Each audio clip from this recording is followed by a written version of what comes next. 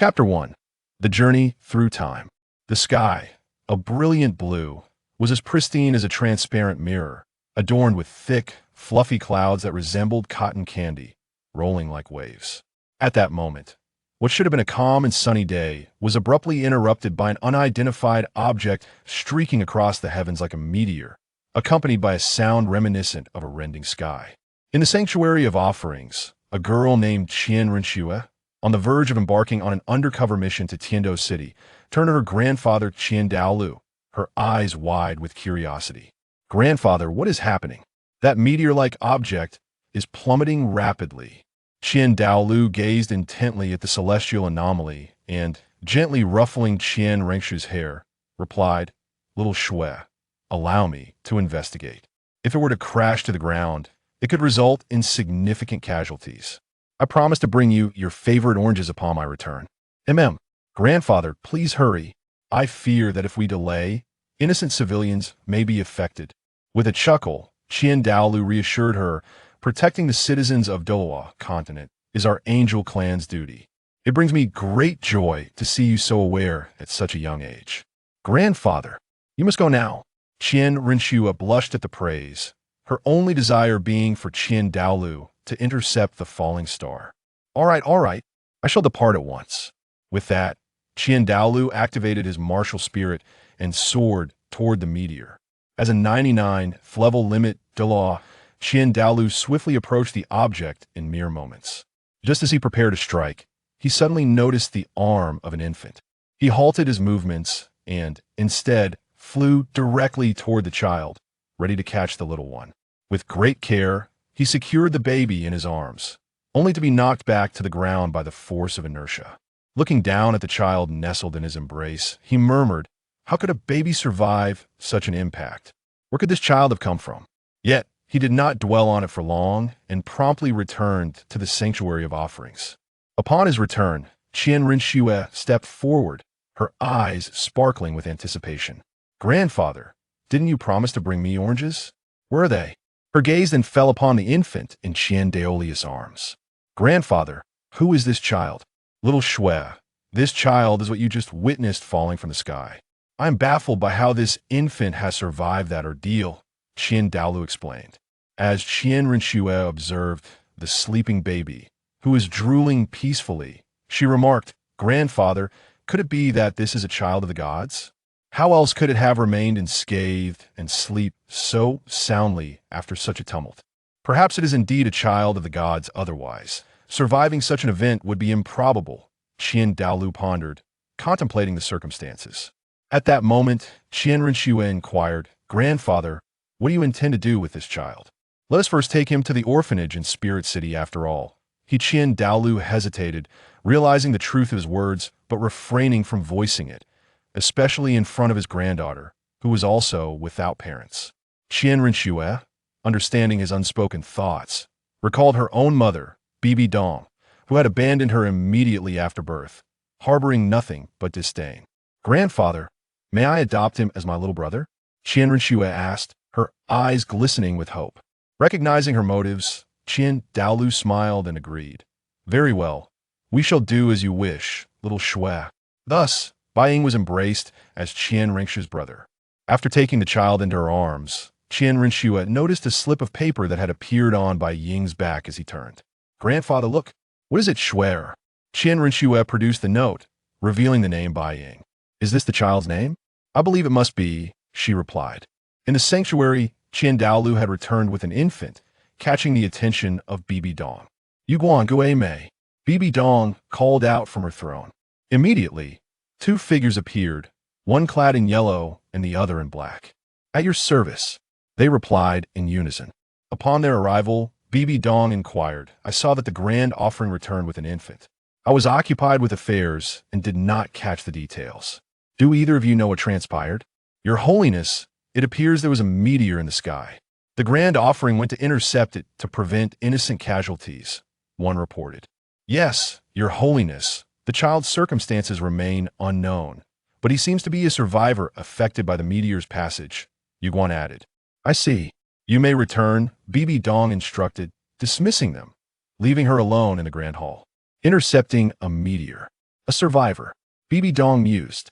In Qian Renxue's chamber, tranquility enveloped the space, akin to a gentle breeze that whispered serenity and elegance. The stillness was abruptly disrupted by the cries of the infant, waking Qian Renxue from a rest. Ugh, ah, Bai Ying stretched lazily, then complained, "What was I thinking competing in a diving contest with that bunch of old men? I should be in an ambulance or already at a hospital." Although Bai Ying spoke, all that emerged was the sound of his cries. Qian Renxue approached him, her curiosity piqued. Why is he crying? There are no tears, nor any sign of distress. Could it be because his eyes are still closed? After some contemplation, she concluded it must be due to his closed eyes and reached out, intending to help him open them. At that moment, Bai Ying, still with his eyes shut, began singing, "Ah, I've truly arrived in Tianjin. Not a thing have I learned, except how to drive a car, and I've run over 200. The police come looking for me, giving me a fright. I rolled and tumbled into a rat's nest. Enter the rat's nest. Hey, it's actually quite nice here. I look around and find it spacious.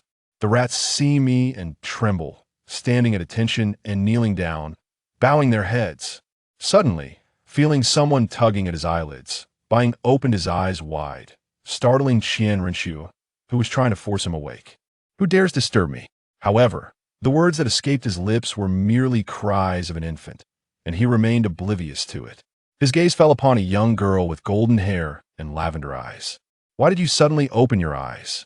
You startled me, Qian Renxue exclaimed, then looked at Bai Ying with a furrowed brow. But there are no tears. Did I not open them correctly? Perhaps never mind. I shall ask grandfather. With that, Qian Renxue set off to find Qiandao Liu, leaving Bai Ying alone in a vast chamber. Chapter 2. Who am I? Where am I? Bai Ying gazed up at the unfamiliar ceiling, tilting his head to survey the surroundings, sensing something amiss. The opulent room exuded an air of elegance and luxury, fragrant with floral scents. This is not right. Something is profoundly off. Could it be that I was abducted after fainting and sold off? He quickly dismissed the thought. Given this lavish decor, why would a wealthy family bother to abduct a mere single loser like me? They must be bored out of their minds. Or perhaps my method of opening my eyes was incorrect, or I'm still dreaming. He closed his eyes once more, attempting to open them again, only to find the surroundings unchanged. Could it be that I'm an invisible tycoon? Or, like Wang Duyu, I have a long-lost relative, and since no one else can inherit the fortune, it falls to me? Feeling an itch on his back, Bai Ying struggled to scratch it, but found his little hands were too short. Why can't I reach? Raising his hand, he was astonished to see how small and childlike it appeared. What is happening to my hands? Realization dawned upon him, causing alarm to set in. As he attempted to stand and walk, he discovered he could not rise at all, forcing him to crawl instead. Eventually, he made his way to the edge of the bed, stretching his little legs to touch the floor. He then came across a full-length mirror and gazed into it, his expression one of disbelief. Is this me? He moved his hands and feet in front of the mirror, mimicking his reflection in astonishment. Has society evolved so quickly that it can turn people back into children? No. If such a miracle existed, it wouldn't happen to me. Am I reborn, or have I crossed over to another world? The more he pondered, the more plausible it seemed. While Bai Ying was lost in thought, Qian Renxue entered the room with a nurse, surprised to see him crawling before the mirror. Goodness, how did you end up down there? She scooped him up and admonished. Don't you know this is dangerous? You could hurt yourself and require treatment. It seems I have truly traversed through time yet. Who is this person? They appear to be my elder. What should I do? Perhaps I should nod in acknowledgement? After contemplating, Bai Ying responded with a slight nod. Upon witnessing this, Qian Renxue was momentarily taken aback before addressing the nanny behind her. Did you see that? He can actually comprehend my words. The nanny, surprised by Bai Ying's nod, exclaimed, I have never encountered a child at such a tender age who understands speech. I have merely exerted a slight effort, and it has already astonished you. Just wait until I mature and showcase my intellect. You might be utterly shocked. The nanny then bowed to Qian Renxue, saying, Young master, leave this matter to me. I shall not disappoint you, and will take good care of the young master. Qian Renxue cradled Bai Ying back onto the bed and approached the nanny, presenting her with a heavy bag of gold soul coins. Thank you for your assistance. I fear I must trouble you further, as I shall be going out and will not return. My grandfather and the others are also unable to look after the child, so I apologize for the inconvenience. It is no trouble at all. It is my honor to alleviate the young master's burdens. Noticing the nanny preparing to bow once more, Qian Renxue hastily approached to interrupt her. Such formalities seem overly distant between us. You have cared for me well in my youth. We need not adhere to these unnecessary rituals. Hearing this, the nanny stepped back and bent slightly, stating, Young master, the etiquette between sovereign and subject is still essential. Bai Ying, observing the interaction between Qian Renxue and the nanny, couldn't help but reflect, it appears this individual is quite commendable. At least there will be no trouble in our future interactions. The nanny seems loyal as well. She is correct. Even if we share a close bond, the decorum between ruler and subject must be upheld. Yet, he soon lamented, but to which peculiar world have I traversed? They still adhere to the formalities of sovereign and subject. Fortunately, you all converse in Chinese. Otherwise, I might think I've been reborn into that cursed little world. Qian Renxue then approached Bai Ying, gently pinching his rosy cheeks, and upon gazing into his sparkling eyes, she was undeniably smitten. How adorable! Mu! She couldn't resist planting a kiss on his cheek. Little Bai, are you referring to me? Surely you're not calling a pet dog or cat. Qian Renxue turned to the nanny, saying, I must head to the offering hall now. After that, I may have to leave. I appreciate your understanding. You can rest assured, young master, I will handle everything. Bai Ying, having overheard the exchange between Qian Renxue and the nanny, naturally grasped the significance. The offering hall. Young master. How familiar that sounds. Time flew by swiftly, seasons changed, and moments slipped through his fingers before he could fully appreciate them, transforming everything into a gentle caress. Suddenly looking back, he noted the frost upon his head and the landscapes upon his visage, as if the flowing years had passed in the blink of an eye, and the day of the awakening of his martial soul was fast approaching. Old man, will Sister Shura return today? Bai Ying inquired of Qiandao Liu, who was kneeling before the statue of the angel. Long before Qian Renxue returned to the Soul City for her birthday, she had brought Bai Ying to the offering hall. Upon entering, the sight of the sacred and imposing angel statue confirmed his realization that he had indeed traversed to the Doluo continent. Have you finished your training with your golden crocodile, grandfather? Qiandao Liu did not directly answer Bai Ying's question, but countered with another. Sister Shura will be back in a few days, and I do not wish to greet her looking disheveled, Bai Ying replied while leaning against the wall. Does that mean you have not accomplished today's objectives? Qiandao Liu stood, gazing at Bai Ying with a hint of parental authority.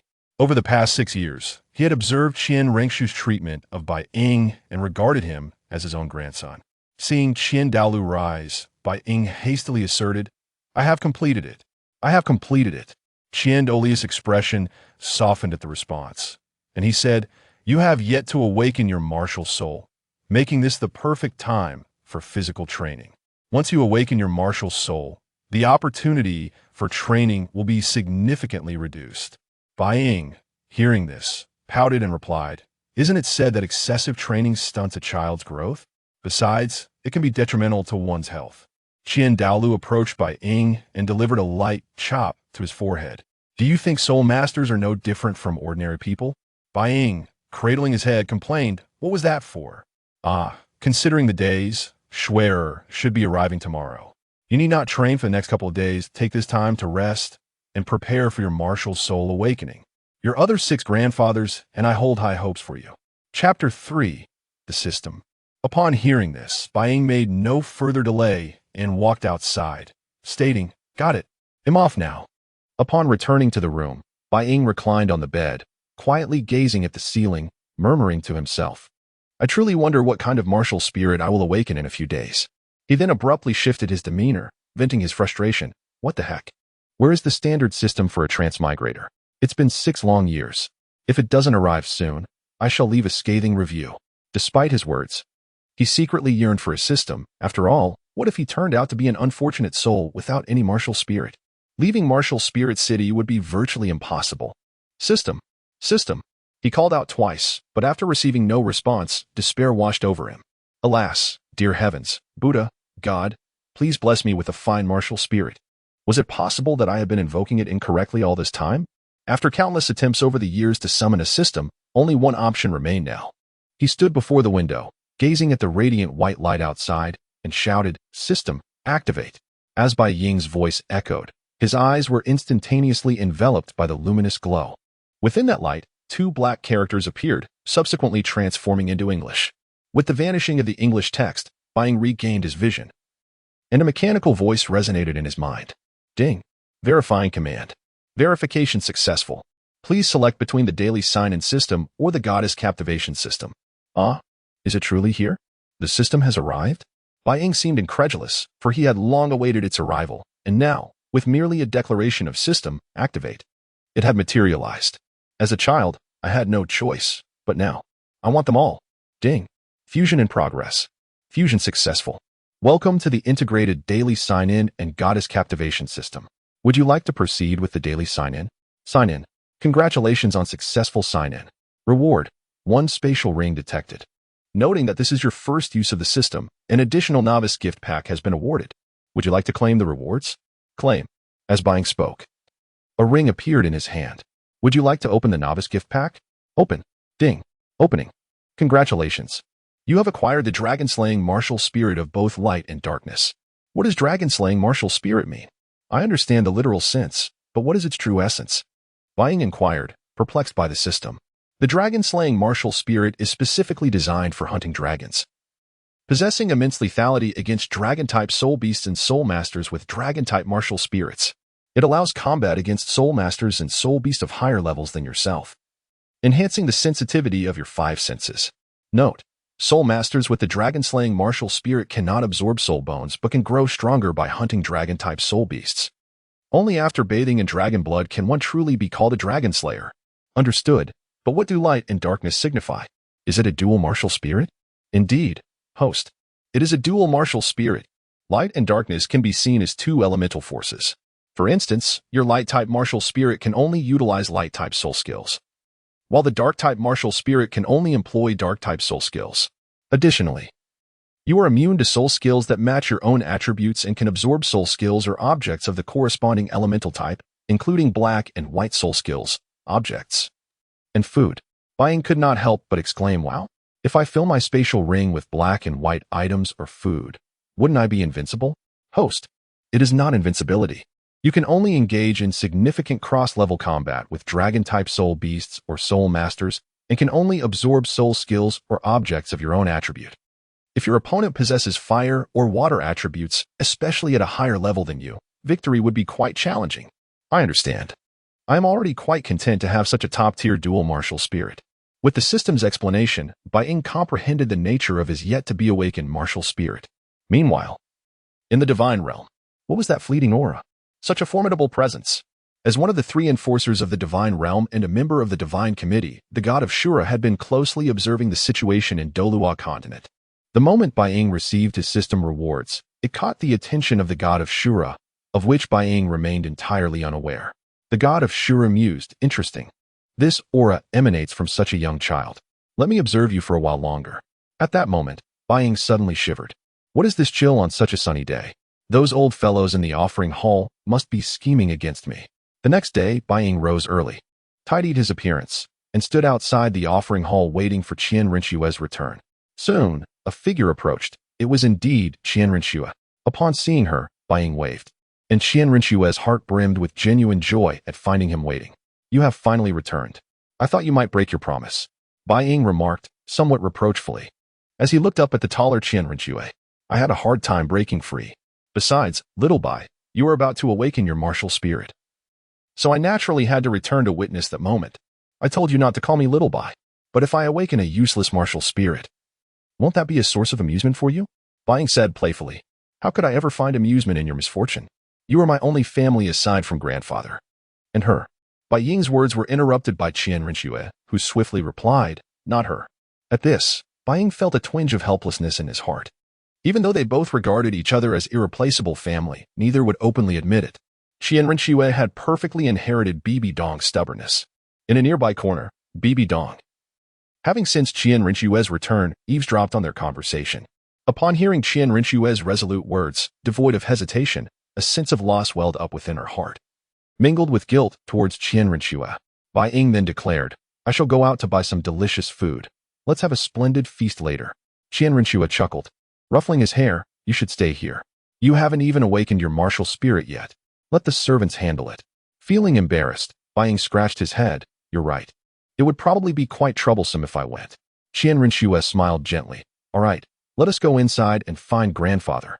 Chapter 4. The Forceful Kiss in the Evening.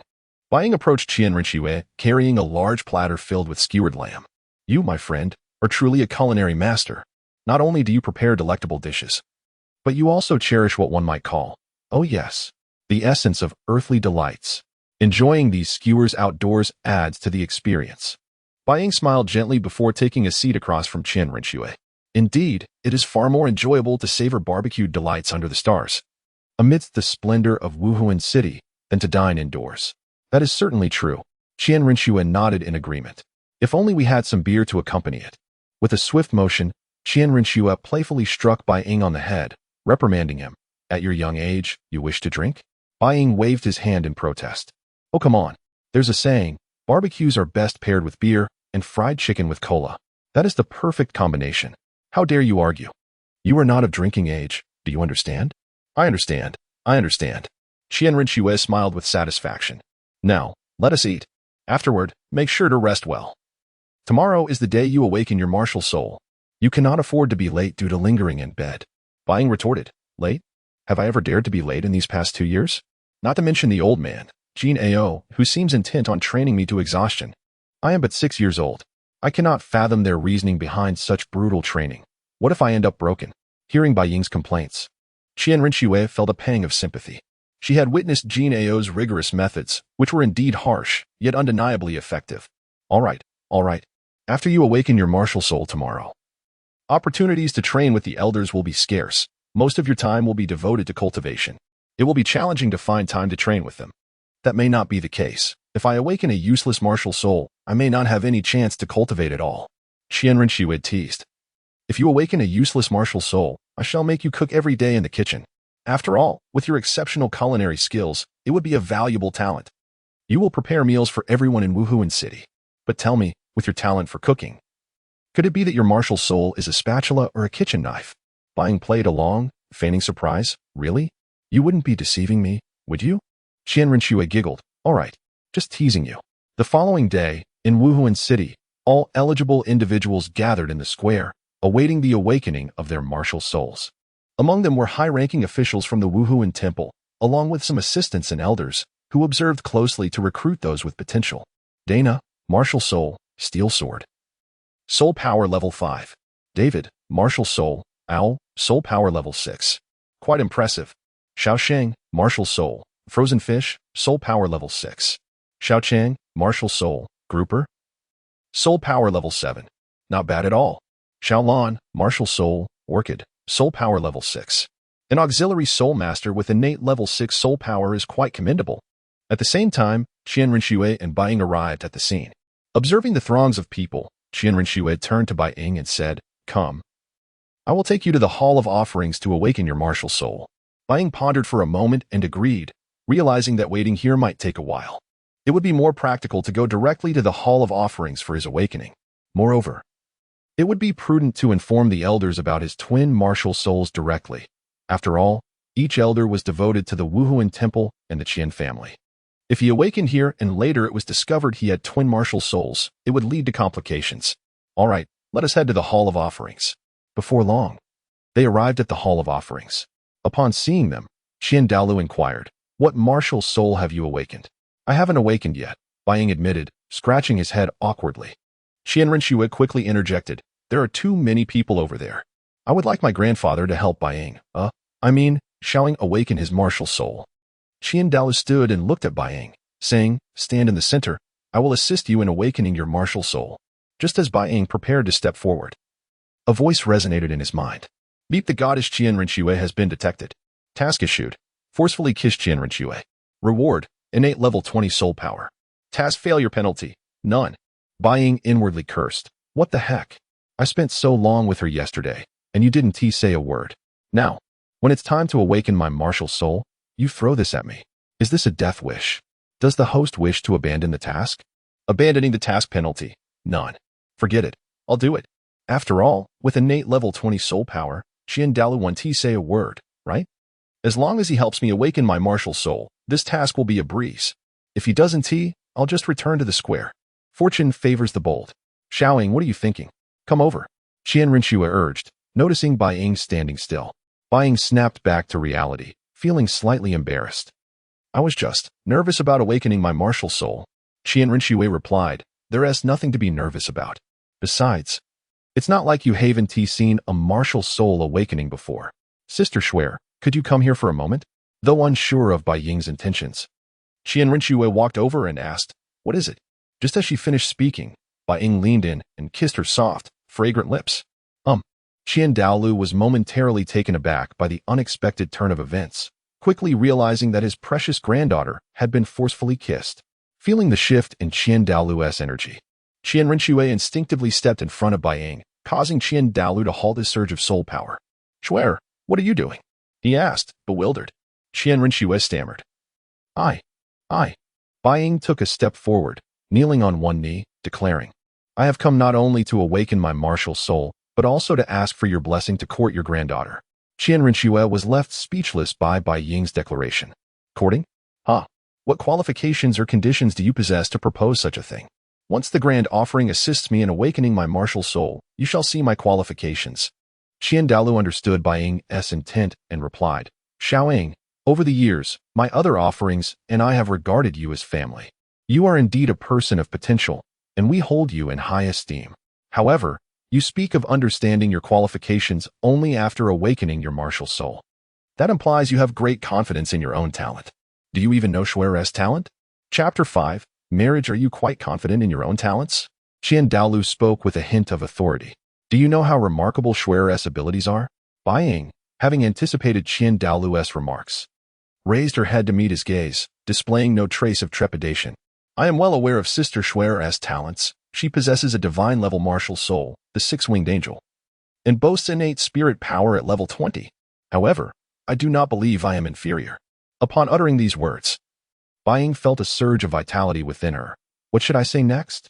30 years in the East, 30 years in the West. Do not underestimate the youth? No. That phrase is appropriate only in the face of rejection or annulment. Qiandao Liu has not explicitly declined. He is currently in a state of indecision, evaluating whether my talents are worthy of Shuer. Judging by his thoughts, he likely believes I lack a divine-level martial soul, which means his minimum requirement is for me to have innate full spirit power. System, are you there? She called out. Ding here. How may I assist you? Has my spirit power been credited? Host, the reward has been automatically granted following your strong kiss. You now possess innate spirit power at level 20. Congratulations on triggering the hidden task. Successful proposal. Reward. Divine artifact. Time battle blade. Bai Ying sighed in relief upon hearing that the reward had been credited. It would have been quite awkward to awaken a divine-level martial soul without any spirit power. She then noticed the hidden task but merely glanced at the requirement for a successful proposal before dismissing it. The rewards could be discussed later. There is no value in excessive words.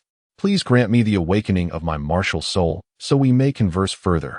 Qiandao Liu, observing her demeanor, could not help but admire Bai Ying's maturity.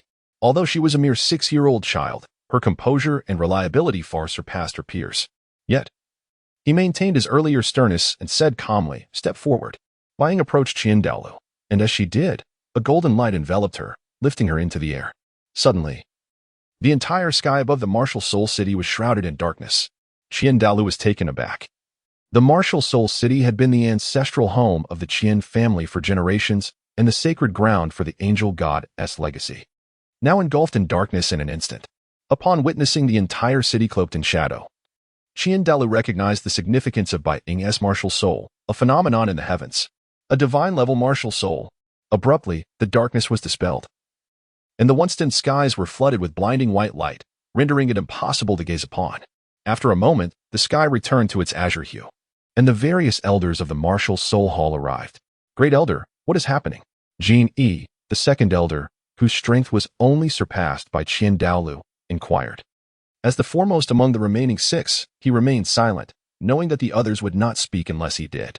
Qiandao Liu waved his hand, indicating all was well, and calmly replied, I am merely awakening this little brat's martial soul. Awakening a martial soul? The 6 elders were astonished, unable to fathom that the overwhelming darkness and dazzling light were caused by Bai Ying, who had been by their side for years.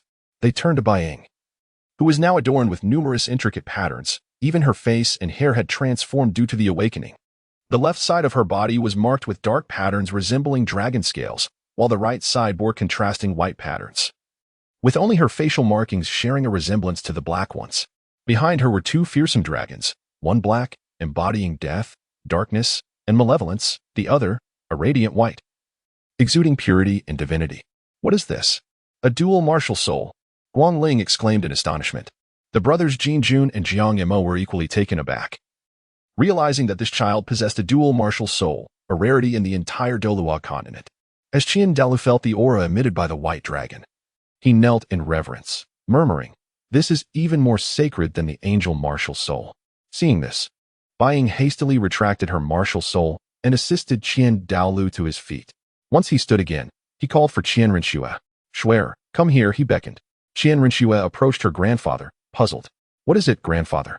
After a brief cough, Qiandao Liu instructed her, you must communicate more with Xiao Ying in the future, and do not bully her. Qianrenxue's face turned crimson as she shyly covered her face, stammering, great-grandfather. What are you saying? Why bring this up? Qiandao Liu spoke sternly, will you obey, or not? If you do not, you shall no longer be my granddaughter. Embarrassed, Qianrenxue stomped her foot, exclaiming, grandfather. The other elders chuckled at the scene, sharing in the joy for Qianrenxue. After all, they had watched these 2 grow up together, a perfect match, with both possessing exceptional talents. Observing Qianrenxue's flushed cheeks, Bai Ying promptly intervened. Could we test my spirit power first? At her request, Qiandao Liu produced a crystal ball for testing spirit power, placing his hand upon it to channel his spirit power. Bai Ying followed suit, placing her hand on the crystal ball and began to channel her spirit power, causing it to radiate brilliantly. Innate spirit power at level 27. Though everyone had prepared for this outcome, they were still astonished. Excellent. Excellent. Excellent. Our martial soul hall has birthed another genius with a divine level martial soul and innate spirit power at level 20. Haha. Qiandao Liu momentarily forgot his austere persona. It appears that our martial soul hall will undoubtedly unify the continent in the years to come.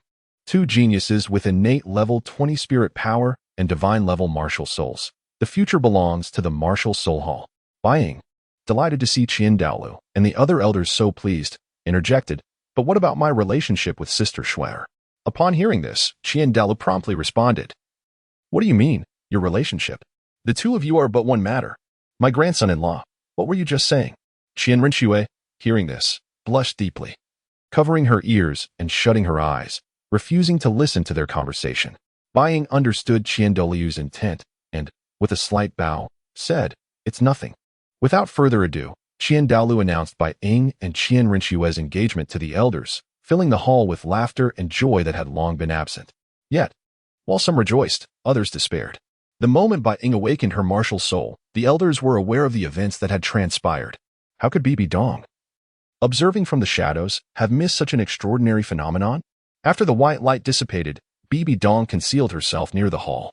Upon hearing everything, she was taken aback. A divine-level martial soul and an engagement with Qianrenxue, creating an additional obstacle in her path to destroy the angel lineage.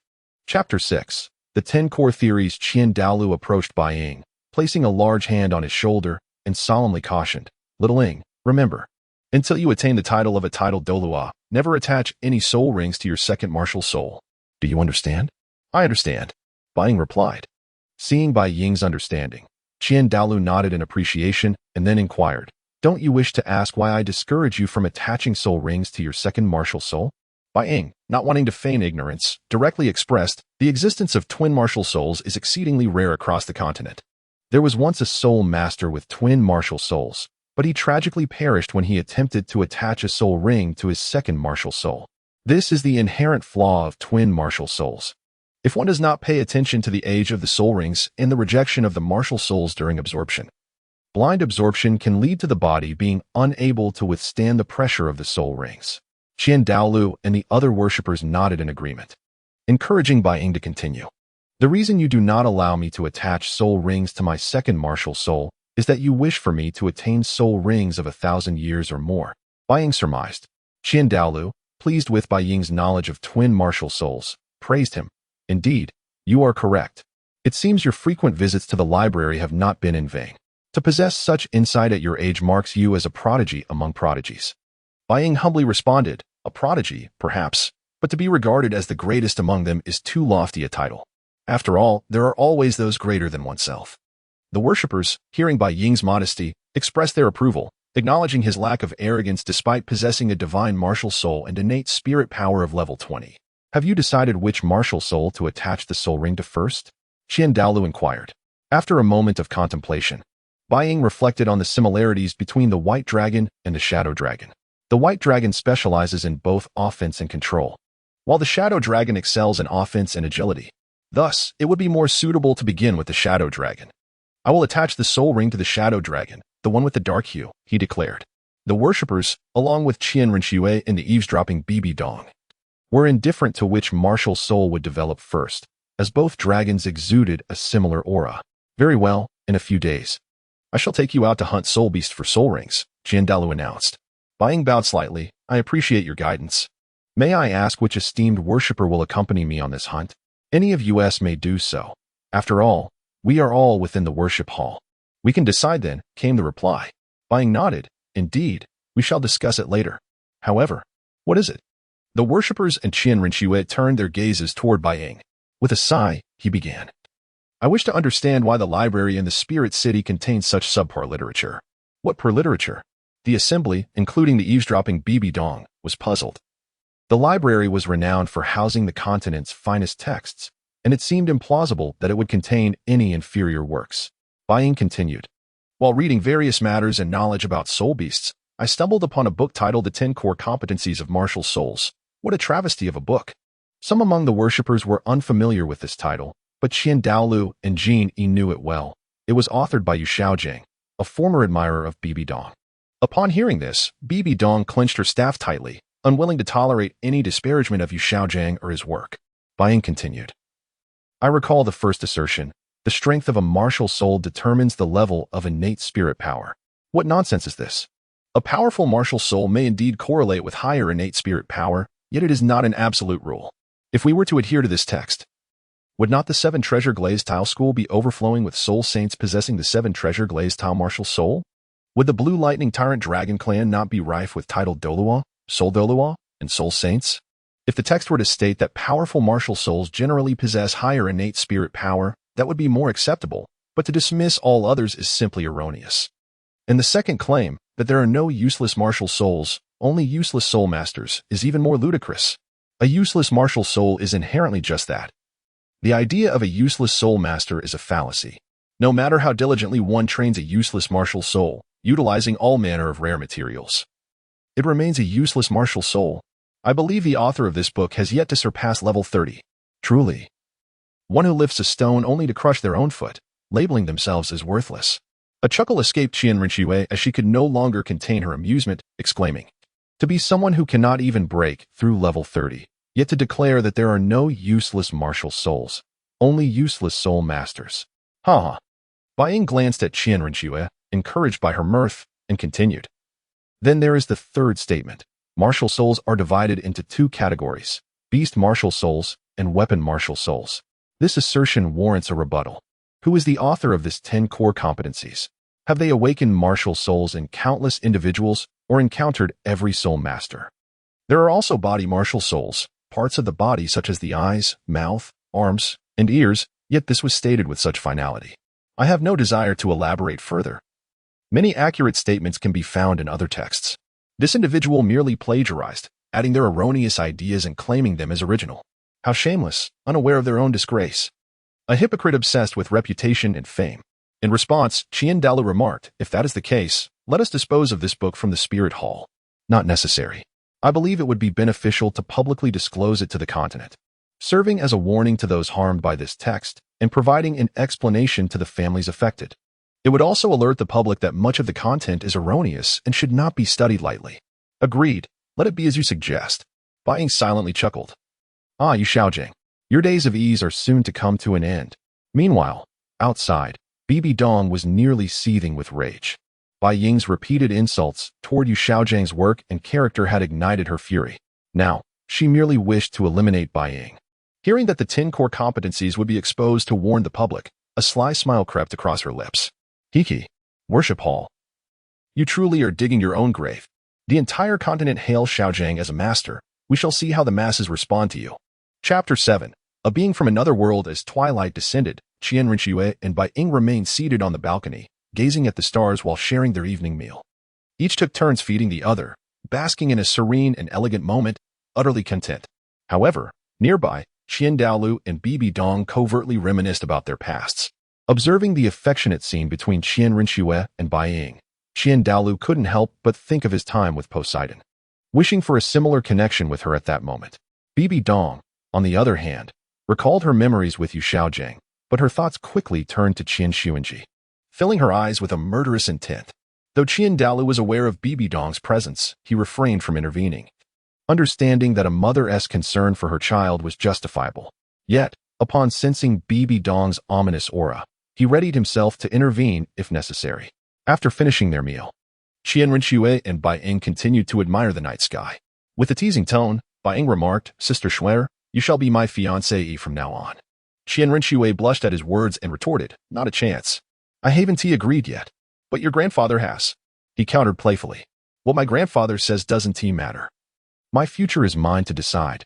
Bai Ying chuckled at her response, then gazed at the stars with a hint of sadness in his voice, asking, "Schwer, can you understand the sorrow of the stars that cannot return to the sky?" Confused, Qian Renxue responded, "What do you mean by stars that cannot return to the sky?" "Ah, it's nothing." She then embraced Bai Ying, comforting him. "Are you homesick? The spirit hall has always been your home. I have my grandfather and others who were family to you. It always has been." "Thank you. You know that year." The sky was as calm as ever when suddenly a shooting star streaked across. At first, my grandfather and I thought it was just another meteor, but when we arrived, we discovered it was a child, and thus you came to the spirit hall, becoming part of my family. I felt so fortunate to experience familial love beyond my grandfather. After a long embrace, they finally separated, and Bai Ying softly asked, "So, how was my technique for charming girls?" "Not too shabby, right?" Qian Renxue, feeling playful, replied. "Not really. It doesn't work on me." "Then why are you still holding me and saying those things? You truly are prideful. You fool." "I said it doesn't work, so it doesn't." With that, she playfully punched his head. Qian Renxue understood Bai Ying's intentions. He was merely trying to offer her an easy way out, unwilling to reveal his vulnerable side. Such as love, words are unnecessary when understanding flows effortlessly. Bai Ying resumed his gaze upon Qian Renxue, who noticed his attention and asked, "Why are you looking at me? Am I that beautiful?" "Beautiful. But I have something important to tell you." Sensing the gravity in his tone, Qian Renxue inquired, "Is it something significant?" "Yes. Do you know why I came to this world as a shooting star?" Qian Renxue shook her head. "I don't know, but I only know you are my family. That is enough for me. I am not from this world, and I do not wish to hide it from you. I hail from another realm." Bai Ying did not wish to conceal this truth from Qian Renxue, feeling no need for caution with her. "You are not of this world?" Qian Renxue asked, puzzled. Bai Ying explained, "Indeed, I am not of this world. You may think of me as someone from beyond the universe, from another dimension, or perhaps from a vast multiverse." "How did you arrive here?" Qian Renxue's curiosity about Bai Ying's origins intensified. Bai Ying felt a tinge of awkwardness. Pondering, "I can't possibly say I lost a swimming contest to a group of old men and ended up here. That would be too embarrassing." Nevertheless, he maintained his composure and replied, "I don't know, but since I am here, I must accept it." "Then why tell me this?" "I do not intend to conceal this fact. To be precise, I want to inform you that aside from me, there is another individual who is not from this world." Qian Renxue was taken aback and asked, "Another person besides you?" "Yes, that person is no good. They will wreak havoc in Doluo continent and even destroy the spirit hall." Initially, Qiandao Liu and Bibi Dong believed Bai Ying's words, given his extraordinary arrival as a shooting star in Doluo continent. However, skepticism arose when Bai Ying mentioned the individual's intent to obliterate the spirit hall. They scoffed at the notion, thinking Bai Ying underestimated the strength of the spirit hall. Destroy the spirit hall? How is that possible? Qian Renxue exclaimed, incredulous. Well aware that the spirit hall possessed more tidal duos than the combined might of the two great empires. Bai Ying, Noticing Qianrenxue's agitation, calmly stated, I understand you find this hard to believe, but now that I am here, such events shall never transpire again. How do you know of this individual? How do you know all of this? Qiandao Liu inquired. Bai Ying responded nonchalantly. To be precise, I am aware of all that transpires in Dolo continent, both past and future. I do not believe it. Not convinced? Then tomorrow, feel free to ask Qiandao Liu if he ever had feelings for Poseidon Island's Bibi Dong. Inquire of your mother whether she truly does not love you. You may even ask Qiandao Liu why Bibi Dong treats you the way she does. As Qianrenxue observed Bai Ying's serious yet confident demeanor, she began to trust that he indeed possessed knowledge of all matters in Dolo continent. However, the notion that Bibi Dong loved her was simply too incredulous. Meanwhile, Bibi Dong and Qiandao Liu listened intently. Now fully convinced of Bai Ying's foreknowledge of events past and present, as few knew of Bibi Dong's secrets, especially from years ago, let alone Qiandao Liu's. What is the name of this other person from another world? How will the spirit hall meet its demise? Qianrenxue pressed. His name is Tangsan, and the reasons for the spirit hall's downfall are manifold: betrayal, neglecting Tangsan's growth, and your grandfather, that old fool, who remained idle in the offering hall while Tanghao came knocking at the door without a word. Mention of his name left Qiandao Liu momentarily stunned. Realizing he bore some responsibility for the spirit hall's eventual fate, Bibi Dong cast a sidelong glance at Qiandao Liu, her eyes gleaming with mockery. Betrayal? Neglecting his growth? And your grandfather? Bai Ying sighed and continued, your grandfather, as a 99th level limit Dolua, failed to intervene when Tanghao acted, ultimately allowing him to vandalize the celestial statue before the Pope's palace and damage the plaza. However, this was not solely due to Tangsan's strength. The greater blame lies with the traitors. Who are the traitors? Qianrenxue's expression turned icy. Once she identified them, she would seek vengeance. Bibi Dong and Qiandao Liu listened intently, fearing they might miss a name. Your mother, Bibi Dong, as well as Hulaina, and you. What? Me? Qianrenxue pointed at herself, incredulous. Why would it include me? Bibi Dong was equally taken aback upon hearing her name, bewildered as to why she was labeled a traitor. However, hearing Hulaina's name caused her to pause, realizing that Hulaina was indeed her disciple. Chapter 8. A worthy ally. Qianrenxue pointed to herself in confusion, asking, why am I considered a traitor? Surely, you must be jesting. While she was indifferent to the accusations against her mother and Hulaina, the notion that she could be a traitor to the spirit hall perplexed her. After all, the spirit hall was her legacy, her home. How could she possibly be a traitor? At least I haven't been one since my arrival, but there are still 2 traitors among us. Hulaina is manageable, but your mother poses a greater challenge, White Shadow remarked. What do you mean by that? Qianrenxue inquired. White Shadow waved her hand dismissively and said, your mother has numerous issues. She is a prodigy, an unparalleled genius. Possessing twin martial souls and innate full soul power, she resolved the conflicts of dual martial souls. While she may not be the absolute best among the popes, she is certainly among the elite. Qianrenxue frowned at White Shadow's praise of Bibi Dong. You only speak in her favor, she retorted. Hold on, I'm not finished, White Shadow replied. She harbors grand ambitions, such as unifying the Dolua continent. However, she was blinded by love. Her disciple, Hulaina, is likewise susceptible to such folly. She then muttered under her breath, just like you. What did you say? Qianrenxue interrupted, having caught the last part. White Shadow, slightly embarrassed, continued, even now, she still pines for that scoundrel, Yu Xiaojang. It's truly pitiful. Meanwhile, Bibi Dong, who had been eavesdropping, thought to herself, pitiful, me. White Shadow continued, she still longs for that hypocritical bastard, Yu Xiaojang. It's both tragic and lamentable.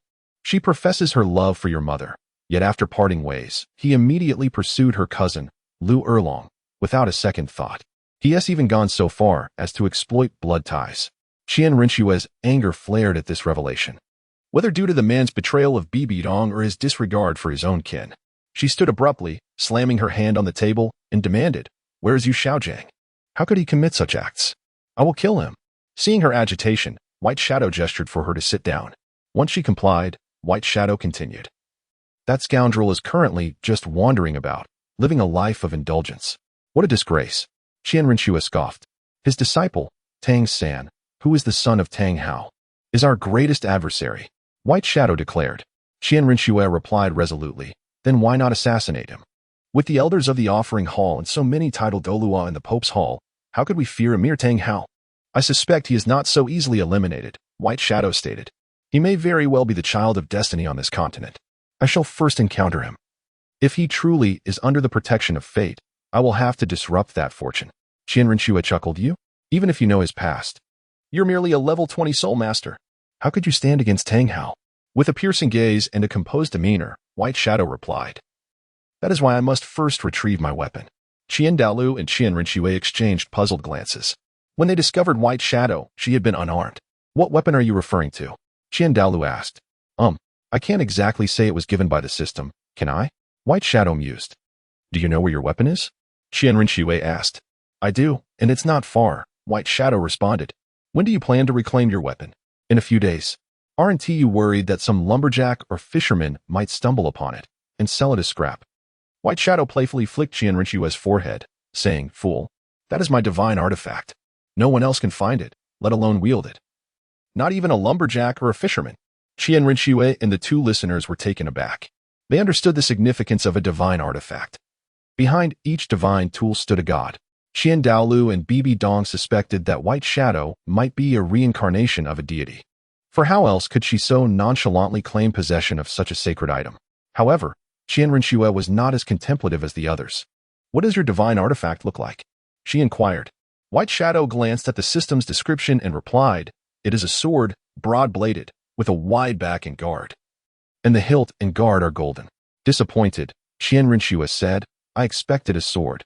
Instead, your divine artifact is a knife. How much longer can you stay? White Shadow asked. Qian Renxue, feeling somewhat slighted, replied with a hint of melancholy. Why? Do you wish for me to leave so soon? White Shadow quickly waved her hands in denial. Not at all. I merely wish to spend time with you. I have no intention of sending you back to that corrupt empire. Once you capture your spirit rings, you will need to head to the Spirit Hall Academy for your studies. I eagerly anticipate your performance in the Continental Advanced Soul Master Academy tournament. White Shadow's dismissal of the academy sparked a sense of disdain. I have little interest in the academy, though the tournament does hold some intrigue. But without joining the academy, you cannot participate in the tournament, Qian Renxue pointed out. Isn't it sufficient to simply register? Teamwork is essential. How can you expect to cooperate with others if you merely register without being part of the team? White Shadow had prepared thoroughly, responding, I have devised a plan. First, I will attempt to win Hulaina back. If I succeed, I will participate in the tournament. If not, I will seek 7 individuals to represent the offering hall. Representing the offering hall. There are hardly any suitable candidates. Qian Renxue exclaimed. Won't you have to recruit from the Spirit Hall Academy? With a slight smile. White Shadow assured her, I will venture out to find capable individuals and assemble a truly invincible team. We shall call ourselves the 7 Chosen of Purgatory. Shura has departed. Are you now set to acquire your spirit rings? Qiandao Liu asked, kneeling before the angel god statue, turning to White Shadow. I am aware she has left. I have come here seeking your assistance, White Shadow replied, leaning against the wall as usual. What is it? Qiandao Liu asked calmly, leaving White Shadow to ponder the tranquility with which he approached the world's earthly entanglements. I need Grandfather Jin Yi and Grandfather Qing Wan to accompany me, and I would like to request your help in opening a back door. Qiandao Liu, somewhat puzzled, considered that he could understand Jin Yi and Qing Wan accompanying her. Given what he had overheard between White Shadow and Qian Renxue, this outing likely pertained to retrieving her weapon, but what did she mean by a back door? Jin Yi and Qing Wan will join you shortly, but please clarify what you mean by opening a back door. White Shadow replied nonchalantly. I intend to draw that individual into the offering hall. Which individual? Qiandao Liu asked, bewildered. A person worthy of the offering hall's attention. Chapter 9 Weapons. Upon hearing this, Qiandao Liu was intrigued and inquired, who is this person worthy of being courted by the Hall of Offerings? Dugu Bo. Although he possesses an eccentric temperament, I have my methods to win him over. However, due to his rank, he cannot enter the Hall of Offerings. Which is why I request your assistance in opening a back door. Qiandao Liu, perplexed by Bai Ying's insistence on Dugu Bo, asked, what is it about Dugu Bo that makes him so appealing to you? Bai Ying smiled slightly but did not immediately respond to Qiandao Liu's query. Instead, she asked, the conversation I had that night with Sister Shwer, the Grand Offering must have heard it all, correct? Surprised, Qiandao Liu pondered how someone who had just awakened their martial soul could detect his presence, thinking to himself, how did he discover me? I was exceedingly discreet and concealed my soul power. I shouldn't have been detected. Seeing Qiandao Liu's confusion, Bai Ying chuckled. Are you curious about how I knew you were lurking in the shadows? Pray tell, how did you perceive my presence? Bai Ying then explained. That night, while conversing with Sister Shuer, I suddenly sensed a malevolent intent that felt quite perilous. My martial soul alerted me. My martial soul is the Dragon Slayer, inherently possessing formidable lethality against dragon-type soul beasts and soul masters. After its awakening, my senses have heightened significantly compared to ordinary soul masters, allowing me to feel that murderous intent directed at me. I reflected on my words at the time, which were insufficient to incite such hostility from you. Thus, there must have been a fourth person present. Qianrenxue nodded in agreement. Indeed, you are correct. There was indeed a fourth individual present. May I venture a guess? Was it the Pope? Qianrenxue nodded and asked, how did you know it was her? I am not of this world, yet I am well acquainted with its events. You must have heard my mention of Yu Xiaojiang that night. Given her character, had you not been there, I likely would not be standing here now. Qianrenxue nodded. You are not mistaken. She did overhear your conversation with Shuer. Therefore, you must exercise caution and avoid giving her any leverage or opportunities. Of course I am aware. Bai Ying replied. You should also be informed about Tangsan's situation. Dugu Bo is a crucial element in Tangsan's ascent. Should we fail to win him over, I needn't elaborate on the consequences. But I am confident he will align himself with us. I understand. Jin Qing Wan. Qianrenxue commanded, summoning Jin and Qing Wan. The two swiftly arrived and bowed in unison, inquiring, Grand Offering, what do you require of us? You two will accompany Xiaoling to handle some matters and hunt for soul rings, then assist her in persuading Dugu Bo to join our Hall of Offerings. If he agrees, he shall be directly appointed as the 8th offering. Remember, your foremost duty is to ensure Xiao Ying's safety. Genie and Qing Wan exchanged glances. Somewhat bewildered, they knew Dugu Bo, yet it was absurd that he could be courted by the Grand Offering and potentially be elevated to the 8th offering. Do you have any objections? None. None at all. Very well, then set off with Xiaoling. Once outside the Spirit Hall, Qing Wan summoned her martial soul, leading the trio forward. Along the way, Genie and Qing Wan remained puzzled as to Qiandao Liu's motives. Brother, why do you think the Grand Offering wishes to recruit Dugu Bo? Though he is a titled Dolua, he seems to have no hope of advancing further in life, and his strength appears rather ordinary, Qing Wan remarked. I too am uncertain as to why the Grand Offering has made such a choice, allowing Dugu Bo to join the Hall of Offerings. In a one-on-one battle, he cannot defeat any titled Dolua. However, in a group battle, he is a formidable weapon. At that moment, Bai Ying interjected, it was I who requested the Grand Offering to do so. Although Dugu Bo cannot defeat any titled Dolua, he can incapacitate them. Jin and Qing Wan turned to Bai Ying, bewildered by her reasoning. Bai Ying, feeling their scrutinizing gazes, waved her hand dismissively. Do not regard me so. I act for the good of the Spirit Hall. In the future, a battle between the Spirit Hall and the two great empires is inevitable. You can envision the might Dugu Bo will possess on the battlefield. Genie and Qing Wan, contemplating the implications of Dugu Bo's potential participation in the conflict, felt a chill run down their spines, realizing that only titled Dolua might survive. We still do not know if we can win him over. Indeed, he seems rather reluctant to join any faction, Qing Wan added in agreement. Rest assured, he will join us. Bai Ying asserted confidently. Xiaoling, how can you be so certain that Dugu Bo will be persuaded? You may not be aware of the relationship between the Spirit Hall and Dugu Bo, Genie observed. Bai Ying, however, scoffed. Humph. Dugu Bo's ties with the Pope are not particularly strong. What does that have to do with our Hall of Offerings? The two were momentarily at a loss for words, as they could not refute her claim. After all, the current Pope was Bibi Dong, and the Hall of Offerings and the Elders' Hall had become two major factions within the Spirit Hall. All right, let's stop here, Grandfather Qing Wan, Bai Ying said, gazing at the cave entrance below. What are we stopping here for? There are no soul beasts or Dugu Bo present, Qing Wan queried, puzzled. Bai Ying, noticing his confusion, asked, did the Grand Offering not inform you? Informed us of what? They both responded in unison. I came primarily to retrieve my weapon. The matters concerning Dugu Bo and the soul rings can wait. Weapons. The two were taken aback.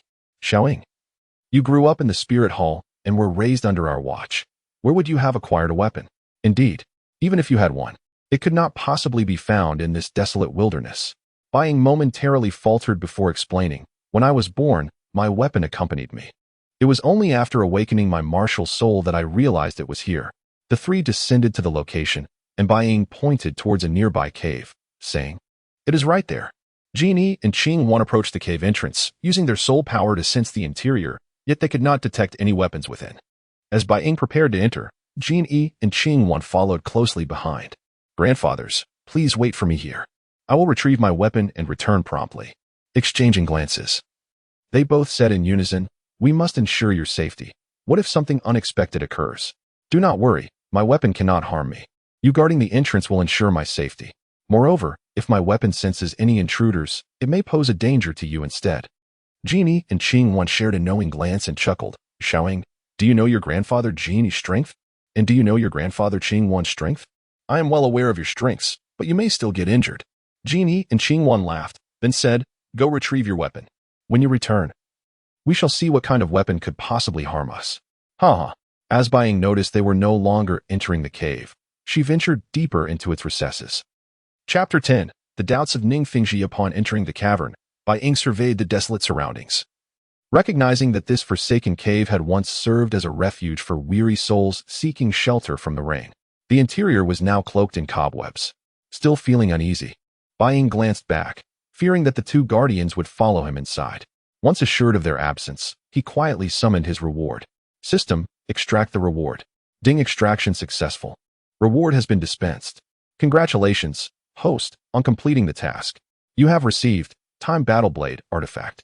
As Bai Ying claimed his reward, the system's voice faded, and he retrieved the weapon from his storage soul guide. Noticing a right arm guard and a shoulder guard accompanying the blade, he inquired, System, what is the purpose of these arm and shoulder guards? Response, they are complementary to the reward. Once you don these arm and shoulder guards, they will yield unexpected effects. Seriously, could you not provide a complete set? Why only the right arm guard and shoulder guard? Response, this constitutes a complete set of equipment. Fine, my apologies. No worries, I forgive you. Bai Ying contemplated the shoulder and arm guards. The blade seemed manageable, but the guards appeared somewhat oversized for him at present. System, the blade is fine to carry at my waist or slung over my back, but these guards seem rather large. Since you claim this weapon is of artifact caliber, the guards must also be artifacts, correct? Is there any way to resize them? Response, the arm and shoulder guards are indeed of artifact caliber, but they cannot be resized. They will only grow in accordance with your physique. All right, I suppose. With that, he grasped the Time Battle Blade. The moment he did, an overwhelming sensation enveloped him, as if his very being were merging with the artifact, imparting immense pressure. However, after a brief moment, the Time Battle Blade integrated seamlessly into Bai Ying's essence, allowing him to summon the weapon at will. Surely an artifact would possess skills, right? After all, even the Trident of the Sea God does. Response, indeed, it possesses skills. Current weapon skills, Intimidation, Time Freeze, Times Pain. Intimidation instills fear in all adversaries, creating the illusion of facing a deity of immense power, resulting in a 30% reduction in all attributes for the foes. Time Freeze halts time, enabling only the host to move freely during the stasis, with the option to grant others the ability to act as well.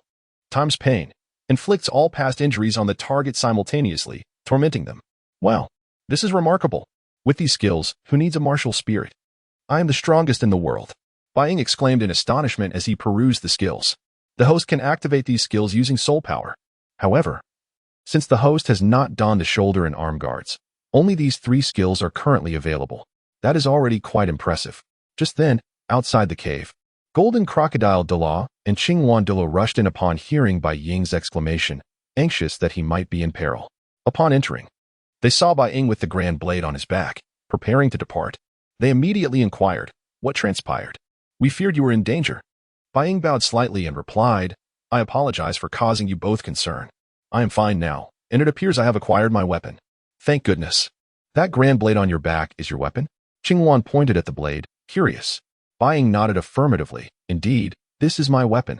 Golden Crocodile Liu chuckled. Is this the weapon you claim could injure us? Haha.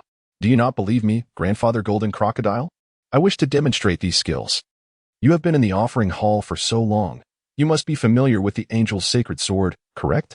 Allow me to tell you, besides.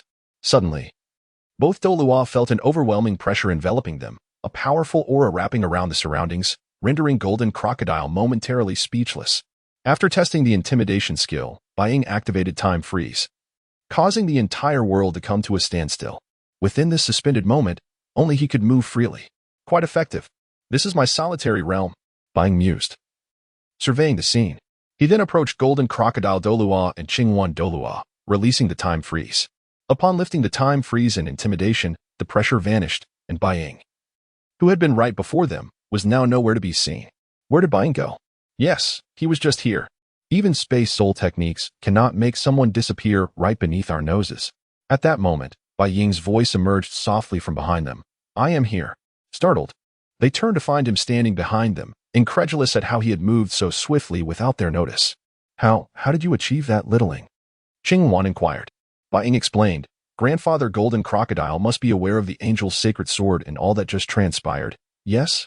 Golden Crocodile was momentarily taken aback before exclaiming. Are you suggesting? Bai Ying nodded. What are you two hinting at?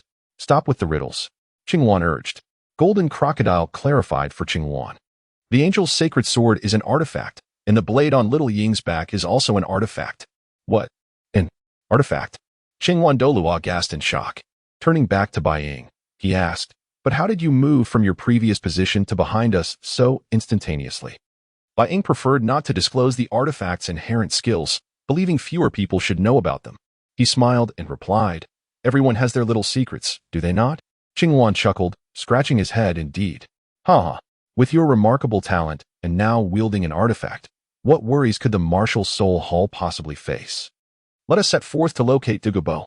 Once we secure his allegiance, we shall acquire the soul rings. Agreed. With that, the trio set off. Qing Wan Dolua activating his martial soul and soul skills, significantly increasing their speed compared to when they first departed from the martial soul city. Along their journey, many people and soul masters below marveled at the colossal Qing Wan soaring overhead. Nearby, Ning Fengji and Sword Deloach and Xian also took note of this spectacle. Brother Sword, what do you suppose is happening? Ning Fengji inquired of Sword Dolua. Soaring into the sky, Sword Dolua utilized his spiritual power to sense Bai Ying's direction. After the trio had moved a distance away, Chen Xian returned to the ground and remarked, I just used my spiritual power to investigate. There are two titled Dolua and a young child, likely not much older than Rongrong. What is their strength? Ning Fengji asked. One is the martial soul hall's offering. Qing Wan Dolua, whose strength is formidable. The other managed to disperse my spiritual power with a mere thought, indicating significant prowess. I caught a glimpse of that child just before my power was dispersed. Ning Fengji mused, two powerful titled Dolua, you say? He then asked, Brother Sword, is the child male or female? Oh boy, is there something amiss, Sect Master? Ning Fengji waved his hand dismissively, nothing of consequence. Do you recall the reports we received from our spies recently? Are you suggesting that this is one of those three children? Ning Fengji nodded. It is highly probable. Moreover, one of the girls was taken as a disciple by the Pope. This child must also be one of the three. Chapter 11. Sunset Forest. The following day, Bai Ying, accompanied by Jianao Do Luo and Qing Wan Do Luo, arrived at the Sunset Forest. This forest harbored no formidable soul beasts and was seldom disturbed, making it an excellent choice for Dugu Bo to reside, given his strength and disposition. Qing Wan Do Luo glanced below and inquired, Littling, are you certain Dugu Bo is hidden here? Bai Ying nodded slightly, affirming that Dugu Bo must indeed dwell within the Sunset Forest. He then turned to Jianao Do Luo and Qing Wan Do Luo, asking, are you both aware of the ice and fire in Yak located within the Sunset Forest? Exchanging glances, Qing Wan Do Luo and Jianao Do Luo shook their heads in unison, asking, ice and fire in Yak? What is that? Well, you could interpret it as a hot spring or a spring eye, Bai Ying replied. Jianao Do Luo soon grasped the meaning and asked, are you suggesting that Dugu Bo resides near a spring in the Sunset Forest? Bai Ying nodded, stating, he must be in such a place, though I cannot say whether he is there at this moment. Qing Wan, upon hearing this, questioned, Littling, how do you know Dugu Bo is at the spring? Bai Ying explained, Dugu Bo's reclusive nature leads me to believe he would not choose to live in a bustling street. Everyone must attend to their basic needs. And given Dugu Bo's solitary personality, he is unlikely to reside long-term in a town. A cunning hare has 3 burrows. If one day the elders of the Papal Hall were to hunt him down, they would surely leave a contingency plan. The Sunset Forest presents an ideal option, as it lacks powerful soul beasts, and should he surround himself with poisonous miasma, no soul beast would dare disturb him. Living near a hot spring would be a splendid choice, providing a natural source of relaxation that he would surely claim as his sanctuary. Jianao Do Luo and Qing Wan Do Luo nodded in agreement, recognizing the validity of Bai Ying's reasoning, albeit with some reservations. Observing their reactions, Bai Ying felt a sense of relief, as he had spoken extensively to divert attention from the weighty matters at hand. Grandfathers, let us first use our spiritual senses to scan the surroundings. The sunset forest is not vast. I believe we should quickly locate Dugu Bo's whereabouts. Upon hearing this, Qianrenxue Luo immediately began to probe the area with his spiritual power, while Qianrenxue Luo, still maintaining his martial spirit, could not focus on the detection. Before long, Qianrenxue Luo spoke up. There is a place nearby with almost no soul beasts. It is likely that Dugu Bo is hiding there. Qianrenxue Luo, upon hearing this, hastened toward the direction pointed out by Qianrenxue Luo, swiftly arriving at the edge of the poisonous miasma. This is it, Bai Ying remarked, observing the scene below.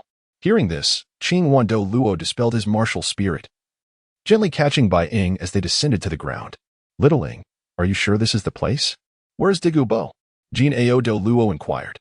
Bai Ying surveyed the surroundings and confidently replied, I am certain this is the spot. He must have merely stepped out. Let us wait for him here. Should we wait for him to return? Or would you prefer we take you to hunt soul beasts for soul rings? Let us remain here for now. Acquiring soul rings is not urgent.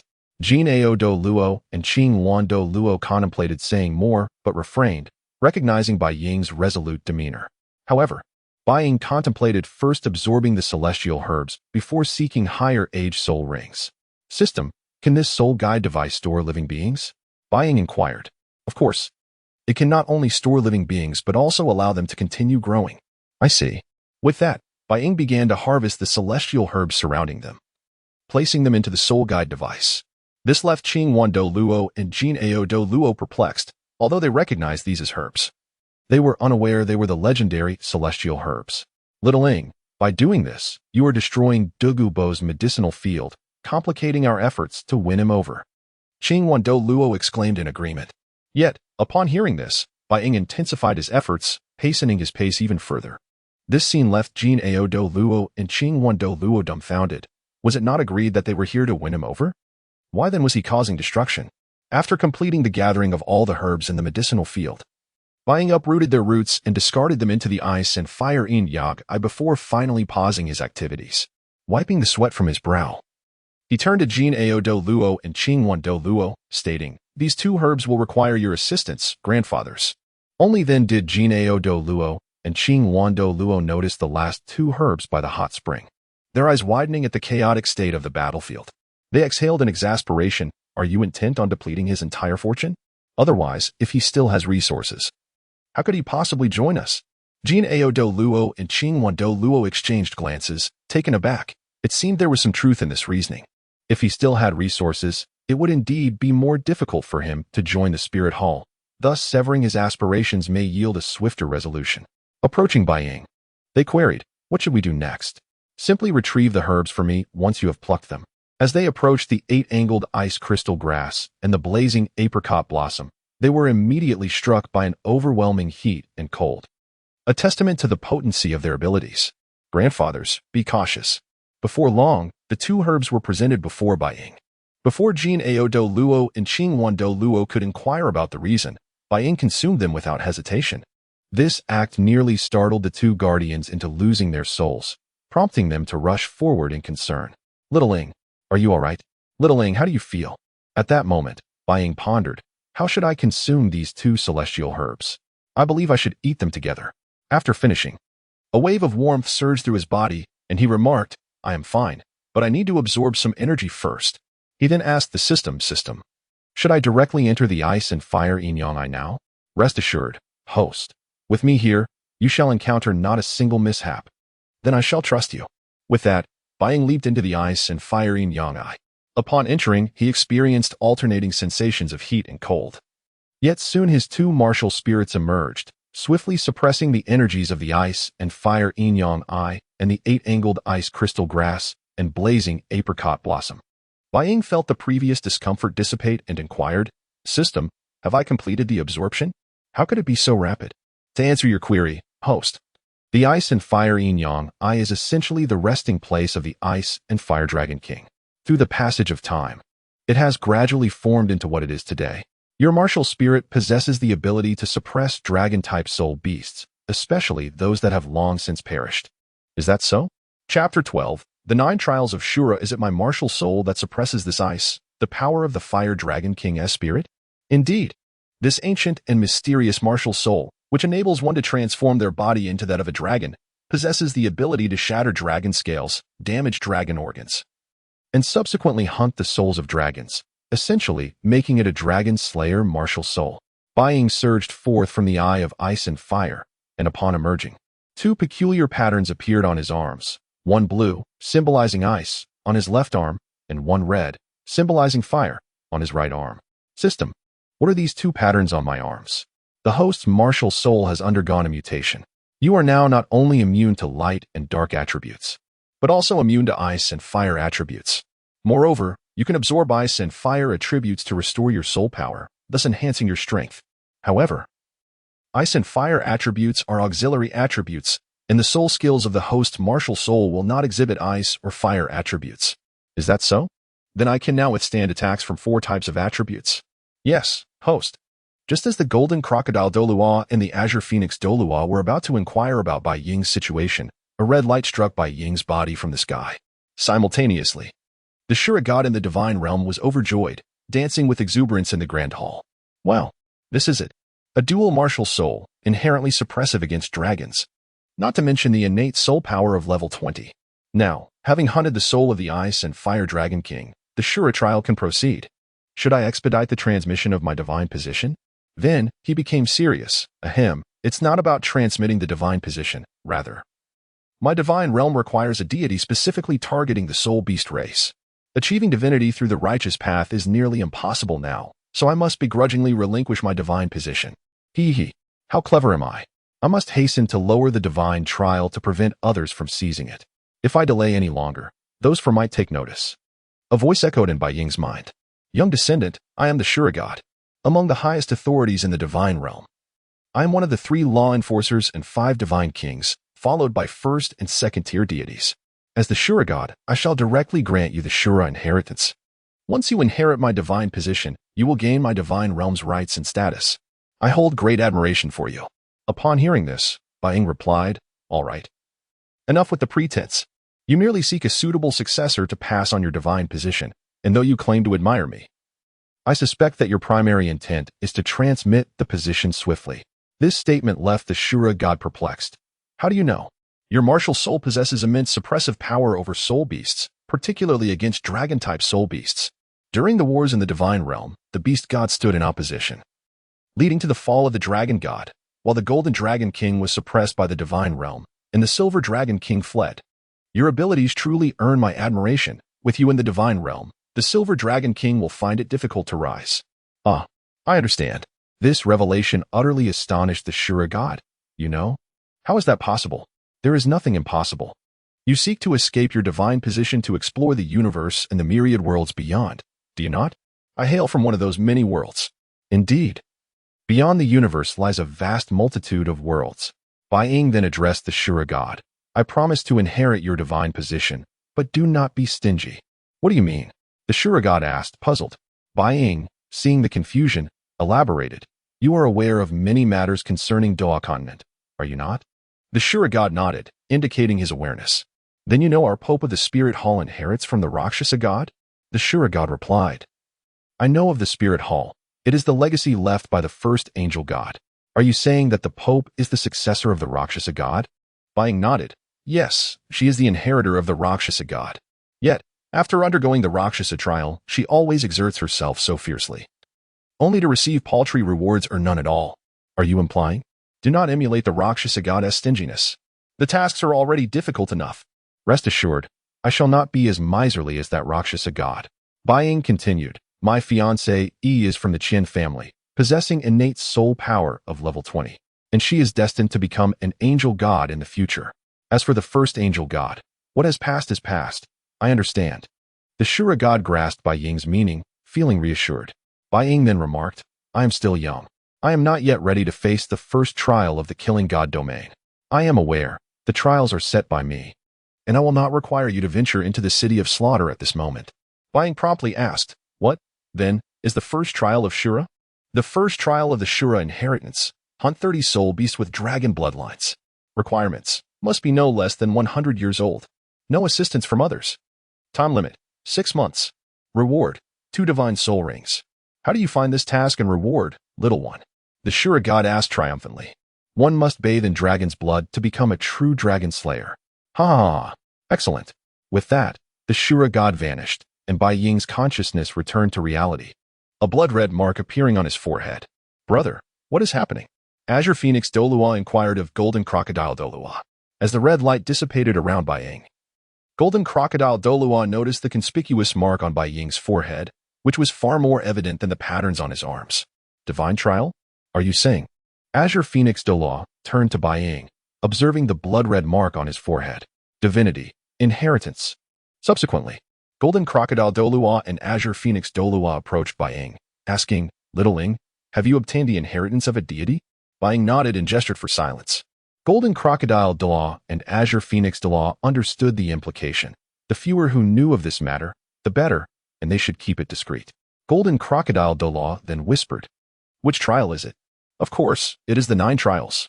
Golden Crocodile Dolua nearly fainted upon hearing this, stammering, 9 trials. Fortunately, Azure Phoenix Dolua was quick to support him, preventing him from collapsing to the ground. What do you mean by 9 trials? Azure Phoenix Dolua inquired. Golden Crocodile Dolua explained in a hushed tone, the 9 trials indicate that you will eventually become a deity. What? Azure Phoenix Dolua exclaimed, collapsing alongside Golden Crocodile Dolua. Meanwhile, the appearance of the red light caught the attention of Dugu, who, alongside Dugu Yan, hurried towards his medicinal field, believing that among those herbs lay something that could cure his granddaughter's poison. Chapter 13. Joining the spirit hall, Bai Ying gazed at the ice and fire duality eye, and a peculiar thought blossomed within him. Now that I am immune to both ice and fire, if I can absorb the energy from the brawler's spring, what might happen? The Golden Crocodile Dolua, observing Bai Ying's intense focus on the spring, felt a wave of unease and hastily inquired, Xiao Ying, what are you planning to do? Bai Ying appeared oblivious to the question and leaped into the spring once more. Upon re-entering, he opened his eyes wide and began to voraciously absorb the energy within the spring. The once distinct red and blue hues of the ice and fire duality swiftly transformed into a swirling vortex. The water level plummeting rapidly as all the energy was consumed by Bai Ying, who drew it into his very being. In no time, the entire ice and fire duality had completely dried up, resembling a parched well. He now felt an overwhelming surge of soul power coursing through him. Seeing the spring completely desiccated, the Golden Crocodile Dolua and the Qingwan Dolua looked down at Bai Ying and asked, Xiao Ying, what have you done? Why is the spring completely dry? Bai Ying shouted back, It's nothing. I simply absorbed all the energy from the spring. Also, could you please help me out? I can't get back up. Qingwan Dolua then utilized his soul power to lift Bai Ying back to safety. Xiao Ying, you say you absorbed the energy. But why is the spring completely dry? Questioned the Golden Crocodile Dolua. Bai Ying shook his head and replied, I don't know. After absorbing the energy, the water just vanished. Qingwan Dolua then asked, Xiao Ying, you didn't drink all the water, did you? I doubt it. I only absorbed the energy. The spring's water must rely on that energy to exist, so once I consumed it, the spring dried up, Bai Ying explained. The Golden Crocodile nodded, finding Bai Ying's reasoning plausible. At that moment, Dugu, accompanied by his granddaughter, arrived at the scene. How dare you trespass in my medicinal field? Do you wish to perish? Though the figure was unseen, his voice echoed as Dugu approached and questioned those within.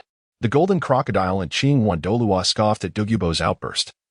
One was the second elder of the Spirit Hall, second only to the Grand Elder Qiandao Liu, while the other was the third elder, ranked third within the Spirit Hall. Bai Ying, armed with a divine artifact and having passed the divine exam, was destined to become a god. How dare Dugu challenge them? Upon arriving and witnessing the scene, Dugu was left speechless. The ice and fire duality was dry, and the precious medicinal herbs had been uprooted. Did you do this? I will kill you. Dugu's fury ignited as he prepared to attack without discerning the identities of those present. As he neared, he immediately recognized the Golden Crocodile Dolua, who had presided over his ascension to title Dolua, and felt the weight of pressure when he turned to the other figure, who was undoubtedly another elder from the Spirit Hall. Then he noticed the young boy beside them, clearly a key target of the Spirit Hall's cultivation efforts. Dugu felt a twinge of embarrassment, having just threatened to kill them, only to realize the 2 Spirit Hall elders were present. What am I thinking? Recognizing he had no escape, he knew that even at his utmost, he could not challenge the Golden Crocodile Dola's 98th rank. A desperate confrontation would only cost him his life and likely endanger his granddaughter.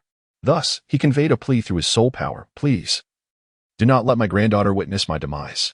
I beg you, spare her life. I only wish for her to grow up safely and happily. Hearing this, Bai Ying stepped forward with a smile. I believe you may have misunderstood, Senior Dugu. We mean no harm. Upon hearing Bai Ying's words, Dugu glanced at the golden crocodile and Qianrenxue, noticing their lack of reaction and realizing that this child held the true authority in the matter. We inadvertently damaged your medicinal field, and for that, I sincerely apologize. Dugu recognized that the young boy was offering him a way out, especially since his granddaughter was watching. Enough. It's just a medicinal field. Bai Ying, seizing the opportunity, stated directly, we have come to invite you, Senior Dugu, to join the Elder Hall. Dugu hesitated, realizing that joining the Spirit Hall would bind him for life, yet he sensed that without joining, both he and his granddaughter might perish here today. Seeing his indecision, Bai Ying gently urged, why not consider the rewards the Elder Hall offers? Rewards? Dugu questioned, perplexed. Is this truly how the Spirit Hall operates? The reward is the elimination of the poison affecting both you and your granddaughter. Surely, that is enough to entice you? Bai Ying's words sparked a flicker of hope in Dugu's eyes, before he fell into despair, murmuring, if only it were that easy to cure the poison. Senior, I understand your skepticism. After all, the actions of those from the Papal Hall would frustrate anyone. That is why we wish for you to join the Elder Hall. It dawned on Dugu that Bai Ying had consistently referred to the Elder Hall without mentioning the Spirit Hall or Papal Hall. The Elder Hall, Bai Ying confirmed, indeed. If you agree to join the Spirit Hall, you will become the 8th Elder of the Elder Hall. This has been agreed upon with the Grand Elder. If you consent, you will be directly inducted as the 8th Elder and receive the antidote for you both.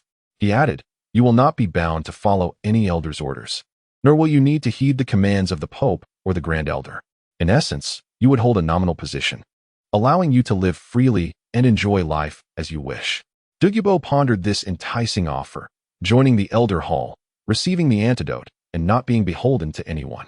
Yet, he still had reservations and asked, whose orders would I follow? Bai Ying, anticipating this question, replied, only mine, rather than a subordinate relationship. I believe friendship is far more preferable. What do you think? Such a tempting proposition. I wish to forge an invincible team. Your granddaughter would be an excellent addition.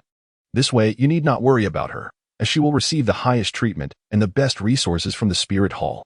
After contemplating, Dugu declared, very well, I shall join. But let it be clear that all previously stated conditions must be honored. Bai Ying responded with a grin, no issue. I can even arrange for you to have a friendly spar with the Chrysanthemum Dolua as a welcoming ceremony for your induction. Yuguan exclaimed, you are impressive. You are so high-minded. Bai Ying replied to the Chrysanthemum Elder, I apologize for the trouble. Chapter 14. At this moment, Dugu found himself in a quandary. He sighed, placing a hand upon his forehead, and said, I am currently a guest elder of the Tiandao imperial family. Not to worry, Bai Ying interjected. You may continue your role as a guest elder for a few more years to repay the benevolence of the Tiandao imperial family. Once you have fulfilled your obligations, you are free to depart. After all, no one within the Tiandao imperial family can truly keep you here, nor would they dare to compel you to stay.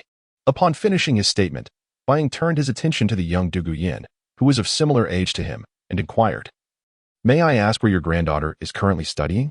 Dugu replied, she is at the Tiandao Royal Academy. I see. Bai Ying responded, moving closer to Dugu Yan, and introduced himself, greetings, I am Bai Ying. May I inquire your name, fair maiden? I am Dugu Yan. Dugu Yan, a lovely name indeed. Are you currently a student at the Tiandao Royal Academy? Dugu Yan nodded and replied, yes, I am a student there. Bai Ying then asked, is there a girl named Yi Lingling at your school? Yes, but she is somewhat withdrawn and does not enjoy conversing with others. Aside from me, she has very few friends. After receiving Dugu Yan's response, Bai Ying gently remarked, I understand, thank you. He then approached the 3 titled Doluos and inquired, does anyone know where the 9-heart begonia soul master resides? It seems she is nearby, in Tiandao City. Shall we proceed? Qingwan suggested. Bai Ying nodded, certainly. We must draw the 9-heart begonia soul master to the Spirit Hall.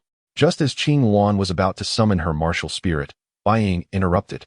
It would be wise to avoid drawing too much attention. I sensed someone watching us upon our arrival.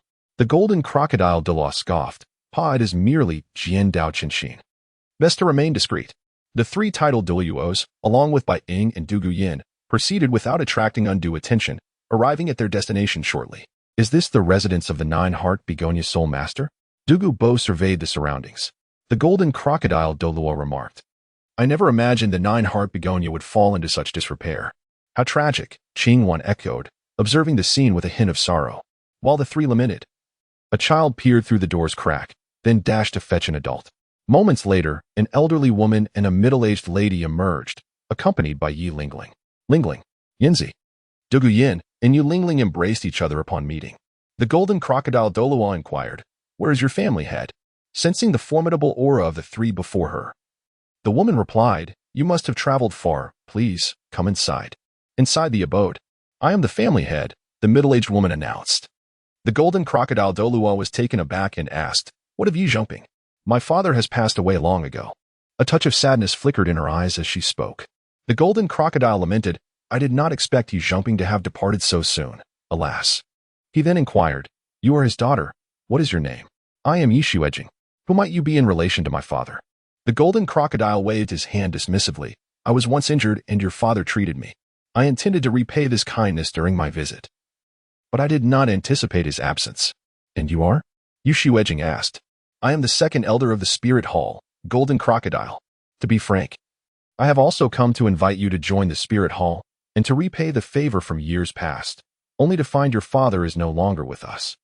The second elder of the Spirit Hall? My father never mentioned you. I had no idea of your sudden arrival, and we have not prepared anything. Golden Crocodile gestured for Yi Xuejing to cease. That is quite all right. At that moment, Bai Ying interjected, Allow me to repay the second elder's kindness. He turned to the second elder. What do you think? The golden crocodile Doluo understood Bai Ying's intentions. He would not only repay the favor, but also extend an invitation. Very well, let it be you, showing. Who is this? Yi Xuejing inquired. He is the holy son of our spirit hall. Bai Ying, taken aback, thought, What? Me? When did I become the holy son of the spirit hall? I was unaware of this. Yet he refrained from voicing his surprise. Ah. So you are the holy son of the spirit hall. I must have been blind. Bai Ying responded, No matter, let us discuss matters at hand. I can assist you in resolving the issue of your nine-heart begonia martial spirit, which can only have two at a time. This will serve as a repayment for the favor owed to the golden crocodile Doluo, and also as a condition for your family's alliance. Yi Xuejing, astonished, asked, Can you truly resolve our martial spirit's shortcomings? Indeed, but not at this moment. You must first consider whether to join the spirit hall. If you choose not to, I will ensure your family regains its former glory. Should you decide to join, your martial spirit dilemma will naturally be alleviated. Without hesitation, Yi Xuejing stood and declared, I choose to join the spirit hall. Over these years, the oppression from the Seven Treasure Glazed Tile School has been unbearable. And the Tiandou imperial family has turned a blind eye. What of the emperor's balance of power? That old fool, Shui, is consumed by his harem. It is said that the crown prince manages everything. If not for the Seven Treasure Glazed Tile School's pressure, how could our nine-heart begonia have fallen to such depths? Bai Ying responded, Kings impose their hereditary rights and hollow reputations, compelling the populace to kneel. The Spirit Hall aims to empower everyone, granting them a second chance at life. Bai Ying then produced the rare Qirong Tong Tian chrysanthemum, the fragrant Qilua immortal product, and the 9-pin purple mushroom, and began the process of direct absorption. Half an hour later, Beep congratulations, host, for acquiring the ability, poison immunity. Is this due to the Qilua immortal product? Indeed. With the assistance of this system, the host has obtained immunity to toxins. System, you have yet to deliver my rewards from the recent sign-in. The rewards have been automatically deposited into the host's ring. Congratulations, host, for receiving Detox Pills X2, Blood Red Ghost Mask X1, and 10 bottles of cola. Detox Pills completely purges toxins from the body. Blood Red Ghost Mask conceals one's aura and strength. Soul Ring. Cola, a delightful beverage that brings joy. Thank you. This truly alleviates my immediate concerns. Without the detox pills, I would likely have to detoxify like Tangsan. By the way, can you allow Dugu Yan to absorb the Blood Red Swan's kiss? Yes. As long as the host assists nearby, it can be done. Bai Ying then presented the herbs he had gathered from Dugu Bo's medicinal field to Dugu Yan and Yi Lingling. These herbs from Senior Dugu's medicinal field will enhance your talents and significantly boost your soul power. They will resolve your martial spirit issues and may even induce beneficial mutations in your martial spirits. This Qilua tulip is perfectly suited for Yi Lingling's martial spirit. Absorbing it will lift the family curse. This one is the blood red swan's kiss, a unique immortal herb that can amplify toxins 100-fold. Ordinary individuals cannot absorb it. Not even your grandfather. Thus, when you absorb it, I must assist you. Chapter 15. The Evolution of Martial Spirits 2 hours later. Yu Lingling completed the absorption of the Qilua tulip and promptly opened her eyes. Mother, I have now become a great soul master. Moreover, I sense that my martial spirit has undergone a transformation. Upon saying this, Yu Lingling summoned her martial spirit to reveal it to everyone present. This is the 10-heart-sea begonia. Yu Jingxue, Yu Lingling's mother, exclaimed in astonishment. The golden crocodile Dolua, the azure phoenix Dolua, and the poison Dolua turned their gazes at the sight, acknowledging that it was indeed the legendary 10-heart-sea begonia. Meanwhile, Dugu Yan, guided by Bai Ying, was also nearing the completion of her absorption. After a moment, Grandfather, my soul power has surged tremendously, and it seems my martial spirit is changed. Dugu Yan joyfully ran to Dugu Bo's side. Seeing Dugu Bo's intent to check on his granddaughter's condition, Bai Ying interjected, these are divine-grade herbs. They will not harm her body. There is no need to worry about her unstable foundation. Upon hearing this, Dugu Bo felt reassured. Just as he was about to speak, Bai Ying produced 2 detoxification pills and tossed them to Dugu Bo. These pills will eliminate the side effects your martial spirits have caused to your bodies, and they won't diminish your strength. This is a permanent solution. Dugu Bo, holding the 2 pills, was momentarily at a loss for words. Noticing Dugu Bo's silence, Bai Ying chuckled. It seems that even you, old poison master, still harbor doubts about me. Dugu Bo quickly clarified, it's not a matter of distrust. It's just that an issue that has troubled our family for generations is being resolved today. If only I had joined the spirit hall sooner. Perhaps we could have alleviated the burdens of our martial spirits. Bai Ying responded with a smile, it's never too late to join. I believe Dugu Yan's martial spirit has also undergone significant changes. Dugu Bo then affectionately patted Dugu Yan's head and said, Yin Yin, summon your martial spirit for grandfather to see. Dugu Yan obediently nodded, She summoned her martial spirit, in everyone's astonishment. The originally Bailin serpent transformed into a dragon at the moment of summoning. This is the Bailin poison dragon. Dugu Bo gazed in awe at the scene before him. Bai Ying interrupted everyone's reverie. All right, you should take the detoxification pills first. We will head to the Star Do Forest to obtain soul rings shortly. Dugu Bo, seeing this, fed one of the pills to Dugu Yan and took the other himself.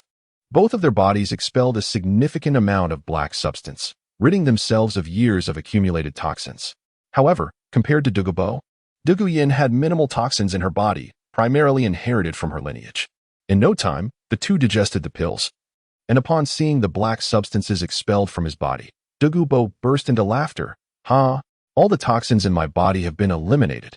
Moreover, my soul power has directly broken through to level 93. The Azure Phoenix Dolua, with a hint of disdain, remarked, old poison master, stop laughing and go wash yourself. You're filthy and stinky. Dugu Bo, however, was unfazed, for he and his granddaughter had freed themselves from the toxins, and nothing could bring him greater joy. Though Tangsan's method was also viable, it lacked permanence. The toxins stored within soul bones would eventually fill up, and such rare resources were not readily available to remedy the issue. The golden crocodile Dolua observed Dugu Bo and sighed in amazement. It truly is remarkable. Even your hair and beard have turned black, and your complexion has improved significantly. How much younger you appear. The Azure Phoenix Dolua also noted Dugu Bo's transformation, then approached Bai Ying and whispered, Xiao Ying, your grandfather treats you well. Divine-grade herbs are of no use to us. Do you have any more of those detoxification pills? At this moment, the golden crocodile also chimed in, your grandfather is merely trying to train you better. If you have any detoxification pills left, save one for me. After all, who wouldn't he want to feel young again? Bai Ying explained, these detoxification pills only remove toxins, they cannot rejuvenate one's youth. Dugu Bo was meant to appear this way. The toxins in his body made him seem aged and unhealthy. You 2 do not have toxins in your bodies, so consuming them would be futile. Dugu Bo, preparing to wash off the impurities he had expelled, overheard Bai Ying and remarked, you are all at the age you should be. Why pursue these things? Bai Ying nodded in agreement, affirming Dugu Bo's sentiment. After Dugu Bo cleansed himself of the toxins, Dugu Yan had also bathed at Yu Lingling's home. The group gathered together, ready to embark on their quest for soul rings. On the way, Xiao Ying, you and Dugu Yan now possess dragon-type martial spirits, so you must seek out soul beasts with dragon bloodlines, preferably of the sub-dragon level. Have you decided which soul beast to pursue? Bai Ying waved her hand dismissively. I do not require a soul ring. My first task is to personally hunt 30 soul beasts with dragon bloodlines, each no less than 1,000 years old. No outside interference is allowed. Dugu Yan looked at Bai Ying with curiosity, puzzled by her intentions. The golden crocodile Doloa noticed the confusion in Dugu Yan's eyes and whispered into his ear. I will explain when we return to the spirit hall. This matter must remain confidential, known only to the offering hall. After landing, they began searching for suitable soul beasts. Dugu Yan, go find a poison-type soul beast with a dragon bloodline for your granddaughter, Azure Phoenix. You can find a soul beast for this young lady of the Yi family. As they prepared to set off, Bai Ying called out, Wait, remember. It must be a 1,000-year soul beast. Both of them have consumed divine herbs, and their physiques are far beyond ordinary. The group had great trust in Bai Ying, and soon set off in search of soul beasts. Before long, the Azure Phoenix Doluo returned with a 1,000-year-old silverhorn wolf, half dead and barely alive, and placed it before Yu Lingling, asking, Is this your first or second time obtaining a soul ring? Second, Yu Lingling replied, somewhat hesitant to speak. The Azure Phoenix reassured her, Do not be afraid. This soul beast lacks the strength to resist. You cannot rely on your mother to assist you. You must take the knife in your hand and understand its life. This way, when you grow stronger, you will be able to protect your mother. At that moment, Bai Ying leaned toward the golden crocodile Dolua and whispered, It seems there is a connection. The golden crocodile nodded in agreement. But this exchange did not go unnoticed by the Azure Phoenix and Yi Jingxue. Yi Jingxue, feeling shy, could not bring herself to speak, while the Azure Phoenix shouted, Second brother, how could you be so reckless like Xiaoing? Chapter 16. Return to the spirit hall. Enough of the nonsense. Do seek out as many soul beasts with dragon lineage as you can, declared the golden crocodile. Upon hearing this, the Qingsong Doloa nodded and vanished from sight, embarking on a quest for soul beasts over a century old that bore dragon blood. As dusk fell, Dugu Yan returned with a venomous-scaled giant python aged over 1,100 years, placing it before Dugu Yan. With a degree of expertise, Dugu Yan swiftly dispatched the formidable serpent. Shortly thereafter, Qingsong arrived with nearly 20 soul beasts of the century mark, including several subdragons. In total, there were approximately 23 soul beasts. Little Shadow, what are your intentions now? The White Shadow, gazing upon the soul beasts, conjured a time-worn knife and addressed Qingsong Doloa. Release them all at once. Release them all at once. The others were taken aback, incredulous at the thought of unleashing over 20 soul beasts simultaneously. Are you contemplating the slaughter of more than 20-century-old soul beasts? Among them are several high-tier subdragons. The oldest is nearly 900 years, admonished the golden crocodile. Indeed. I also wish to hone my skills. With White Shadow's unwavering confidence, Qingsong released the beast while positioning himself opposite Dugu Yan to prevent any escape, and alongside White Shadow, Yi Lingling, her mother, and Dugu Yan, they formed a triangular encirclement with the golden crocodile. Upon realizing their restraints had vanished, some soul beasts attempted to flee while others charged towards White Shadow and the others. White Shadow raised his knife and smiled subtly, and in that instant, all beings, including the soul beasts, froze in place. The power to suspend time is truly remarkable. He then struck at the vital points, necks, and heads of the soul beasts. Once finished, he resumed his previous stance and released time. At that moment, the onlookers were still processing the events, while Dugu Yan and Qingsong Doluo stepped forward to intercept. The golden crocodile exclaimed furiously, seeking death? What transpired? In an instant, numerous soul beasts lay lifeless on the ground, while White Shadow remained stationary, mimicking his prior movements without shifting position. Both the golden crocodile and Qingsong Doluo regarded him, recalling that they had felt this sensation only once before when White Shadow had acquired a divine artifact. It was undoubtedly the artifact's power at play again. How astonishing! Gasped Yu Jingxue, covering her mouth. In a mere instant, all these soul beasts perished. How did His Highness accomplish such a feat? Dugu Yan echoed her surprise. This all transpired in an instant. I was utterly oblivious. Your Highness, how did you manage this? White Shadow waved his hand dismissively. There is no need to address me as Your Highness. Simply call me Little Shadow, as Grandfather Golden Crocodile and Grandfather Qingsong do.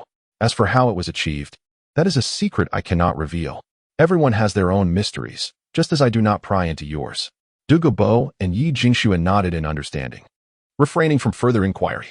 At this juncture, White Shadow turned to Qingsong Doluo and asked, Grandfather Qingsong, did you injure one of the soul beasts? Qingsong nodded. I initially lacked control and inadvertently harmed one. Sighing, he added, well, it seems we only have 22 now. There is still ample time to search for the remaining 8. Golden Crocodile then suggested, let us establish camp here for the night.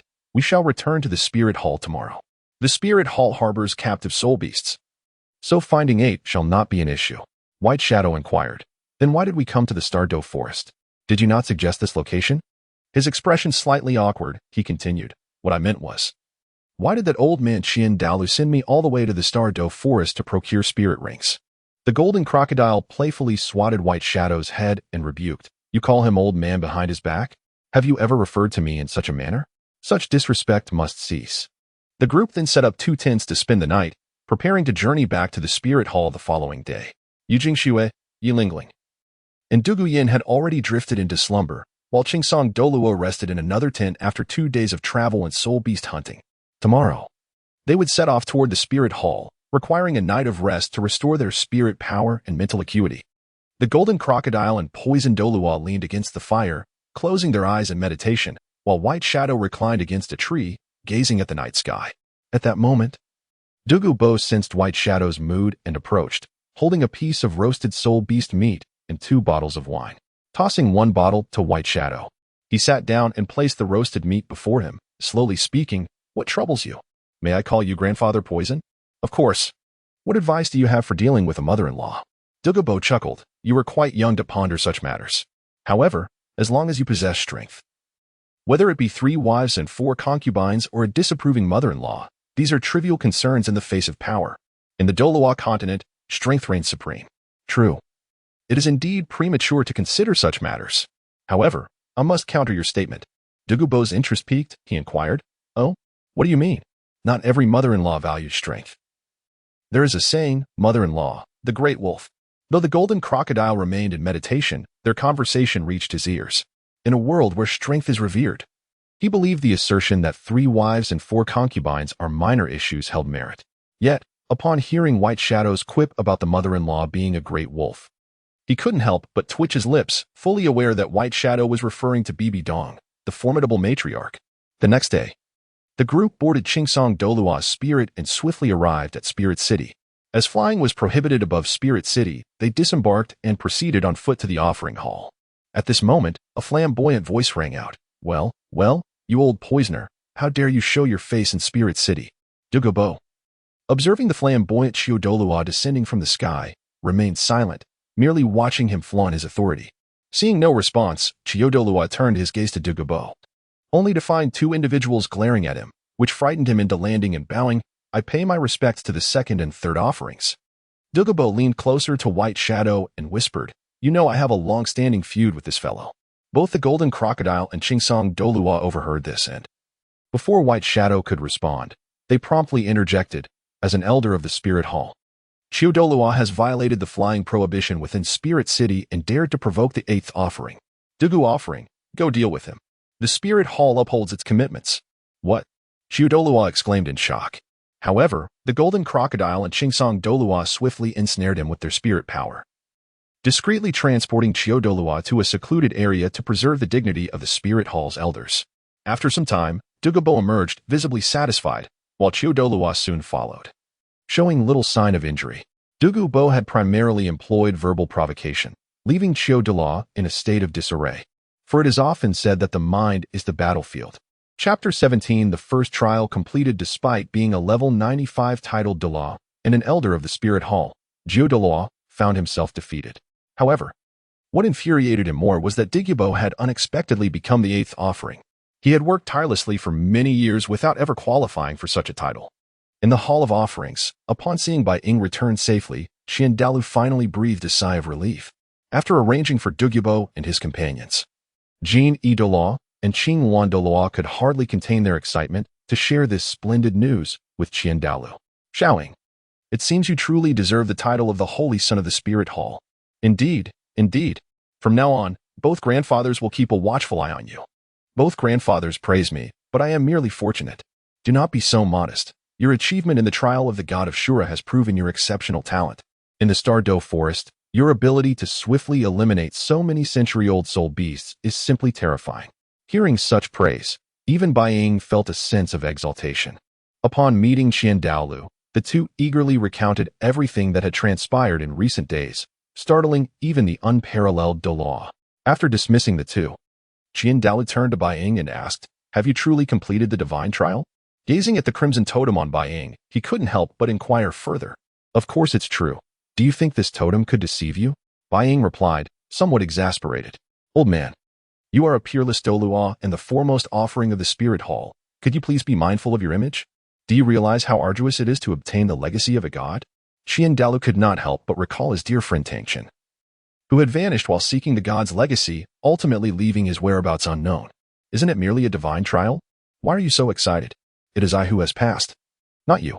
How about my esteemed grandson-in-law? Indeed, truly remarkable. It seems heaven has taken notice. From now on, you are the holy son of the Spirit Hall. You shall have access to any resources you require." The holy son of the Spirit Hall? That sounds quite impressive, but is it not too soon to celebrate? What if Dong Er does not agree? If she dares to disagree, just watch how I handle her. Qiandao Liu had never felt such joy. He looked at the child he had taken in with a profound sense of pride. "Beep, please complete the first trial of the god of Shura as soon as possible."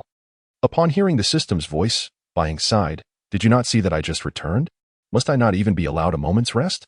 Do you not understand that a lack of rest could affect my health?" "Host, you are no ordinary person.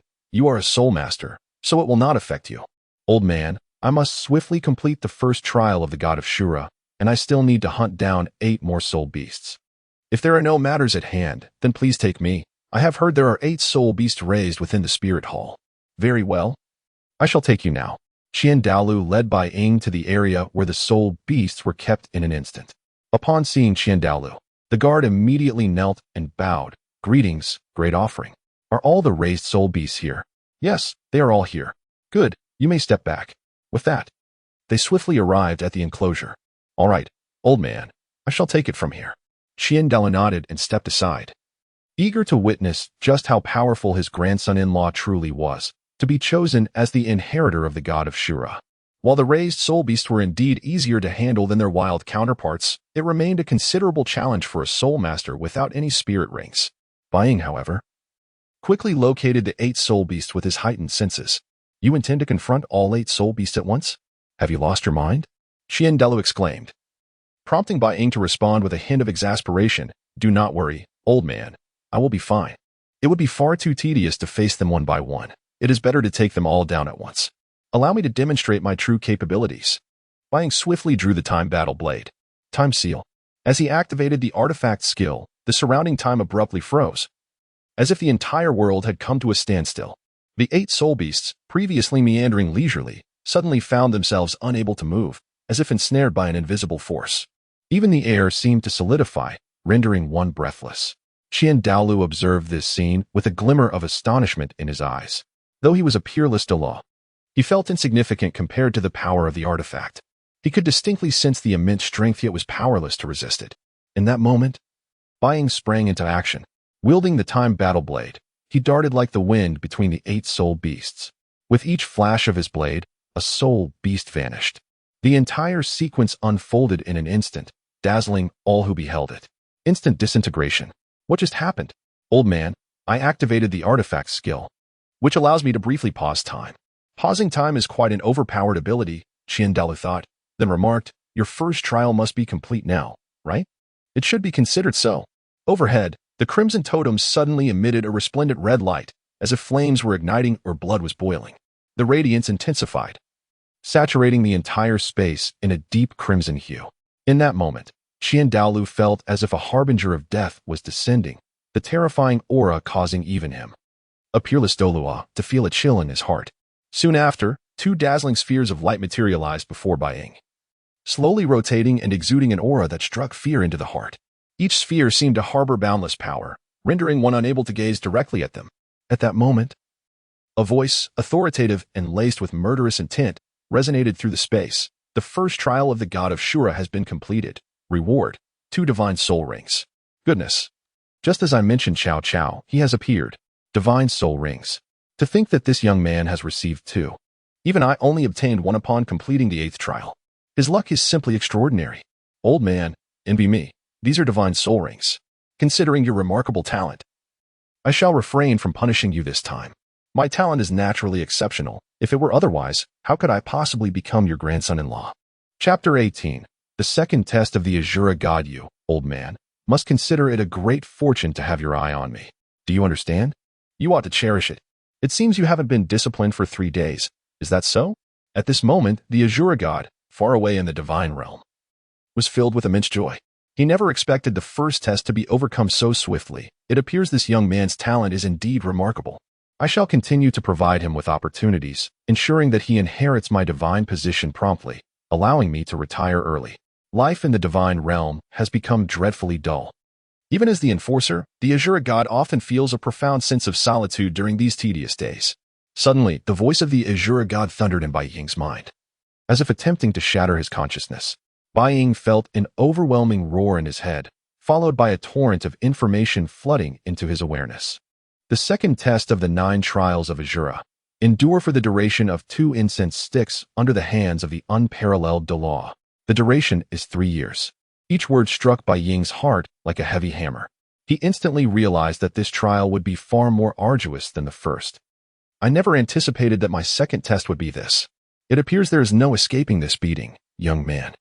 You must withstand 2 incense sticks worth of time under my supervision. At this moment, Qiandao Liu could not help but laugh, his smile sending a chill down Bai Ying's spine. Old man, you must show mercy. After all, I am your grandson-in-law. Please, I implore you to be lenient. Show mercy? Weren't you just boasting about being a genius? Why do you seem so timid now? I was merely speaking recklessly. Consider my words as mere nonsense. Rest assured, as the examiner, I will take good care of you. Finally, Qiandao Liu had a legitimate reason to discipline this grandson-in-law. Although this young man possessed extraordinary talent and Qiandao Liu had watched him grow up.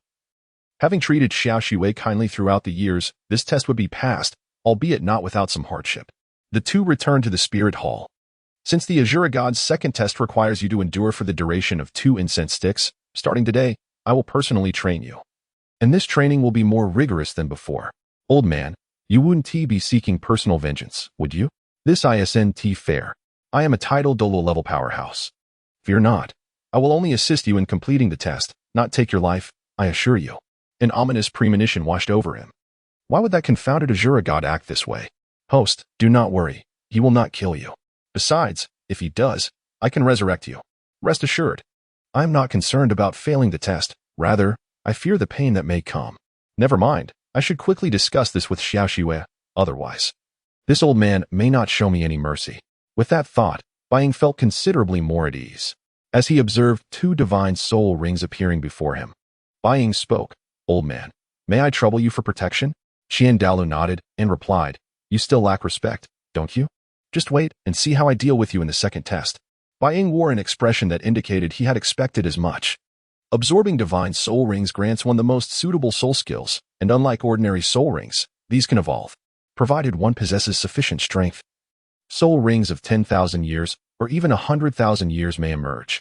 The 2 divine soul rings swiftly entered his body, and an overwhelming aura permeated the air, enveloping him in a crimson hue. The terrifying energy waves continuously washed over his meridians. In the next moment, to Qiandao Liu's astonishment and fear, the 2 soul rings unfurled, revealing themselves as black 10,000-year soul rings. These are 10,000-year soul rings, and there are 2 of them, both belonging to the first martial soul. I had initially planned for him to cultivate his first martial soul to the title Dolua level before developing the second. This would greatly enhance his physical endurance, allowing him to attach a soul ring of over 10,000 years to his second martial soul. I never anticipated he would achieve this feat at such an early stage. What a monstrous talent. Even Bibi Dong had never accomplished such a feat. Truly, a genius is a genius. Time passed, and Bai Ying slowly opened his eyes, astonished by the sight of the 2 10,000-year soul rings.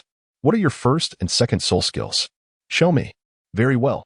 Bai Ying stepped forward, and the Shadow Dragon martial soul manifested. My first soul skill is called Shadow Dragon Roar, a skill of mental control. As long as my opponent's soul power level is lower than mine, I can directly stun them or cause their soul to shatter completely. A mental attack skill? Quite impressive. And my second soul skill is Shadow Dragon Claw, where soul power directly manifests in my arm as a dragon claw, serving as an offensive skill. It seems this harvest is quite fruitful. You have not disappointed me. Now, let us test the power of your 2 soul skills. Show me just how formidable they truly are. All right. The shadow dragon emitted a roar, and in an instant, Qiandao Liu felt a momentary daze in his mind and spirit. Though it lasted only a few seconds, it astonished him deeply. After all, he was a titled Delaw and had one foot already in the realm of the divine. Bai Ying had nearly reached him a second before launching his attack. His arm transformed into a dragon claw, and with a resounding crash, Qiandao laughed. Not bad. Not bad. To be able to unleash such power assures me that you are indeed an invincible presence among your peers. Invincible? I cannot claim that just yet. At least not now. I must grow stronger to protect Xiaoxue. One day, I will surely defeat you. Excellent. Confidence is key. Now, let us return to the offering hall. Qiandao Liu said, you should go check on Xiaoxue first. I have a feeling she has been troubled these past few days. If something is amiss with Qianrenxue, that cannot stand. Could it be that Bibi Dong has spoken ill of her again, or has she developed feelings for Bibi Dong? He could not afford to ponder further. He departed immediately, his mind racing with thoughts and preparations for what he would say. Xiaoxue, how are you? Before hearing her voice, he pushed open the door to Qianrenxue's chamber, only to be met with a scene he would never forget. Qianrenxue's golden hair was slightly damp, her fair skin exposed. She emanated an indescribable allure. Xiaoying, what are you doing here? I didn't know. I was taking a bath, you pervert. Chapter 19. The greedy obsession of Xiaobai. You should turn around quickly. Qianrenxue's cheeks flushed slightly. However, Bai Ying appeared to be oblivious, as if deaf to the world around him. Detected host's emotional agitation. Mission issued. Kiss, Qianrenxue. Upon hearing the system's command and witnessing the scene before him, Bai Ying could not help but swallow hard. Xiaoying, you should leave at once. I apologize, Sister Xue. I lost my composure.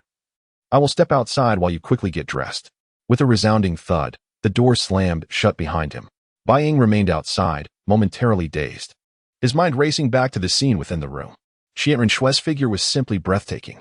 He could hardly fathom why he had once been drawn to that hypocrite. Tangsan. Yet, fortunately, she was now his fiancée. Surely that would suffice? No, that was still precarious. In the realm of fantasy novels, it was far too common for a fiancé to fall for the male protagonist. He must remain vigilant. Wait, the system had tasked him with kissing Qianrenxue. Would that not seem too abrupt? Would she perceive him as a rogue? The thought of being despised by Qianrenxue, of being categorized among those base ruffians, was enough to send him into despair. However, before he could ponder further, the door to Qianrenxue's room swung open. At that moment, she stood before him clad only in a nightgown, her exquisite form partially concealed yet revealing her fair skin. Bai Ying was instantly captivated. Xiaoying, did you need something? Nothing at all. It's just that grandfather mentioned you seemed a bit off, so I came to check on you. I missed you. Oh, is that so? Then please, come in, and we can talk. Qianrenxue's face had already turned a deep shade of crimson, and upon hearing his declaration of longing, her heart raced as though it might burst from her chest. As soon as they entered the room, Qianrenxue playfully struck Bai Ying with her hand, saying, how dare you, at such a young age, sneak a peek while I bathe? That's not how it is. I swear it was grandfather who. Enough. It seems your heart reveals you to be quite the little rogue. Panic surged within Bai Ying. Would she begin to detest him? Might he endure the same fate as before, falling for Tangsan? Qianrenxue, thoroughly amused by Bai Ying's flustered response, chuckled. All right, I'm just teasing you. Why do you act so foolishly? Will you be happy when I become your wife? Sister, how can you strike me? After all, I am to be your future husband. I am seriously beginning to suspect you might become abusive. You little rascal. We aren't even of age yet, and you're thinking such thoughts. Remember, although we are betrothed under grandfather's guidance, as my man, you must become a strong warrior. I do not wish to be with a weakling. Do you understand? And what if I truly become weak? Will you forsake me? He feigned a pitiful expression, tears welling in his eyes as he gazed at Qianrenxue. She gently ruffled his hair, reassuring him. It's all right. I was just teasing you. Suddenly, Bai Ying pulled her close, enveloping her in his embrace. Xue, I cherish you more than anyone else. He leaned in and kissed her, leaving Qianrenxue in shock. She never anticipated that her little brother, whom she had raised, would act in such a manner. Although he had kissed her before, this time it carried an unmistakable air of dominance and desire. Xiaoying. Qianrenxue managed T Chapter 20. The truth, what must I do for you to believe me? Qianrenxue's tone was teasing, her demeanor igniting a fiery passion within Bai Ying. In the next moment, Qianrenxue unexpectedly kissed him, leaving him momentarily bewildered by her sudden action. Can it be proven now? Rest assured, you shall be the only one for me. There will be no others. As he savored her delicate skin, Bai Ying's face flushed, the warmth of her lips drawing him deeper into the moment. Just as he contemplated further intimacy, he sensed a presence quietly materializing around them. Bibi Dong stood outside the door. As the Pope of the Spirit Hall, she was captivated by the child's proclamation of the Spirit Hall's impending demise. With her formidable strength, she could ascertain the events unfolding within the room. What is this rascal doing? Such lewd conduct. Although Qiandao Liu had betrothed Qian Renxue to him, this behavior was undeniably inappropriate. This scoundrel is indeed a lascivious man. All men are the same. Inside the room, the two were reluctant to part. Bai Ying felt a lingering desire. Sister Shuer, you call me a rogue, yet I perceive you as even more so. Get lost. I am not the person you imagine. Well, I find myself increasingly intrigued by the Tangsan you speak of. How is it that I came to like him? And how did he bring about the downfall of the Spirit Hall? This was precisely the question that Bibi Dong was most concerned about. Her ears perked as she listened intently to the conversation within. Then let us begin with your motives. In my understanding, you must be devising a plan. One that involves infiltrating the Tiandao royal family to await the opportune moment to usurp the entire Tiandao empire, adopting the guise of the Tiandao crown prince. Zhu Xuching, huh? Am I correct? Qian Renxue was taken aback by this revelation. Even Bibi Dong was unaware of such a scheme. Only she and her grandfather knew of it. And it was a plan Qian Renxue had only recently proposed. Thus, Bai Ying could not have known in advance. Do not be surprised. I have foreseen all that will transpire in the Doluo continent. Through internal means, reclaiming the Tiandao Empire is indeed the most advantageous strategy. Preserving the strength of the Spirit Empire. As you anticipated, this plan has proven successful, gaining the trust of the Tiandao royal family and establishing you as the crown prince. Coinciding with Tangsan's emergence as the son of Hao Tianzong's Tanghao, shining brilliantly during the Continental Soul Master Tournament. It was at this time that you were drawn to him, developing an ambiguous affection, even contemplating marrying him. Because of this sentiment, you have repeatedly spared his life. Despite numerous opportunities to eliminate him, you could have ascended to godhood before him, arguably the first in 10,000 years to do so in the Doluo continent. Yet, it was your affection for him that ultimately led to this tragic outcome. Little Bai, are you implying that much of this is my fault? Not entirely. It is merely a matter of fate. But rest assured, now that I am here, the future will undoubtedly change. Outside the door, Bibi Dong was also shaken, uncertain of the truth behind Bai Ying's words. However, she could distinctly sense the drastic shift in Qian Renxue's emotions. Qian Renxue's plan to impersonate the crown prince and infiltrate the Tiandao royal palace could not be entirely dismissed, yet it could not be fully trusted either. It seemed that Qian Renxue would indeed develop feelings for Tangsan, indicating that he warranted closer scrutiny. Continue, little Bai. Qian Renxue's expression grew increasingly grim. Yet she gritted her teeth and listened on. She understood that the person before her could not possibly deceive her. Sister Shuer, I know you may not believe me now, but everything I say is for your benefit, so you must prepare yourself. Is it sufficient for me to simply not like Tangsan? Certainly not. You merely play a role in facilitating events. The primary issue lies in the severe disunity within the Spirit Hall. Your father, the previous Pope Qian Renxue. Do you know how he met his demise?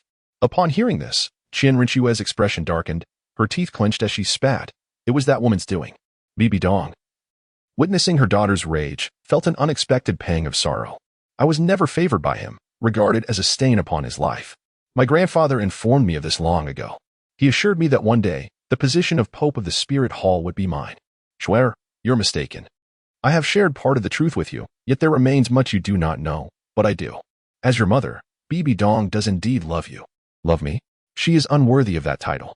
If she truly loved me, she would not have isolated me in my youth. I despise her and would rather see her perish. At this moment, a profound hatred flashed across Qian Renxue's face. She no longer regarded Bibi Dong as her mother. Only resentment resided in her heart. Bibi Dong, feeling an ache deep within her, was pained to see her biological daughter harbor such animosity. What mother would not feel the sting of irony and sorrow? If I were to reveal to you the truth behind your father's death, I believe you would no longer harbor hatred towards your mother. Sister Shuer, could you please calm down?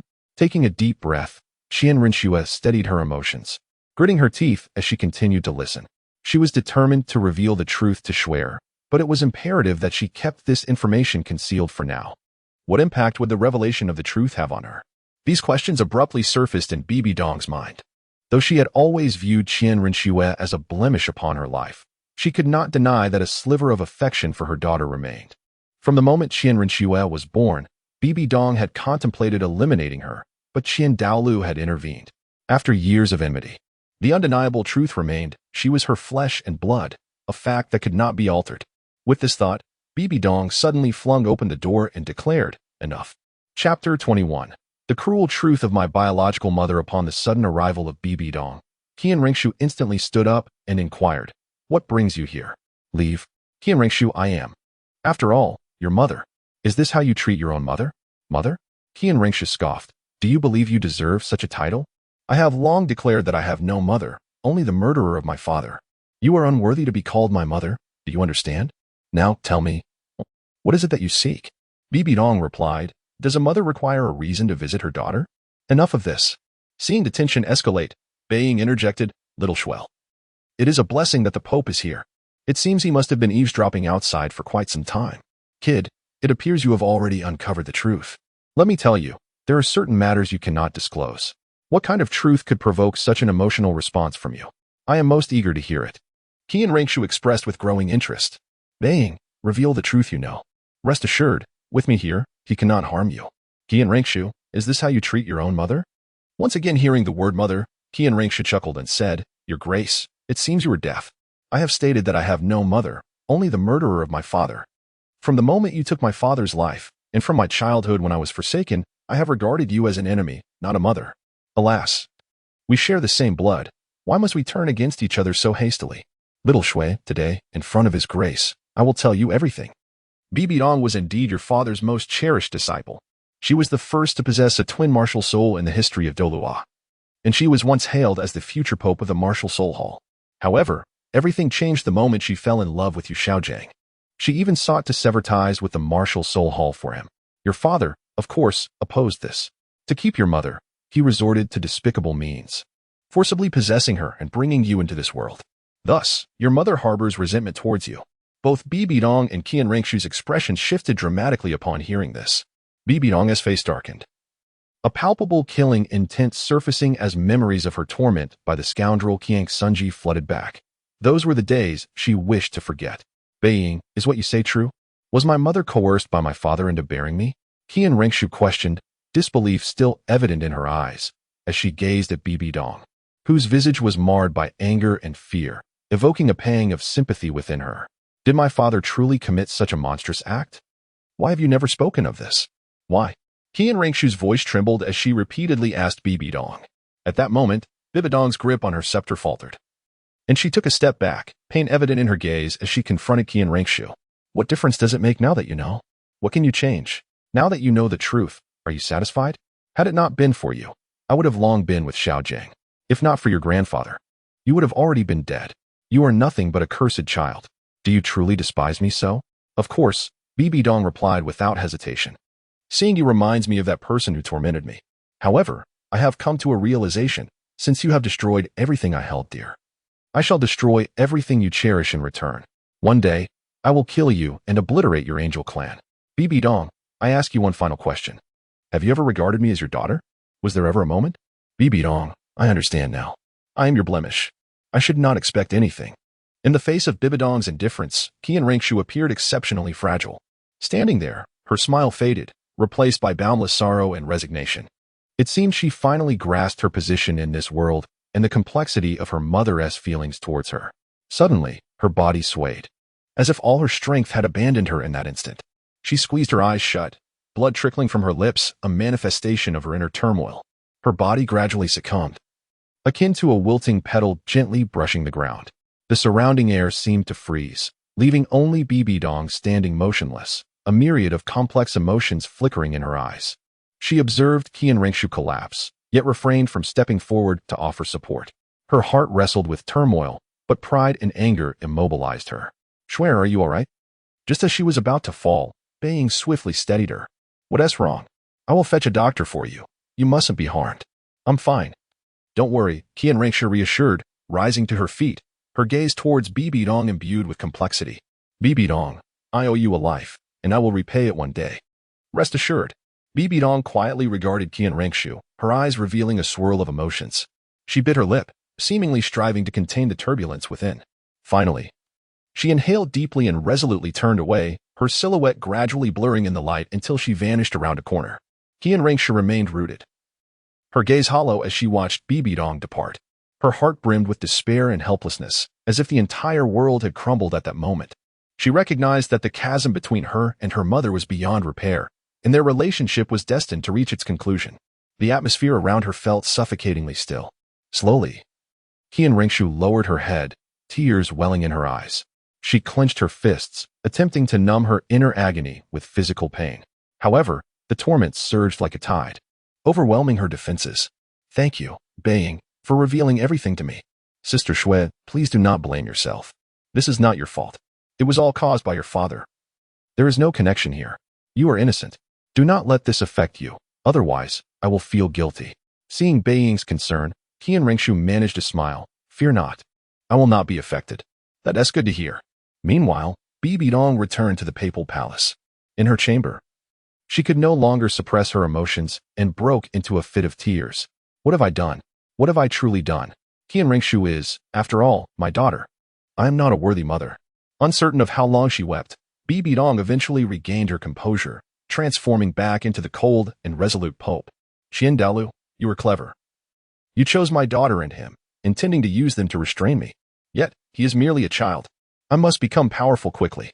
With this thought, she called out, "Summon the title Dolua, Ghost Dolua, to the papal palace." Chapter 22. Yulingling, what brings your holiness to us? Within the hallowed halls of the papal palace, the Soul Dolua and Ghost Dolua stood respectfully. "Both of you, I wish to journey to the Star Do Forest soon. My second martial spirit requires a soul ring of 100,000 years. Hence, you must prepare accordingly for our departure tomorrow.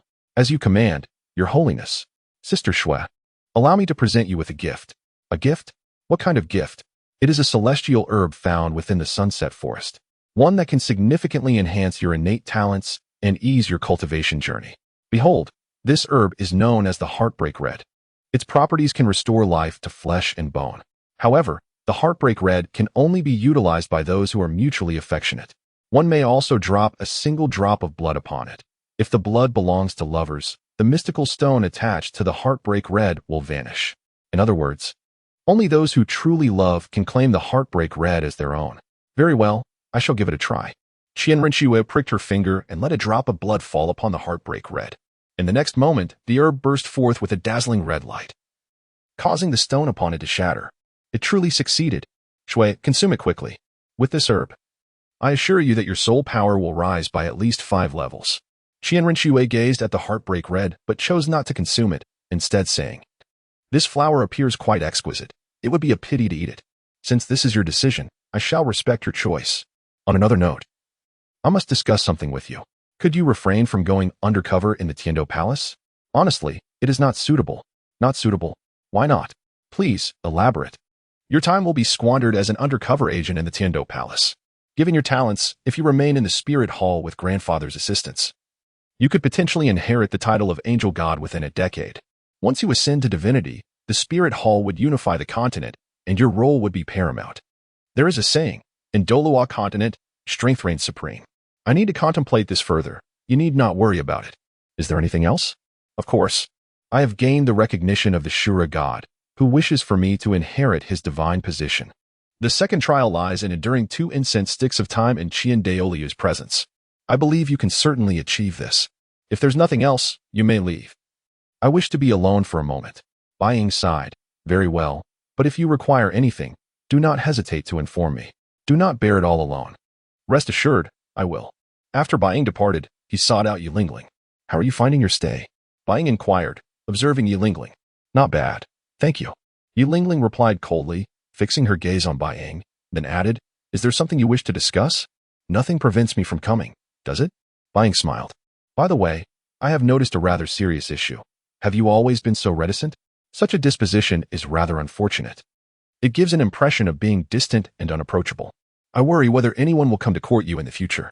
"Your Highness, I understand. I shall endeavor to change." Bai Ying stood and said, "I am not blaming you. Come, I am in good spirits today. Accompany me for a stroll." Bai Ying extended his hand, and Yulingling's face flushed, resembling a ripe apple, her heart racing as if it might leap from her chest. "Your Highness, where are we headed? Perhaps I am a bit hungry? You have yet to dine, correct?" "I have not. Then let us go eat. I must tell you, my culinary skills are unmatched. Being led by a man instilled a sense of tranquility she had never experienced before. The pair arrived in the kitchen, where Yi Lingling found herself mostly idle, watching Bai Ying's deft movements as he heated oil. Before long, a large platter of grilled skewers emerged, fresh and steaming. He then revealed a bottle of soda as a reward from the system. Dig in, he said. Upon hearing this, Yi Lingling eagerly grabbed a skewer. But just as she was about to take a bite, he stopped her, saying, "Do not be so anxious. It is merely a meal. There is no cause for alarm. The skewers are freshly made and quite hot. Consuming them immediately will surely scald your mouth." Bai Ying remarked as he blew on the skewer before taking a bite. Seeing this, Yi Lingling mimicked his actions. "By the way, I have a question. Why are you so reserved? Has something troubled you?" At his probing gaze, Yi Lingling seemed to recall unpleasant memories, but eventually spoke. "My father passed away when I was young. Now, in the Qianrenxue family, it is just my mother and me. We have been bullied since childhood, hence my reluctance to speak. You must remember, here, no one will harm you. If anyone dares to bully you, you must tell me, and I shall ensure they regret it. In truth, my visit today also serves another purpose. I wish to form the strongest team. Would you join me? The strongest team? Am I eligible? Have a bit more confidence. Do not forget. Your martial spirit is the 10-star Haitang. Even the renowned 7 treasures glazed tile pagoda pales in comparison. Very well, as long as your highness does not mind. I am willing to join your team. Detected hidden task triggered. Kiss Yi Lingling. System, you truly understand me. My thoughts manifest as reality. Of course. This system is well aware of the host's desires. Otherwise, how could it possibly serve you? Your highness, what occupies your thoughts? Yi Lingling inquired, feeling thoroughly embarrassed. Having never been alone with a man before. I did not catch that. Could you repeat it? Come a bit closer. My hearing may be slightly impaired. Yi Lingling obediently inched closer, then asked, Your highness, what exactly are you thinking? Come a little closer, and you shall find out. Yi Lingling complied, drawing nearer. At this moment, the distance between them had narrowed significantly. Bai Ying silently thought, what a fortuitous opportunity. I must complete the task swiftly. Chapter 23. Shyness. As Yi Lingling drew closer, Bai Ying acted with the swiftness of lightning, planting a kiss on her lips before she could even register the moment. A notification chimed, announcing, Congratulations, host, you have received a soul evolution pill. Consuming this pill will allow your soul to undergo a qualitative transformation. This reward seemed quite remarkable. After a long pause, Yi Lingling finally reacted, abruptly pushing Bai Ying away. Your highness, what are you doing? Didn't you just say you could read my thoughts? Well, I can tell you now, I was thinking of you. Caught off guard by the sudden confession, Yi Lingling felt her mind whirl, stammering, You really mean it? Of course. I do. By the way, how does it feel? Bai Ying replied, unabashed. It feels not bad, Yi Lingling said unexpectedly, only to turn beet red as the realization hit her. Perhaps you should give it a try, Bai Ying suggested. I certainly do not wish to. She retorted. What's wrong? Are you blushing now? Upon hearing this, Yi Lingling wanted to flee, but Bai Ying grasped her hand and pulled her into his embrace. Feeling the warmth of his presence, Bai Ying whispered, Lingling, you are truly beautiful. You are one of the most stunning girls I have ever encountered. I fell for you at first sight. Once again taken aback by his boldness, Yi Lingling gazed at the handsome man before her and remarked, You are quite charming. Lingling, you truly have an eye for beauty. Would you consider being my woman? To be your woman? But I've heard you have a betrothal. Do not worry. I will resolve that matter. Just as Yi Lingling was about to respond, she suddenly shivered as Bai Ying playfully nibbled on her ear. In that instant, she pushed him away and stood up, her cheeks flushed. Your highness, let us discuss this later. I must return now. Very well, we shall speak of it later. I assure you, you will be mine. By the way, I have free time tomorrow. Let us enjoy a day together. Embarrassed, Yi Lingling fled, not daring to look back. Her demeanor a picture of flustered awkwardness. What a timid girl, but I find that appealing. Once home, Yi Lingling felt as though all her strength had been drained. She gasped for breath, her face still crimson as she recalled the earlier events, her heart racing uncontrollably. Had she just been kissed? Indeed, men could be troublesome. Yet that sensation was undeniably enchanting. Yu Jingxue emerged from the kitchen, apron-clad, and asked, Lingling, where have you been? I didn't see you earlier. Mother. His Highness summoned me to discuss some matters, which is why I was absent. Oh, that is fine then. Come, dinner is ready. I've already eaten. I'm going to rest now, she said, shutting her door behind her. How peculiar. Today feels so different, she mused. At the residence of Dugu, Bai Ying arrived to find Dugu and Dugu Yan. Elder Dugu, how have you been? Ah, young lad, I've been quite comfortable. My ailments have subsided. And I sense your growth. You seem to be nearing the threshold of level 94. Congratulations, Elder. No need for such formality. I owe you my thanks for giving me a chance to vent my frustrations against that scoundrel. Had he not bullied me with his level 95 spirit power, I would not have sought refuge in the Tiandou royal family. It was only right. We are all family here. Bai Ying then added, I have come today to form a battle team, which I shall name the Seven Kin of Purgatory. You wish to cultivate your own group, do you? Indeed, Elder. I aspire to lead this team to victory in the Continental Spirit Master Tournament, ensuring that our name resonates throughout the Spirit Hall and beyond. Ambitious lad. Should you need assistance, do not hesitate to seek my counsel. May I have a private conversation with your granddaughter? Of course. Yin. Please speak with him for a moment. Dugu Yan nodded, and the two stepped aside. Do you still feel any discomfort? Not at all, thank you. I can clearly sense that my cultivation has improved significantly, and my training speed has accelerated as well. Indeed, your current spirit is the Phosphor Poison Dragon, which is distinctly superior to the Phosphor Snake. With diligent effort, becoming a Tidal Dolua or even a Peerless Dolua is well within your grasp. By the way, how does the Spirit Hall compare to the Tiandou Royal Academy? I prefer the Spirit Hall. At least here, there are no arrogant noble children, while most are commoners. The atmosphere feels much more wholesome. As Dugu Yan spoke, she became aware of Bai Ying's gaze fixed upon her, making her feel a tad uneasy, causing her voice to soften. Your Highness, why are you looking at me? Nothing much. I simply find you exceptionally beautiful and cannot help but be captivated. Am I truly that pretty? Dugu Yan questioned, lacking confidence. She believed herself to be somewhat attractive, yet not stunning enough to warrant such admiration. Without a doubt. In my eyes, you are the most beautiful. Additionally, one last thing. Within the Spirit Hall, please refrain from calling me your Highness. You may address me as Bai Ying or Xiao Bai, whichever you prefer. I am merely an ordinary person here, devoid of formalities. Understood, Bai Ying. Now that we've discussed everything, I have a small request. I happen to have free time tomorrow. Would you like to accompany me for a stroll? Shopping? Certainly. I will be there. Dugu, having overheard their conversation, recognized Dugu Yan's interest in Bai Ying. Once Bai Ying departed, he turned to her, my dear granddaughter. What do you think of Bai Ying? He is wonderful and quite handsome, Dugu Yan replied, her cheeks flushed. Noticing his granddaughter's shyness, Dugu remarked, I've heard from Golden Crocodile Dolua that this young man has passed the divine trial, and he may very well become a deity. Though I cannot vouch for its truth, his potential is undoubtedly formidable. Perhaps you should consider pursuing him? Grandfather, what are you saying? Chapter 24. Undercurrents. Furthermore, it is not certain that they would take a liking to me. Dugu mused that offspring are destined to have their own fortunes, so I, the old man, shall retire to sleep.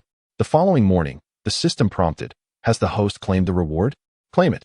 Congratulations, the host has acquired the Qianrenxue Divine Ring. This ring contains boundless space and surpasses the sole guiding device previously provided by this system. Time within is accelerated compared to the outside world, equivalent to 10 years passing for every day outside. Furthermore, one's cultivation speed will increase significantly within. Most importantly, it can conceal one's aura. With this Qianrenxue Divine Ring, even divine-level powerhouses would be unable to detect one's presence. It also has the capability to alter one's appearance.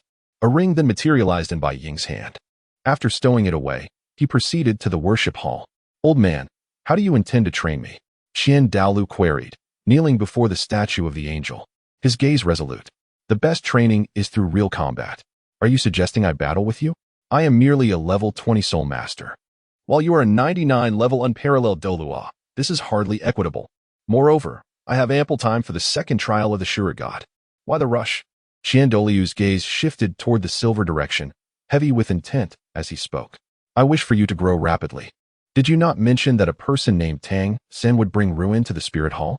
Thus, to prevent its destruction, I must prepare accordingly. Bai Ying sighed, fine. But I must warn you, old man, please go easy on me. Do not kill me. Qiandao Liu remained silent, but suddenly emanated a terrifying aura. An invisible pressure spreading immediately. Bai Ying, disregarding the situation, unleashed his ultimate artifact, the Time Battle Blade. First soul skill, Hidden Dragon Roar. Time Battle Blade. First divine skill, Dread. A dragon's roar echoed in Qiandao Liu's ears, briefly surprising him, but he quickly subdued his astonishment, remaining unaffected. He maintained his posture, as if the roar were merely a whisper in the wind, inconsequential. Seeing this, Bai Ying smiled slightly, secretly admiring the situation. He understood that the power of that dragon's roar was fearsome, yet before Qiandao Liu, it was as if it had vanished into thin air, silent and unnoticed. This exemplified the unfathomable strength of an unparalleled Doluo. Taking a deep breath, Bai Ying's aura surged dramatically, a divine presence radiating from him. As if he were the sovereign of the world, everything under his command. Qiandao Liu sensed his soul power being suppressed, and his expression changed abruptly. Time battle blade. Time seal. As the words fell, the surrounding time froze entirely. Just as Bai Ying felt a sense of triumph, Qiandao Liu's voice broke through. I must admit, you are impressive. If your soul power were to reach the soul sage level, combined with this divine artifact, I might indeed be at a disadvantage. However, currently, you are still too weak to unleash the true might of the artifact. Second soul skill, Holy Light Radiance. A golden light unique to the angel god enveloped Qiandao Liu. And the moment the golden light touched Bai Ying, he felt an impending doom. His soul power had been suppressed, leaving him with no strength to resist. First soul skill, Sword of Judgment. The golden light coalesced into the shape of a sword, cleaving towards him in an instant. With a thunderous crash, Bai Ying was sent flying, crashing heavily to the ground. Struggling to rise, Bai Ying exclaimed, Old man, are you trying to kill me? You are bullying the weak. Showing no respect for age. Showing no respect for age? Today, I shall show you what true disrespect for age means. A pig-like wail echoed through the worship hall. How long had passed? Bai Ying, battered and bruised, made his way to Qian Renxue's quarters. Great offering. Is this not a bit too hasty? The golden crocodile Doluo remarked. Little Ying is still a child. Even though he has attained the 9th trial of the Shura God, as he mentioned, he has sufficient time. Alas, this is not only for his benefit but also for little Shue's. I sense that Bibi Dong has already received divine inheritance. Although I am unaware of which deity she has inherited from, it is undoubtedly significant. He must grow swiftly to safeguard the angel lineage. I understand. Great offering. Upon seeing Bai Ying, battered and bruised, Qian Renxue's heart ached. Who did this to you? It's nothing. It was my grandfather. He was helping me complete the Shura Goddess trial. Grandfather has already shown mercy. Otherwise, I wouldn't have had a single chance against him. All right. Remember we planned to go shopping yesterday. Have you forgotten? Can you even go shopping in this state? It's fine. It merely looks worse than it is. It's all superficial wounds. Seeing his injuries made Qian Renxue's heart ache, yet she nodded in agreement. After reuniting with Dugu Yan and Yi Lingling during the day, both Dugu Yan and Yi Lingling cast glances toward Bai Ying. Only Qian Renxue appeared melancholic, as if burdened by unspoken troubles. In the evening, Dugu Yan and the others returned, while Qian Renxue and Bai Ying returned to her residence. Little Ying, I have made a significant decision. What decision? I am going to the Tiandou Imperial Palace. Have you lost your mind? Sister Shui, I have told you before, you will surely fail. It would be better to remain in the spirit hall and cultivate. With grandfather's assistance, you would be the first to become a deity. Little Bai. This decision has been on my mind for a long time, and grandfather has agreed. What? The old man agreed? That accursed old man, I will confront him. Do you realize how perilous it is to infiltrate? Did I not say that once I passed the 2nd trial of the Shura God, we would only be together? Consider this my plea, Sister Shui, please do not go. My mind is made up. I must go. Seeing Qian Renxue's resolute attitude, Bai Ying sighed. It seems I cannot change your mind. Very well, since this is your decision, I wish you good fortune. I shall take my leave. Is it truly the will of fate that cannot be defied, or is it merely destiny? As Bai Ying walked away, he suddenly noticed dozens of soul sages moving in an orderly fashion toward a certain direction. What could this be? Are they planning some action? I sensed something ominous in the air. At that moment, within the ranks, the figures of Zhu Doluo, Ghost Doluo, and Bibi Dong emerged from the spirit hall. What precisely are these three plotting? Chapter 25. The rescue of Shiau Wu. Indeed. Should I inquire of Qiandao Liu? He must know precisely what has transpired. In the hall of offerings, a voice rang out, Old man, come out. Why did you send Shuai to the heavenly Dou Imperial Palace? Qiandao Liu, hearing the voice from afar, understood that someone had come to settle accounts with him. Standing with his hands clasped behind his back, he replied, It is Shuai's own choice. I have no authority to interfere. Are you not concerned about the potential dangers your granddaughter may face? She is your own flesh and blood. If anything were to happen to her, what would I do? I have already communicated this to her, and to you as well. This infiltration plan is far less advantageous than having her by your side. If she remains with you, Her innate talent will undoubtedly allow her to inherit the title of Angel God sooner. I have said it before, this is Shue's decision. Furthermore, this experience serves as a form of training for her. Do you have any further matters to discuss? If you wish for me to persuade Shuer to abandon this plan, then you may as well return. Very well, old man. Since this is Shue's own decision and you will not dissuade her, I shall not waste my time here. I wish to inquire about the spirit hall. Are they sending out such a large number of people? What is their objective? It seems Bibi Dong intends to procure a 100,000 your soul ring from the Stardo Great Forest. A 100,000 your soul ring? The Stardo Great Forest? Why does that sound so familiar? I feel as though I am on the verge of recalling something significant. Congratulations, host. You have received a special mission. Save Shiau Wu. Mission reward. Soul power increased by 10 levels, and Shiau Wu's affection level at 100. How did I not consider this sooner? Given the current trajectory of events, Bibi Dong is undoubtedly planning to act against Shiau Wu and her mother. Old man, promise me one thing. Should I pass the second assessment of the Shura God? I wish to journey through the Dolua continent. Agreed. Upon witnessing this, Bai Ying spoke no further and swiftly departed back to his chamber. Observing Bibi Dong's demeanor, it was evident that formidable Soul Sage level experts accompanied her, including 2 title Dolua, making a total of 3. It appears I have no choice but to proceed in this manner. System, I wish to utilize the 3-minute Divine Experience card. Congratulations, host. Usage successful. A surge of terrifying power coursed through his body in an instant. Bai Ying donned the Qian ring and proceeded to disguise himself in a stealthy garment, ultimately leveraging his formidable strength to forcibly tear through the fabric of space. Arriving at the Stardo Great Forest, Bai Ying immediately unleashed his spiritual energy to locate Shiau Wu and her companions. Shiau Wu, hurry. Mother will hold them off for you. Aru's voice was strained and desperate as she faced the onslaught of numerous soul sages and 3 title Dolua, clearly at her physical limits. You shall not acquire my soul ring and soul bone. Aru understood that her demise was inevitable today, yet she resolved to not let them succeed easily. Just as she prepared to self-destruct and obliterate her own soul bone, Bibi Dong cast a cold glance her way and remarked, wanting to take your own life? Unfortunately, you lack the capability. Rest assured, once you perish, I shall claim your soul ring and soul bone, and your daughter will soon join you. The abyssal slash of space rent. A terrifying wave of soul power tore through the void, aiming directly at Aru. Invincible golden body. A flicker of death crossed Aru's face as a golden light enveloped her, barely fending off the attack. At that moment, the 2 title Dolua, Ju Dolua and Gue Dolua, also took action. 9th soul skill, Withering Chrysanthemum, Fallen Petals, Heartbreak. 9th soul skill, Hell Wraiths. A tempest of chrysanthemums transformed into lethal blades, racing toward Aru like a harbinger of death, while from beneath the ground, countless ghostly hands erupted, resembling the spirits of the damned, seeking to drag her into an endless abyss. Faced with this barrage of fatal assaults, a glimmer of despair flashed in Aru's eyes, yet she refused to abandon her resistance. Her spirit power surging once more. Amidst the chaos, Bibi Dong's figure appeared as a demon descending, her 6 spider spears radiating an eerie glow, imbued with world-destroying power. Charging fiercely toward Aru, these 6 spider spears seemed capable of piercing through all defenses, and despite Aru's utmost efforts, she found it nearly impossible to withstand this fatal strike. Just then, an invisible pressure enveloped the area, and at that moment, the trio's attacks visibly dissipated. Aru vanished from midair. Who dares to show themselves?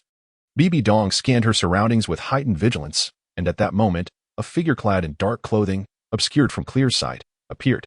Who are you? From the spirit hall? Step aside, or your fate will be sealed. As the figure became clearer in the air, his features were veiled by a black cloak, revealing only a pair of deep, star-like eyes. He cradled Aru in his arms, his demeanor suggesting he was protecting a treasured possession. With a mere flick of his finger, he directed it toward Bibi Dong and her companions, and the invisible pressure instantly plunged the entire Stardo Great Forest into silence. You 3, depart. The voice of Bai Ying resonated with calm authority, as if it descended from the heavens, imbued with irresistible power. Bibi Dong, Ju Dolua, and Gue Dolua exchanged glances. Having never encountered such a formidable opponent, the oppressive sensation made it difficult for them to breathe, as they felt their soul power seemingly bound by some mysterious force. Even the most basic functions becoming exceedingly arduous. Could this be the power of a god? Impossible. How could a deity exist in the Stardo Great Forest? Time trace. As these words fell, Bibi Dong and her companions found themselves enveloped in radiant light, an excruciating pain penetrating deep into their souls, one that was unavoidable. The trio immediately cried out in agony. Ninth soul skill, immortal body. How can this be? I activated immortal body. Why do I still feel pain? This technique appears to bypass both physical and spiritual defenses. What kind of skill is this? This is divine prowess, Bibi Dong. Do you see now? The chasm between mortals and gods is vast. I advise you to depart swiftly. Otherwise, I shall not hesitate to ensure you remain here forever. Quickly, go. All three sensed a terrifying aura of death. In the divine realm, the Shura God suddenly felt a disturbance, abruptly opening his blood-red eyes to witness the unfolding events. What on earth is happening? Why does this presence exude the essence of a deity? Has another god intervened? Chapter 26, A Rose Sacrifice. Absolutely not. I can't let anyone else snatch the inheritor I've finally obtained. With this thought, a divine thought emanated from the god of Azura. And the Azura god's mark on Bai Ying's forehead suddenly flickered. Azura god's second trial completed. Reward, soul power increased by 5 levels. Far away in the god realm, the god of Azura finally breathed a sigh of relief and said, I must not discover which bastard is trying to steal my inheritor. Otherwise, I will obliterate them all. What in the world is going on? Why? How did I pass the Azura god's second trial so inexplicably? Boy, have you obtained the inheritance of other divine positions besides mine? Tell me, which scoundrel is it? The god of Azura's voice, filled with murderous intent, made Bai Ying utterly bewildered. What do you mean by obtaining the inheritance of other divine positions? So that's it. No wonder the god of Azura made my second trial so easy to pass. He must have sensed the divine aura on my body and feared losing his inheritor. Which is why he allowed me to pass. What exactly are you trying to say? I haven't obtained the inheritance of any other god. It had better be true, otherwise. If I find out, I will slay that wretch. After the god of Azura's voice faded, Bai Ying could distinctly sense a hint of jealousy and fear. Mama, are you all right? Shiau Wu, in the distance, trotted over, her tears uncontrollable as she gazed at the severely injured A-Ro. Bai Ying supported A-Ro and channeled soul power into her body as gently as possible. Disaster. Am I still too late? Please, save my mama. Shiau Wu pleaded. Her tear-filled eyes fixed on Bai Ying, as if grasping at the last straw. Alas, aren't you afraid that I might be a villain too? Hearing this, Shiau Wu shook her head without hesitation. I know you must be a good person. Only a good person would help us. Please, save my mama. A good person? I do want to save her, but she attempted to destroy her own soul rings and soul bones before she died, and she was forcibly interrupted just now. Her body has sustained irreparable damage. I am powerless. How can this be? You're so capable. How can you not save her? Please, my mama. At that moment, A-Ro gradually regained consciousness, realizing that her days were numbered. She turned to Bai Ying and said, Thank you for saving me. I am sorry. I am powerless. Your injuries are too severe. I understand. Those people didn't obtain my soul rings and soul bones, so they will definitely return. Shiau Wu, you must leave quickly. Mama. I won't leave. In the distance, Bai Ying watched this scene, feeling a pang of heartache. Great God of Azura, are you still there? What is it? God of Azura. I would like to ask you for a favor. You must have a way to revive this soul beast. Why should I help you? Besides, it's just a soul beast. Moreover, gods cannot interfere in the mortal realm. I can tell you that right now. God of Azura, as the enforcer of the god realm. Who can reprimand you if you break the rules? Besides, rules are rigid, but people are adaptable. Please, for my sake, save her. The god of Azura frowned, pondering. I finally waited for an inheritor. What if he abandons me if I don't fulfill his request?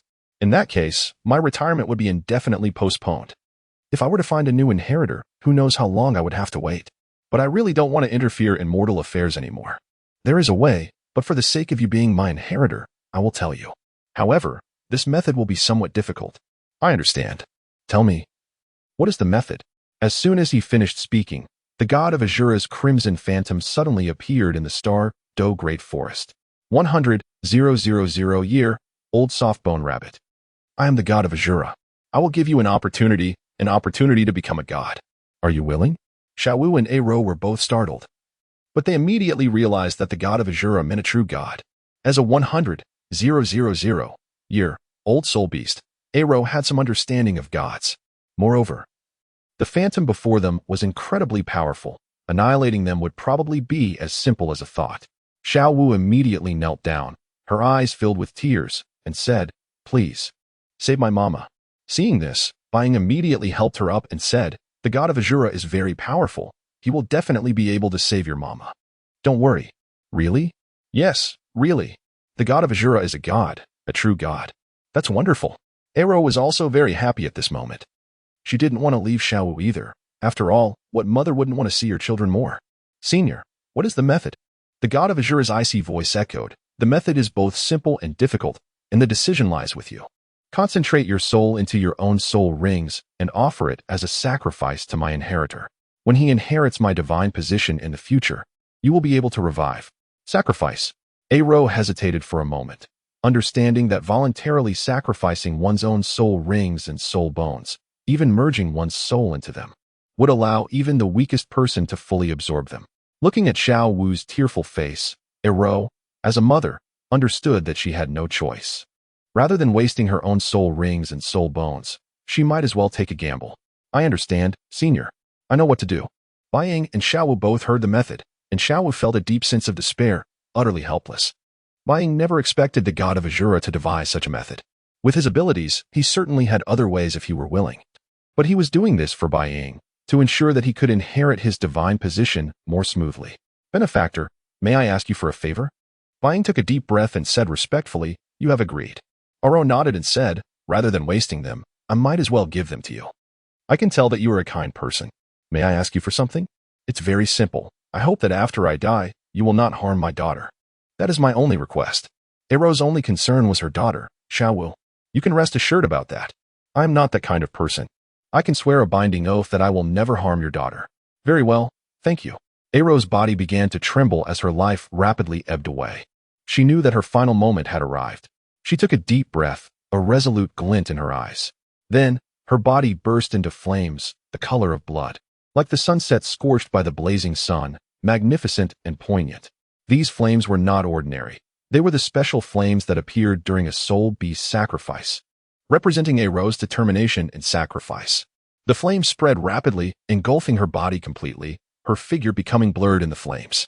Aro's figure gradually dissipated in the flames, transforming into a brilliant ray of light that soared into the sky.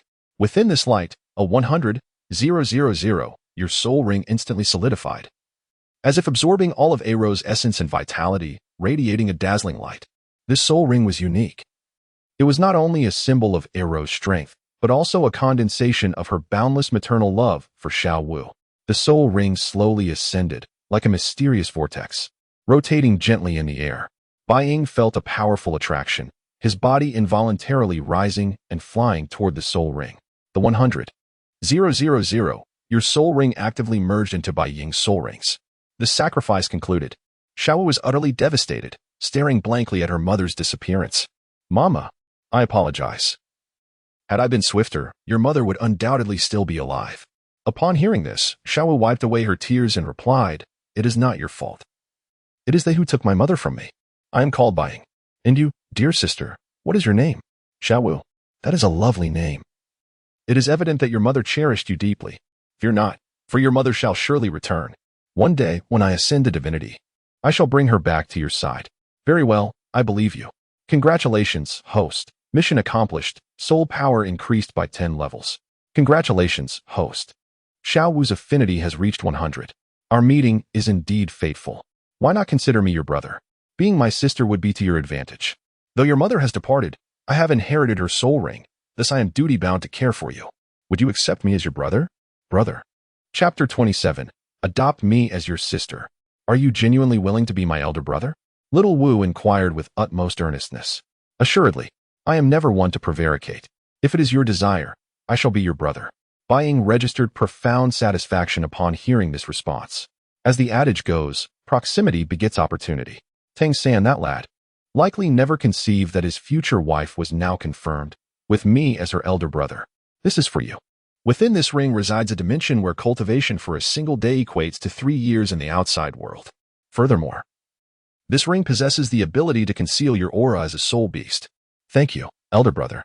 This is far too precious. I cannot accept it. It is not given without conditions. In our human realm, bestowing a ring upon a maiden signifies the intention to wed her in the future.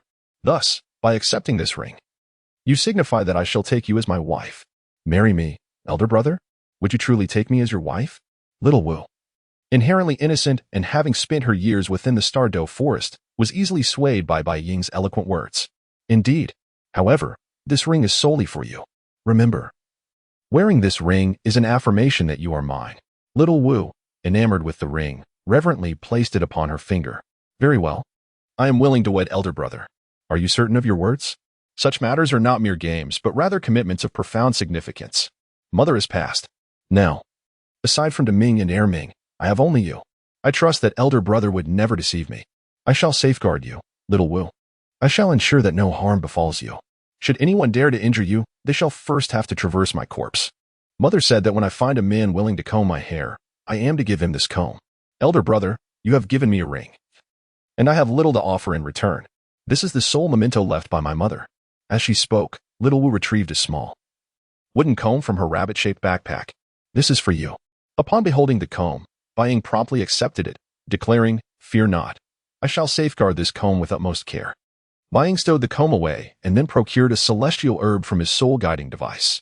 Elder brother must now depart, but I pledge to return for you. Should you venture into the human world, seek out Nodding College. I shall await you there. Do you understand? Must elder brother depart? Little Wu desires not for your departure. I wish to accompany you as you leave the Stardow forest to seek vengeance against those who wronged us. Please, take me with you. Your strength is insufficient. Those individuals are formidable, possessing the power of titled Dolaw. If you seek vengeance, you must first become powerful. Do you comprehend? Before you attain such power, do not seek vengeance, lest you suffer harm. My concern for you is paramount. Do you understand? Otherwise, your mother's sacrifice would be in vain. Little Wu understands. Listen well. This is for you. It is called the Bodhi Transformation Saliva, a celestial herb capable of enhancing your constitution and bestowing upon you greater talent. Absorb it, and when the opportune moment arises, depart the Stardow forest and seek me out at Nodding College. Do you understand? I understand. Thank you, elder brother. After absorbing the Bodhi Transformation Saliva, little Wu appeared to have grown slightly taller. Bai Ying then gently ruffled her hair and said, Await my return. Do you understand? Never reveal your identity as a soul beast within the human world. Exercise caution and never remove the ring I have given you. With that, he cast a final glance at little Wu and activated the teleportation talisman. Fortunately, the system's task has been fulfilled. This time, severely injuring Bibi Dong has dealt a significant blow to Chrysanthemum Dolua and Ghost Dolua. Suddenly, the voice of the Azura God resonated within Bai Ying's mind. The third trial of the Azura 9 trials. Slay a titled Dolua level expert within 10 years. A titled Dolua? It seems this trial is rather straightforward. Arriving at the Hall of Offerings, he announced, Old man, I bring tidings of joy. I have passed the second trial of the Azura God. Qiandao Liu. Upon hearing these words, was rendered speechless, wondering if the boy had lost his mind. Little Ing, I understand your concern for little Shui, but you must not fabricate such tales. Do you understand? Old man, do you truly believe I am deceiving you? Since the vitality within me, have I not broken through to level 30? Moreover, I have acquired a 100,000, your soul ring. Behold. With that, he unleashed the 100,000, your soul ring, leaving Qiandao Liu utterly dumbfounded. When had the trials of the gods become so facile? He himself had invested considerable time and effort in completing the Angel 6 trials, even risking his life in some instances. Could it be that the Azura God's trials were less arduous, or that the Angel God's trials were excessively stringent? Qiandao Liu pondered silently, gazing at Bai Ying and inquiring, How did you manage to pass the trial? Ah, that is beyond your comprehension. The Azura God, witnessing my diligence, simply allowed me to pass the second trial. In truth, I am unsure how I managed to pass so fortuitously. Pass so fortuitously? You jest. But how does this lad explain it? Ah, yes, the Azura God has already revealed the third trial, tasking me with slaying a titled Dolua level expert within 10 years. Simple, is it not? Qiandao Liu, upon hearing the word simple, could not help but utter a coarse remark. Do you comprehend the significance of a titled Dolua? Do you realize the immense difficulty in slaying a titled Dolua level expert? What difficulty is there? Slaying a titled Dolua level expert is no problem for me. Qiandao Liu sighed. Very well. Now that you have passed the second trial, little Shui's substitution plan shall commence in a few days. Go and bid her farewell. Understood. Throughout this night, I have come to a greater understanding. Only with sufficient strength can I protect those around me. I must become stronger, strong enough to surpass all, and ensure that little Shui is spared such hardship. Qiandao Liu lamented, in the end, it is all my fault. Chapter 28. The assassination of Xuechinghe enough, old man. Do not berate yourself any longer. I have a request for you. What is it? I wish to traverse the continent, and most importantly, I aspire to teach at the Nodding Academy in the Heavendo Empire. Although this academy is merely a primary soul master institution, I have reliable information that Tangsan is studying there. This matter is imperative. You must agree to it. Are you planning to harm Tangsan? Of course not. I intend to seize his most cherished possession. Then it is settled. I shall take my leave now. Farewell. By the way, regarding my identity, you must have a way to conceal it? I beg you, grandfather. Bai Ying understood well that some matters were immutable. I must prepare thoroughly. It seems the time to depart has come. The following morning, the Snake Spear de Loa and the Qingwan de Loa squad, having received credible intelligence, were aware that the second prince of the Heavendo Empire, Xuechinghe, would be venturing out of the palace today. The roads had long been lined with preparations, and numerous soul masters from the spirit hall, including 2 titled Doluos, were stationed strategically. This plan was undoubtedly flawless. A lavish carriage, adorned with golden trimmings, appeared, shimmering in the sunlight, exuding the royal majesty. The surrounding populace instinctively knelt, their heads bowed in reverence for the royal family of the Heavendo Empire. As the carriage approached, the window was partially opened, releasing a waft of floral fragrance. The ambushers from the spirit hall were on high alert, holding their breath, as if even the slightest sound might disrupt this sacred moment. Their gazes were fixed on the carriage, weapons trembling slightly in their hands, betraying their inner excitement and tension. Inside the carriage, the second prince, Xuechinghe, sat regally. With a handsome visage and eyes that sparkled with ambition, he donned splendid royal attire, further enhancing his remarkable presence. A smug smile graced his lips as he thought, at last, I have become a soul master. Surely, my father will regard me with greater esteem now. As the carriage turned into a secluded corner, a sudden attack erupted. Quick, protect the second prince. The guards surrounding the carriage were swiftly dispatched by the oncoming soul masters from the spirit hall. In an instant, the Qingwan Dolua struck, eliminating the soul king within the carriage before he could react. The scene was terrifying. Xuechinghe, seated within the carriage, was utterly horrified. As a prince, he had never witnessed such a gruesome spectacle. Do you not know his identity? He is the second prince of the Heavendo Empire. If you dare to harm him, the empire will not spare you. One of the soul saints shouted, believing that few would dare defy the second prince. However, before he could finish, a spear lunged forth. And with a sickening sound, the soul saint's head was severed from his body, a grotesque sight indeed. Trembling, Xuechinghe stammered, Who are you? I am Xuechinghe. Qian Renxue, with an aura of intense murderous intent, approached slowly. Do not come any closer. I am the second prince of the Heavendo Empire. The second prince must die. Someone help. Yet, his guards had already been eliminated by the numerous ambushers from the spirit hall, rendering his cries for help unheard. With a swift motion, Qian Renxue dealt the fatal blow to Xuechinghe, then commanded, Dispose of the body. Understood, replied one of the soul masters. The plan was a resounding success. You two go inform grandfather, Qian Renxue said, employing a soulbone skill to transform into Xuechinghe. His expression serene as he gazed out the window, seemingly awaiting someone. Noticing Qian Renxue's worry and self-reproach, the Snake Spear Dolua spoke. The grand priest forbade him from coming, fearing he might act emotionally and jeopardize the infiltration plan. I understand. Let us return to the Heavendo Palace. Wait. Bai Ying, panting, interjected. The Snake Spear Dolua remarked. Showing, why are you here? You must return. How did you know we would depart today? Asked the Qingwan Dolua. Bai Ying did not respond, but instead approached the carriage. I merely wish to bid farewell to Sister Xue. It will not take long. You need not worry. I know what I must and must not do. The two did not stop her as she entered the carriage. Both Bai Ying and Qian Renxue fell into silence.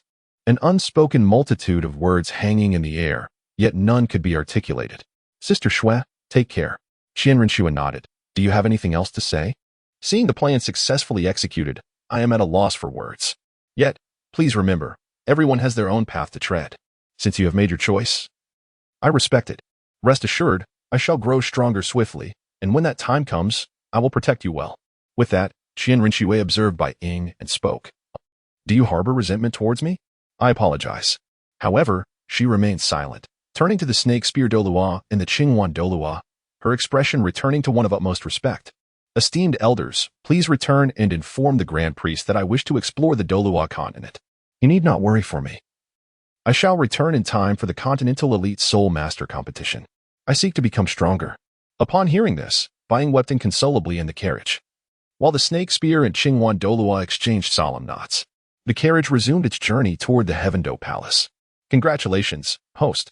The main quest has been activated. Please proceed to Nodding Academy to assume your role as a teacher. Host, I sense a disturbance in your emotions. After living together for so long, the sudden departure was inevitably bittersweet. What is today's sign and reward? Congratulations, host. You have received a bronze mask. Once worn, it can alter one's appearance and conceal one's presence. Its efficacy surpasses that of the Qianrenxue Divine Ring. It appears to be an excellent item. Thank you, system. In the Grand Priest Hall, after Qiandao Liu's plan was successfully executed, a profound sadness enveloped him. The Snake Spear Dolua bowed and inquired, Grand Priest, do you truly not mind Xiaoying embarking on her journey across the continent? Qiandao Liu sighed, turning away. One must grow.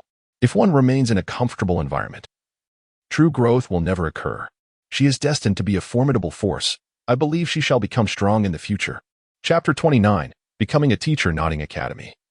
The Seoul Junior Soul Master Institution in Nodding City welcomed Bai Ying after considerable effort.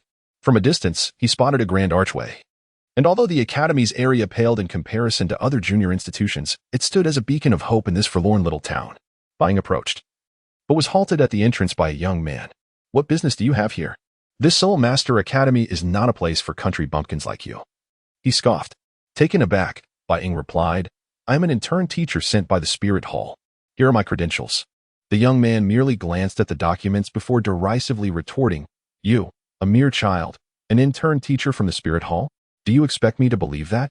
You lowly wretch, let me in, or you might find yourself in trouble. You dare insult me? A mere child thinks he can insult me without facing consequences? You have no idea of my prowess, the young man hissed, clenching his fists and throwing a punch aimed directly at Bai Ying's face. Bai Ying calmly responded, I had no intention of causing trouble, but if you insist, I cannot be blamed.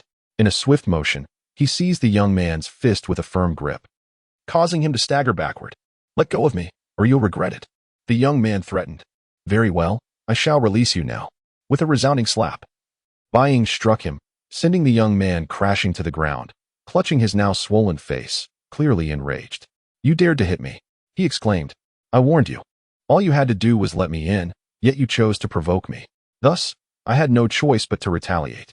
At that moment, the headmaster of Nodding Academy appeared. Upon seeing the headmaster, the gatekeeper regained his bravado, exclaiming, Headmaster, there's an intruder in the academy. The headmaster ignored him and turned his gaze to Bai Ying, whose luxurious attire suggested he was from a wealthy family. May I ask, young one, why you struck him? The headmaster inquired gently, attempting to de-escalate the situation, as appearances could often be misleading. Greetings, I am an intern teacher sent by the Spirit Hall. Here is my identification. He presented a document.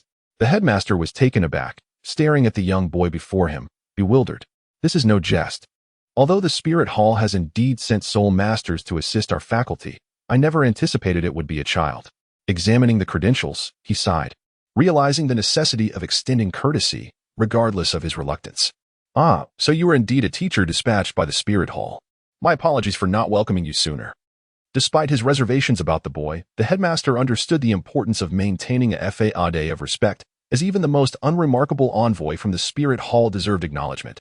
However, he continued, Nodding Academy requires a minimum of a 3-ring soul master.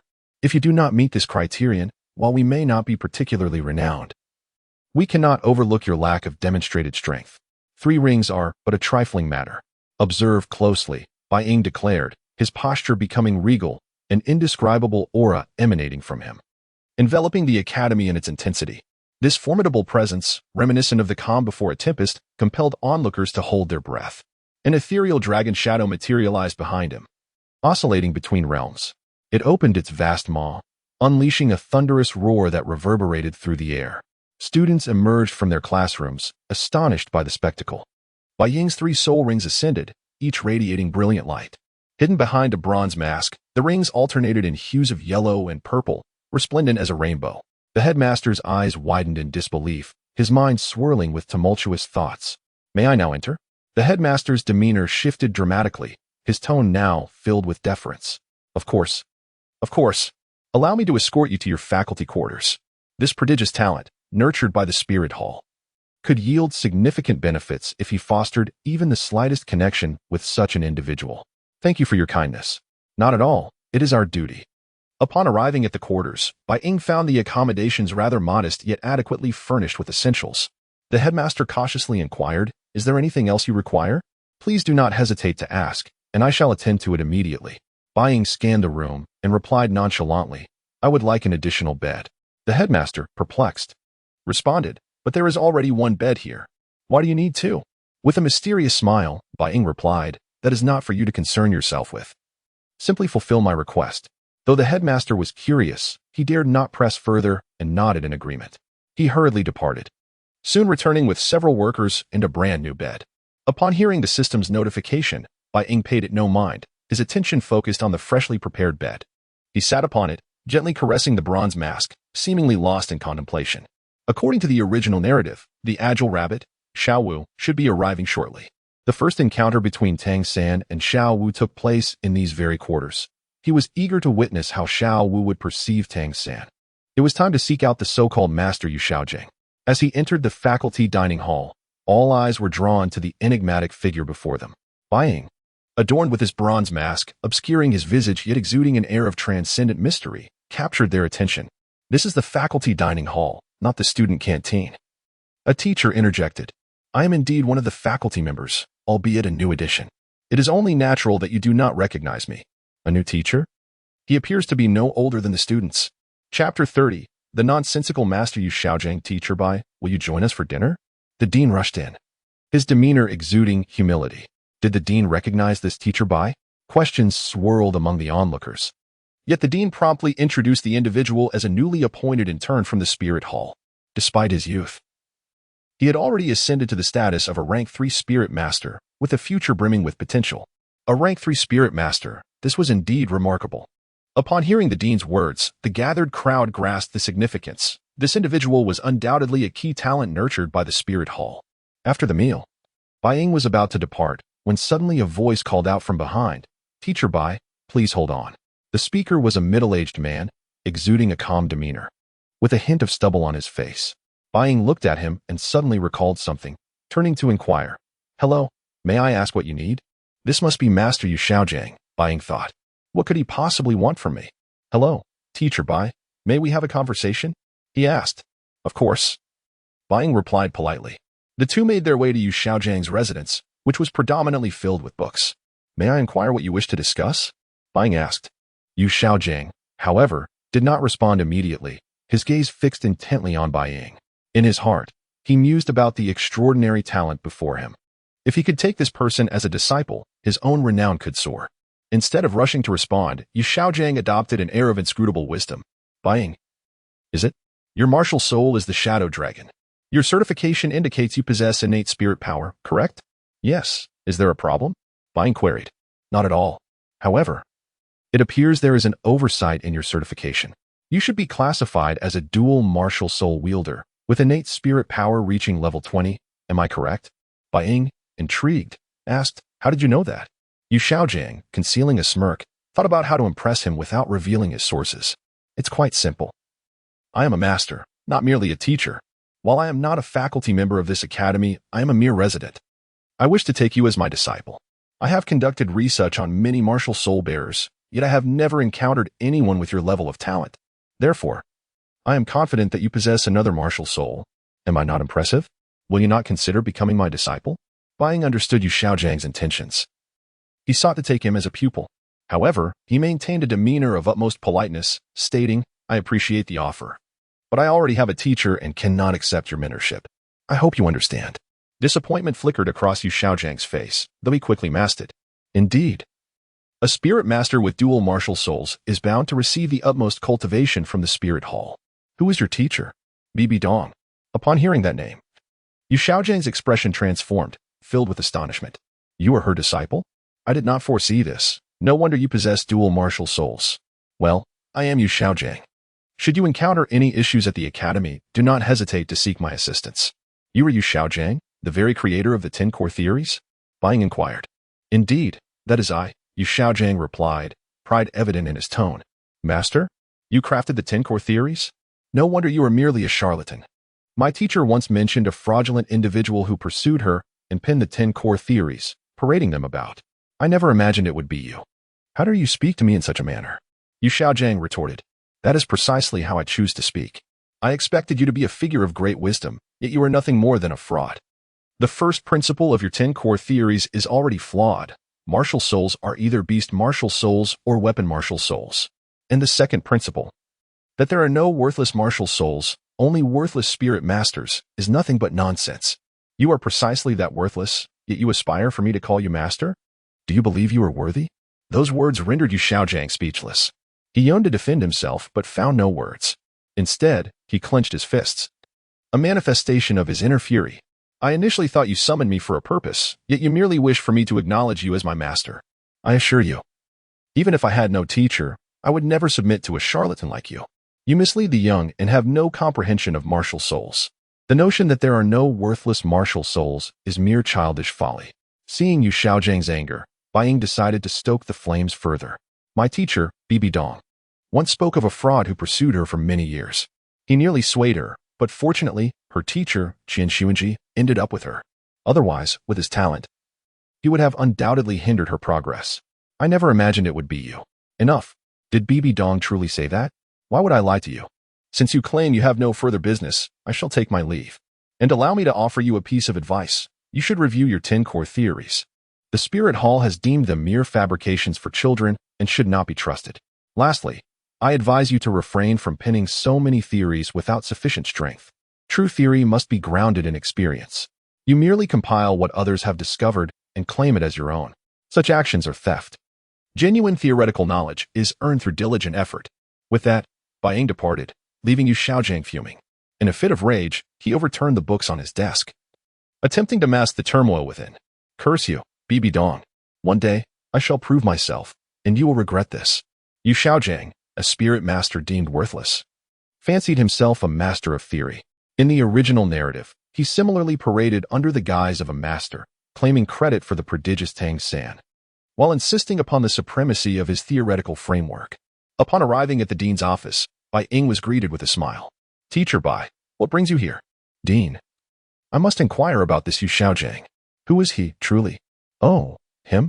He is merely a resident. We are friends. Why do you ask? He expressed a desire to take me as his disciple. I advise you to keep your distance from him. His assertion that there are no worthless martial souls, only worthless spirit masters, is indicative of his incompetence. Such a man, capable of crafting such drivel, unequivocally reveals his own worthlessness. I do not wish for this encounter to repeat. The dean, taken aback, sighed deeply. I understand. Rest assured, such an occurrence will not transpire again. Chapter 31. The appearance of Shiau Wu. I have faith that the dean is a wise individual. The dean hastily replied, Then I shall go and expel him at once. Bai Ying chuckled and shook his head, saying, This so-called master, Yu Xiaojang, is reputed to be invincible in theory, is he not? My intention is not to have him expelled. Rather, I wish to see him utterly disgraced. Do you have some grievances with him? Well, one might say so. His connection to the Spirit Hall is rather complex. I only require you to provide him with subtle hints to deter him from his actions. After all, the relationship between the Spirit Hall and him is quite evident. To put it another way, it is precisely because of him that I have come here. The dean, even as a friend of the master, was not privy to the depth of their connection. I understand. One must treat the ancestors with utmost respect. Very well, Dean. I have no further business here. I shall take my leave now. Just a reminder is sufficient. As for how to remind him, you are a clever man and need not my guidance on such matters. I comprehend. Rest assured. Upon returning to the faculty dormitory, Bai Ying inwardly reminisced about the first encounter between Shiau Wu and Tangsan, which transpired within the confines of the 7th dormitory at Ning Academy. At that time, they came as work-study students amidst an institution where the majority were divided into ordinary students, noble academicians, and work-study individuals. The work-study students held the lowest status, often the offspring of impoverished families, and were frequently subjected to bullying. Calculating the time, Shiau Wu should be arriving shortly. Days later, Ning Academy officially commenced its academic year. Old Jack brought Tangsan, who finally arrived at the academy. Bai Ying had spent the days loitering at the school gate, observing the students pass by. Being a teacher, the students dared not speak, their heads bowed in respect. Although they whispered about Bai Ying, they remained oblivious to his true prowess, and none dared to provoke one associated with the spirit hall. As old Jack and Tangsan reached the entrance, the guard's demeanor transformed, becoming notably more courteous. After all, a visitor from the spirit hall was not something a mere guard could handle lightly. At that moment, Yu Xiaojing appeared, his expression indicating that he had received a scolding from the dean, turning sour upon seeing Bai Ying. Teacher Bai, as an educator, it seems rather inappropriate to be idle all day long, Yu Xiaojing mocked. Without holding back, Bai Ying retorted, which of your eyes perceive me as idle? Furthermore, I relish in my freedom. Do you have any authority over me? And let us not forget, you are no different. Yet you dare to reprimand me for residing here for free over the past 3 years? Yu Xiaojing's countenance shifted again, his fist clenched tightly, yet he refrained from striking. Knowing well he was no match for Bai Ying. At that juncture, he noticed the activity at the entrance and approached. Sir, may I see your proof of affiliation with the Spirit Hall? Old Jack, realizing the individual before him likely held significant standing within the academy, promptly presented the proof. The proof was indeed authentic. Innate full soul power of blue silver grass. Perhaps this could qualify him to be my disciple, he mused. After reprimanding the guard, Tangsan felt a newfound appreciation for the master. Thank you, teacher. I am not merely a teacher here. The distinction between a master and a teacher is vast. Then you must be a leader or hold considerable authority. I am merely a freeloader. By the way, would you like to become my master? Become your master? Tangsan, ever astute, would not easily agree without understanding the other party's background. A move that would neither offend the master nor provoke a response regarding why he would wish to follow him. Yu Xiaojing, a cunning old fox, recognized this and replied, "It is because you are the 4th individual to possess twin martial spirits." Tangsan was utterly taken aback. How did you know? Seeing a glimmer of trust in Tangsan's eyes, Yu Xiaojing seized the opportunity, stating, based on this proof. He then elaborated on his research theories. Just as Tangsan was about to accept him as a master, Bai Ying interjected, "Little brother, I advise you not to be swayed by such individuals, or you shall inevitably face dire consequences." Bai Ying's sudden appearance further incensed Yu Xiaojing, while Tangsan, puzzled, inquired, "Who are you?" "I am an intern teacher sent by the Spirit Hall. This master is nothing but a deceiver. It would be prudent for you to maintain your distance from him. Otherwise, you will inevitably come to regret it." Yu Xiaojing, about to rebut, suddenly realized that displaying too much anger would undermine his credibility, thus proving Bai Ying's assertions correct. He understood that the more incompetent a person was, the more they tended to argue loudly. At that moment, Tangsan could not fathom how one could discern his dual martial spirit status merely from a piece of proof. Such a person must possess profound insights. "Thank you for the warning." Without hesitation, Tangsan knelt and bowed to Yu Xiaojing, willingly stepping into the flames. Bai Ying found the spectacle amusing, reflecting on the futility of their folly, thinking, "You two will serve as my case study." Seeing Tangsan pledge himself as his disciple, Yu Xiaojing hastily took him away, fearing someone might snatch his pupil. Bai Ying waited until the afternoon when a charming figure with a ponytail, adorned with a small rabbit backpack, finally appeared. "Shiau Wu, wonderful. I must hurry and take her away. I cannot allow her to meet Tangsan." As Shiau Wu approached the entrance, she inquired, "Is this Nodding Academy?" Noticing the lack of response, she was about to ask again when a familiar voice resonated behind her. "Shiau Wu, long time no see." Shiau Wu spun around, memories of joy and pain flooding her mind, tears welling in her eyes as she cautiously asked, "Brother, is that you?" "Of course it is. I never expected you would truly come. It seems I did not misjudge you." As she heard his voice, her grip on the rabbit backpack tightened. Disbelief evident as she asked, "Is this real? Not a dream?" "You silly sister, of course, it is real." With that, he removed his mask, revealing a face both familiar and handsome. "This is truly happening? How wonderful. I have finally found you, brother." Chapter 32, the leader of the 7th dormitory. Of course it's true. Let's go. I've been waiting for you for a long time. Upon hearing these words, Shiau Wu paid no heed to their peculiarity. Instead, she beamed with joy and exclaimed, "Brother, you've been waiting for me all this time?" "Certainly. Now, let's head to the academy." Bai Ying retrieved the bag from his waist and led her into the institution. "You are entering as a work-study student." "Yes, brother. What's wrong with that?" "It's nothing, Shiau Wu. You see, I have a room in the academy, and there happens to be an extra bed, which would be perfect for 2. The room is quite spacious. Why don't you stay with me?" "Sure, let's go." A radiant smile illuminated Shiau Wu's face, her eyes sparkling like stars. It was a joy and reassurance that surged from the depths of her heart. Gazing at Bai Ying before her, she silently thought, I have finally found my brother. That feeling of regaining something lost made her entire world glow brighter. They arrived at the faculty dormitory, where Bai Ying attentively helped Shiau Wu organize her belongings. Each item was gently placed in its appropriate spot. Her clothes were neatly hung in the wardrobe. Books were categorized on the shelf, and her personal items were conveniently arranged for easy access. Everything felt so warm and homely. Meanwhile, Tangsan had vanished, and under Shiau Wu's influence, he quickly ascended to the role of the leader of the 7th dormitory. Just then, a teacher entered, addressing Bai Ying, Teacher Bai. I heard you brought a work-study student? Is there a problem? Not at all. It's just that the Academy's rule states that the faculty dormitory is reserved for teachers only. Students cannot reside with teachers. I hope you understand this regulation. The teacher appeared exceedingly respectful, evidently recognizing Bai Ying's significant status within the spirit hall, perhaps due to prior communication with the principal. Furthermore, as a work-study student, this young lady is expected to fulfill her duties. It would surely be inconvenient for you both to share accommodations in the faculty dormitory. Bai Ying responded, which regulation states that students cannot live with teachers. Besides, should I have a conversation with the principal about this? Well, I'm not trying to make things difficult for you. I'll first take my sister to see the work-study dormitory's environment. If it meets our standards, she'll move in. If not, then it simply won't work out. In that case, I'll cover her tuition fees. All right. After bidding farewell to the teacher, Shiau Wu suggested, Brother, should I move out? I will take you to see the work-study dormitory first. If it truly doesn't suit you, I will speak to the principal for alternatives. Upon arriving at the work-study dormitory, they found Tangsan seated cross-legged on his bed. The other occupants of the 7th dormitory looked on curiously. Are 2 more people coming?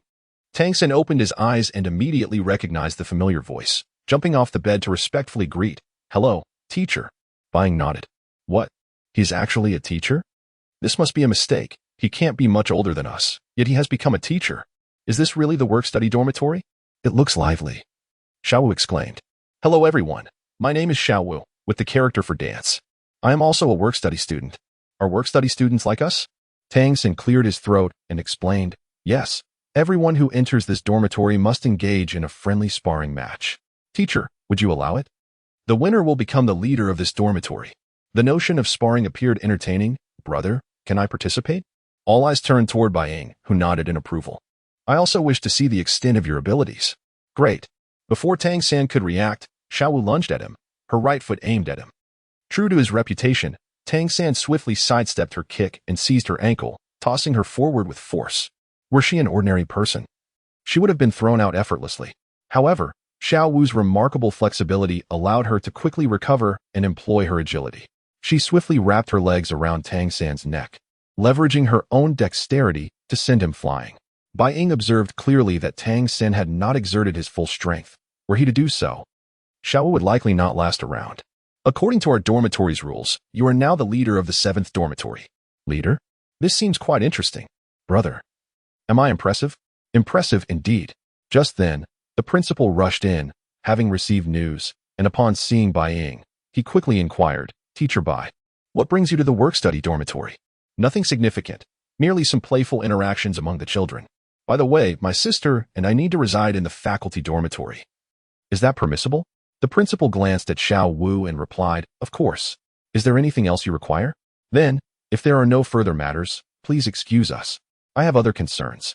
What on earth is Teacher Bai's true identity? Why does the principal treat him with such utmost respect? Once the principal departed, the students gathered around excitedly. Leader, your brother is incredible. Even the principal is so deferential. Shiau Wu beamed with pride. Of course, he is my brother. A truly formidable person. He has already surpassed the 3rd ring. 3rd ring Soul Master. All eyes turned toward Bai Ying, who merely chuckled modestly. It's merely a stroke of luck. Well, now that Shiau Wu has become the leader of this dormitory, if you encounter any issues, feel free to come to the faculty dormitory. If anyone bullies you, you can seek me out, and I will stand up for you. Is that genuine? How wonderful. With Teacher Bai around, those noble airs will no longer look down upon us. At that moment, Tangsan felt a peculiar sensation within him. He could vaguely sense Shiau Wu's significance to him. Why do I feel this way? Why am I experiencing such feelings for a young girl? What is happening? Shiau Wu was eager to remain there, yet Bai Ying could not acquiesce. He did not wish for Tangsan and Shiau Wu to develop such connections, for all his efforts would be in vain. Brother, why can't I? I want to live with my classmates. Why is that not allowed? Bai Ying replied firmly. It simply cannot be. You, as a girl, staying in a boys' dormitory? What sense does that make? Moreover, what would I say to your mother if anything were to happen? Chapter 33. Show me your strength. Moreover, I am your brother. How could I possibly harm you? Besides, Tangsan is not a good person, so be cautious and avoid him. However, upon hearing these words, Shiau Wu gazed at Bai Ying, her eyes revealing a flicker of hesitation and confusion. Bai Ying's words instilled a sense of unease within her, yet she found herself unable to refute him. After all, in her heart, Bai Ying had always been the caring and loving elder brother. Observing the expression on Shiau Wu's face, Bai Ying let out a gentle sigh. He understood that his words might be difficult for her to accept. Shiau Wu, you must trust me. Bai Ying's tone softened. I would never harm you. I merely wish for you to steer clear of those who wish you ill. Tangsan is not someone you can handle. All right, I understand. Let us go eat first. Bai Ying's words were like a spring breeze, dispelling the gloom in Shiau Wu's heart. Upon hearing the mention of a meal, her eyes instantly sparkled with delight, as if all her worries vanished in the face of culinary temptations. She joyfully leaped up, her face adorned with a childlike, innocent smile. Great, great. There will be delicious food. The anticipation and excitement radiated from her voice. Bai Ying looked at Shiau Wu, feeling a warm sense of comfort in his heart. He reached out to gently ruffle her hair, and together they made their way toward the cafeteria. The cafeteria at Confronting Academy was indeed a bustling place. They traversed through the throngs of people and descended to the second floor. In stark contrast to the noisy first floor, the second floor exuded an air of tranquility, adorned with exquisite decorations. Only a handful of students occupied the space, clearly indicating that the prices here were beyond the reach of the average student. Bai Ying skillfully ordered several specialty dishes, each one a feast for the senses, evoking a mouth-watering response. Shiau Wu's eyes sparkled like two tiny stars, and she eagerly picked up her chopsticks to savor these rare delicacies. Delicious. So delicious. Shiau Wu relished the meal, completely forgetting her earlier worries. Bai Ying watched her with satisfaction, feeling immense joy in her contentment. As they were leaving, Shiau Wu glanced at Wang Sheng and the others on the first floor, whose meals mostly consisted of unappetizing fare. Bai Ying understood her thoughts and decided to treat the entire class to a meal. However, he looked around the cafeteria and did not notice Tangsan. Where could that strange Tangsan be?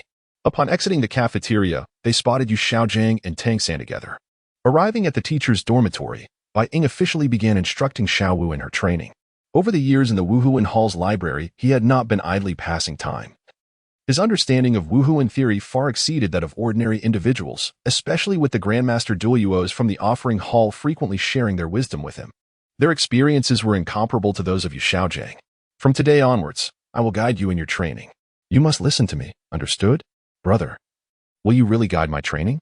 Of course, I am far superior to any master you might know. Now, before we begin, you must absorb this soul bone. What Bai Ying produced was the soul bone that Shiau Wu's mother had sacrificed to him. Due to the nature of his Wuhan, he had been unable to absorb it himself, thus keeping it safely in his storage-type soul tool until now. Now it was perfectly suited for Shiau Wu.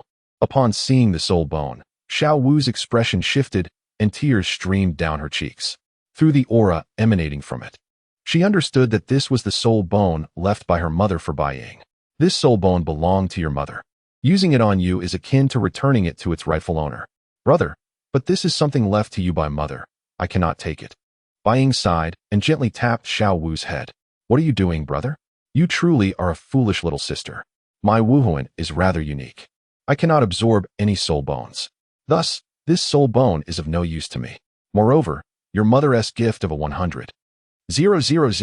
Your soul ring has already filled me with gratitude. I intended to keep this 100,000, your soul bone for you. I understand now, brother. The soul bone radiated a soft pink glow, seemingly imbued with endless warmth and love. As Shiau Wu pressed the soul bone to her forehead, the light instantly softened, reminiscent of her mother's gentle touch, warm and nurturing.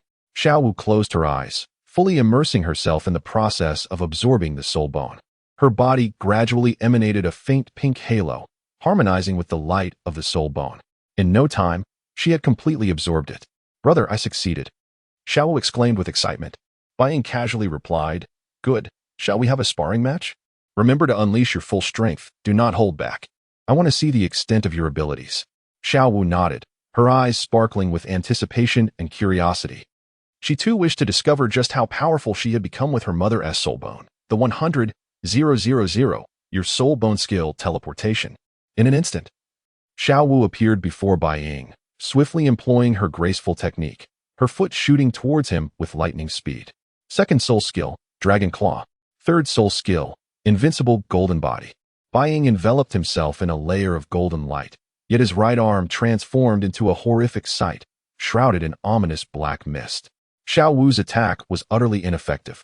Realizing her soul skills had no effect on Bai Ying, she swiftly leaped, attempting to seize his neck with her legs, intending to throw him using her agility.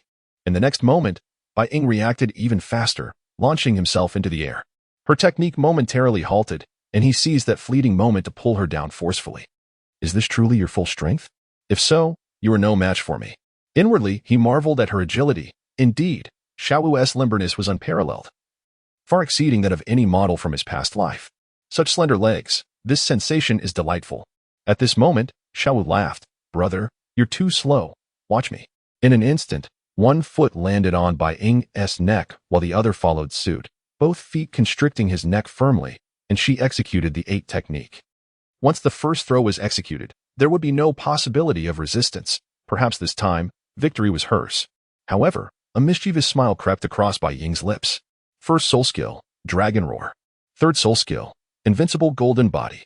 A resounding dragon's roar echoed, causing Shiau Wu's mind to go blank, and she involuntarily began to fall. Be careful. Seeing Shiau Wu about to tumble, Bai Ying swiftly caught her midair and reversed her descent. Chapter 34, Taking Advantage with a Resounding Bang. The presence of the indomitable golden body ensured that neither of the two sustained any injuries.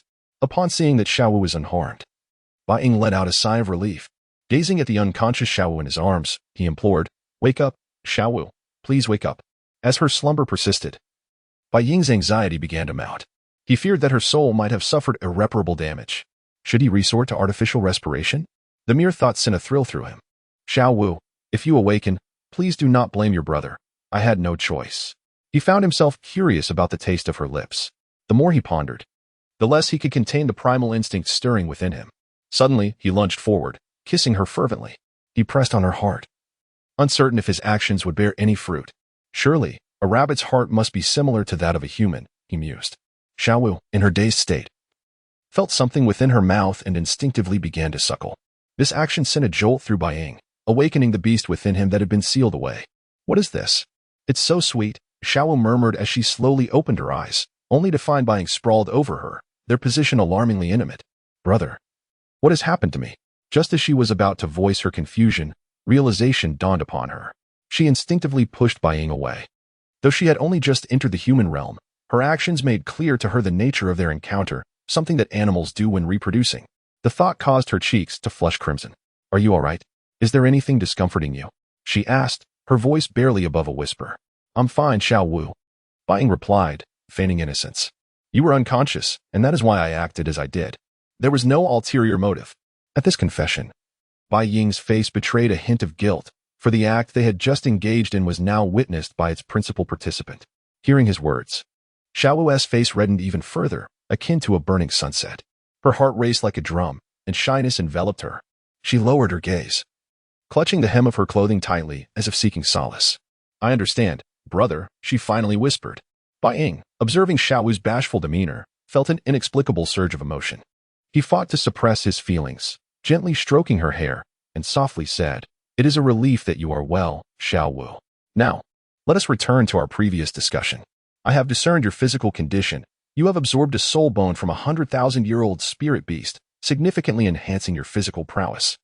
He explained that upon transforming into a human, spirit beasts lose all their powers, which is why such transformations are rare.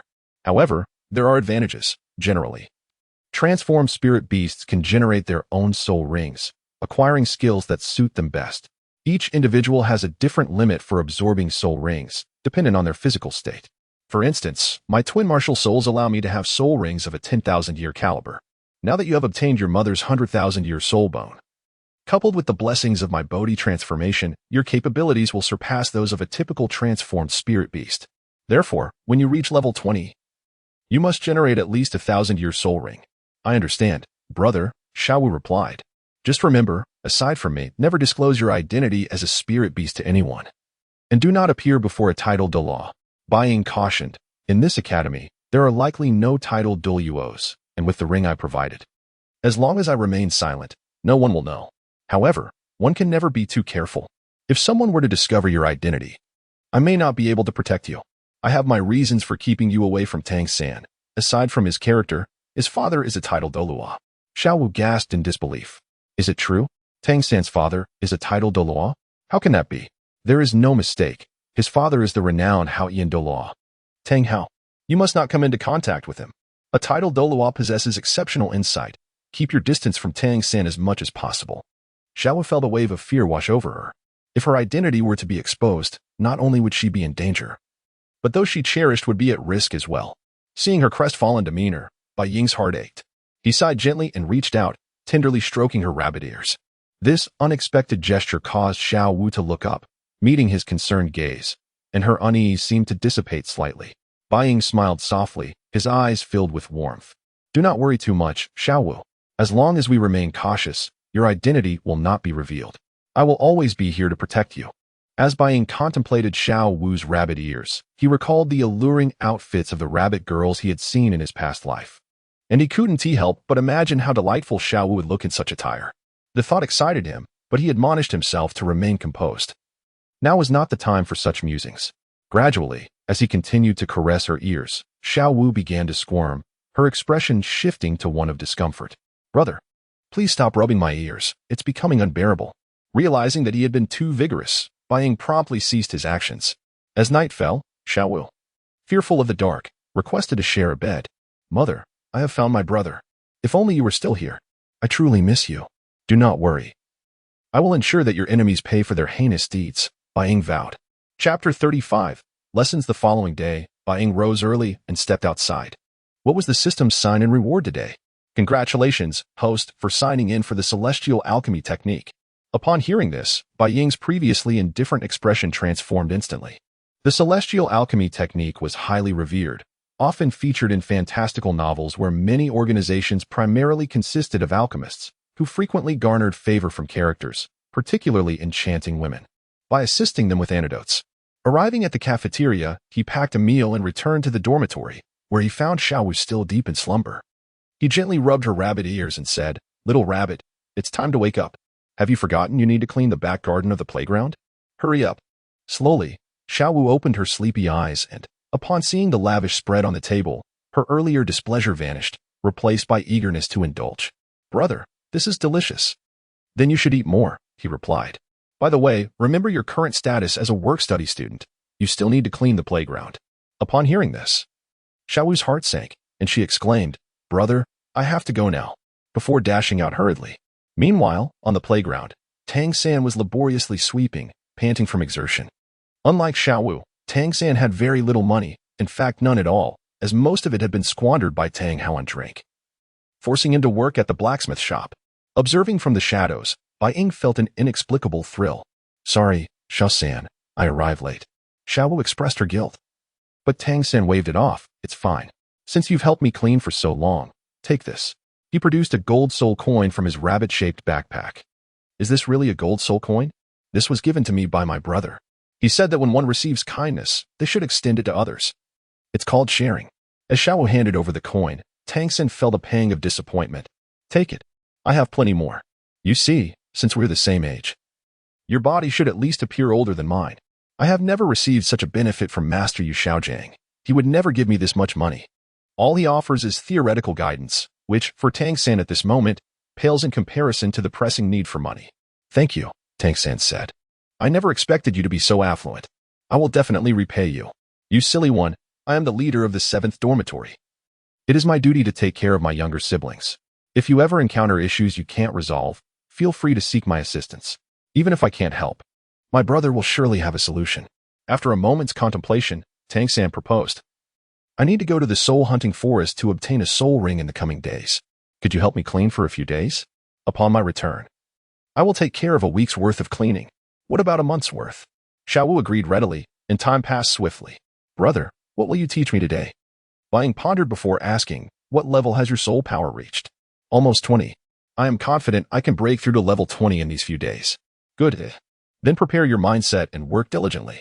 Before that, I must remind you, do not engage in any excessive intimacy with Tangsan. Do you understand? Why do you harbor such animosity towards Tangsan? Because his father is my enemy. Never mind, you wouldn't comprehend. I mention this only to spare you unnecessary worry. Regardless, you must not get too close to him. If I see it, I will break your legs. Seeing Bai Ying's seriousness, Shiau Wu felt a chill and replied, I know. You've repeated it countless times, acting like a nagging mother. That evening, while Shiau Wu and Tangsan were stargazing, she suddenly suggested a sparring match. Tangsan readily agreed, sensing that Shiau Wu genuinely held significance in his life. Shiau Wu lunged forward, her braids whipping like a long whip towards Tangsan. In a quick retreat, Tangsan utilized the Xiantian skill to engage her. Their spirited exchange went unnoticed by Bai Ying, whose jealousy simmered intensely. Just as their sparring intensified, a voice interrupted, What are you two doing? Shiau Wu, why are you learning to fight instead of studying? The unexpected remark sent a shiver down Shiau Wu's spine, and she spun around to face the source. Brother, we are merely practicing, she replied, her voice steady despite feeling like sheep among wolves. Is it truly just practice? Because it appears to me that your movements are rather intimate. Tangsan quickly interjected, Teacher, we are genuinely just sparring. There is no other intent. Oh, perhaps I misunderstood. However, it is quite late. Shiau Wu should return now. Come on, you little rascal. Teacher Bai, what are you doing here? Another teacher approached, having witnessed the scene. But before he could intervene, Bai Ying spoke up first. Nothing much, just two little friends practicing. Is it really just practice? Because their actions suggest otherwise. Teacher Bai, I advise you to educate your sister properly, ensuring she does not stray from the right path. Thank you for the reminder, teacher. My sister has been a bit mischievous. It is my responsibility as her brother. Rest assured, such matters will not occur again. Why are you still here? Aren't you headed home? Oh, right, brother. Shiau Wu, resembling a timid quail, shrank her neck and dared not resist, trailing behind him back to their room. Once inside the faculty dormitory, Shiau Wu could not bear to look at Bai Ying. What did I tell you? You are not allowed to get too close to Tangsan. How have you acted? If others had seen that, what would they think? A young child not studying properly, merely sparring. Do you understand what it means to know someone's face but not their heart? Brother, I truly made a mistake this time. Please forgive me, my dear brother. As the saying goes, if a child is not taught, it is the father's fault. If a teacher is not strict, it is the teacher's laziness. You have taken advantage of my affection and acted recklessly at Confronting Academy. I can allow you some leeway. But why must you seek closeness with Tangsan? I have warned you repeatedly. Chapter 36, a spanking in the dead of night, instead of resting. They chose to engage in a brawl, and to make matters worse, their teacher witnessed the altercation. Do you have any idea where this leaves my dignity?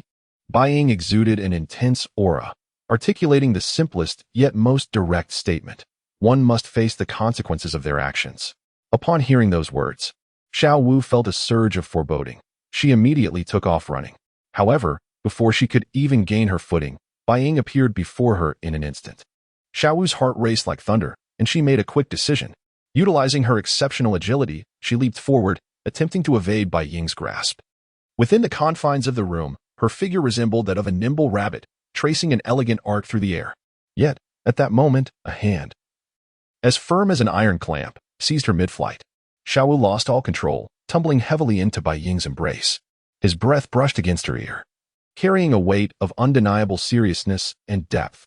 Shiau Wu's heartbeat escalated, and she lifted her gaze to meet Bai Ying's profound eyes, struggling to break free from his hold. She found herself ensnared by his iron grip, rendering her immobile. A warmth crept across her cheeks, and the sound of her heartbeat echoed in her ears, as if threatening to burst forth. Let me go, brother.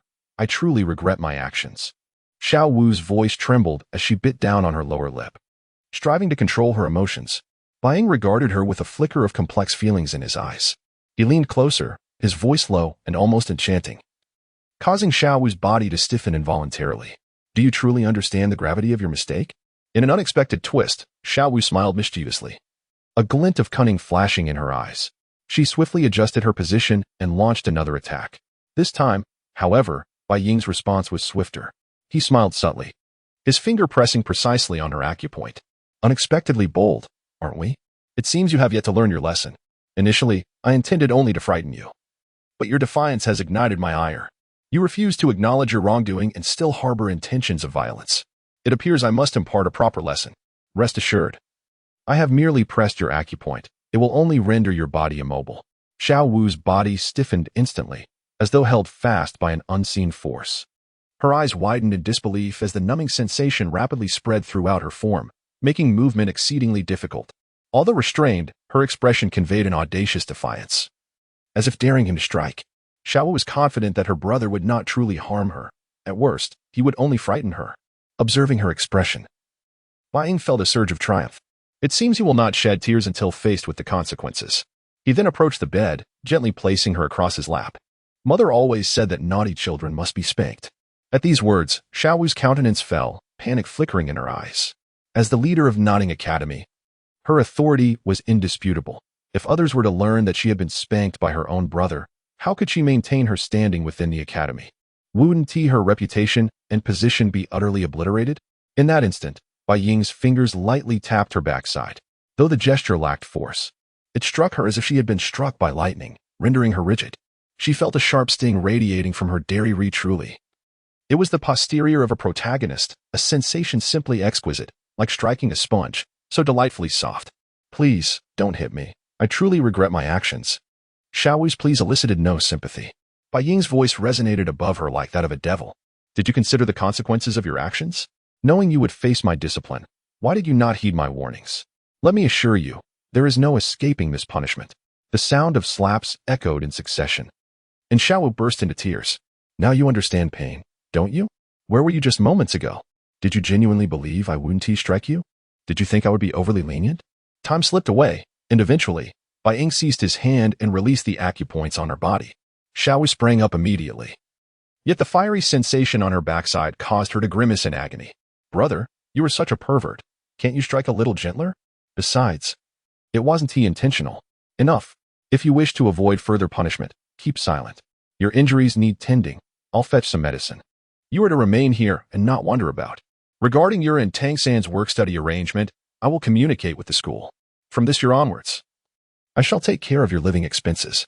Upon hearing this, Shiau Wu felt somewhat appeased. The sting on her backside was indeed severe. Her brother, however, showed no kindness or concern for her feelings.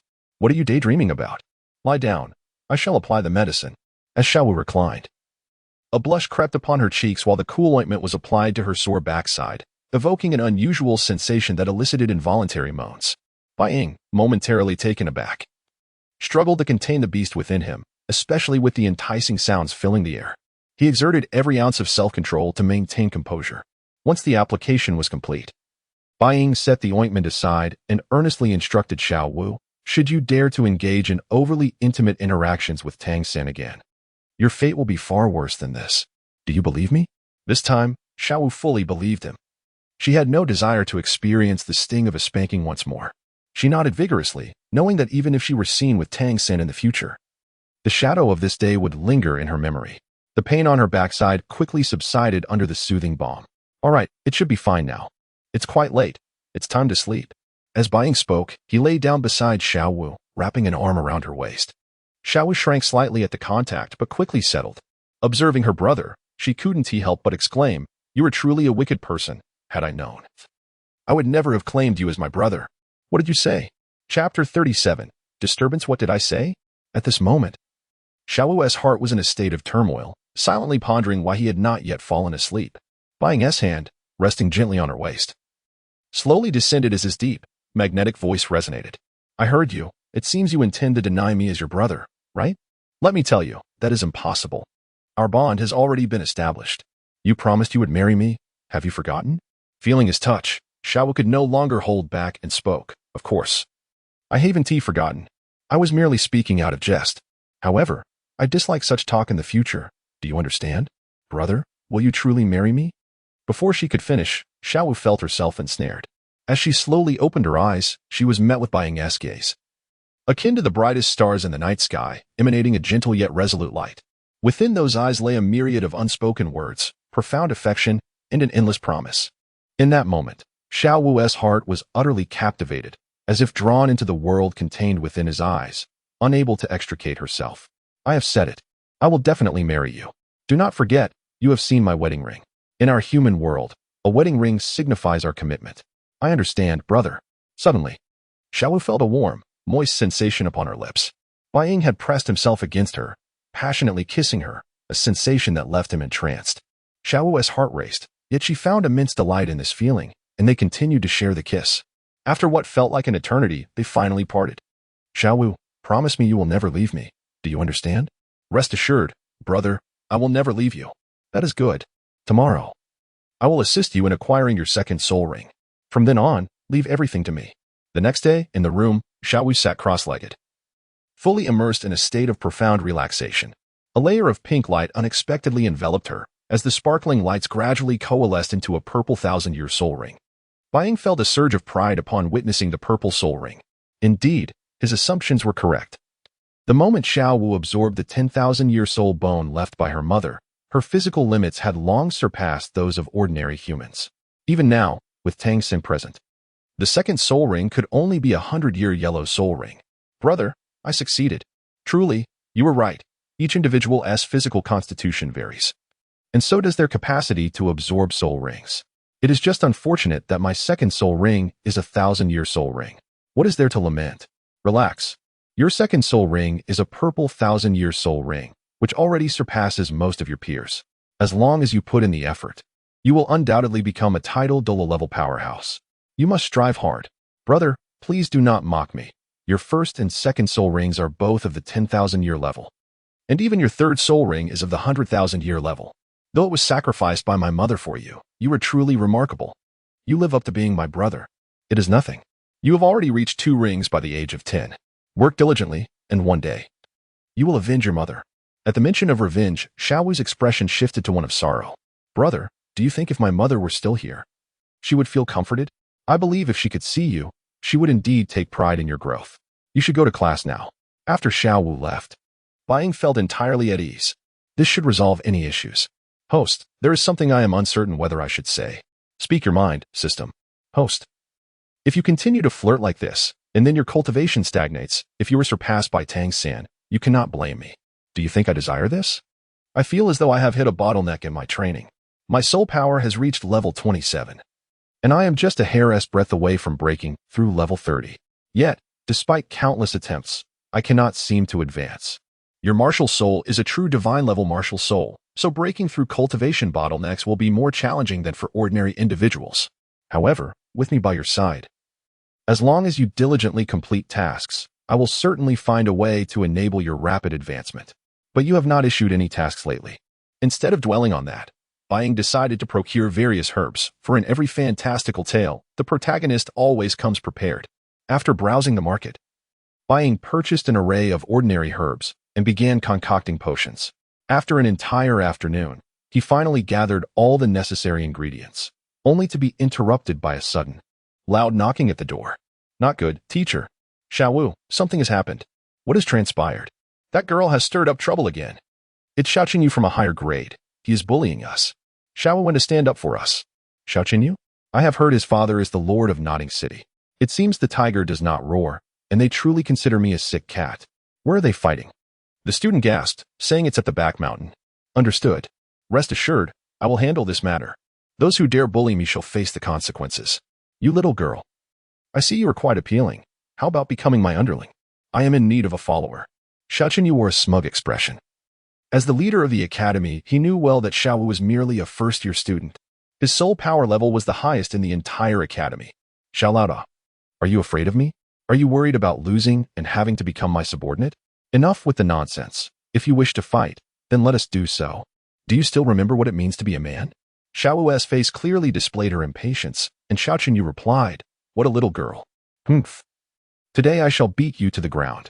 No matter how high the opponent's cultivation level, what did it matter? Behind him were senior students. And as the saying goes, 2 fists cannot contend with 4 hands. Even if he could not defeat her, he had many allies. How could he fear just one person? Thinking this, Xiaoqing Yu's confidence surged. What are you all doing gathered here? Shiau Wu, didn't I tell you not to fight? Chapter 38. Taking action. Why are you all students, wasting your time fighting instead of studying? Are you simply idle? The sudden appearance of Bai Ying startled everyone. In the face of this teacher, all felt a deep trepidation. At that moment, Tangsan also arrived. intending to seize the opportunity to impress Shiau Wu.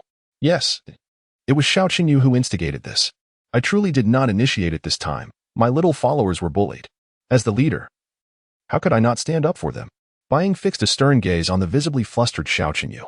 So you are the one who bullied my student. Is that correct? And if I am? Zhu Xuching's confidence wavered, yet he maintained a facade of bravado in front of his subordinates. Dare you face me in a duel? If you win, you may have your way.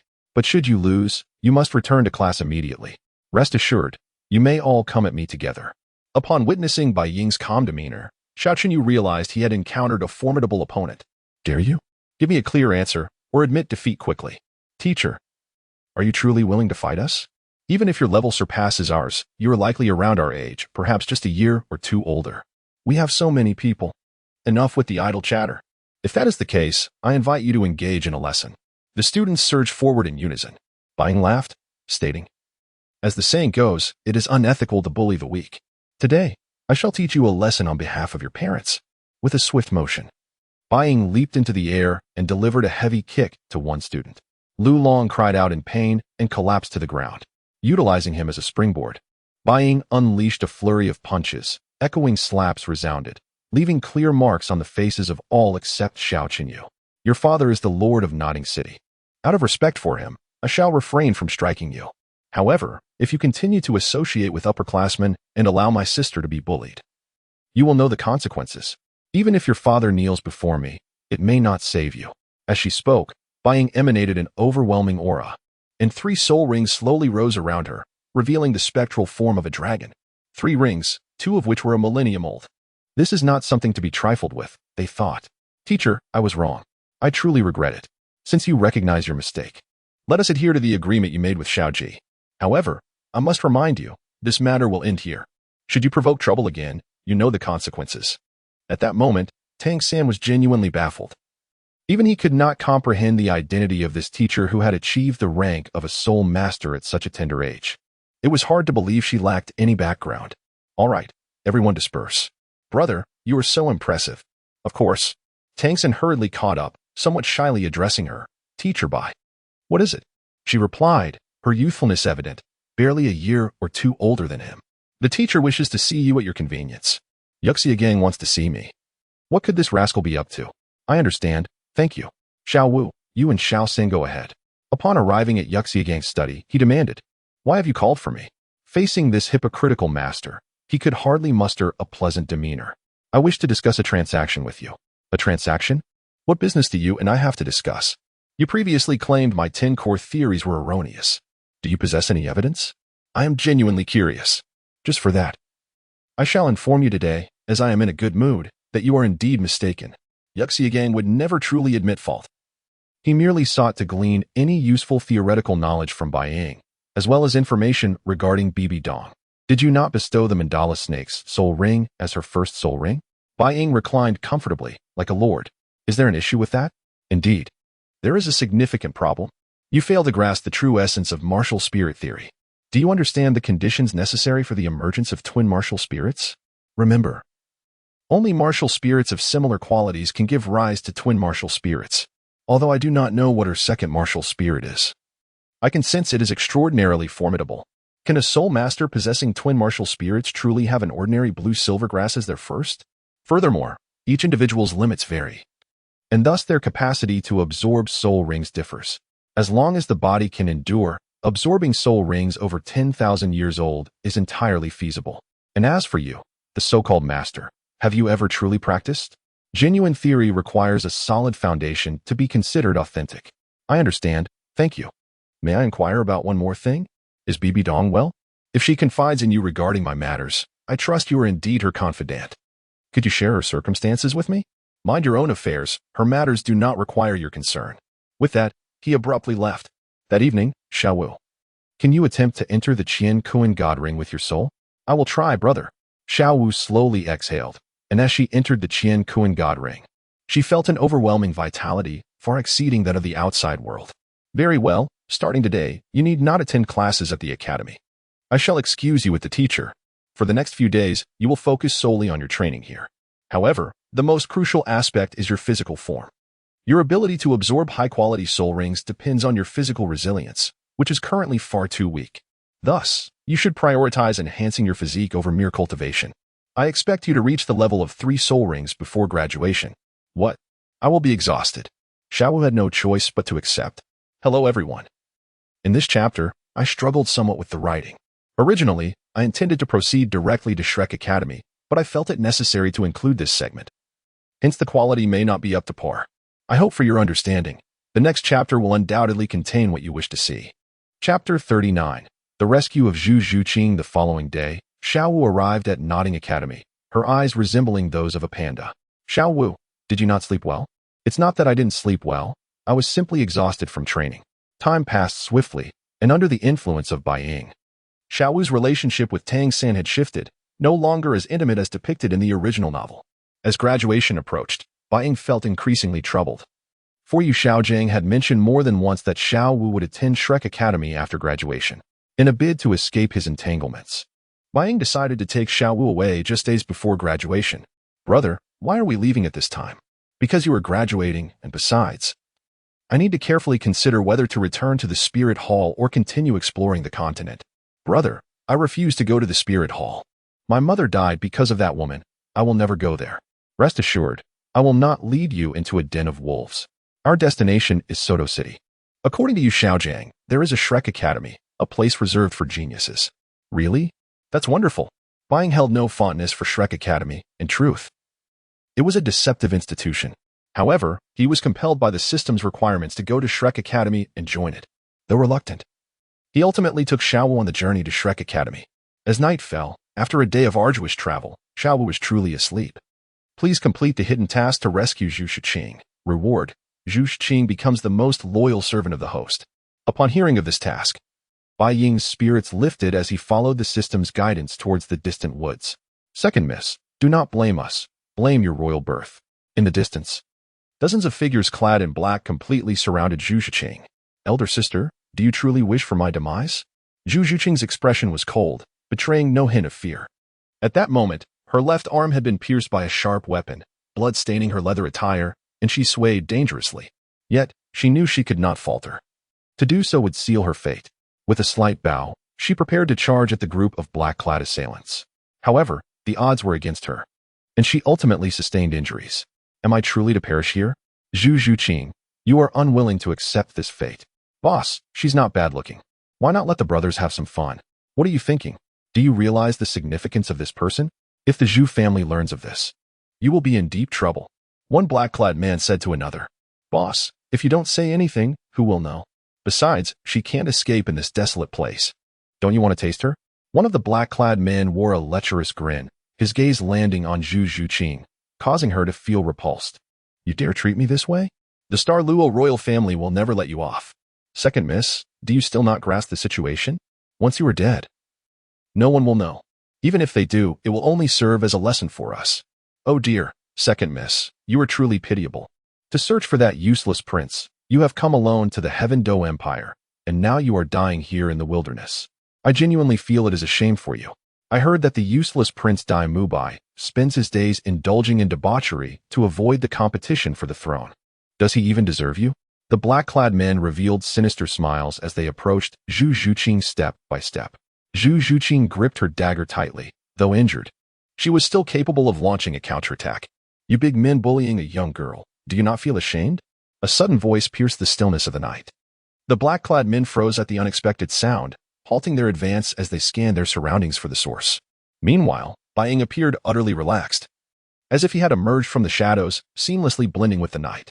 His gaze fell upon Zhu Xuching. In the moonlight, her delicate features appeared even paler. Yet her resolve remained unyielding. Though her left arm continued to bleed, she seemed oblivious to the pain, holding her dagger tightly, prepared to defend herself against any potential attack. Bai Ying couldn't help but admire her resilience. The black bodysuit clung to her form, subtly accentuating her alluring curves. Bathed in moonlight, her skin radiated a faint jade hue, resembling a fairy in the moonlight, graceful and ethereal. Her well-defined curves stood out prominently against the bodysuit, like two proud peaks standing tall. Her cool demeanor resembled a winter plum blossom, aloof yet irresistibly captivating. Is it amusing to have so many people bully a single individual? Who are you to interfere with our business? Do you know our identities? Oh, what identities might those be? As the saying goes, this mountain is mine, and the trees are planted by me. If you wish to pass through here, you must leave a toll. It is unacceptable to bully a weak woman on my territory. Boss, why waste words with him? Just kill him. Kill me? Do you truly believe you can? The leader of the black-clad men, seeing the confidence radiating from the young man before him, realized he was dealing with a formidable opponent. I advise you not to involve yourself in this matter to avoid attracting trouble. We are from the noble Zhu family of Starluo. If you leave now, the Zhu family will be eternally grateful. From the noble Zhu family? Then I cannot let you go. Chapter 40. Zhu Xuching's servitude. We must leave swiftly. This individual's prowess is undoubtedly formidable. Upon observing Zhu Xuching's movements, Bai Ying comprehended his intentions and cautioned, I advise you to remain here obediently, otherwise, the consequences shall be grave. Once I have dealt with this rabble, you shall belong to me. Who would have thought I would stumble upon such a scoop? A royal noble. My gain shall be substantial. At that moment, Bai Ying's gaze toward the cloaked figures became increasingly amused. Flee if you can, if you manage to escape. It shall be deemed that your lives are spared by fate. I am willing to grant you this opportunity. The dark-clothed individuals, witnessing this, were instantly incensed, for they were, after all, soul masters of the Soul King and Soul Sovereign ranks, and Bai Ying appeared rather youthful. In the next instant, 3 soul rings began to ascend gradually. Bai Ying, adorned with a bronze mask, concealed his aura, revealing only the standard configuration of a century, a millennium, and a century soul ring. I had expected considerable strength. Yet you are merely a 3-ring soul sovereign. With our numbers, surely we can vanquish you? Onward, eliminate him. First soul skill, Shadow Dragon Roar. The roar resonated within the minds of all present, inducing acute pain. Second soul skill, Shadow Dragon Claw. With a series of sharp cracks, several of the cloaked figures were gruesomely torn apart. I offered you a chance to escape, but alas, you chose death. How does the saying go? The enemy not only refuses to surrender, but dares to launch an assault against me. Truly suicidal. The horrific demise of the black-clad individuals left the remaining ones utterly paralyzed with fear, prompting them to flee in a frenzy. You were given the chance to run, yet you chose not to. Now, you wish to escape? What of my dignity? Time Blade. Temporal Seal. The surrounding space froze instantaneously, and a gust of wind swept through.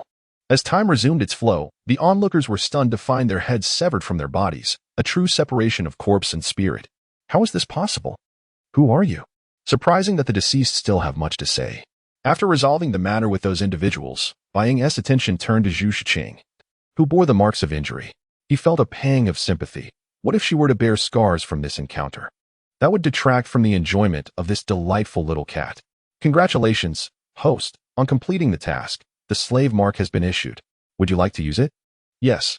As the words left his lips, a beam of light surged into Zhu Xuching's body with lightning speed. Who are you? Zhu Xuching's face was awash with terror as she retreated step by step. What am I? You need only remember this. I am now your master. Master? No. I have no master. Zhu Xuching rose slowly, her left arm injured, yet her eyes brimmed with murderous intent, tightly gripping the dagger in her hand. I care not who you are, begone. 2 soul rings manifested beneath her feet, indicating her readiness to attack. What a disobedient little cat. Do you truly believe you can resist me? Begone. First soul skill, Netherworld Stab. As Zhu Xuching's attack was about to strike Bai Ying, he lightly cleared his throat and took a seat. The next moment, her body became entirely unresponsive, forcing her to sit down abruptly. What is happening? Why can't I control my body? What have you done to me? What have I done? I have simply made you my exclusive little cat. The Xingluo royal family. What a significant acquisition. How could I allow you to leave so easily? Are you not afraid the Xingluo Empire will seek retribution? Do they dare to trouble me? Do you truly believe that is possible? My identity is that of the Holy Son of the Spirit Hall. I am backed by the entirety of the Spirit Hall. Furthermore, who could prove you were taken by me? Even if they could prove it, do you think the Xingluo Empire would offend the entire Spirit Hall over you? And if you wish to live, you must obediently comply. Zhu Xuching's eyes were filled with a deadly intent. How she longed to charge at him and strike him down. Yet, her body remained firmly under his control. Utterly incapable of movement. Do not entertain such thoughts. I have already discreetly seized control of your body, and you shall not escape my grasp. I will kill you one day. Zhu Xuching gritted through clenched teeth, her grip tightening. Then I shall await that day. Your only choice is to become my servant. Rise. I shall tend to your wounds, or else you will bear scars, and that would be quite unsightly. Zhu Xuching, upon hearing this, wore an expression of helplessness. Just as she contemplated refusal, she found herself involuntarily following him deeper into the woods. The acute pain coursing through her body, coupled with her lack of control, brought tears to her once cold visage, rendering her a pitiful sight. Not long after, she collapsed to the ground due to the excruciating pain. Observing the inflammation of her wound, Bai Ying was compelled to halt. He knelt beside her, his face twisted in disgust as he spoke venomously, "Do not dare die. It would be a significant loss for me." Then, to his astonishment, he began to unfasten her clothing. "Pervert!" With a resounding slap, Zhu Xuching struck his face. Bai Ying was utterly bewildered. Was he not supposed to have complete control? How had she managed to break free? "System, what is the meaning of this? You must provide a reasonable explanation, otherwise, I will not spare you." "Apologies, the system experienced a minor malfunction, but it is now fully operational." "A minor malfunction? I was struck because of you. Do you understand the extent of the damage to my handsome visage?" Zhu Xuching was taken aback by her newfound control over her body, instinctively wishing to attack him, yet finding it impossible. "Zhu Xuching, frightened now, are we? Now you fear? Very well, once you are healed, I shall hold you accountable. I will ensure this debt is repaid. Either kill me now and grant me relief. Do not provoke me, it will have no effect. Besides, I cannot bear to kill such a beautiful woman. Your utility is far too great. I am in need of a warm bed partner, and you fit the bill perfectly." "How does that sound?" "My arrangements for you are quite favorable. You should consider it an honor to warm my bed. You ought to express your gratitude to me." Chapter 41. Taking a cat girl as a wife. As a noble of the Star Luo Empire, Zhu Xuching possessed a strong temperament, and she certainly refused to comply. "Have you not realized your current predicament? You have no say in this matter. Your life and death rest in my hands. I have many ways to deal with women. Would you like to test them? You despicable scoundrel, taking advantage of my vulnerability." Bai Ying chuckled, as the saying goes, all's fair in war, as long as the goal is achieved. Any means are permissible. The strong survive while the weak perish. It is the natural order of things. As a noble of the Star Luo Empire, you cannot be unaware of this truth. You seem quite defiant. It appears you still possess some strength. Do try not to perish. With that, Bai Ying directly absorbed Zhu Xuching into his storage soul guide. By the time they returned to the inn, it was already late into the night. He turned on the faucet, filling a tub with water, then added a concoction of his own making. Finally, he released Zhu Xuching, who still bore an expression of unyielding defiance. "Strip. The odor emanating from you is quite overwhelming. You need a proper cleansing." "Impossible," Zhu Xuching firmly rejected. "I have told you, this is not up to you." Controlling her body, he compelled her to remove her garments piece by piece. "You beast. When the opportunity arises, I shall not spare you." Zhu Xuching's eyes welled with tears, yet her hands continued their task without pause. Soon, she stood bare, revealing her fair skin marred by numerous scars. As her delicate feet entered the tub, she instantly felt a burning sensation. "This is a potion I meticulously prepared. Consider yourself fortunate. It will alleviate your fatigue and restore your strength." Bai Ying's gaze fell upon the ghastly scars that adorned Zhu Xuching's body, softening slightly. "It seems you have endured your fair share of assassination attempts." Zhu Xuching gritted her teeth, defiance glimmering in her eyes as she coldly retorted, "What concern is it of yours?" Despite her disdainful tone, Bai Ying perceived the profound fear and unease beneath it. He did not respond, simply watching her in silence. A faint smile appeared on his lips, exuding an undeniable authority. "You are now my servant. This is an immutable fact." As he spoke, his fingers brushed gently against Zhu Xuching's delicate cheek, as if admiring a precious work of art. Zhu Xuching's body trembled involuntarily, a flash of anger and fear crossing her features. She bit her lip tightly, stifling any sound. She understood that she had no means to resist. She could only submit to the whims of this enigmatic man. Bai Ying appeared pleased with her reaction. He gradually released her, turning toward the door. "Remember, I am your master. Your life and honor lie at my discretion. Once you finish bathing, do not forget the clothing I specially purchased for you." Zhu Xuching trembled all over, her teeth clenched, her eyes filled with despair. She had never anticipated that her quest to find Daim Mubai in the Heaven Do Empire would lead to her abduction. This was either a moral degradation or a cruel twist of fate. "I must escape. I must free myself and find Daim Mubai." Zhu Xuching silently encouraged herself. After a long while, her gaze fell upon a garment in the bathroom. It was an exquisitely crafted catgirl outfit that fit her form perfectly. Despite her embarrassment, she had to admit that it was indeed beautiful. With a sigh, she ultimately decided to step out of the tub and wear the humiliating outfit. The moment Zhu Xuching emerged from the bathroom, Bai Ying was rendered speechless. The outfit was undeniably too large for her, and its alluring design was striking. He gazed at her intently, like a ravenous wolf. "Come here."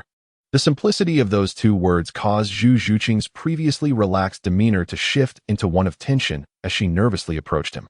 "All right, now let me tend to your wounds. By the way, how do you find this outfit?" "I designed it myself. Isn't it splendid?" Taken aback by Bai Ying's words, Zhu Xuching briefly paused, then understood his implication. She glanced down at her catgirl attire, then back at Bai Ying, a complex emotion flickering in her eyes. Although the outfit made her feel humiliated, it undeniably showcased her figure. Bai Ying stepped closer, gently grasping her wrist as he meticulously began to bandage her wounds. His touch was tender and practiced. Before long, her injuries were fully treated. "All right, your wounds are taken care of. Given the late hour, we should retire for the night. As the saying goes, early to bed, early to rise, makes a man healthy, wealthy, and wise." Upon hearing this, Zhu Xuching suddenly leapt up, swiftly retreating to the side. Her eyes filled with vigilance as she stared at the man. I almost felt a tinge of gratitude. Indeed, all of this is a fade. Zhu Xuching thought to herself, assuming an offensive stance, while Bai Ying merely smiled and remarked, "You're still too young. I have no interest in children." Her face flushed crimson at his words, her mind racing with unspoken retorts. "What do you mean by young? Is it here or there? Well, if you choose not to sleep, then you may as well stay by my side. I, for one, am exhausted after such a long night. And do keep your hands off those jars on the table. They contain poisons I have specially formulated. Just remember, do not touch them." "What are you planning to do?" "What am I planning? Haven't you figured it out? To acquire a beautiful cat girl as my female servant. The experience is rather delightful. All right, enough jesting. You can either sleep on the sofa, or rest assured that I have neither the will nor the strength to harm you." With that, he promptly fell into a deep slumber. Zhu Xuching remained on edge, her apprehension toward this unfamiliar man reaching unprecedented heights. What was his true intention in capturing her? She needed to make a decision swiftly, or risk losing herself to him forever. "Right, I can still control my body." He mentioned that those jars contain poisons. "If I consume them and wait for the right moment, perhaps I could find an opportunity. I'll take the risk." Chapter 42. An unusual punishment. This was her sole opportunity. With this thought, Zhu Xuching approached the table decisively. Without hesitation, she consumed the entire contents of the vial. The potent effects of the medicine surged through her body, inflicting excruciating pain, causing beads of cold sweat to form on her brow, while her breathing grew increasingly labored. Am I to perish? Perhaps death would be a relief, freeing me from the family's control. As she spoke, a sense of liberation flickered across her face. However, the intense agony did not last long.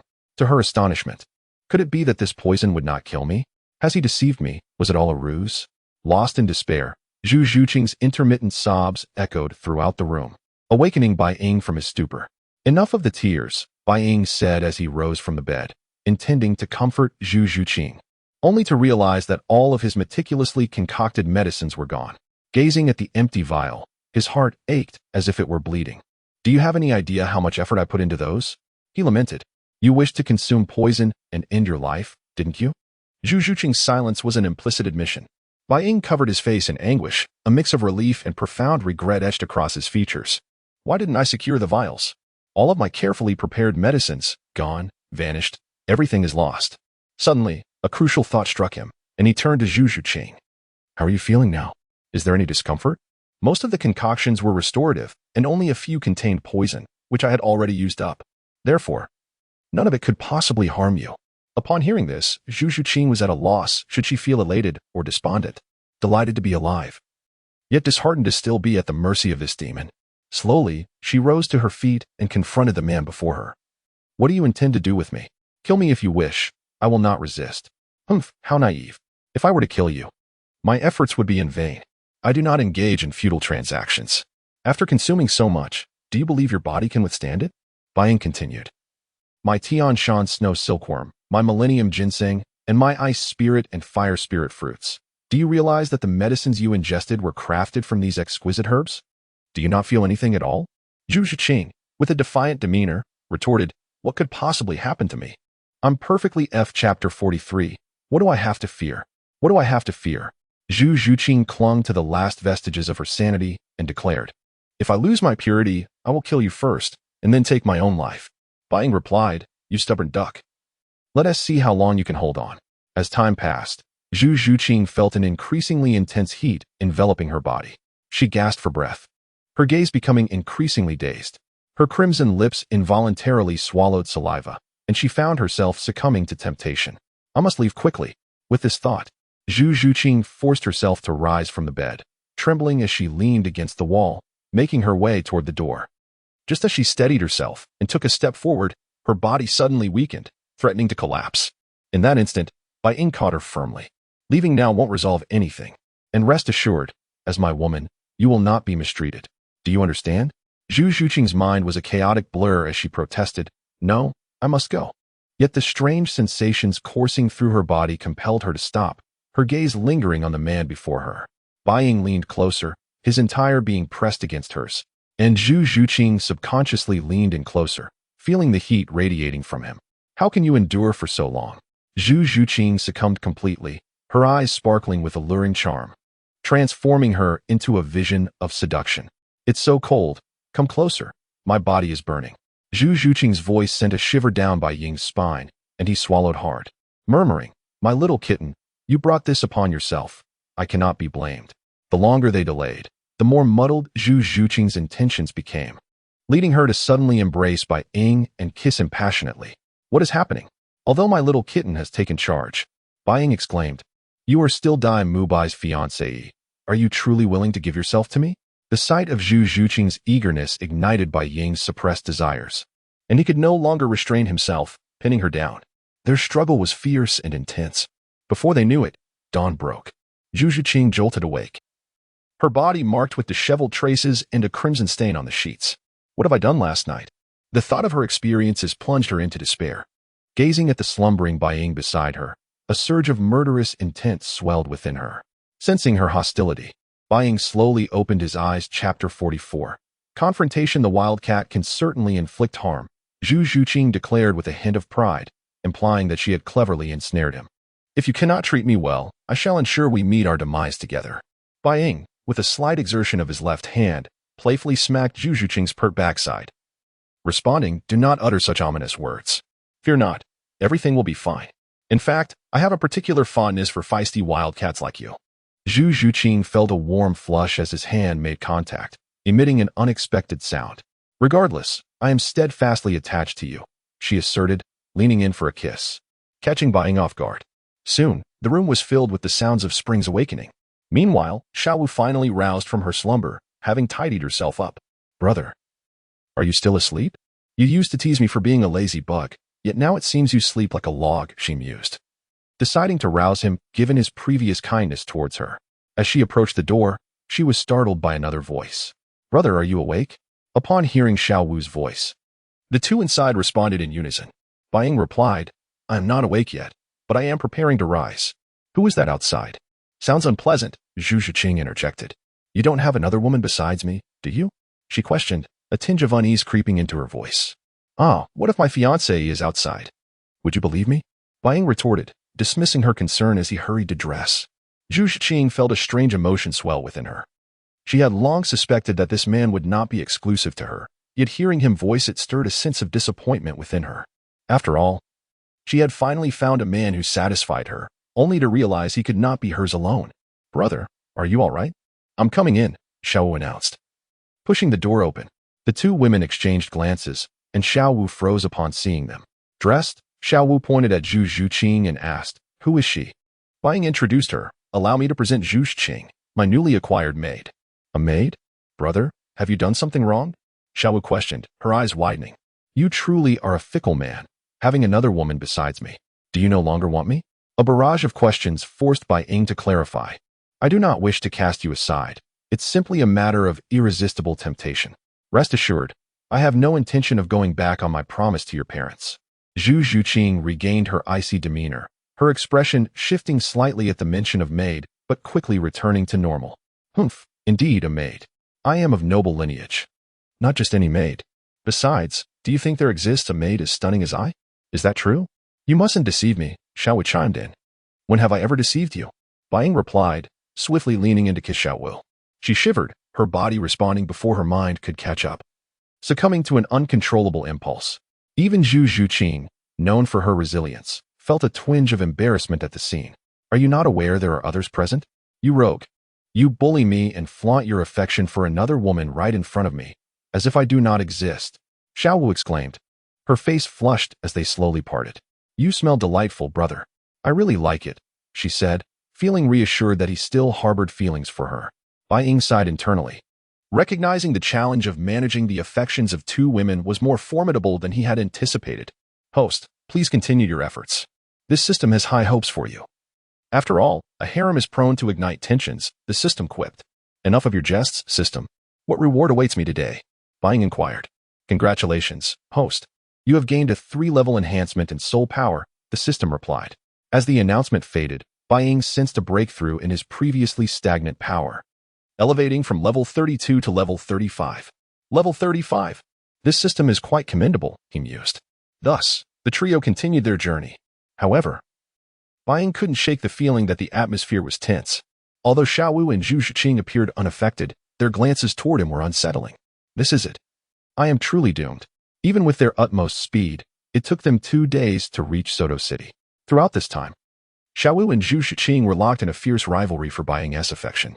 Upon their arrival in Sodo City, which lay within the powerful Balak Kingdom, governing the military might of the Tiandou Empire, Bai Ying was acutely aware of the political undercurrents at play. The corruption within the Tiandou royal family and their exploitation of the lower classes had reached alarming levels, contributing to the empire's decline. Finally, they arrived after 2 long days. Look, Sodo City is so different from Notting City, Shiau Wu exclaimed, her curiosity piqued. Will you accompany me to explore it? Of course, no problem at all. What kind of academy do you think Shrek Academy is? I am truly looking forward to it, Bai Ying replied, suggesting they find a place to rest. Look at that one. It seems perfect. Shiau Wu pointed toward a hotel. Rose Grand Hotel, she noted, admiring its decor. Yet, both Zhu Xuching and Bai Ying exchanged knowing glances, fully aware that it was indisputably a couple's hotel. Chapter 45 Rest Little Dance skipped inside. While Zhu Xuching cast a sidelong glance at Bai Ying and lowered her voice, saying, You, despicable man, just wait. What does this have to do with me? I am the victim here. Just then, Zhu Xuching caught sight of an incredibly familiar figure in the distance. A blond man was slowly approaching, flanked by a pair of charming sisters. Their intimate demeanor was unmistakable, and Zhu Xuching would never forget this man. For he was the very reason she had come to the Tiandou Empire, Daim Mubai. Zhu Xuching was taken aback by the unexpected manner of their meeting. Should I greet him, or by what right? Her body felt as though it had been frozen. She found herself unable to move her legs. She longed to confront Daim Mubai and ask him who these 2 women were. But then she reflected on her own position. What right did she have to accuse him? As these thoughts coursed through her mind, her expression shifted, and Bai Ying noticed this change. Isn't that your fiancé? Why not say hello? Zhu Xuching's face paled. She turned sharply to see Bai Ying's half-smiling expression and hastily replied, I no longer have any ties with him. Let us not joke about this. I am yours now. Is that so? Should I bring a mask? I can sense your fear. Your heart must be racing, am I right? Zhu Xuching remained silent, tacitly agreeing. Bai Ying took out a bronze mask and said, If you are unsure how to face him, then perhaps it is best to avoid him for now. Regarding our relationship, if you wish to steer clear of him or are afraid to confront him, I can speak to him on your behalf. I believe he is intelligent enough to understand what is best for him. Zhu Xuching quickly responded, After all, we grew up together. We are childhood sweethearts. I am now yours, so please do not harm him. I beg you. Very well, for your sake, I shall refrain from acting against him. As long as he does not provoke us. Upon entering the hotel, a wave of rose fragrance enveloped Zhu Xuching, allowing her to relax momentarily. Little Dance, visibly displeased, remarked, Brother, why did you take so long? Well, we have entered now, haven't we? The receptionist at the front desk looked at Bai Ying with envy, her expression suggesting, We all understand. 1 room, please. Certainly, how fortunate. We only have 2 rooms left. The receptionist's eyes scanned Little Dance and Zhu Xuching, revealing admiration. Zhu Xuching, though masked, could not hide her cold and shy demeanor. What am I thinking? Zhu Xuching, what are you so conflicted about? Daim Mubai has long forgotten you. Just look at him. He has moved on, and so should you. You must not forget that you are now another man's partner. If you were to meet him again, what identity would you assume in his presence? Let us go. It is time for us to rest. Bai Ying's sudden remark jolted Zhu Xuching back to reality. She cast one last glance at the entrance. The hotel's interior was simple yet striking, revealing itself clearly at first glance. The deeper they ventured, the more pronounced the aroma of roses became, washing away all fatigue. The doors to the rooms were painted in various colors, each representing a different type of rose. As she opened the door, a gentle scent of roses greeted her, and the room was bathed in a warm, soft light. The walls were deep black, reminiscent of a night sky, mysterious and profound. In the center of the room lay a massive bed, adorned with black sheets and pillowcases embroidered with silver rose patterns, exuding both nobility and elegance. A delicate lamp on the bedside table cast a warm glow, adding a touch of coziness to the room. Bai Ying glanced at the sign on the door, which read Black Sensual. He swallowed hard and then turned his gaze to Zhu Xuching. I think I made a splendid choice. Brother, this hotel room is enormous, much larger than the dormitory. Of course, what do you expect from this place? After such a long time, they could finally enjoy a proper rest. Upon entering the bathroom, Zhu Xuching turned on the faucet, preparing to indulge in a soothing bath. However, the sound of running water could not drown out her anxiety. Little Dance might be oblivious, but Zhu Xuching knew precisely what kind of place this was. Though she repeatedly told herself to remain calm, how could she possibly do so under these circumstances? Bai Ying gradually shed his garments, immersing himself in the bath. Little Dance lay on the vast bed, rolling back and forth. Suddenly, Bai Ying's voice echoed from the bathroom. Xuching, I need you to come in for a moment. Zhu Xuching's heart raced, gripped as if by an invisible hand. She stood at the bathroom door, clutching the hem of her clothing, filled with trepidation and hesitation. She realized she could not evade this moment. She had to confront it. Taking a deep breath, she summoned her courage and pushed the bathroom door open. The sight before her rendered her momentarily speechless. Bai Ying stood in the bathtub, surrounded by swirling steam, his skin appearing even more flawless under the soft light.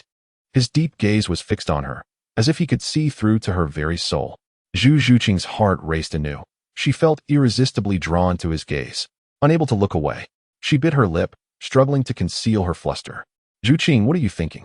Come give my shoulders a massage. Bai Ying's teasing tone eased some of Zhu Xuching's tension. She stepped closer to him, gazing down at his strong shoulders, and gently placed her hands upon them. Her fingertips glided over his skin, eliciting a subtle sensation. Bai Ying closed his eyes, relishing Zhu Xuching's touch as his shoulders gradually relaxed under her ministrations.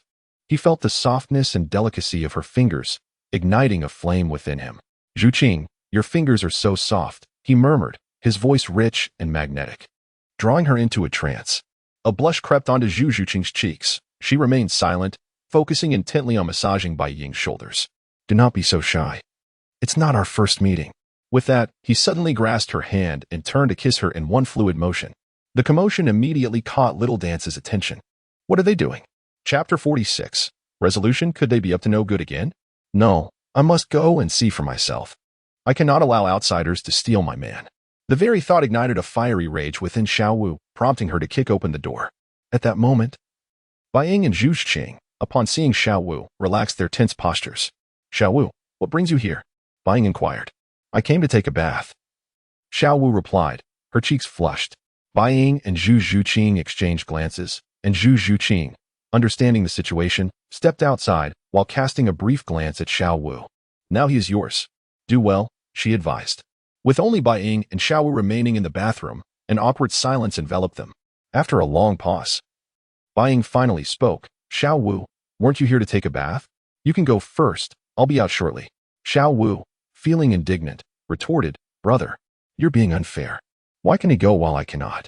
You are still too young. Do you understand? Bai Ying replied. At his words, Shiau Wu's anger flared up. How am I still young? She demanded, taking a deep breath before fixing her gaze on him. Brother, I am no longer a child. Didn't you say you would marry me? Why can't you? Let me serve you, please. I assure you I can do better than her. Shiau Wu, do you understand what you're saying? Bai Ying asked, his tone serious. I'll give you one chance. Look closely, or else what? Brother, I want to see what you can do to me, she said, stepping closer, a seductive smile gracing her lips as she slowly began to shed her garments. Stop it, Bai Ying exclaimed. Why should I stop? Didn't you say you would marry me? I want it now, Shiau Wu declared, quietly activating her second soul skill, enchantment. It was undeniable. Shiau Wu, the heroine of Doluo, possessed extraordinary beauty. With the allure of her skill, she became even more enticing.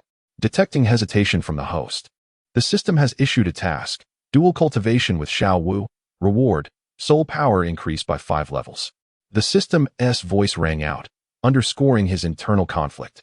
He desired her, yet reason warned him that the time was not right. Outside the door, Zhu Xuching covered her ears tightly, although she had experienced such events before. Hearing them firsthand still flushed her face with embarrassment. This scoundrel, indeed, has his hands on other women. What a rogue, a despicable man. Honestly, I feel I have lost my right to choose. I can only hope that this person I have chosen allows me to survive. With a sigh, Zhu Xuching sat down, awaiting her fate. Some can choose everything, while others struggle merely to exist.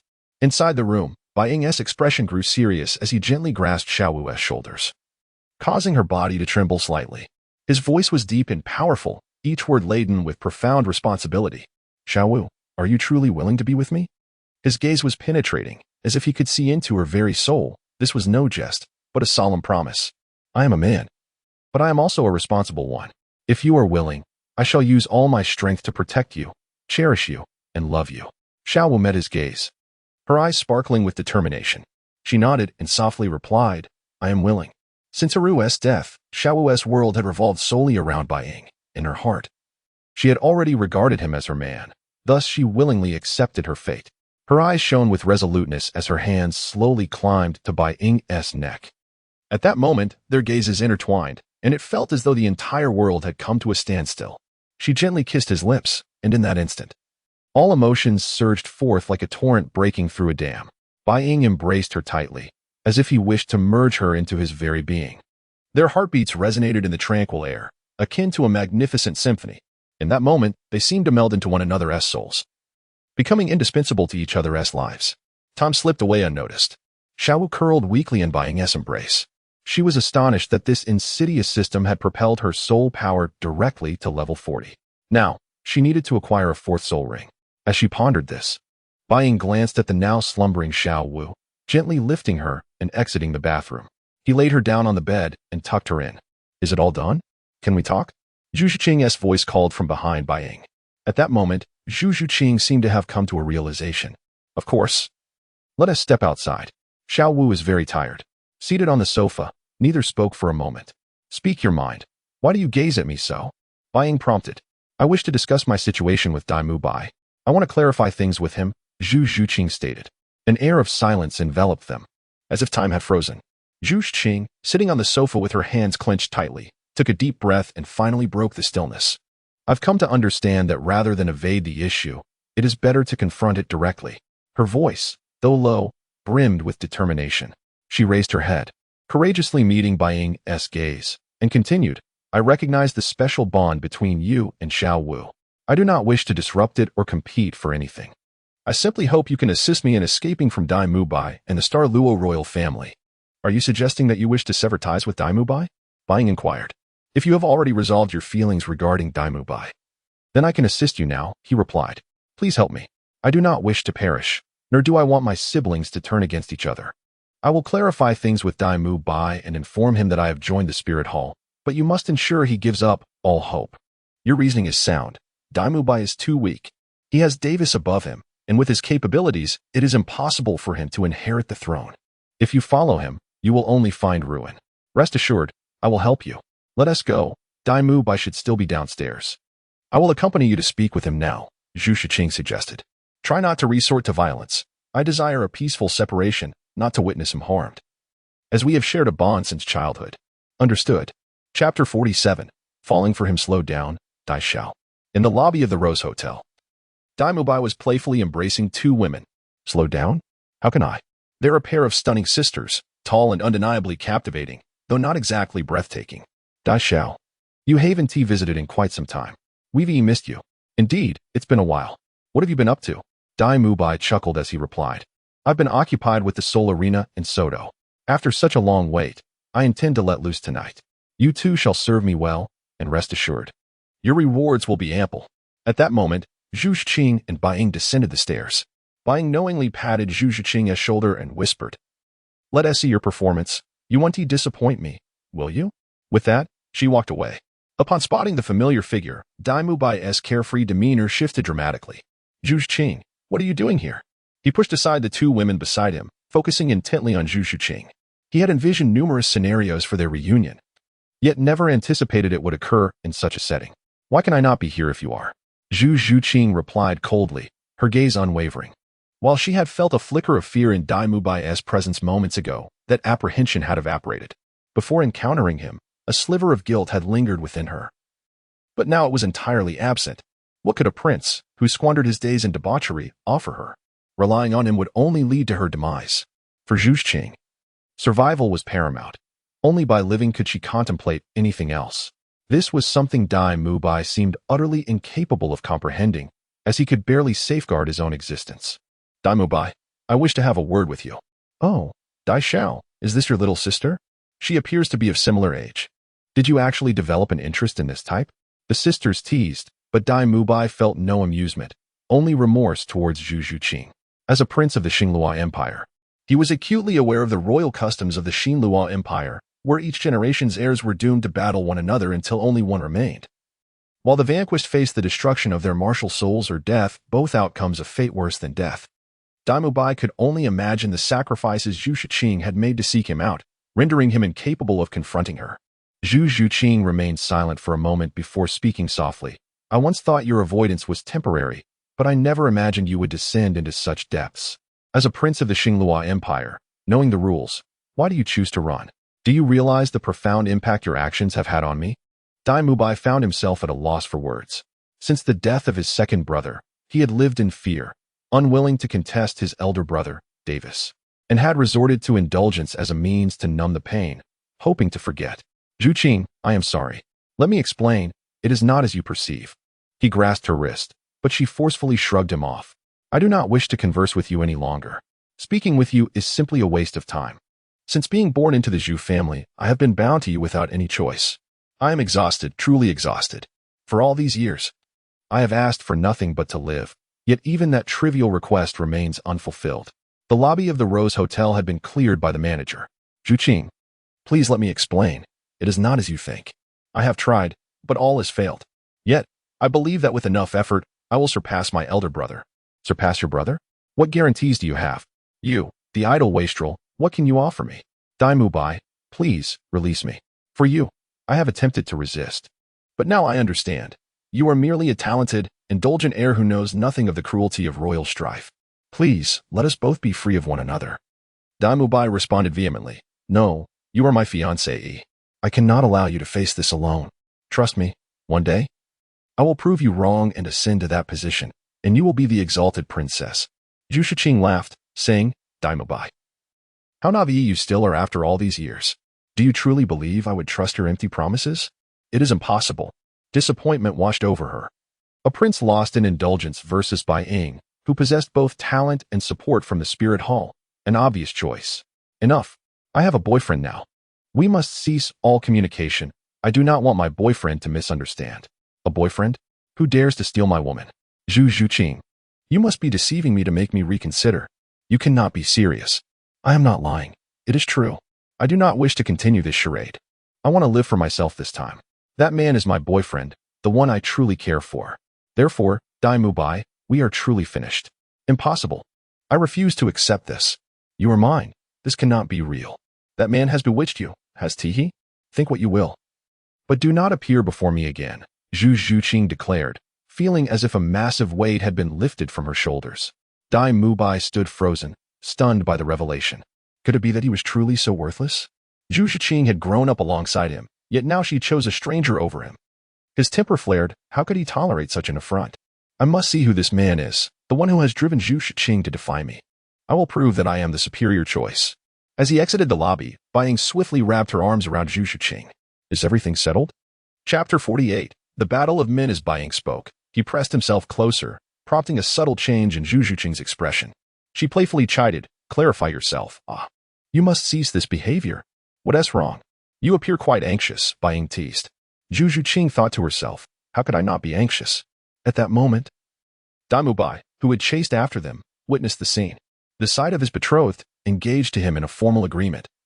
Being so intimately close to another man ignited a furious blaze within him, like an emerald crown atop his head.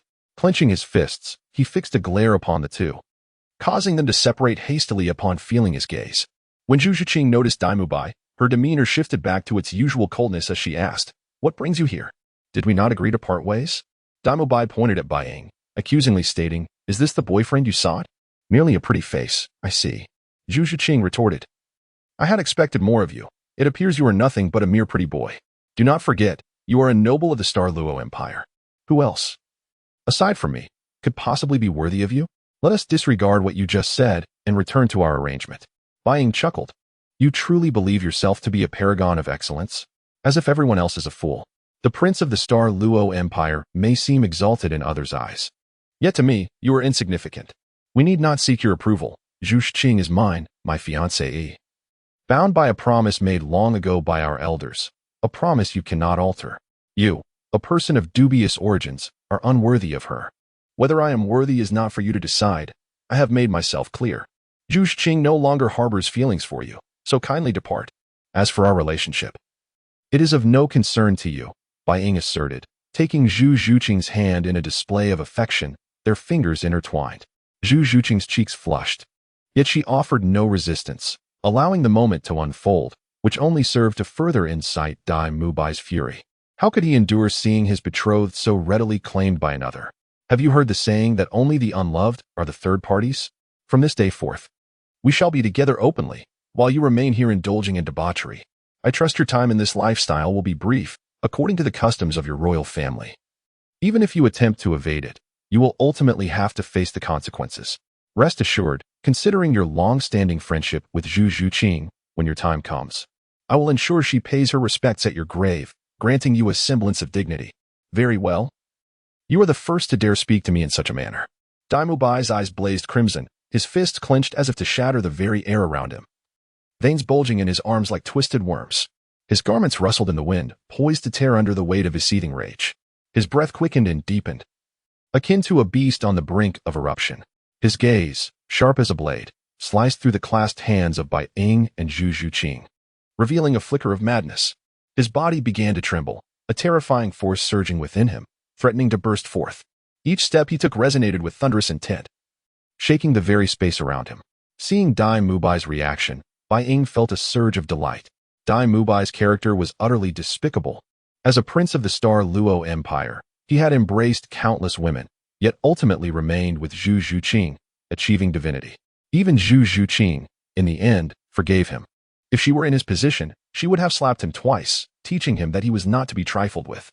"I see now how you managed to win Zhu Xuching over," he remarked, noting the fleeting unease on both their faces, a subtlety Daim Mubai deftly perceived. Understanding Zhu Xuching's aloof nature, he knew she would never settle for just anyone. This man must have employed some vile tactics. Yet, observing Zhu Xuching's demeanor, he could not ascertain that she was coerced. Rather, it appeared she had chosen him willingly. "Zhu Xuching and I share mutual affection. Though our time together has been brief, we have ultimately fallen for one another. That is destiny. Do you comprehend what it means to employ unscrupulous methods? Just because you cannot attain Zhu Xuching does not mean I resorted to such tactics. Times have changed, yet you remain absurdly out of touch.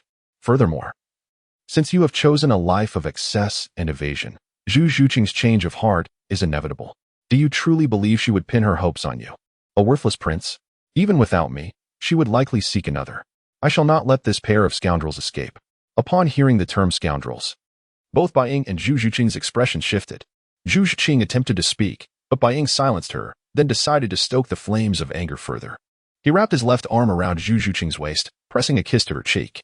"You rogue, do not act like this. It's not as though we haven't done it before. Why are you shy now?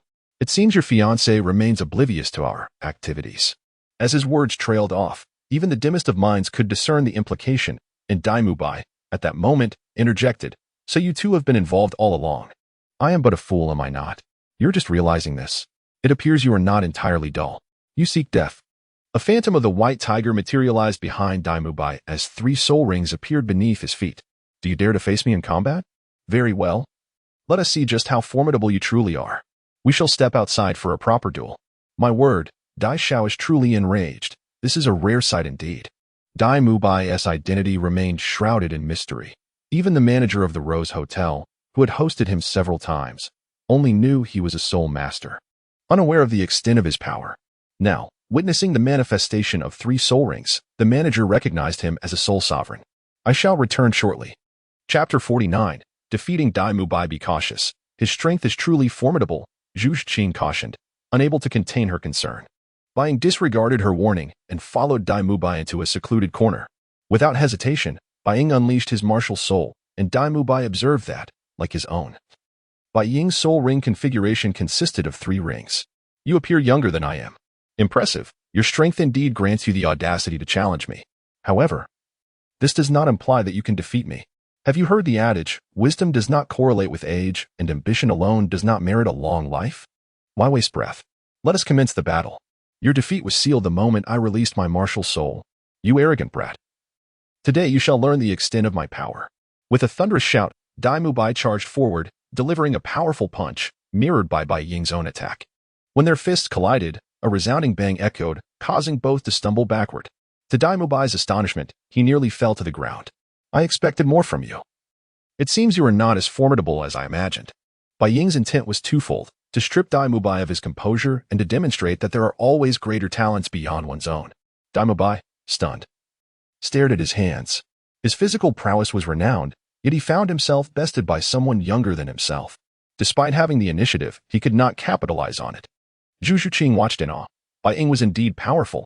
Daim Mubai's level and cultivation were certainly formidable, and few could gain the upper hand against him. At this moment, Daim Mubai's expression darkened. This battle was of his own choosing. He sought to defeat Bai Ying to make Zhu Xuching regret her choice and to witness her despair. Yet here he was, in a state of utter disarray, an outcome he could hardly accept. Your strength is commendable, and in terms of talent, I concede you may surpass me. However, my soul power has reached level 38. How about you? Level 38, you say? I advise you to concede before your loss becomes too embarrassing. Although you and Zhu Xuching have severed ties, I would still grant you some mercy for her sake. I will not lose. I absolutely refuse to be defeated. Daim Mubai's second and third soul rings flared with intense brilliance. As he activated his third soul skill, White Tiger's diamond transformation, an alarming transformation overtook him. His body swelled, enveloped in a crimson glow. White Tiger's raging light wave. In an instant, a terrifying white light erupted from his mouth. With the full intent of treating Bai Ying as a worthy opponent, Daim Mubai unleashed his skills without holding back. Your strength is pathetically weak. You could have improved a bit more, but it seems you are destined to disappoint me. Bai Ying made no attempt to defend against the oncoming White Tiger's raging light wave. He stood resolutely as the wave crashed towards him. Daim Mubai scoffed. You dare to face my White Tiger's raging light wave head-on? You shall either perish or suffer greatly. Oh, you have such confidence in yourself. Bai Ying shimmered with golden light, absorbing the attack without a trace of injury, not even a tear in his garments. First soul skill, Shadow Dragon's Roar. A dragon's roar resonated in Daim Mubai's mind, as if the very essence of his soul was being torn apart. Under this assault, Daim Mubai's aura diminished significantly, leaving him teetering on the brink of collapse. Do you wish to continue? Bai Ying's icy voice cut through the air, momentarily jolting Daim Mubai's senses. He glanced at Zhu Xuching, who stood resolutely, urging him to press on. Employing his first soul skill, White Tiger's Shield, and his third soul skill, White Tiger's Diamond Transformation, Daim Mubai charged forward, suffused with murderous intent, creating a sound of slicing air. Second soul skill, Shadow Dragon's Claw. Bai Ying's arm became enveloped in a delicate layer of black and purple scales, his fingers transforming into fearsome dragon claws. When they collided, Daim Mubai was thrust backward with tremendous force, slamming into the wall with a series of deafening crashes, creating a gaping hole. The sound of cracking bones echoed across the space. While this blow would not kill or cripple him, it would certainly leave him bedridden for several days. Daim Mubai had lost, utterly and humiliatingly. Even he could not fathom such a dismal defeat. To the onlookers, it appeared as though he was being thoroughly dominated. With no chance of retaliation, Zhu Xuching watched with concern. Her worry did not stem from lingering feelings for Daim Mubai, but rather from the potential consequences of his demise. Even if Bai Ying had the backing of the Spirit Hall, concealing such an incident would not be a simple task. After all, Daim Mubai, despite his reckless demeanor, was a prince of the Star Luo Empire, and as long as he bore that title, he could not afford to die, at least not here. Rest assured, he is unharmed. I merely broke a few of his bones. He will need to recuperate in bed for a few days before he can walk again. I'm not foolish, trust me. He will awaken shortly. Bai Ying appeared remarkably at ease, as if discussing a trivial matter. Well, am I not impressive?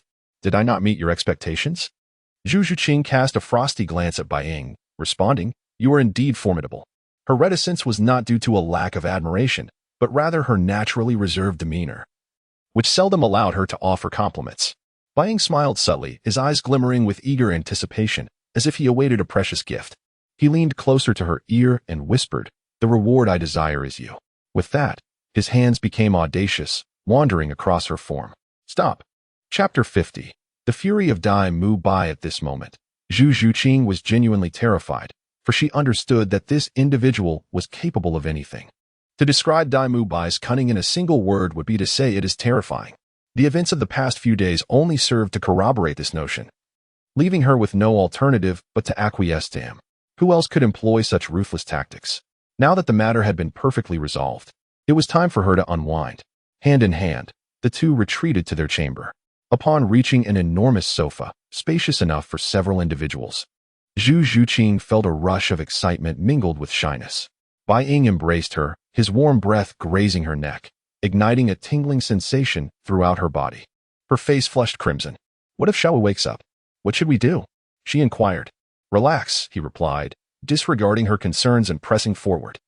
After a vigorous bout of intimacy, both Bai Ying and Zhu Xuching found themselves panting for breath. "How do you feel?" he queried. "Not too bad," she managed to respond. Though she added, "I can hardly stand. Now you belong to me. You wicked man, you only know how to bully me. How can this be construed as bullying? Besides, was this not your choice?" Zhu Xuching soon realized she could not win an argument against Bai Ying. With a soft sigh, she settled into a meditative position, channeling her soul power to recuperate. Noticing her silence, Bai Ying reclined comfortably on the sofa, summoning the system in his mind. "What rewards await today?" "Congratulations, host. You have acquired the Qianrenxue Great Shifting Technique." "Congratulations, host. You have obtained the Universal Disguise Breaking card, which, as its name implies, allows you to perceive the value and function of items. The duration is 3 minutes. Uncertain of its utility, Bai Ying decided to store the card, recognizing its ability to unveil the true nature of any object. The Qianrenxue Great Shifting Technique was renowned as the pinnacle of martial arts, and possessing it would undoubtedly amplify his strength significantly. "Host, I must caution you. The Qianrenxue Liu shifting technique is an exquisite internal art. Exercise utmost caution, for the risk of falling into madness is substantial. With your current soul power, you may only cultivate it to the 2nd level. Do not attempt to forcefully pursue the 3rd level, lest the consequences be dire." "I understand. The more profound the internal art, the greater the demands on one's comprehension, correct?" "Rest assured, I comprehend." In the next moment, an overwhelming influx of knowledge surged into Bai Ying's mind, causing him acute pain as if countless pieces of information were colliding within his consciousness. Yet he recognized this as the inheritance of the Qianrenxue Great Shifting Technique, the key to enhancing his power. Gritting his teeth, he fought to remain conscious, enduring the torment. As his vision blurred, it gradually sharpened, revealing ancient texts of the Qianrenxue Great Shifting Technique, each character radiating a mystical glow.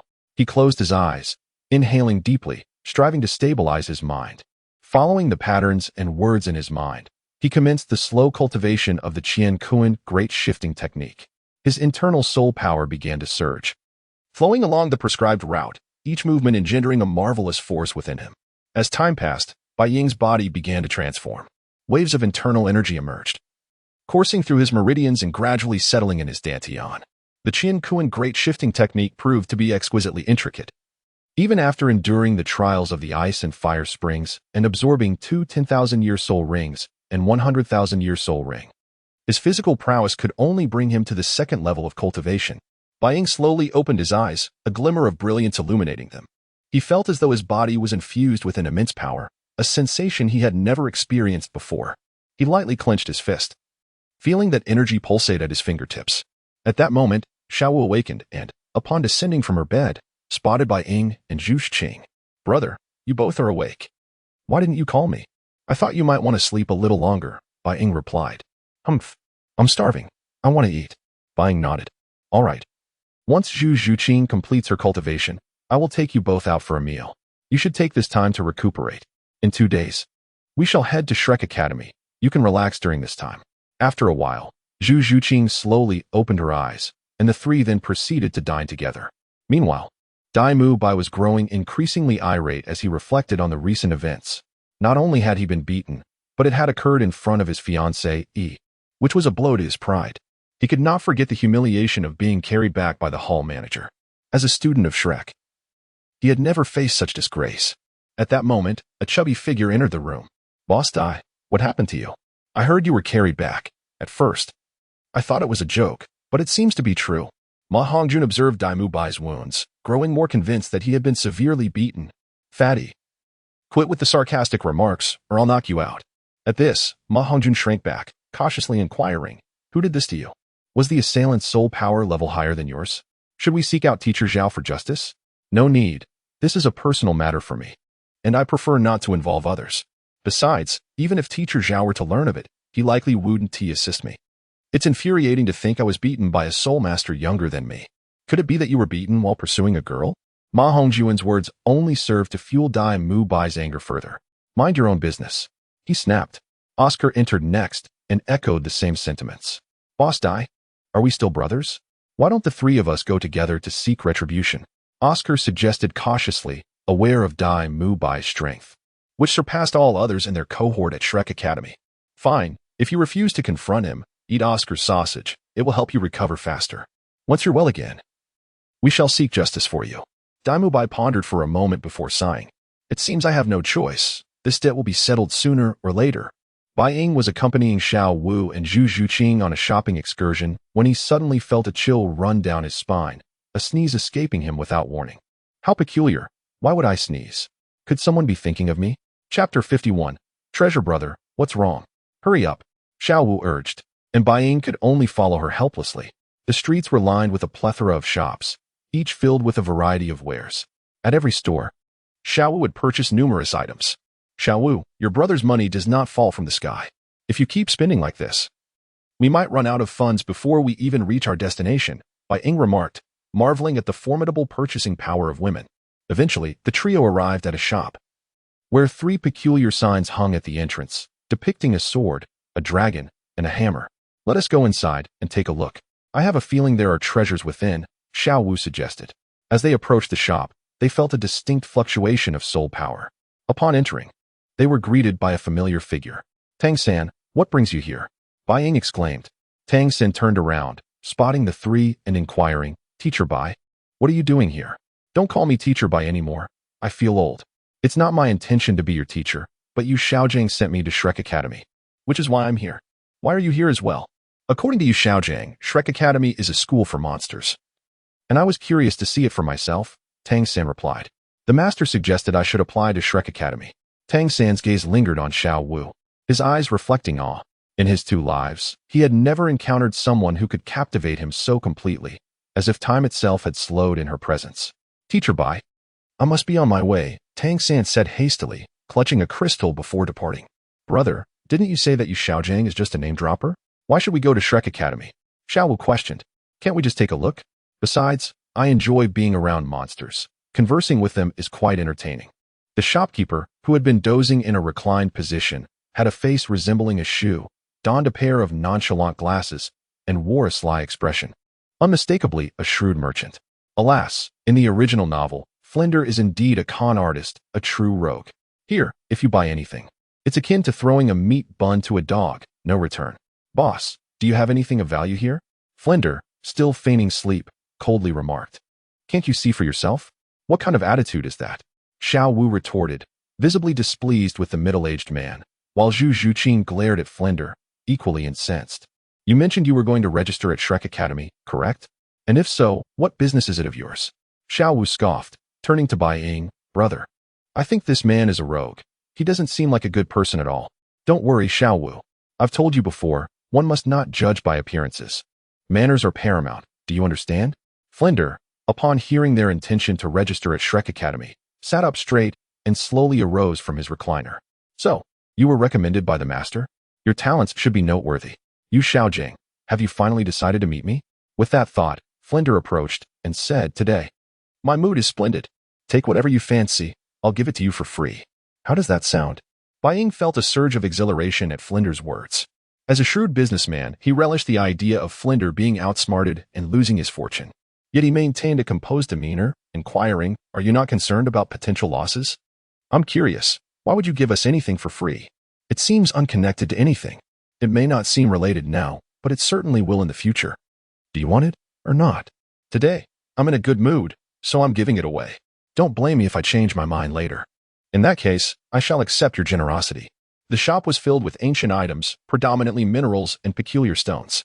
As they ventured deeper, they discovered an array of unknown antiques. Brother, I see nothing of value here. Should we explore further? No need. I've already found something worthwhile. System. Activate the Universal Disguise Breaker card. Activation successful. In an instant, all the item information within the shop became clear to Bai Ying. His gaze fell upon a very worn-out box, and he felt a surge of joy. Rushing to the counter, he seized the box and opened it to reveal countless blueprints and peculiar cannons, most of which were oddly shaped, alongside a pair of dull wings. However, what astonished him most was a diamond-shaped soul guide device nestled in the top left corner of the box. With a flicker of thought, he retracted his soul power, dimming the device's glow as it seemed to drift back into slumber.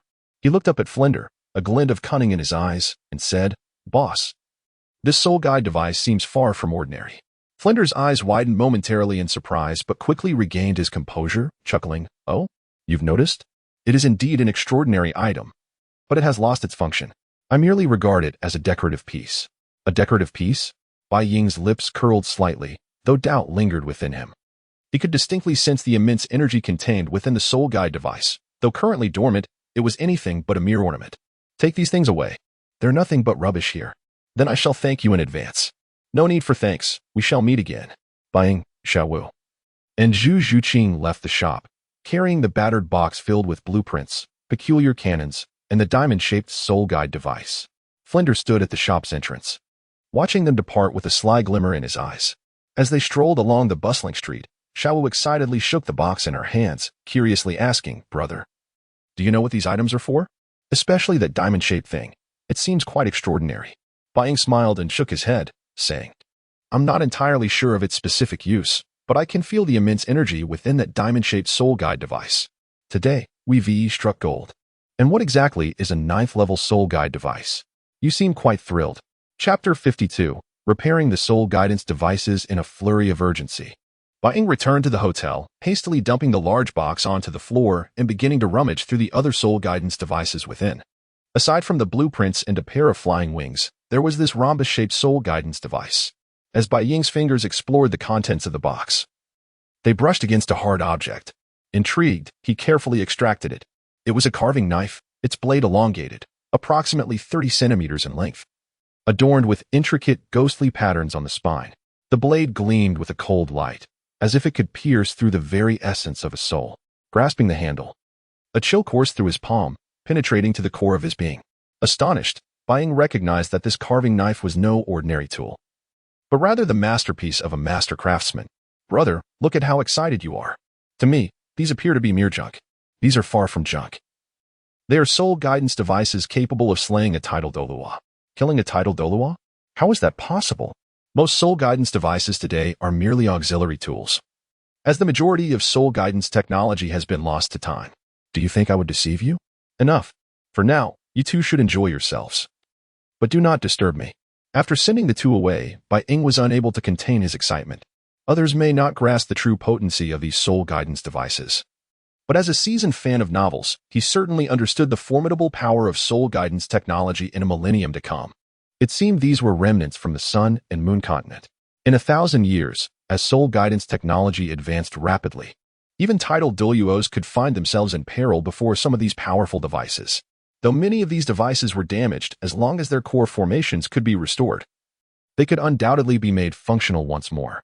According to the original Dolua text, the application of soul guidance devices surpassed that of hidden weapons. The primary challenge of hidden weapons lay in their reliance on specific methods for usage, while soul guidance devices required none of that. Any soul master, even untrained, could wield them. Bai Ying resolved to first repair some of the simpler soul guidance devices. Yet, even the simplest of them possessed a complexity in their core formations that far exceeded the understanding of the current Dolua continent. "Damn it, the discontinuity is so severe," he exclaimed in frustration. "Alas, my treasures can only be admired, not utilized." Such agony. After putting away the treasures, Bai Ying felt deflated, like a punctured balloon. "Dear host, in recognition of your diligent execution of tasks, this system has specially rewarded you with the compendium of soul guidance devices." Upon hearing this, Bai Ying's spirits soared once more. "System, you are truly my benefactor. It seems you possess an uncanny ability to read my thoughts. Host. Let us not forget that I am also your system. We are one and the same. Now, refrain from being overly grateful, lest I become overly pleased. Do not assume this is without cost. The reward comes with a task, though I must caution you that this task is exceedingly difficult for you at present. You mean this reward isn't free and requires me to complete a task? I knew you couldn't be trusted. After all these years, you can't even offer me a reward without strings attached. How miserly of you. Ah, what you humans call a change of heart. Very well. I shall not hold this against you. The task is to eliminate Tanghao, but rest assured, there is no time limit on this task. As long as you succeed in slaying Tanghao, you will receive a substantial reward. Meanwhile, Tangsan had also found a quaint inn. Enraptured, he gazed at the crystal, then retrieved a massive hammer from his soul guidance device. With a powerful strike, the crystal shattered into fine powder, transforming into a multitude of small spheres. Splendid! This truly is a spirit crystal. I have finally acquired a hidden weapon ranked highly in the Xintian treasure record. What a fortuitous find! After collecting his treasures, Tangsan reclined on his bed, reflecting on the encounter with Shiau Wu earlier that day. He felt an inexplicable significance attached to her, a sensation that had even surfaced during his cultivation, one that he could not suppress, no matter how hard he tried. Shiau Wu. Based on Bai Ying's words, she too would be attending Shrek Academy. Once there, leveraging his charm and the experiences from his 2 lifetimes. Winning the affection of a young girl should not prove too arduous. Shiau Wu, you are mine. As the saying goes, fate brings us together across 1,000 miles. With such thoughts, Tangsan gradually drifted into slumber. After acquiring knowledge of the soul guidance devices, Bai Ying eagerly plunged into their restoration. Brother, it has been 3 whole days. Are you all right? Since his last return, Bai Ying had not left his room, immersed in the study of those soul guidance devices. Zhu Xuching, I am genuinely worried about my brother. Is he losing his mind? 3 days, 3 entire days spent repairing what he deemed junk. Where does he see the value in those things? I do not know, Zhu Xuching replied coldly. He has always been intelligent. He should not make such a foolish mistake. I believe those devices must hold genuine value. Success! Bai Ying exclaimed, his voice brimming with joy and excitement. Upon hearing his shout, Daim Mubai and Zhu Xuching rushed through the door. They found Bai Ying seated amidst a collection of gleaming soul guidance devices, his face radiating an unprecedented smile. His eyes sparkling with fervor and pride, he resembled a madman. The once damaged devices, deemed worthless, now thrived in Bai Ying's hands, restored to perfection. Exuding a soft glow as if recounting their illustrious past, Bai Ying delicately lifted one soul guidance device, scrutinizing it, as though admiring his own masterpiece. I have succeeded. I never imagined I could restore a level 9 soul guidance device. Thank goodness these were merely the core formations. Otherwise, my current abilities would never have sufficed. It is finally complete. Brother, are you all right? Shiau Wu inquired cautiously. I'm fine. Why would I not be? Shiau Wu, could you please fetch me a glass of water? Chapter 53. Shrek Academy, are you truly all right?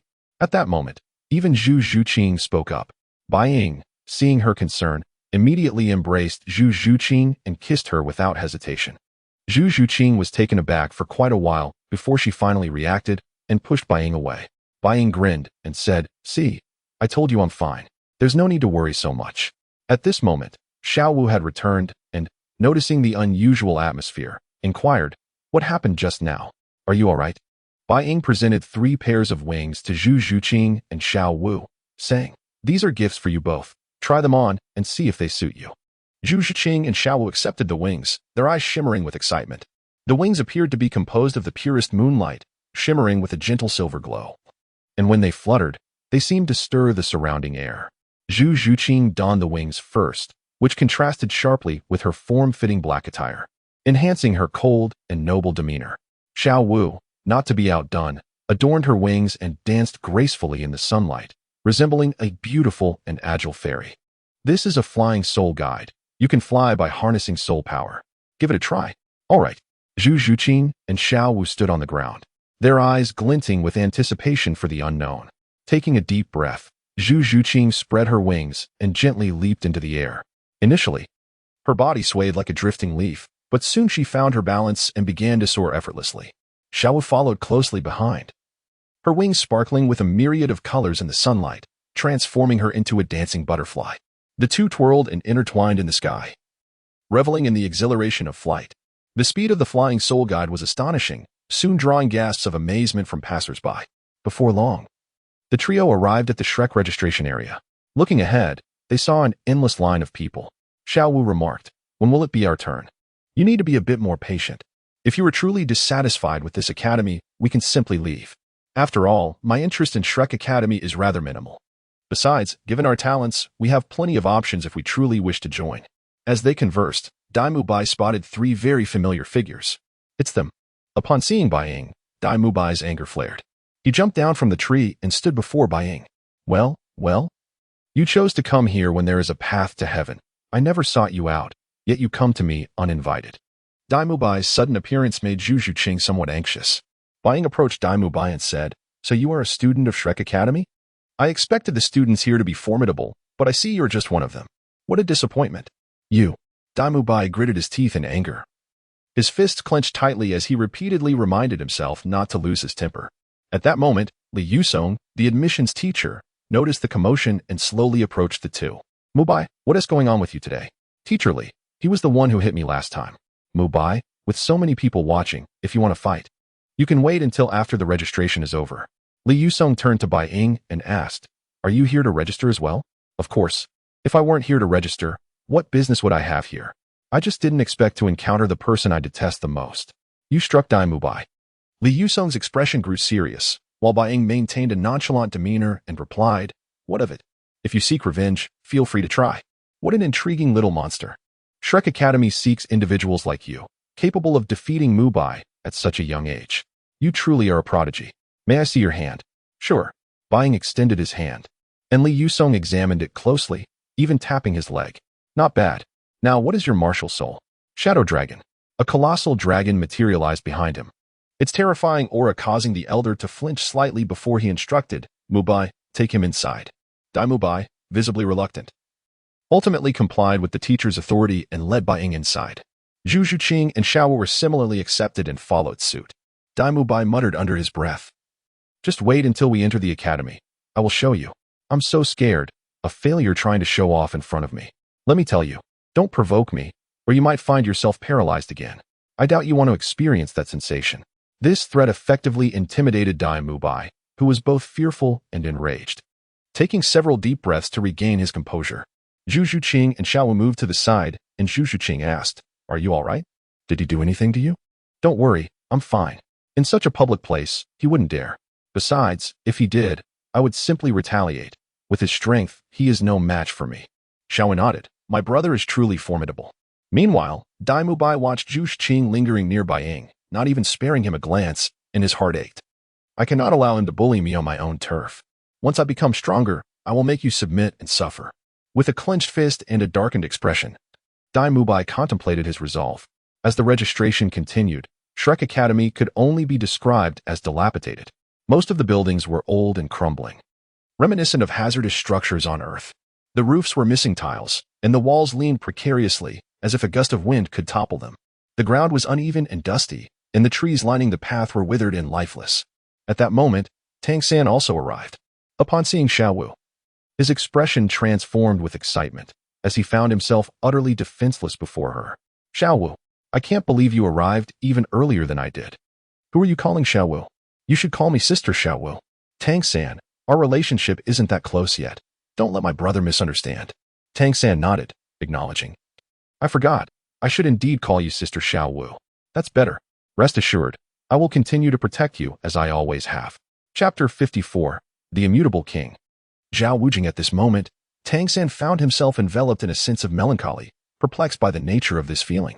Bai Ying's gaze was fixed intently on the entrance as a delicate young lady approached. Ning R, the princess of the Seven Treasure Glazed Tile School, was indeed striking in appearance.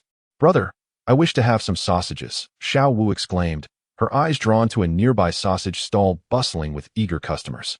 The vendor, a bearded man, appeared to be a middle-aged gentleman. "Shiau Wu, is this safe to eat? Is there something wrong with the sausages?"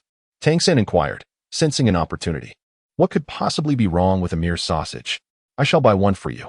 He stepped forward, drawing the attention of Oscar, who had been observing Shiau Wu, Zhu Xuching, and Ning R. "Excuse me, good sir, may I have a sausage?" Oscar said, slightly irritated. "I am not just some old man. I am your senior." "Here you go. My apologies, senior, for my presumptuousness, Tangsan replied, as he approached Shiau Wu with the sausage in hand. However, just as Shiau Wu was about to reach for it, Bai Ying intervened, saying, "Sir, please prepare a fresh one. I assure you, the quality of my sausages is impeccable." "There are absolutely no issues," the vendor insisted. "Brother, what could possibly be wrong with this sausage?" Tangsan remarked, observing that the sausages appeared fine and smelled delightful. Bai Ying, however, remained unfazed. "Wait until you witness the process of its creation, then you shall understand. Brother, if I am not mistaken, your martial soul must pertain to food, considering your occupation of selling sausages. I have heard that food-type soul masters possess many peculiar soul abilities. May I inquire what yours entails?" Oscar's expression shifted slightly, revealing his discomfort. "I have previously mentioned that you should refrain from selling sausages at the school gate." Daim Mubai interjected.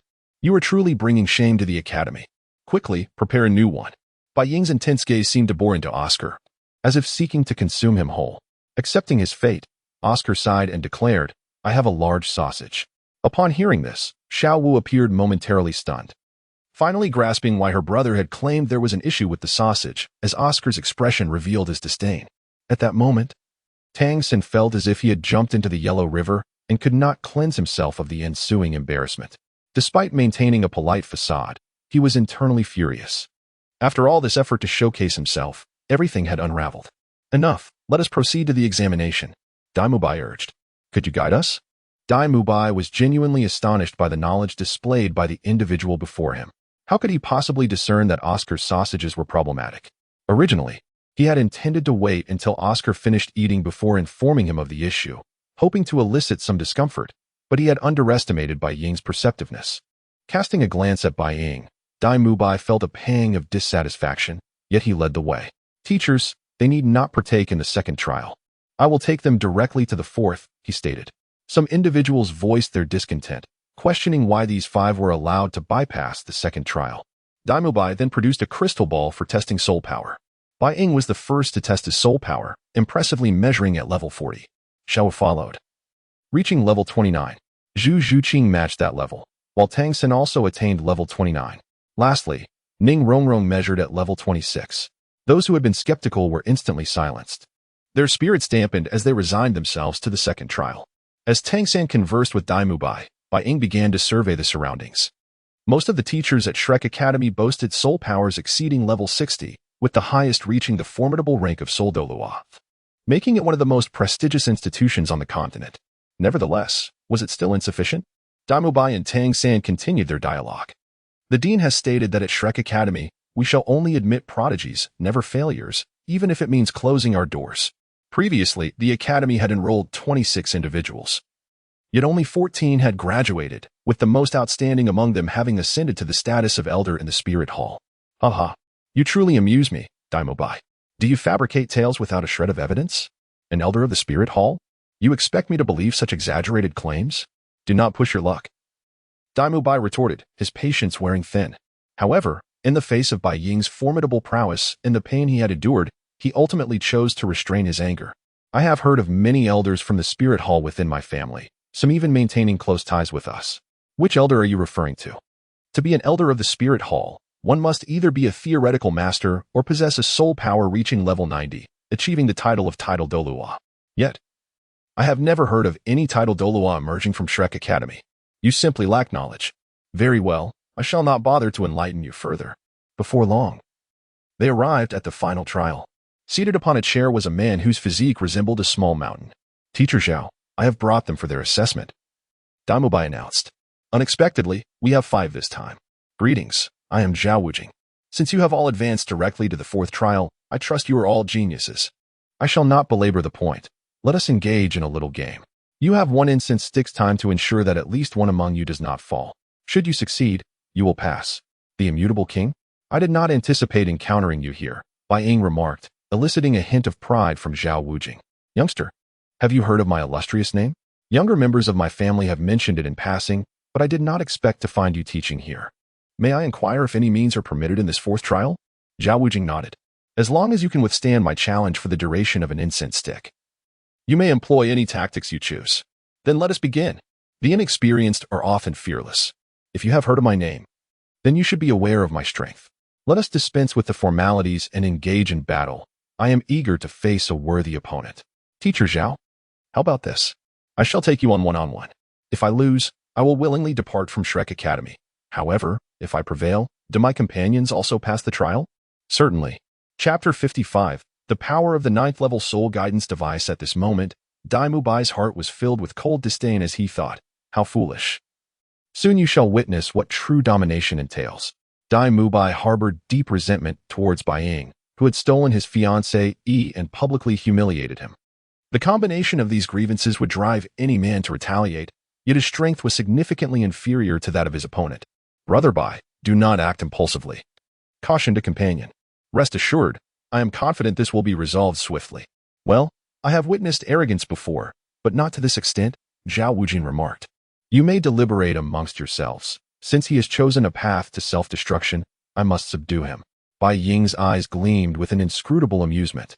It was a rare opportunity to test a soul sage as a guinea pig. As they moved aside, Shiau Wu gestured, you may strike first. Let us see what abilities you possess. I assure you, you will not endure even a single incense stick's worth of time in my presence. I advise you to concede.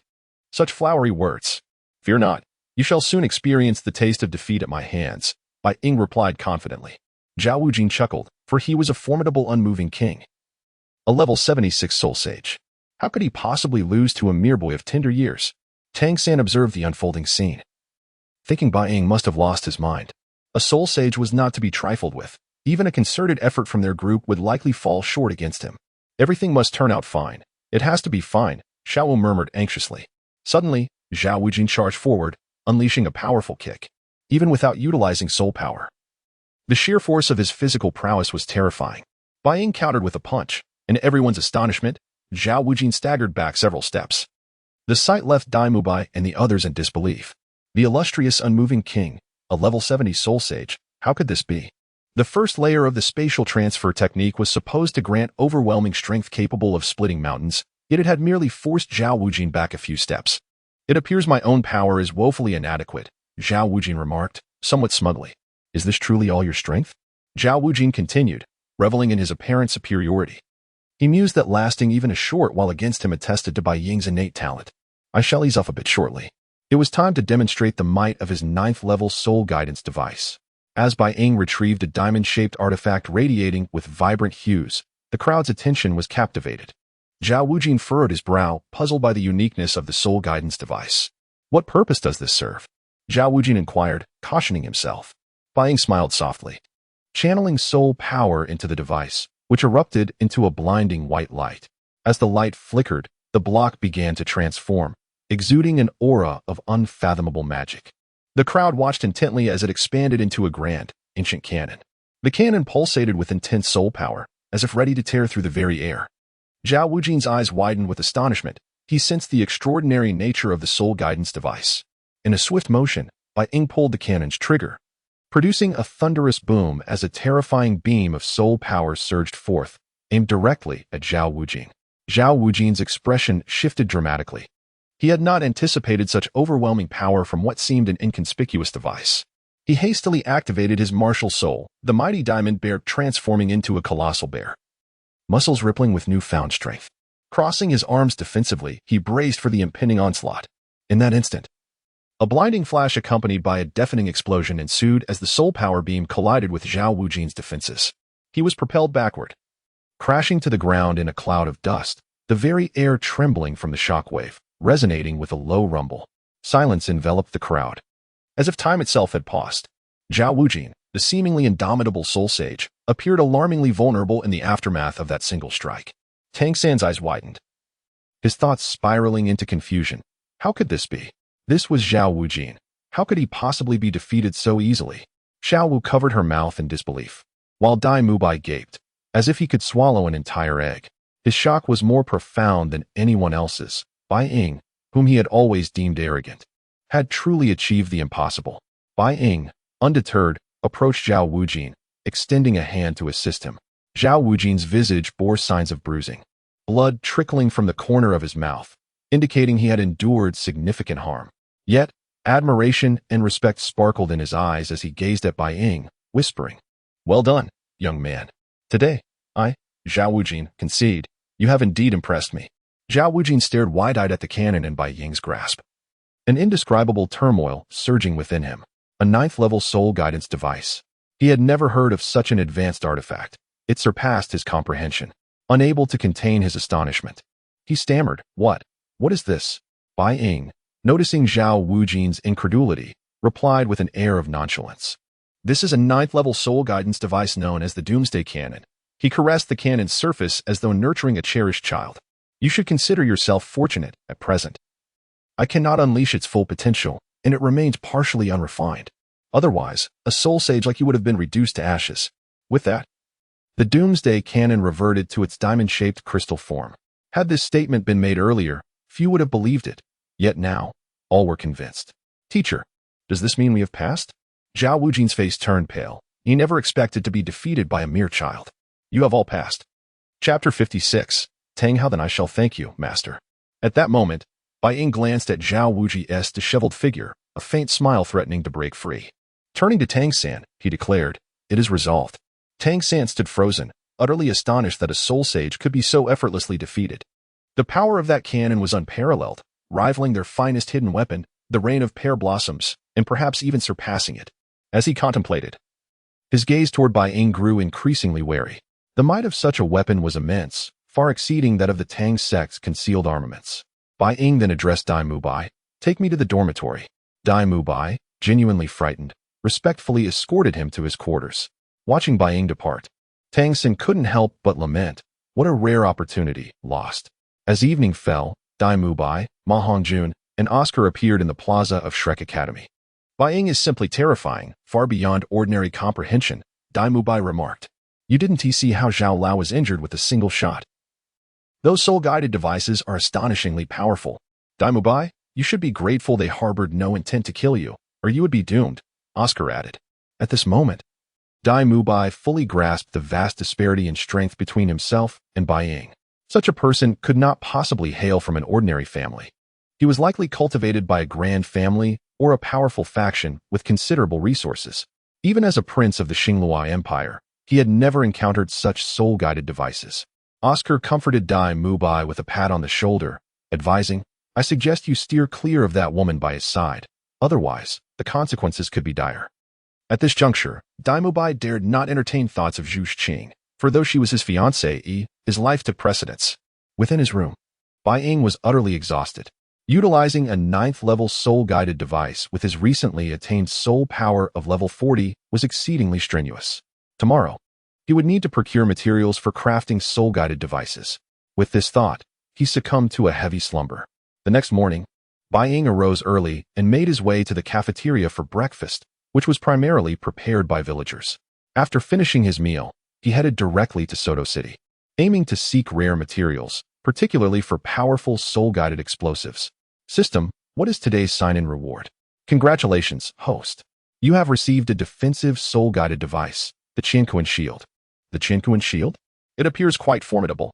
As soon as he spoke, the shield manifested in his hand, a translucent, pale blue orb, its surface smooth as a mirror, with shimmering lights flowing within. Upon closer inspection, Bai Ying noted intricate patterns and runes inside, emanating a soft glow. The core array was astonishingly complex. Carefully, he stowed the shield away. After an entire morning of exploration in Sodo City, he returned to Shrek Academy with a bountiful haul. Just as he was about to enter the academy, a figure cloaked in black caught his eye. The person swayed as if intoxicated. Yet Bai Ying sensed a malevolence about him, a familiar killing intent that eluded his memory. Until their paths crossed, he could not recall where he had encountered it before. Upon returning to Shrek Academy, he suddenly clapped his hand to his forehead in realization. I remember now. This killing intent belongs to the god of slaughter's domain. In this world, only 2 individuals possessed such a domain. The Pope, Bibi Dong, who would never appear in Sodo City, and Tanghao. Recalling that Tanghao had once severely beaten Zhao Wuji, Bai Ying wondered if the circumstances had altered due to his arrival. Congratulations, host. You have triggered a hidden quest. Reignite Tanghao's old injuries. Reward, a golden pill, to prevent the host from being killed by Tanghao. This system has thoughtfully provided a divine-level experience card. To confront Tanghao? How delightful.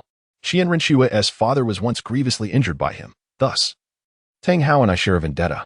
With this thought, Bai Ying promptly acquired a set of stealth attire from a shop and stealthily followed Tanghao. Tanghao made his way to the back mountain of Shrek Academy, where, as a father, he still held concern for Tangsan. Little San, forgive me. I cannot yet reveal myself. I am sorry. This is all my fault. If it weren't for me, you wouldn't have suffered so. That evening, after a cordial exchange, Shiau Wu was finally healed of his long-standing injuries. His face bore the marks of battle, swollen beyond recognition. He looked akin to a pig's head. What amused Bai Ying most was that even in such a state, Shiau Wu felt compelled to express gratitude. Tanghao relayed news about Tangsan to the two. And as they departed, Bai Ying silently appeared before him, utilizing the divine level experience card. User successfully activated. Who are you? Tanghao, a title Doluo.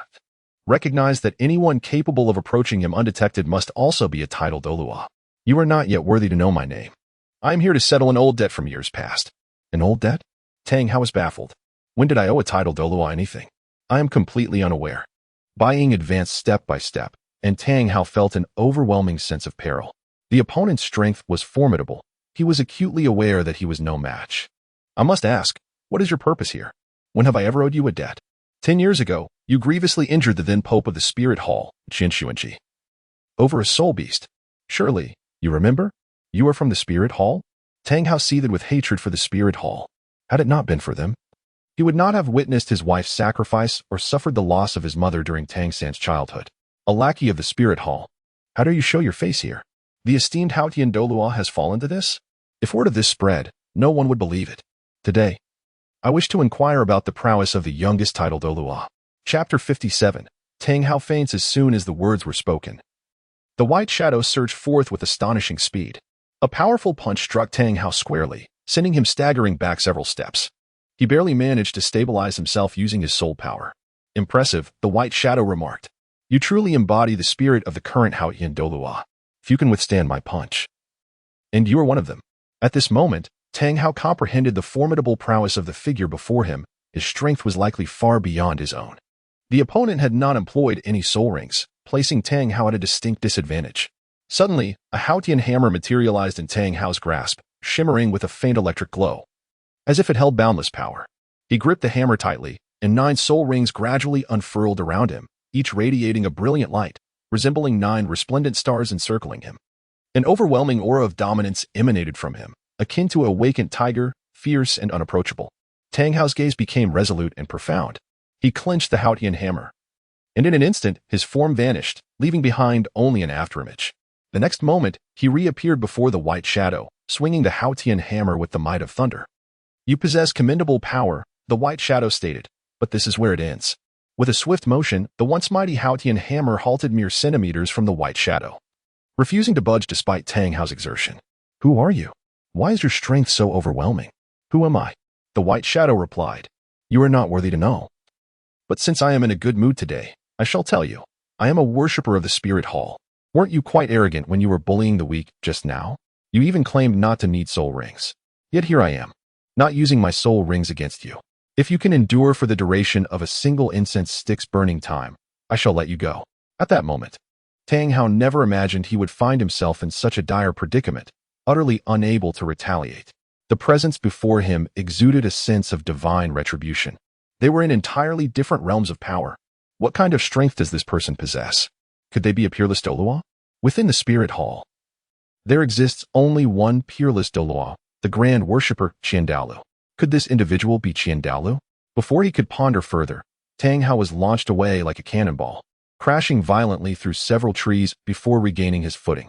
Do not push me too far, he said, rising slowly, genuine fury igniting within him.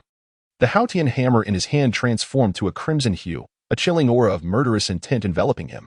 The once calm 9 soul rings now exhibited violent fluctuations. With a series of explosive sounds, the first and second soul rings shattered and fused into the Haotian hammer. Great Sumera hammer. The Haotian hammer instantly turned a brilliant gold. A torrent of soul power surged into it, creating a devastating force that shattered the surrounding trees with a mere flick of his wrist. Under the Great Sumera hammer, perish, Tanghao swung the hammer down. In an instant, the white shadow conjured a time war blade. Time seal. Immediately, time was suspended, and the world appeared to turn pale. How dare a mere mortal attempt to slay a god? Time's trace. The next moment, time resumed its flow. and a pained scream escaped Tang Hao's lips as he plummeted from the air. This agony was beyond description, though his body bore no wounds. He could distinctly feel his very bones, blood, and soul trembling uncontrollably. What have you done to me? What have I done? How does it feel? Do you remember this sensation? Tang Hao, a formidable titled Olua in his own right, renowned for his willpower, found himself writhing in torment. It felt as though a hammer incessantly struck his head. I will kill you. I will kill you. Tang Hao resembled a frenzied beast, wildly swinging the Haoyan hammer. His body, already burdened with old injuries, was now further ravaged. With a thunderous crash, the youngest titled Olua in history, Tang Hao, spat blood and fainted. Ah! Beating him feels so good, the White Shadow mused. Tang Hao, did you ever imagine this day would come? It is said that retribution is not absent. It simply arrives at the right moment. To dare oppose the Spirit Hall, your fate is sealed. For now, I shall keep you alive. After all, one must harvest the wool from the sheep. Casting a final glance at him, the White Shadow turned and departed.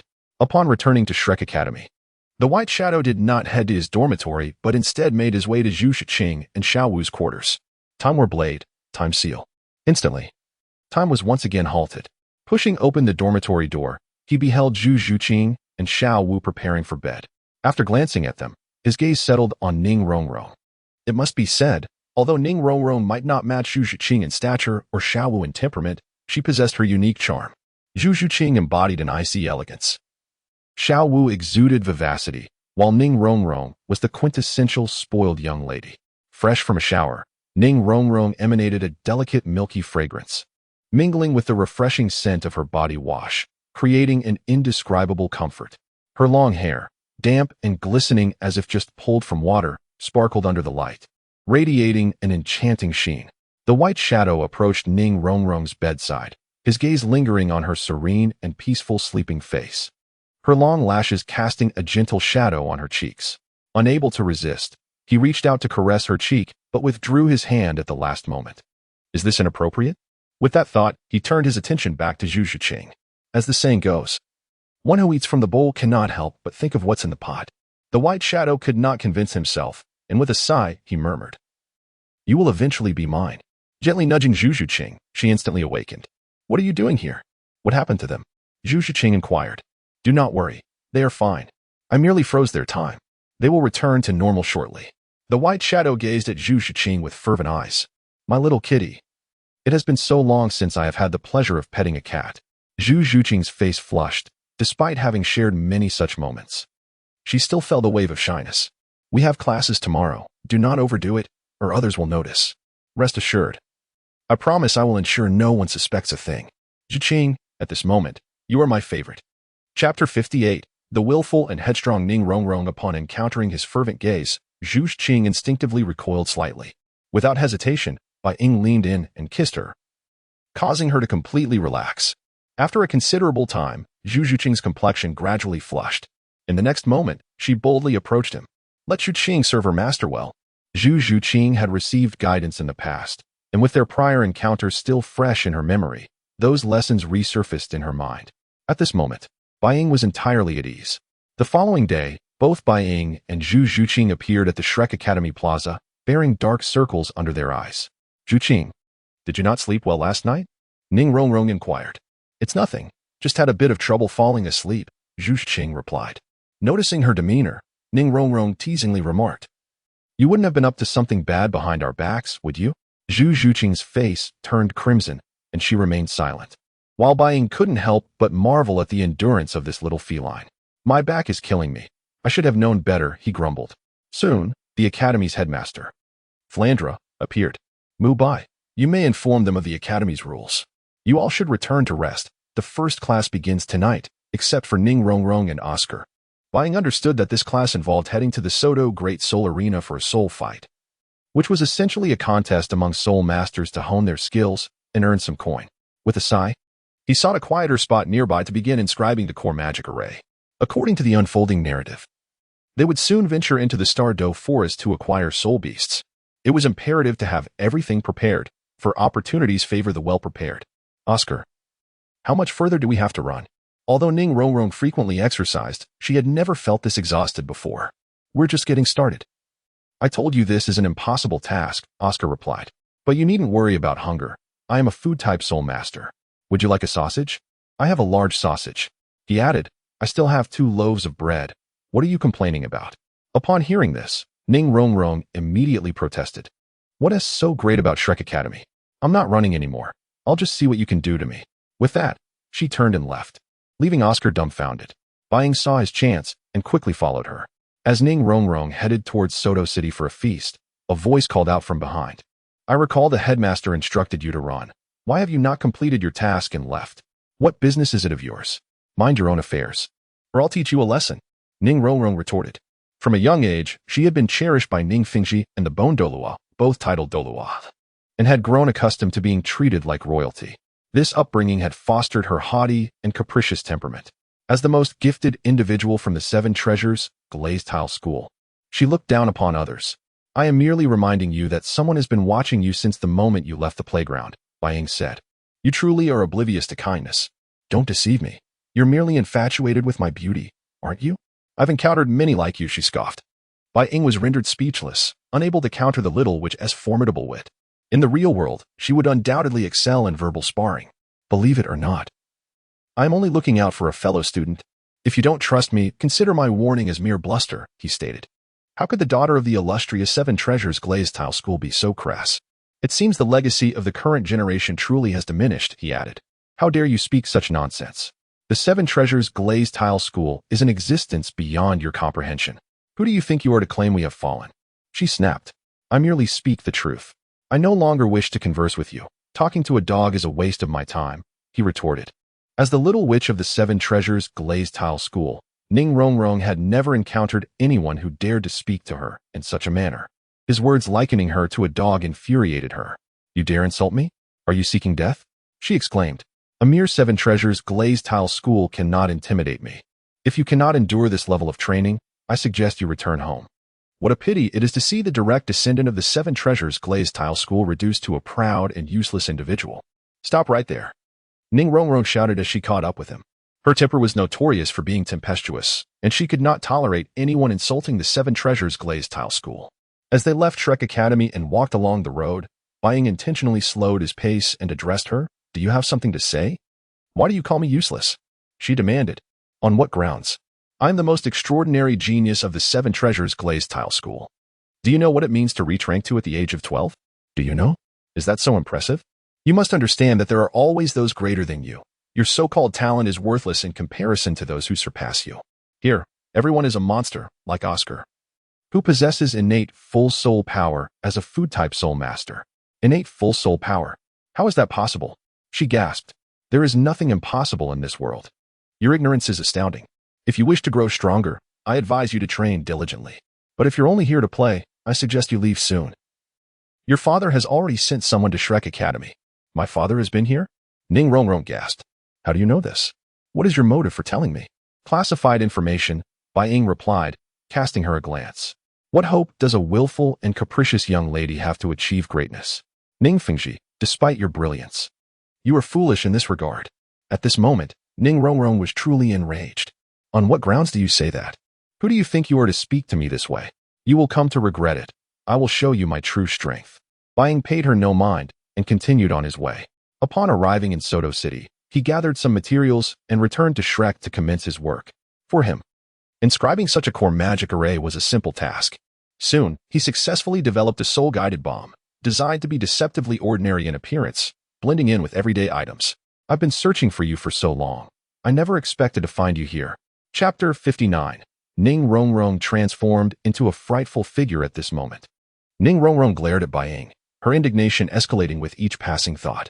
Never before had she been so incensed. How dare you insult me? Do you even know what you are? Get lost, Bai Ying coldly retorted. Ning R was genuinely furious now. Her gaze fell upon the peculiar objects nearby, piquing her interest. Seizing one at random, Bai Ying was immediately struck with alarm. Little girl, that is a soul-guided bomb. If mishandled or accidentally bumped, it could explode. After all, she was the young lady of the 7 Treasure Glazed Tile School. Any mishap would spell trouble for him. Give this to me, quickly, Ning R exclaimed, her excitement growing at Bai Ying's reaction. You're begging me now? As long as you plead, I might consider handing it over. She glanced at the object in her hand, a sardonic smile gracing her lips. Isn't it just a black, unremarkable thing? Ning Rongrong was reveling in her triumph. Bai Ying slowly articulated, give it to me. No way. What are you going to do about it? She stuck out her tongue mockingly.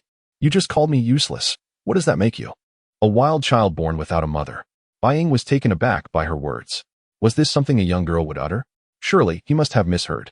Yet, the reality unfolded before him as Ning Rongrong continued to hurl insults. Ning Rongrong, retract that statement and return my property. Otherwise, I will ensure you regret it. I'm terrified, she scoffed, bursting into laughter. Bai Ying's emotions reached a boiling point, yet he stifled his anger.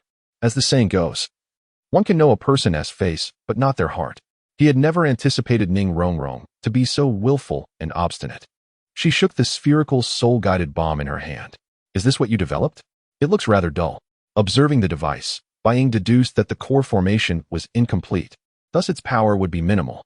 An idea struck him, and he addressed Ning Rongrong. I offer you a chance. Return that to me, and we can pretend this never happened. To pretend nothing happened is simple. You must plead, kneel and beg. And then I will release it.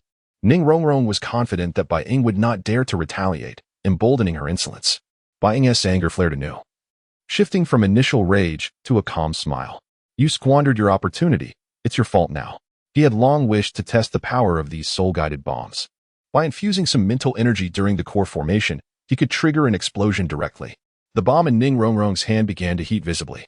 With a sudden crackle, she tossed it to the ground, clutching her injured palm and shrieking in dismay. A resounding boom echoed as the bomb detonated beneath her feet. As the smoke cleared, Ning Rongrong emerged, her face covered in soot, resembling someone who had just emerged from the depths of a pot. Her clothes were tattered, as if shredded by countless sharp blades, revealing charred patches of skin. Staring in disbelief at her hands, she struggled to comprehend the chaos that had just unfolded, her eyes brimming with fear and shock. Never had she imagined such an explosion could occur, and she felt utterly shattered. How dare you treat me this way? Do you know what the 7 treasure glazed tile school represents on this continent? As a princess of the school, she had never faced such humiliation, and now, disheveled, she glared fiercely at Bai Ying. Bai Ying, unperturbed and seemingly indifferent to her plight, remarked, I warned you to return that to me, yet you chose to court disaster. Consider yourself fortunate that the core formation was incomplete. Otherwise, its power would have been far greater, leaving you no more than ashes. I advise you not to provoke me, for the consequences could be dire. Your 7 treasure glazed tile school is indeed formidable, but remember, there are always greater powers beyond. Ning Rongrong glared at Bai Ying, filled with both hatred and helplessness, her frustration mounting. Fearing exposure in her disheveled state, she fled in embarrassment. Once she had departed, Bai Ying called out, Director, how long do you intend to hide? How did you discover my presence? Flinder stepped out slowly, a newfound sense of trepidation towards the individual before him. I have been aware of your surveillance since the beginning. Enough of your prattle. If you wish to pursue this matter, you are welcome to do so at any time. Bai Ying, you are from the Spirit Hall, aren't you? Without a hint of surprise, Bai Ying acknowledged it with calmness. Indeed. Is there a problem? Flinder exhaled in relief upon discovering a Spirit Hall member was present. No, you should return to your dormitory and rest well for tonight's lessons. This matter will be resolved. Good heavens. According to Xiao Gang's letter, he should be a direct disciple of Bibi Dong, the Pope's personal disciple. Why is he here? What has our Shrek Academy done to deserve the presence of Tangsan, the son of the Haoyan Deluo, and now a Spirit Hall member? Our Shrek Academy is on the verge of notoriety. Once all the soul-guided bombs were properly inscribed, evening fell. Ning Rongrong had changed into a fresh outfit, yet traces of charred remnants remained in her hair. Flinder turned to Oscar and said, Oscar, you must demonstrate camaraderie. Get your spirits up and run 20 more laps. If you do not finish, you shall have no food or sleep. I have sealed your soul power. And you, Ning Rongrong, you have yet to complete my assignment. Tell me, is that not the case? Ning Rongrong was seething with rage. She had just been blown up and now had to run, completely forgetting her task. Chapter 60, Sodo Great Soul Arena. At this moment, Ning Rongrong gazed at Flander and remarked, I forgot to run. Flander responded, you have 2 choices. First, gather your belongings and leave. Second, prove to me that you will not err again. Ning Rongrong retorted, why should I? You are merely a soul sage. Flander asserted, you cannot afford to offend my identity. It would be wise not to meddle with me. Ning Rongrong replied defiantly, do you think I fear you? Bai Ying, feeling bored, strolled outside the Shrek Academy. After a while, when Zhu Xuching, Shiau Wu and Daim Mubai emerged. Bai Ying followed closely behind. "Brother, did you know Ning R was scolded to tears by the dean?" cried. "You say? She is quite proud and pampered at home. It is natural for her to show some emotion. With proper guidance, she will undoubtedly become a capable individual. Enough of this. If she cannot find her way out on her own, she will not heed what others say." The group arrived at the Sodo Great Soul Arena, where Bai Ying and the others reached the registration area. "Brother, shall we team up?" Shiau Wu suggested. Bai Ying shook his head. "You wish to team with Tangsan? Did you not say I should avoid him? Tangsan's battle experience is extensive. Partnering with him would be an excellent opportunity for growth. You must heed my advice." Shiau Wu nodded, and just as Tangsan intended to propose teaming up, Shiau Wu preemptively voiced it, making it effortless for Tangsan. Bai Ying chose not to partake in sparring but directly entered the gambling fights. As is widely known, such contests are bloody affairs. "Hello. I wish to participate in the gambling fight." The attendants at the reception desk showed little surprise. After paying, they stated, "Gambling fights require bloodshed. Are you prepared for that? You focus on your task. The rest is not your concern." Seated in the waiting area, Bai Ying began to observe. Various competitors were recuperating, and he caught a faint whiff of blood, evidently from them. Soon, Bai Ying entered the arena, facing a formidable opponent, a weapon spirit master wielding a large blade. The man was tall and muscular, with a scar on his face that seemed to narrate his battle history. He brandished a massive battle knife, its blade marred with chips and blood, exuding an aura of lethal intent. His gaze was sharp as an eagle's, fixated on Bai Ying as if to pierce through his very soul. "Child, are you truly certain you wish to fight me?" His voice was hoarse and deep, reminiscent of a voice echoing from the depths of hell. Unfazed, Bai Ying remained calm and resolute, as if everything lay within his control. "As a weapon spirit master, your soul power should be at level 40. I have not exercised in quite some time. Today is a fitting occasion to play with you." With a furious shout, the weapon spirit master unleashed his first soul skill, and the arena seemed to shatter into countless fragments under a barrage of blade energy, each slice radiating a chilling murderous intent. Within this storm of blades, Bai Ying felt exhilarated, reminiscent of the earlier torment he endured at the hands of the golden crocodile Dolua in the spirit hall. In an instant, Bai Ying vanished, reappearing behind the weapon spirit master. The latter's expression shifted in shock. He had not anticipated Bai Ying's speed. Hastily, he turned, swinging his knife towards Bai Ying. Yet, Bai Ying appeared to predict his movement, effortlessly evading the strike. With a swift motion, Bai Ying executed his second soul skill, Shadow Dragon Claw. The weapon spirit master felt an immense force gripping his wrist. Bai Ying's claws were razor-sharp, and with a mere flick, his defenses crumbled like paper, blood flowing from his wounds. Terror filled the weapon spirit master's eyes as he gazed at Bai Ying in disbelief. Bai Ying, however, offered no mercy. He clenched his right fist and struck the weapon spirit master in the chest. The impact sent the man crashing against the protective barrier at the edge of the arena, akin to a broken kite. The arena fell silent as spectators stared in awe at Bai Ying, unable to believe that this seemingly frail youth possessed such overwhelming strength. The weapon spirit master slumped to the ground, eyes wide with fear and despair. Bai Ying's presence loomed large in the arena as he approached the incapacitated weapon spirit master, each step resonating ominously in the hearts of onlookers. The atmosphere grew palpably oppressive, as if the very air had solidified. "Kill him! Kill him!" The crowd's excitement was palpable. Despair washed over the weapon spirit master as he struggled to rise, but his injuries rendered him immobile. He watched in horror as Bai Ying drew nearer, filled with dread. Bai Ying stood before him, gazing down with a flicker of cold indifference. He extended his right hand, gently gripping the man's throat. What do you intend to do?" The weapon spirit master's voice trembled with fear. With a swift crack, Bai Ying snapped his neck. After concluding this bout, he continued to triumph in several more matches, each victory unquestionable. Just as he was about to depart, a voice called out, "Excuse me, might you kindly pause?" A well-dressed individual approached, exuding an air of distinction despite not being a soul master. "I am the supervisor of the Sodo Great Soul Arena. Here is my business card." "What do you want with this?" Bai Ying inquired. "To achieve 7 consecutive victories without injury speaks volumes of your prowess. I wish to befriend you." "Oh, that is unnecessary. I must take my leave. Farewell." The supervisor insisted, "Please, do not rush off." Meanwhile, Daim Mubai, Tangsan, Shiau Wu, Zhu Xuching, and Ma Hongjun observed Bai Ying's participation in the gambling fights, and the ruthlessness of his methods in defeating opponents left them astonished. If Tangsan previously believed Bai Ying's strength was only marginally superior to his own, Witnessing the match made it evident that Bai Ying was on an entirely different level. I have matters to attend to, Bai Ying stated, darting away with the speed of a startled hare, as if pursued by a debt collector. He assumed Ning Rongrong must be waiting for him. Seizing this opportunity, he intended to learn more about that little sorceress. If he could win Ning Rongrong's favor, the seven-treasure glazed tile school would become his most steadfast ally. A mischievous smile crept onto Bai Ying's face as he contemplated this. Chapter 61. The Poison and the Terrified Ning Rongrong. Bai Ying directly utilized a spatial teleportation talisman and arrived at the entrance of the Shrek Academy girls' dormitory.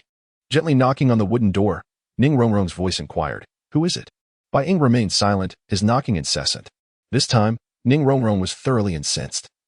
She flung the dormitory door open and confronted Bai Ying. "Are you insane? Knocking on my door like this? Are you out of your mind?" Bai Ying's icy gaze fixed upon her, a look that sent shivers down Ning Rongrong's spine. Her tone softened as she asked, "What brings you to the girls' dormitory?" "Naturally. I'm here to find you. You destroyed one of my soul-guided bombs. Do you truly believe this matter can be brushed aside? I intend to settle this account with you now." "Settle the account? I have yet to hold you accountable. You dare approach me first? Do you understand? If your soul-guided bomb had truly harmed me, the price you would pay is unfathomable." "Humph. Do you think I am afraid?" "Currently, they are not back yet, making it an opportune moment for us to settle the score." Ning Rongrong, still embodying the demeanor of a spoiled heiress, retorted, "Do you dare lay a hand on me?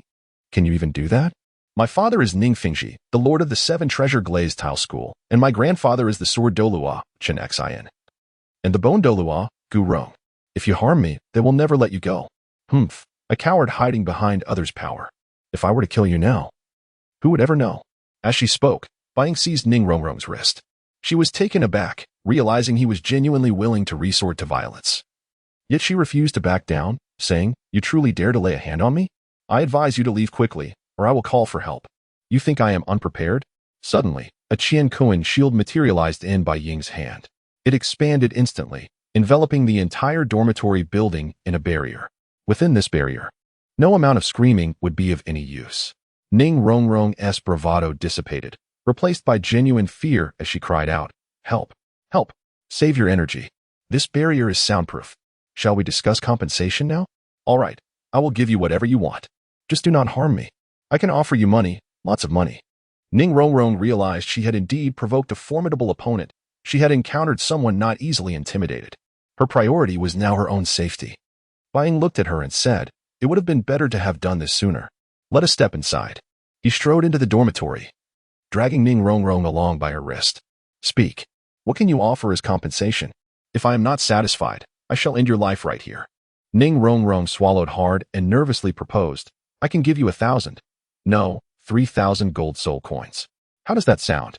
3,000 gold coins to replace a soul-guided bomb. Do you take me for a beggar? Look at me. Do I appear to be someone in need of money? I am not afraid to tell you. I am the holy son of the Spirit Hall, one of the future elders of the Hall of Worship." "The holy son of the Spirit Hall? How could someone of such status be here? Stop trying to deceive me." Despite Ning Rongrong's disbelief, Bai Ying calmly produced a Pope's order from his storage soul guide. Ning Rongrong, being the princess of the seven-treasure glazed tile school, could easily discern its authenticity. "You truly are the holy son of the Spirit Hall. What do you want from me?" At that moment, she was gripped by Bai Ying, her eyes wide with fear. Though she presented herself as fearless, she was the first to falter when faced with danger. "My soul-guided bomb is neither cheap nor overly expensive.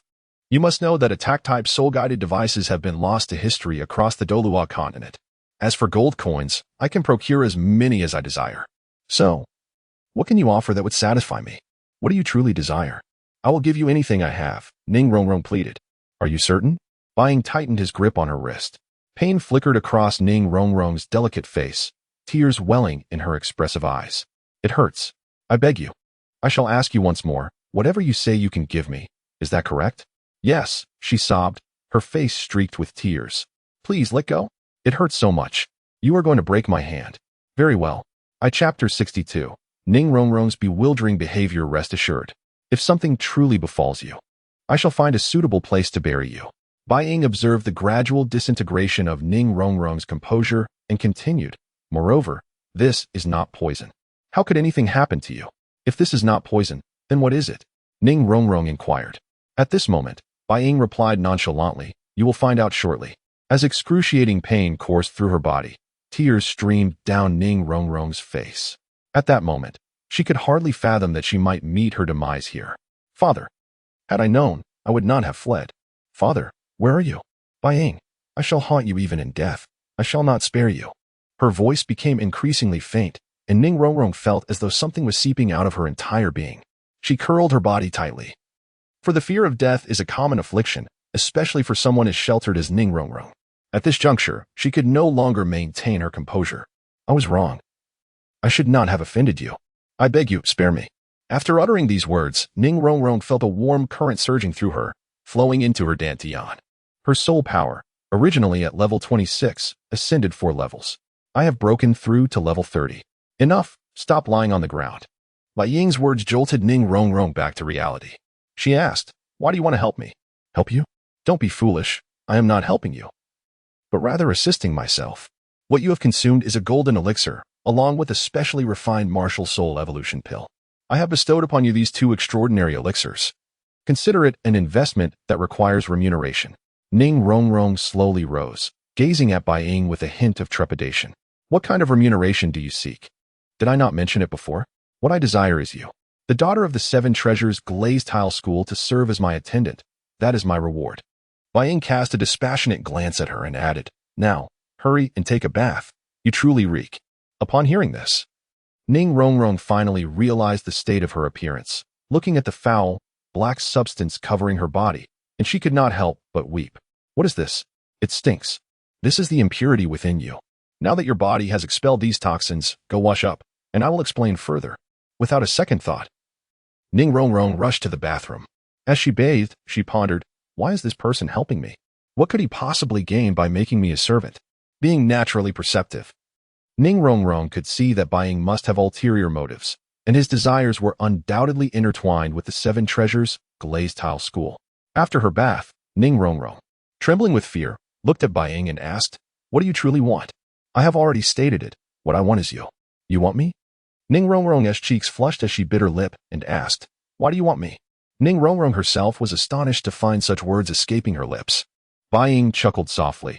I have 2 pursuits in life. The first is the pursuit of supreme power, and the second is a penchant for collecting all manners of beautiful women. You, Ning Rongrong, are a rare gem, and thus I find great interest in you. The thought of having the little princess of the 7 treasures glazed tile school beneath me is simply exhilarating. At that moment, Ning Rongrong felt a whirlwind of shame and anger. How could this person speak so plainly? Although she had always been known for her capriciousness, she had only spoken such words in jest, but the current situation was entirely different. Forget such notions. My father would never consent. Who said anything about needing your father's approval? All that matters is your consent. Besides, do you truly have the capacity to resist now? Even if your father were to find out, he would most likely acquiesce. Do you believe that? Look at your martial soul. Doubtful yet curious. Ning Rongrong released her martial spirit. To her astonishment, the originally 7-layered 7 treasures glazed tile transformed into a 9-layered 9 treasures glazed tile. She was momentarily dumbfounded. What on earth is happening? Did you do this? Ning Rongrong asked incredulously. Of course, it was me. Who else could it be? Now do you see my prowess? It is well known that while the 7 treasures glazed tile is the foremost auxiliary martial soul on the continent, it has a significant flaw. It can only absorb 7 soul rings throughout one's life, capping at the soul sage stage. I possess a method to help you break this curse, and I am certain your father would be very interested. Ning Rongrong exclaimed in surprise. Do you truly have a way? As a member of the 7 treasures glazed tile school, she understood the importance of the 9 treasures glazed tile better than anyone. If Bai Ying genuinely held the solution, he would be akin to a savior for the entire 7 treasures glazed tile school. Come here. Bai Ying's gaze grew fervent, his greed unabashedly directed at Ning Rongrong. Instinctively, she recoiled slightly under the intensity of his stare, yet after a moment of hesitation, she gritted her teeth and approached. As she neared, Bai Ying pulled her into his embrace. What are you doing? What am I doing? Naturally, I am going to teach you how to serve your master. Bai Ying's hand began to wander along Ning Rongrong's thigh, enveloping her entire being in a peculiar sensation, fresh from her bath. The faint scent of milk wafted into Bai Ying's nostrils. What a delightful little enchantress. I can hardly resist devouring you. Bai Ying whispered into Ning Rongrong's ear. Do you know how to serve your master well? No need to rush. Starting today, you will learn something new every day. I will make sure to teach you properly. With that, Bai Ying embraced Ning Renxue and began to kiss her. Ning Renxue was rendered speechless, unable to suppress the sounds escaping her lips. After a long while, they finally parted. Ning Renxue's face was a deep crimson, yet she did not display any signs of resistance. Instead, her gaze burned with intensity. "Have you learned how to serve your master well?" Bai Ying inquired. Ning Renxue nodded, saying, "I understand how to proceed." "Why do you not put on a facade of resistance? Why bother with pretense?" At this moment, Ning Renxue appeared entirely at ease, stating, "What my master desires, Renxue shall undoubtedly fulfill." In the next instant, she pushed Bai Ying down. Ning Renxue pressed her entire body against him, saying, "Do not worry, my master, tonight I shall ensure everything is done right." Chapter 63. Sleeplessness. Ning Renxue was undoubtedly the epitome of enchanting beauty, a notion that Bai Ying could only grasp in this moment. "Ning Renxue, do you comprehend the implications of your actions?" Ning Renxue nodded and, with a smirk that danced on her lips, replied, "Of course I am aware. Humph. I have long discerned that your connection with Shiau Wu and Zhu Xuching is far from ordinary." In truth, she had taken notice of him from the outset. At their shared age, he had already attained the formidable level of 40. Moreover, the cannon he wielded against the unmoving king and Zhao Wujin was a weapon of unparalleled might, one she had never encountered before. Now, he had transformed her 7-treasure glaze tile into a 9-treasure glaze tile, confirming her belief that he was indeed a prodigy. "And now," she declared, "do you think I can resist you?" With an assertive gaze, she continued, "Rather than feign reluctance, let us be forthright." As she spoke, Ning Renxue leaned in and kissed him, igniting a tempestuous fervor. Time seemed to stand still until, after what felt like an eternity, she collapsed in exhaustion. "You will take responsibility for this, won't you?" she inquired. Bai Ying, with a nonchalant air, responded, "I hope you do not come to regret the decision you made today." "I have never regretted anything," she retorted confidently. At that moment, the door creaked open. Zhu Xuching and Shiau Wu stood aghast at the sight of Bai Ying. "Brother, how did you end up here?" Bai Ying, taken aback, asked, "How did you two manage to enter? What is the meaning of this?" "Of course, it was the system's design. Damn it, you were setting me up." They exchanged glances towards Ning Renxue, who was fast asleep, and both sighed in relief, having assumed Bai Ying was searching for them. "Brother, you didn't let Renxue see you, did you?" Shiau Wu asked, glancing anxiously in Ning Renxue's direction. Ning Renxue, feigning sleep, felt a wave of relief wash over her. "No, we finally returned. I've been waiting so long that the flowers have wilted," Zhu Xuching remarked, her expression shifting. Shiau Wu's face flushed slightly. She rushed forward, casting a nervous glance at Ning Renxue. "Renxue is still here. What if she wakes up?" "Do not worry. She is sound asleep," Zhu Xuching reassured her. Shiau Wu cautiously approached Ning Renxue's bedside, her heart racing as she pretended to be asleep, fearing any sound might betray her. Bai Ying's heart raced as well. If Shiau Wu discovered he had come looking for Ning Renxue, it would surely elicit a reaction. Upon confirming that Ning Renxue was indeed asleep, Bai Ying exhaled deeply. "You should leave now," Zhu Xuching urged. "Do you think I would leave so easily? It has been ages since I savored your essence. I yearn for it dearly." Shiau Wu blushed and suggested, "Let us step outside. It may be too late for that now, and besides, Ning Renxue is asleep. Trust me, Xuching won't disturb us." Zhu Xuching felt a sense of relief. Bai Ying's prowess was formidable, and the last encounter had drained her completely. Shiau Wu glanced at Zhu Xuching, who nodded in agreement. Without further ado, Zhu Xuching pulled back the covers and lay down to sleep. Shiau Wu took a deep breath as Bai Ying, brimming with anticipation, swiftly lifted her into his arms, causing her heart to race. The tension was palpable, not only for Shiau Wu but also for Zhu Xuching and Ning Renxue. "Brother, is this truly appropriate?" Shiau Wu questioned. "Rest assured, no one will notice us," Bai Ying replied. "Shiau Wu, your first soul battle was nothing short of spectacular. I am proud of you." "Of course. You should see who my brother is," she boasted. "Brother, stop changing the subject. Tell me, have you attracted many other girls?" "I suppose so," he admitted. "And compared to them, who do you favor more?" "That is a difficult comparison. Each has their merits." Shiau Wu, now fuming, playfully bit Bai Ying's lip, drawing blood. "Humph. Brother, I feel you are merely lusting after my body. Xuching has told me that men are the most insidious." Zhu Xuching was taken aback, never expecting Shiau Wu to voice such sentiments. "Did Xuching teach you this?" "I know," Shiau Wu retorted. "Then perhaps I should take my leave." As Bai Ying stood to depart, Shiau Wu caught his hand. "Brother, I was merely jesting. Why take it to heart?" Bai Ying seized the moment, inquiring, Was that also Zhu Xuching's influence? The mention of Zhu Xuching's name startled her. Bai Ying's prowess was something Zhu Xuching had experienced firsthand, knowing it could lead to unforeseen consequences. Ning R, witnessing this unfolding drama, opened her eyes to watch Shiau Wu. Shiau Wu, ever since your mother passed, I have been by your side. Do you not trust me? Brother, that is not my point. I merely wish for you to entice fewer individuals. What constitutes enticing? Bai Ying mused. Today, I shall demonstrate my strength to you. Shiau Wu felt an intoxicating sensation envelop her, a descent into temptation that was inescapable. Her voice transformed into a sultry whisper. Brother, I was wrong. Do you recall what I said? Acknowledgement of wrongs is essential for growth. Realizing the futility of resistance, Shiau Wu surrendered to the experience. Her initial torment evolving into exquisite pleasure as she basked in the moment. They were tightly entwined, the heat of their breaths mingling. And the sounds of their intimacy rendered Zhu Xuching and Ning R wide awake. Brother, brother, brother. Shiau Wu's cries caused both Ning R and Zhu Xuching to flush crimson, an overwhelming sense of unease gripping them. They could only shut their eyes tightly, feigning sleep. Too apprehensive to utter a sound. Especially for Ning R, she felt an all-too-familiar warmth flooding her heart once more. The volume of their voices was far too loud. Sleeplessness enveloped her entirely. Time slipped away until the fervent sounds gradually subsided. Bai Ying, breathless, and Shiau Wu, drenched in sweat, finally prepared to depart. I must take my leave. Tomorrow, I shall take you and Xuching to the Star Do forest to acquire suitable soul rings. At that moment, both Shiau Wu and Zhu Xuching sighed in relief. For Shiau Wu, Bai Ying's strength was beyond her current capacity to handle, and Zhu Xuching, now awake, gazed at Shiau Wu with a hint of trepidation. Shiau Wu, are you all right? Xuching, I'm fine. Just hope we do not awaken R.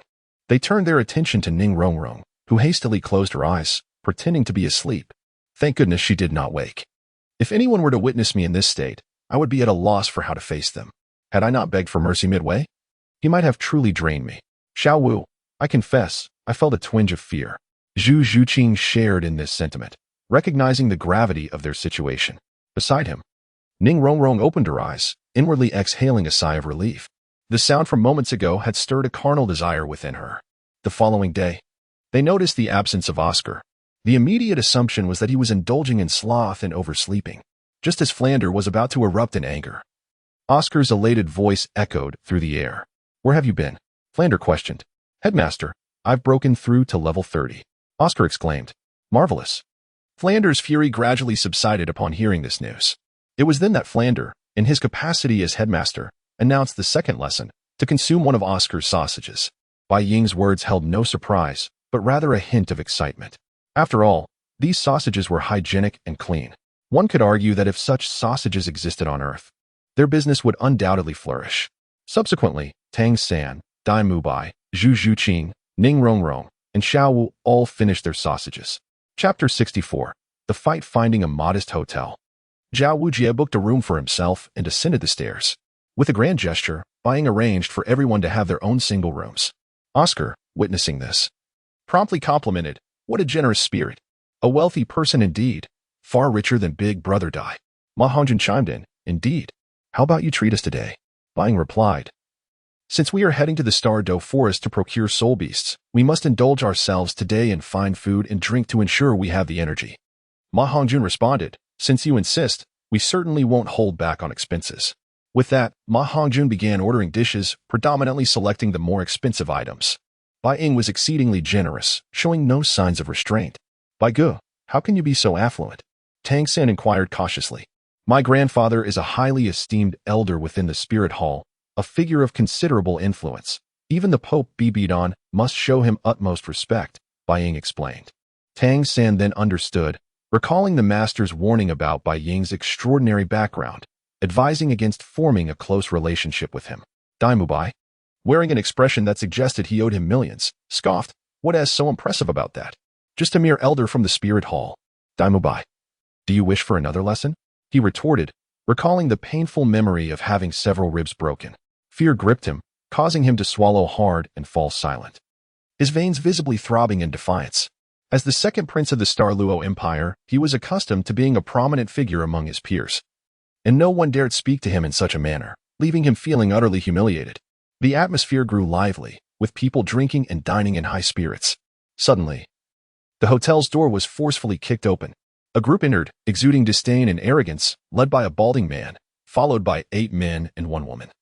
All adorned in clothing emblazoned with the characters Sanghue. That girl is quite attractive, Ma Hongjun remarked, his eyes gleaming with desire. For him, such pursuits were his favorite pastime, as his evil fire phoenix soul could only be appeased through such means. Daim Mubai cast a glance and muttered, just a trivial Shanghue Academy. What is there to be so arrogant about? Yet, his gaze lingered on the female soul master. In fact, he was even more eager than Ma Hongjun. He had previously sought out Zhu Xuching multiple times, only to be rebuffed, with her threatening to have Bai Ying teach him a lesson if he persisted. That experience of having his ribs broken left him too terrified to entertain any further notions about her. However, he believed that once his strength surpassed Bai Ying's, he would reclaim Zhu Xuching. With this thought, a hint of amusement flickered in Daim Mubai's eyes. Ma Hongjun nudged him, saying, "What do you think? I told you she is quite the catch." Bai Ying found the situation utterly perplexing. Had this been Earth, they would undoubtedly be considered ruffians, with anyone not retaliating merely displaying their kindness. These two were clearly seeking trouble, and at that moment, the Shanghue Academy members overheard their conversation, their anger flaring.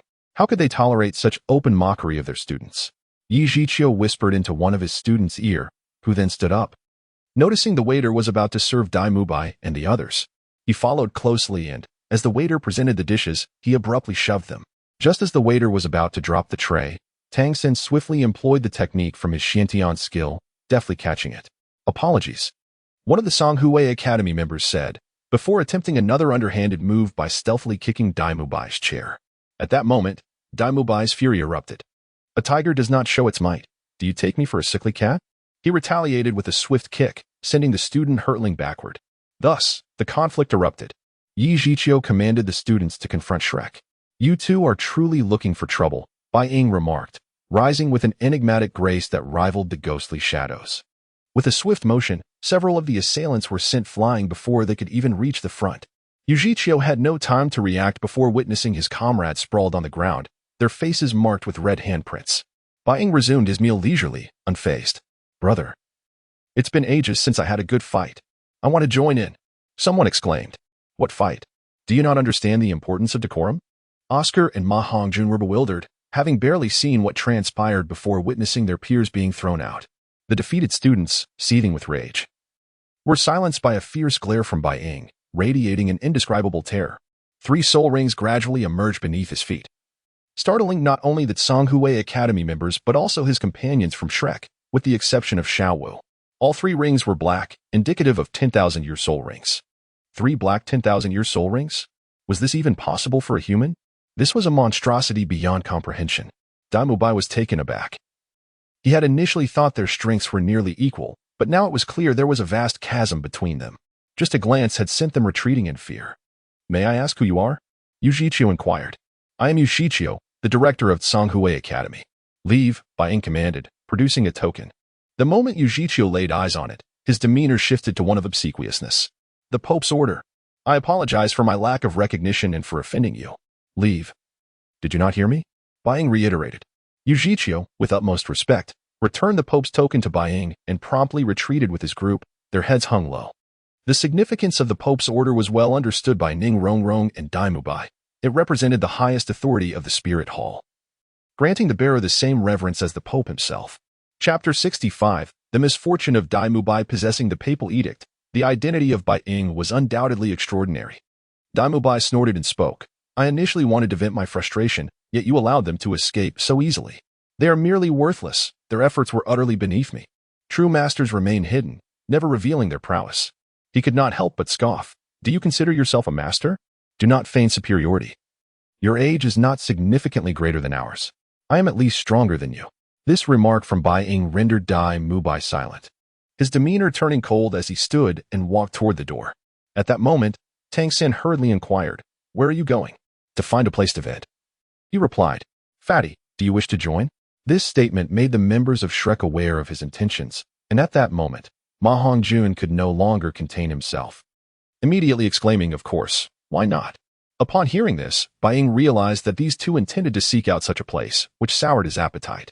To be honest, he too had the urge to go, but upon observing the expressions of Ning R, Zhu Xuching, and Shiau Wu, he deemed it utterly impossible. If they discovered he had ventured to such a place, his fate would undoubtedly be grim. After the meal, everyone returned to their respective rooms. In the dead of night, a commotion erupted from above. Not good, not good. Ma Hongjuan's voice echoed, waking Ning R, Zhu Xuching, Shiau Wu, Tangsan, and Oscar. Oscar, irate, exclaimed. What has the fatty done now? Didn't you go out with Daim Mubai? Did you run out of money again? Or are you just not satisfied enough? It's so late. You are disturbing my sleep. Fatty, what happened to your face? Upon noticing, everyone realized Ma Hongjuan's face was severely swollen. Fatty, who did this to you? Tangsan asked. It's a serious matter. After I went out with Daim Mubai, we sought out a few from Shrek Academy intending to let off some steam, but unexpectedly, we were ambushed. Daim Mubai was captured, and thankfully I managed to escape, or I wouldn't have returned. Zhu Xuching, upon hearing this, felt a pang of frustration towards Daim Mubai. Daim Mubai, you truly disregard human life. You are merely a 3-ring soul master. How could you confront someone of the 5-ring caliber and not expect to lose? Tangsan recognized this as an opportunity. If he could perform admirably, perhaps he could gain Shiau Wu's favor. Bai Ying descended from above and remarked, You two truly do not make my life easy. Come on, let us go. Meanwhile, Daim Mubai was tightly bound with ropes, his body bruised and battered. If you have the capability, face me one-on-one. It's cowardly to gang up on the outnumbered. Do you believe that when my comrades arrive, I will ensure you regret this? You, a rogue, dare to be brazen in our Shrek Academy and openly harass our female students? Do you wish to court death? Yu Tinhang interjected, asserting his right as a teacher to protect his students, despite the confrontation being brought to his doorstep. However, he remained cautious, even though Daim Mubai appeared gravely injured. It was only superficial, and he would recover with rest. After all, among them was someone possessing the papal edict, which made Yu Tinhang somewhat apprehensive. When the others arrived, they beheld Daim Mubai in his disheveled state. Upon seeing the Shrek members, Daim Mubai's countenance shifted to one of arrogance. Fatty, you lack loyalty. Hurry and save me. Bai Ying, teach them a lesson so they understand that Shrek Academy is not to be trifled with. Yet, Bai Ying ignored Daim Mubai's pleas and approached Yu Tinhang, commanding, Release him. Yu Tinhang nodded and ordered Daim Mubai to be untied. Daim Mubai, eager to retaliate, was halted by Bai Ying. Are you not embarrassed enough? The inheritor of the evil demon White Tiger martial soul and the prince of the Xinglua Empire has been captured. This is truly disgraceful. They have resorted to bullying. And should they wish to face me one-on-one, I would certainly vanquish them. Yu Tinhang interjected, You instigated this conflict. Had you not harassed my student, I would not have bound you. Apologies, but Shrek Academy only aids those connected to us. Daim Mubai, you are still a student of Shrek Academy. Who is responsible for binding them? Step forward. Yu Tinhang understood that resolving this matter would not be simple, and he stepped forward. Qian possess. Bai Ying advanced toward Yu Tinhang, each step amplifying the pressure of his aura. The terrifying might of the shadow dragon left Yu Tinhang gasping for breath, his body trembling. Yu Tinhang regretted his earlier decisiveness, wishing he had not escalated matters so severely. Daim Mubai had anticipated Bai Ying would advocate for him. But his elation was extinguished by Bai Ying's next words. Bai Ying glanced at Daim Mubai and stated, Let today serve as a lesson. I shall not pursue this further. But if there is a next time, I advise you to think carefully. This individual's identity is not trivial. Daim Mubai, seething with fury, retorted, Bai Ying. What do you mean? Just let it go? I am unwilling to accept this. Your unwillingness is irrelevant. Had you not provoked others' female students, do you think you would have been attacked? You have tarnished the reputation of Shrek Academy. If you seek justice, it must be earned through your own strength. This is the Dolawa continent, not your home. Did you expect no consequences for your actions? Yu Tinhang, relieved, retracted his martial soul and nodded. I apologize. We shall take our leave. Once Daim Mubai saw Yu Tinhang and the Shrek Academy members depart, the pent-up frustration surged within him. Do you think you are someone of significance? On what grounds do you allow them to leave? Simply because I can defeat you and grind you into the ground. That is my confidence. At this moment, Daim Mubai, consumed by rage, disregarded everything and directly unleashed his evil demon White Tiger martial soul. Third soul skill, White Tiger Diamond Transformation. Daim Mubai's aura surged dramatically, and he charged at Bai Ying, who merely scoffed. What has driven you to madness? Let me tell you, my specialty lies in treating madness. Today, consider yourself fortunate. Chapter 66. Did Ning R come to sleep in my room? In the next moment, Daim Mubai's figure flew out and collapsed onto the ground. accompanied by several audible cracks as a few of his ribs were broken. His agonized screams filled the air, while Ma Hongjun and Oscar were utterly unprepared for the fact that Bai Ying would actually turn against his own comrades. What do you mean by this? Ma Hongjun could no longer hold back and spoke up. Do you want to fight? We can settle this right now. However, upon hearing his own words, Ma Hongjun instantly faltered. Enough. You all deal with the aftermath here. With that, he turned and left. At that moment, Bai Ying's actions undoubtedly sparked outrage. As a prince of the Xinglua Empire, he had never experienced such treatment before. Unable to contain the fury within, he spat blood and promptly fainted.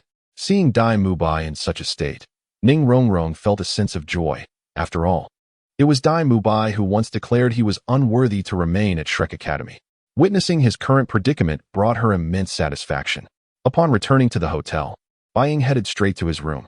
When Xiau Wu saw Daim Mubai's condition, he erupted in anger. Who did this to you? But after hearing the entire story, Xiau Wu wore a puzzled expression and said to Daim Mubai, "This is entirely your own doing. Seeking women and ending up like this is simply a disgrace to our Shrek Academy." Originally expecting Xiau Wu to join him in condemning Bai Ying, Daim Mubai was instead scolded. This was blatant discrimination, which he found intolerable, yet he could only endure it. Unlike the others, Ning Rongrong had never felt so ecstatic. This was the consequence of offending her. All right, you all go rest. Tomorrow we enter the Stardow Forest. Mubai, consider this a lesson. I understand. As everyone returned to their rooms to rest, Ning Rongrong stealthily knocked on Bai Ying's door. Damn it, what now? Upon opening the door and seeing Ning Rongrong, Bai Ying asked, "What brings you here? Can I come in to talk?" Ning Rongrong replied, her cheeks flushed. "Of course, but I must remind you if there's nothing important. Don't just knock on my door and disturb my sleep. I'm not in a good mood right now." Once inside Bai Ying's room, Ning Rongrong took a deep breath and said, "Thank you for helping me get revenge." "Revenge? What are you talking about?" Bai Ying asked, confused. "It's about Daim Mubai. When I first entered Shrek Academy, he insulted me, and today, I finally got my revenge. That matter? I merely found it distasteful, nothing more. Is there anything else? If not, you should head back to rest. I'm a bit scared. Can I sleep here with you? Are you sure? It's dangerous to barge into a man's room at this hour. Do you understand?" Ning Rongrong, surprisingly calm, responded, "Dangerous? Remember when you shared a bed with Shiau Wu in the dormitory? I watched that live stream. I must say, I was right. You really are a little scoundrel." As she spoke, Ning Rongrong lay down on the bed and said, "Turn off the light." In truth, Ning Rongrong felt quite flustered. This was her first time lying on a man's bed. Although nothing had happened between them yet, her heart raced uncontrollably. The breaths of both intertwined in the dim light, creating a delicate atmosphere. The moonlight spilled through the window, casting a soft glow on Ning Rongrong's face. She tightly closed her eyes, attempting to calm her racing heartbeat and breaths. Yet, lying on an unfamiliar bed with a potential rogue beside her left her feeling anxious and flustered. Bai Ying lay on the bed, acutely aware of Ning Rongrong's breath and warmth beside him, stirring ripples in his heart. This was indeed a golden opportunity. "Your heartbeat is erratic. Do you have something on your mind?" he asked. Ning Rongrong abruptly opened her eyes and replied, "It's nothing. I'm just scared." "Scared of what?" he inquired. "Scared that you might take advantage of me," she admitted. Bai Ying chuckled softly, his voice deep and magnetic, seemingly penetrating Ning Rongrong's soul. "Do you think I am that kind of person?" Ning Rongrong was pulled back to reality by his voice. Turning to look at him, she noticed the distinct features of his face illuminated by the moonlight, and his eyes held a profound depth. She suddenly realized that her previous worries and fears were unfounded. This seemingly cold man was not as intimidating as she had imagined. I don't know." Ning Rongrong's voice trembled slightly, acknowledging her limited understanding of him. Bai Ying sat up, drawing closer to her, his gaze earnest and serious. "Ning Rongrong, I can assure you that I am not someone who takes advantage of others. I would never force a woman to do something against her will." Gradually, Ning Rongrong's breathing stabilized. However, Bai Ying, lying beside her, felt as though he was amidst thorns, tossing and turning in restlessness. His earlier words echoed in his mind, each syllable sharp and piercing, causing him inner turmoil. His declaration had been so righteous that he now found himself without an excuse. He sighed softly, reaching out to smooth the faint worry on Ning Rongrong's brow. Yet, his hand hovered in midair for a moment before retreating. He feared that his actions might disturb her sweet dreams, and he was even more apprehensive about what he might do in the heat of the moment. After all, it was torturous to only be able to look at such a beautiful woman without touching her. He might easily lose control, and then what would she think of him? Suddenly, Ning R placed her hand on his shoulder, pressing against him. Feeling her steady breath and soft touch ignited a fire within him, yet he gritted his teeth, repeatedly reminding himself not to give in. Absolutely not. What a little enchantress, a little pixie. The next morning, upon waking, Ning R found herself pressed against Bai Ying and momentarily froze in disbelief. How did I end up here? Bai Ying, his black eye circles evident, smirked and said, "Damn it, what do you think? Do you have any idea how much temptation you presented to me? Last night, I almost. Quickly get away. If someone discovers this, they might misunderstand again. Hurry up and leave." Chapter 67. The Phoenix-tailed coxcomb snake with a sly smile. Ning R pushed the door open and stepped inside. The one most delighted to enter the Star-Do forest was Shiau Wu. After they had traveled a short distance, Zhao Wujie instructed everyone to halt. Oscar promptly conjured a sausage, proclaiming it possessed certain detoxifying properties. In the event of danger, you should have him consume it. The group nodded, and then Daim Mubai and Bai Ying led the way, arriving at a relatively open area. "Teacher Zhao, I actually have a method to locate suitable spirit beasts," Bai Ying stated. Zhao Wujie turned to Bai Ying, asking, "What method do you have?" "Speak quickly." Bai Ying nodded and retrieved a rare herb, the fragrant Qilua immortal herb, from his storage space. Upon its appearance, an invigorating fragrance enveloped the group. "This is the fragrant Qilua immortal herb? How did you acquire it?" Tangsan, with astonishment etched on his face, couldn't help but inquire. As a disciple of the Tang sect, he was well aware of its properties. Although the herb did not possess detoxifying effects, any toxin within its vicinity would become ineffective. It was noted in the Tang sect's mystical treasure record as one of the most practical immortal herbs. "Do you recognize this?" Zhao Wujie asked Tangsan. Tangsan nodded. Glancing at Bai Ying, "You intend to use the herb's effects to attract spirit beasts, correct?" Bai Ying confirmed, "Indeed, that's right." However, Tangsan expressed concern. "This method seems somewhat unwise. While the herb can attract spirit beasts, it does not guarantee the strength of those attracted. If a powerful spirit beast comes, we could find ourselves in dire peril. I have considered that risk." "Do not worry," Bai Ying assured, producing the Qian shield, which instantly emitted a faint glow of soul power, forming a barrier around them. "What is this?" Ning R inquired. "A soul guide device?" "It should be classified as a 9th-level soul guide," Zhao Wujie remarked. "Do you have confidence in this?" "Teacher Zhao, please rest assured. I am absolutely confident," Bai Ying replied. After a moment of contemplation, Zhao Wujie ultimately consented, recognizing that searching repeatedly in the vast Star-Do forest would consume much time. The delicate fragrance emanating from the fragrant Qilua immortal herb invigorated the group. Tangsan's gaze lingered on the herb, yearning to claim it for himself. Just then, a rustling sound emerged from a nearby thicket. The group swiftly prepared for battle, their eyes glinting with determination. "Is that the phoenix-tailed coxcomb snake?" Bai Ying exclaimed almost instinctively. Zhao Wujie inquired, "How do you know?" Bai Ying replied, "I have slain many of them. I possess muscle memory. Do you believe me?" Zhao Wujie felt speechless at this assertion. At that moment, Zhu Xuching leapt into a tree to observe, detailing the characteristics of the spirit beast. "Indeed, it is the phoenix-tailed coxcomb snake," she confirmed, leading the charge. She unleashed her first soul skill, the netherworld stab, and dove straight down. Sensing the imminent threat of death, the phoenix-tailed coxcomb snake exhaled colorful mist.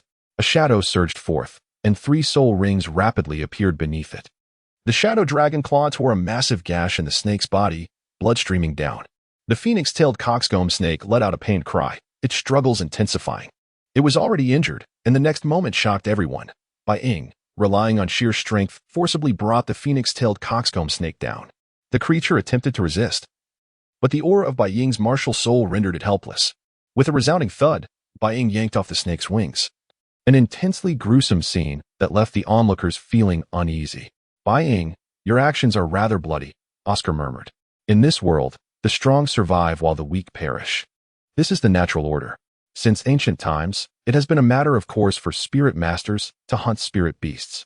It is neither right nor wrong. Merely a question of strength," Bai Ying replied. "Oscar, stop your complaining and hurry up with the absorption. I have a foreboding feeling," he urged. Oscar quickly approached the fallen phoenix-tailed coxcomb snake, striking it down, and a purple 1,000-year soul ring slowly floated from the beast's corpse. Oscar promptly sat cross-legged to absorb the soul ring. "Who would have thought it would be so easy?" Zhao Wujie remarked, watching Oscar's absorption in disbelief. Just as everyone relaxed, A voice suddenly rang out from a distance. Stop right there. Zhao Wujie sprang to his feet, releasing his martial soul. Two figures approached from afar, an elderly man, sprightly despite his white hair, and a young woman clad in a tight black outfit that accentuated her beauty. Upon seeing Zhao Wujie's 7 soul rings, the elderly woman, Qiao Tianxiang, changed her tone and cautiously said, "Esteemed soul sage, would you be willing to give this phoenix-tailed coxcomb snake to my granddaughter?" Zhao Wujie replied, "It is too late. My student has already begun the absorption." Qiao Tianxiang's expression shifted as she glanced at Oscar, who was currently absorbing the soul ring, and remarked, "This individual has already surpassed level 30. She assessed Oscar's age, pondering that he was not much older than her granddaughter. "May I ask for your name?" she inquired. "I am Zhao Wujie, the unmoving king." Qiao Tianxiang's frustration grew as she realized that the spirit beast, which she and her granddaughter had hunted with great effort, was about to be taken by another. "Brother Zhao, I must insist that you provide me with a satisfactory explanation," she pressed. "What explanation? If you must assign blame, it is your fault for arriving too late," Zhao Wujie retorted. Ning R interjected, "You are bullying us. This spirit beast was clearly obtained with our hard work. Yet you wish to take advantage of our labor.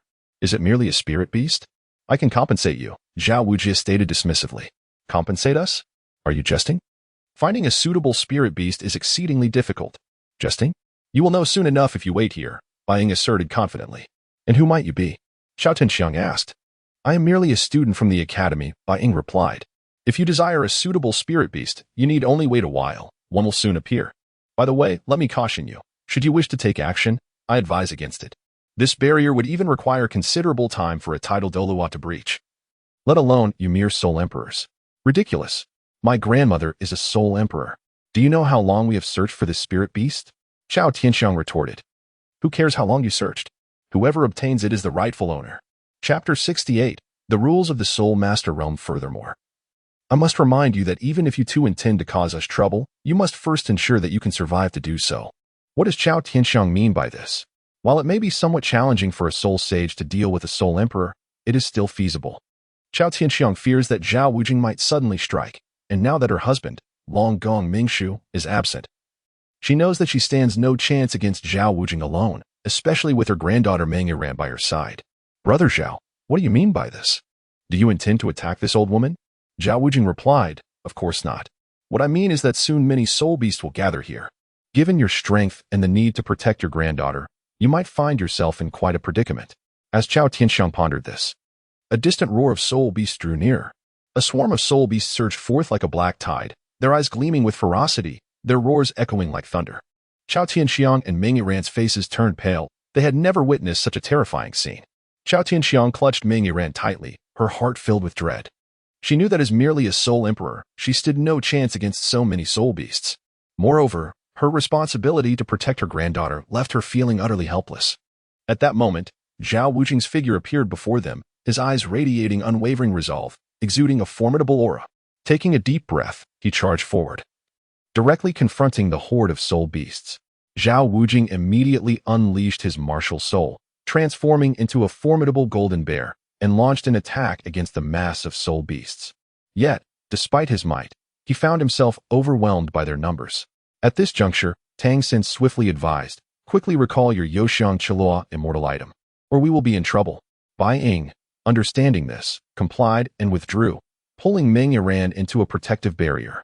Qiao Tianxiang and Ning R were utterly taken aback, watching the frenzied assault of soul beasts against the barrier. "What on earth is happening, Brother Zhao?" Zhao Wujing shrugged helplessly and glanced at Bai Ying. "If I said I didn't know, would you believe me?" Tangsan, observing the multitude of soul beasts, found himself at a loss. Bai Ying, in a moment of excitement, pulled out dozens of soul-guided bombs. In his hands, they were as effortless to throw as toys, slicing through the air with a sharp whistle, accurately landing among the soul beasts. With a series of deafening explosions, the horde of soul beasts erupted into chaos, akin to an enraged swarm of bees. The fiery blasts illuminated the surrounding forest, sending shockwaves that trembled the ground and swayed the trees. The soul beasts, affected by the explosions, howled and roared in distress, plunging the scene into utter turmoil. Tangsan and the others, standing within the barrier, were filled with awe at the spectacle. They had never witnessed such terrifying power before. It was reminiscent of the firearms from Tangsan's past life. "Incredible, Brother Bai. You are astonishing."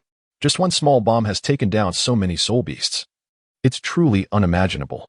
Listening to the anguished cries of the soul beasts, Shiau Wu felt a twinge of compassion. Now watch me. Bai Ying instantly released his martial soul. And the moment his dragon slayer martial soul manifested, the surrounding soul beasts sensed an overwhelming draconic majesty, a terrifying pressure that instilled fear deep within their very being, causing them to scatter. 2 black and 1 red soul rings appeared beneath Bai Ying's feet, astonishing everyone present. Is that your mother's soul ring? Shiau Wu stared in awe at the vibrant red 100,000, your soul ring, her heart stirring with emotion. Bai Ying launched himself into the air, and a massive shadow dragon emerged behind him, its intimidating presence compelling the soul beasts to retreat. All is well now. You may come out. Bai Ying exhaled softly. Glancing back, Zhu Xuching, you've also surpassed level 30. Haven to you? This soul beast should be suitable for you. He indicated towards a 1,000-year soul beast. Turning to Ning R, he added, this soul beast's attributes should align with yours. Both Ning R and Zhu Xuching stepped forward. Zhao Wujing remarked, you two have also broken through to level 30. Ning R smiled slyly, replying, this is all thanks to Bai Ying for providing us with the celestial herbs. The two swiftly dispatched the soul beast and dragged it back to the barrier to begin their absorption. Bai Ying turned to Chao Tianxiang, inquiring, Elder, I wonder if any of these soul beasts are to your liking? Chao Tianxiang finally snapped out of her daze, staring at Bai Ying, momentarily speechless. What had she just witnessed? 2 black 10,000, your soul rings, and 1 red 100,000, your soul ring. Even among titled doyuos, those with a 100,000, your soul ring are exceedingly rare, a mere handful across the entire history of Dolua continent. May I ask which sect you hail from, young man? The Hall of Offering. Upon hearing this, Chao Tianxiang was utterly shocked. She understood that the Hall of Offering is the most esteemed place within the Spirit Hall, accessible only to those who have surpassed the title Dolua rank. It is said that there are only 7 offerings, each a formidable expert above level 95. Chao Tianxiang's tone shifted to one of deep respect. I apologize for my earlier behavior. It was truly inappropriate. No harm done. Just remember to yield when you encounter me in the future. Otherwise, I might cause you both to vanish from the entire Dolua continent. Bai Ying warned. Who do you think you are? My grandmother has already apologized. Ning R, emboldened by her upbringing under Long Gong and Shipa, could not bear to see her grandmother treated in such a manner. Feeling a surge of indignation, Chao Tianxiang was incensed. She understood that the Hall of Offering and the Spirit Hall are 2 distinct entities. While both belong to the Spirit Hall, the strength of the Hall of Offering far surpasses that of the Spirit Hall, a level they could never hope to contend with. What do you wish to do? Let us adhere to the rules of the Soul Master realm. You are the granddaughter of Long Gong and Shipa. You are not worthy of challenging me. However, I can recommend someone to face you. Tangsan shall be your opponent. Suddenly called out, Tangsan, despite his reluctance, steeled himself and agreed, very well. If you can defeat him, then you may have the right to challenge me. Chapter 69. Ning R's physique was utterly astounding. Tangsan's face darkened. As a noble disciple of the Tang sect, was he someone who could be easily liked by anyone? Yet, surrounded by so many admirers, he had no choice but to endure. Very well, once I defeat him, I shall challenge you, Ning R proclaimed, stepping forward. Although Tangsan's expression was somewhat grim, he approached nonetheless. In a swift motion, Ning R advanced and launched an attack with her serpent staff towards Tangsan. With a notoriously bad temper, Tangsan immediately activated his first soul skill, Entangling, using his foot to invoke Ghost Shadow Misty Steps. Countless strands of blue-silver grass tightly wrapped around Ning R's entire body, completely ensnared, combined with the mandala snake's venomous paralysis. Tangsan felt confident that this match was nearing its conclusion. Be cautious. She is about to unleash her true abilities, Bai Ying warned. In an instant, Ning R summoned her soul power, causing 2 soul rings to emerge, and her entire form seemed to dissolve, swiftly escaping from her entangled state like water. The serpent staff unleashed 2 flying blades aimed at Tangsan. He swiftly intercepted her staff, had the snake lady not been present. Ning R would have likely faced dire consequences. Thus commenced a fierce contest of soul power. With the mastery of the Tang Sect secret arts, Xiantian Gong, Tangsan firmly suppressed Ning R. Just then, a deafening roar reverberated from afar, as if the entire forest trembled. Everyone instinctively halted their actions and turned towards the source of the sound. A colossal figure swiftly navigated through the trees, emerging into their sight. It was a gigantic ape. Reminiscent of a mountain, its muscles bulging, skin rough as iron, and its eyes glinting with ferocity. Its arrival brought an invisible pressure that rendered every individual present breathless. The king of the forest, the Titan Great Ape. Bai Ying had anticipated the Titan Great Ape's appearance, as its target was Shiau Wu. Zhao Wuzhi and Qiao Tianxiang quickly sprang into action. However, the Titan Great Ape regarded them with utter disdain, immediately unleashing a gravity domain. Quickly, retreat into the Soul Guide. Otherwise, it will be too late. Bai Ying urged, pulling Daim Mubai and Ma Hongjun inside. At that moment, both had succumbed to unconsciousness. With a resounding crash, the earth shattered as if struck by an invisible hammer. The overwhelming pressure immobilized the crowd, their hearts feeling as if they were gripped tightly, breaths becoming labored, faces pale. Yet, the instinct for survival compelled them to flee desperately. Ning R gazed at Qiao Tianxiang, now unconscious, and fear surged within her like a tidal wave. Her legs felt numb, trembling uncontrollably. Tears of terror welled in her eyes, ultimately streaming down her cheeks. Her heartbeat quickened, echoing loudly in her ears. As if striving to escape her chest, she longed to flee, but her legs felt as heavy as lead. She wished to scream, yet only a faint whimper escaped her throat. Helplessly, she could only watch as the Titan Great Ape's mountainous figure approached, its massive hands seemingly capable of crushing her effortlessly. Bai Ying utilized the Qian transformation to transport Zhao Wujia and Tangsan into the Soul Guide. Overwhelmed by the immense pressure, Ning R, a mere two-ring soul master, could hardly withstand the might emanating from the Titan Great Ape. She fainted instantly. At that moment, only Shiau Wu and Bai Ying remained conscious. Ming. They are my friends, Bai Ying stated. As soon as the words left his lips, the Titan Great Ape halted. Shiau Wu, it has been quite some time since you last saw the Titan Great Ape, has it not? This is a perfect opportunity for you to acquire your third soul ring. Go with the Titan Great Ape. I trust it will protect you. The Titan Great Ape, gazing at the human before it, spoke in a deep voice. Human, what is your relationship with Sister Shiau Wu? Rather than asking me, you should inquire with Shiau Wu herself. Bai Ying replied. All right, you two may leave. With that, Shiau Wu followed the Titan Great Ape, departing from the scene. Bai Ying turned his attention to Zhu Xuching, Ning R, and Oscar, who were still engaged in absorbing their soul rings and would take some time. Zhao Wuzhi and Qiao Tianxiang had merely sustained minor impacts, as the Titan Great Ape had not truly attacked. The most severely injured were Tangsan and Ning R. Bai Ying approached, checking Tangsan's pulse. Given his mastery of Xiantian Gong, he would likely awaken without significant issues. His gaze shifted to Ning R, and he moved beside her, lifting her gently.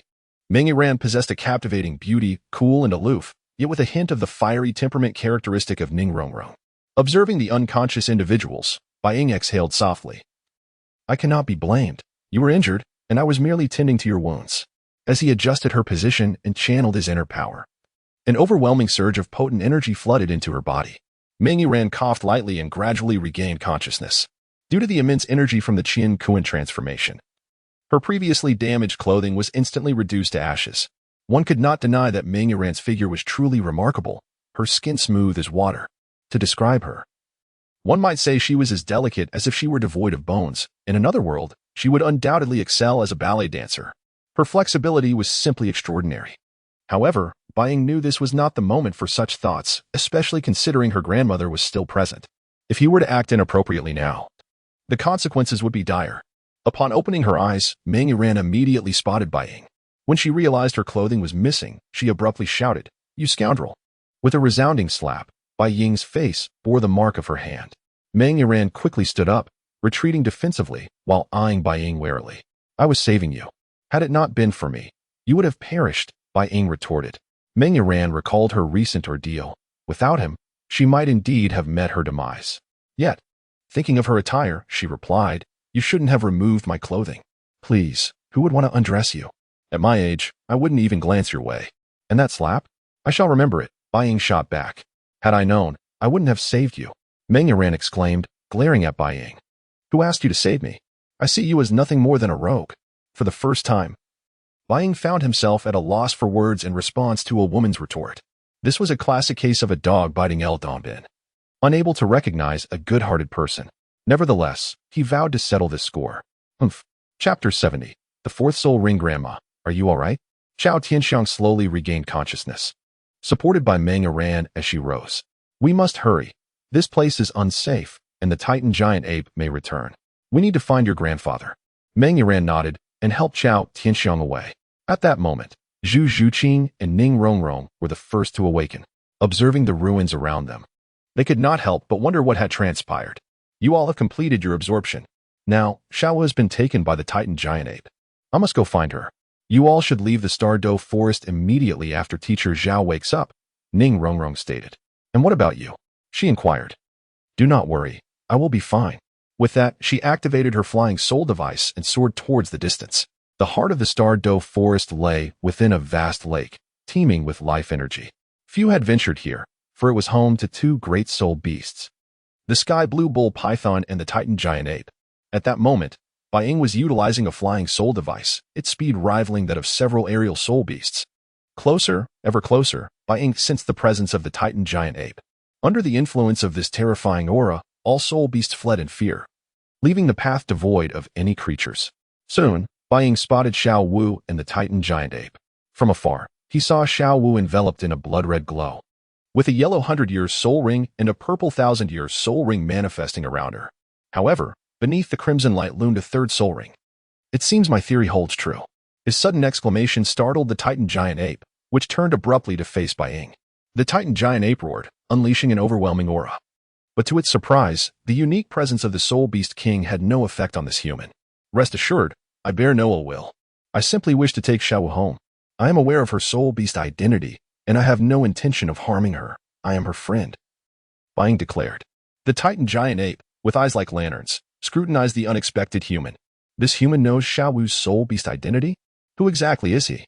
As time progressed, Shiau Wu completed her third soul ring. Congratulations, Shiau Wu. She heard the voice and suddenly jumped from the Titan Giant Ape. Brother, I obtained my third soul ring. Congratulations, she exclaimed, introducing the Titan Giant Ape. This is my friend. He will not harm me. Brother, this is Ming. Shiau Wu Jia. No human can be trusted. Be cautious not to be deceived, Ming warned. You are the one who is untrustworthy. If it weren't for me, Shiau Wu would have long been turned into a soul ring by that vile woman, Bibi Dong. Indeed, Ming is a good person. Moreover, we met long ago. My mother even sacrificed her soul ring for him. Upon hearing this, the Titan Giant Ape scrutinized Bai Ying closely. Aru truly sacrificed her soul ring for you? Is it true? You can see for yourself, Bai Ying replied. In the next moment, an indescribable aura of terror surged forth as 3 soul rings appeared. The first and second soul rings were both 10,000-year rings. How is this possible? The Titan Giant Ape marveled. Yet, here I stand, having achieved it. Human. What exactly do you possess? All right, Ming, show some respect for my brother. I shall take you to the heart of the Stardow Forest, Shiau Wu said. Shiau Wu Jia. It may be unwise to allow a human into the heart of the Stardow Forest. Do not worry, Ming. Shiau Wu assured him with a comforting glance. She then led Bai Ying toward the heart of the Stardow Forest. Upon entering the heart of the Stardow Forest, they beheld a tranquil lake, vast and boundless. The water was crystal clear, like a massive mirror reflecting the towering ancient trees around it. A gentle breeze stirred the surface, creating ripples akin to nature's breath. The life energy here was so rich it was almost visible, with green energy flowing through the air like countless dancing sprites. Standing by the lake, Bai Ying felt the surge of vitality and experienced a profound sense of tranquility. Though no fish swam in the lake, Bai Ying sensed a slumbering creature beneath the surface. Brother, Shiau Wu Jia has returned. As his words fell, the previously calm lake began to churn violently. The true king of the forest, the Sky Blue Bull Python, announced its presence.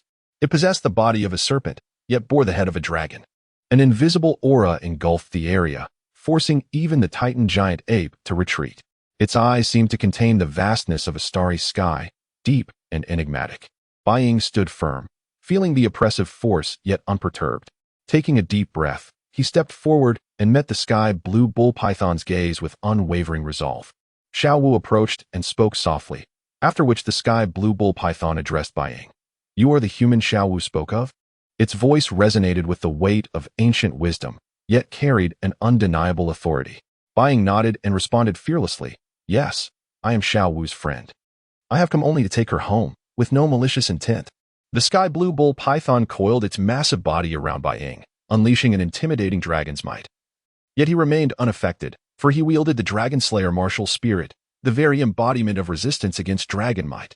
In the presence of the Forest King, he spoke with unusual calmness. May I inquire what you desire?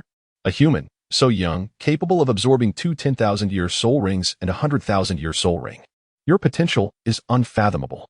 You know of Shiau Wu's identity, yet chose to help conceal it, showing commendable character. For this, I am sincerely grateful. Spare me the gratitude. Can we depart now? Bai Ying interjected. Human, I have one more question. Have you truly received the inheritance of the divine? As a 10,000-year soul beast, I can faintly sense the divine aura surrounding you. If you know, why ask me? The ability to receive the divine's inheritance signifies that you are destined to ascend to divinity. Enough with the idle chatter. What is your purpose? If there is nothing else, I wish to take Shiau Wu back. The sky blue bull python, unfazed by Bai Ying's impatience, replied, I wish to propose a transaction. Do not worry. You will not suffer any loss. What kind of transaction? I cannot disclose this just yet. You will understand once you reach the title Dolo level. Now, you may take Shiau Wu back. After their departure, the Titan giant ape appeared perplexed. Brother, why did you hand Shiau Wu over to a human? I had no choice.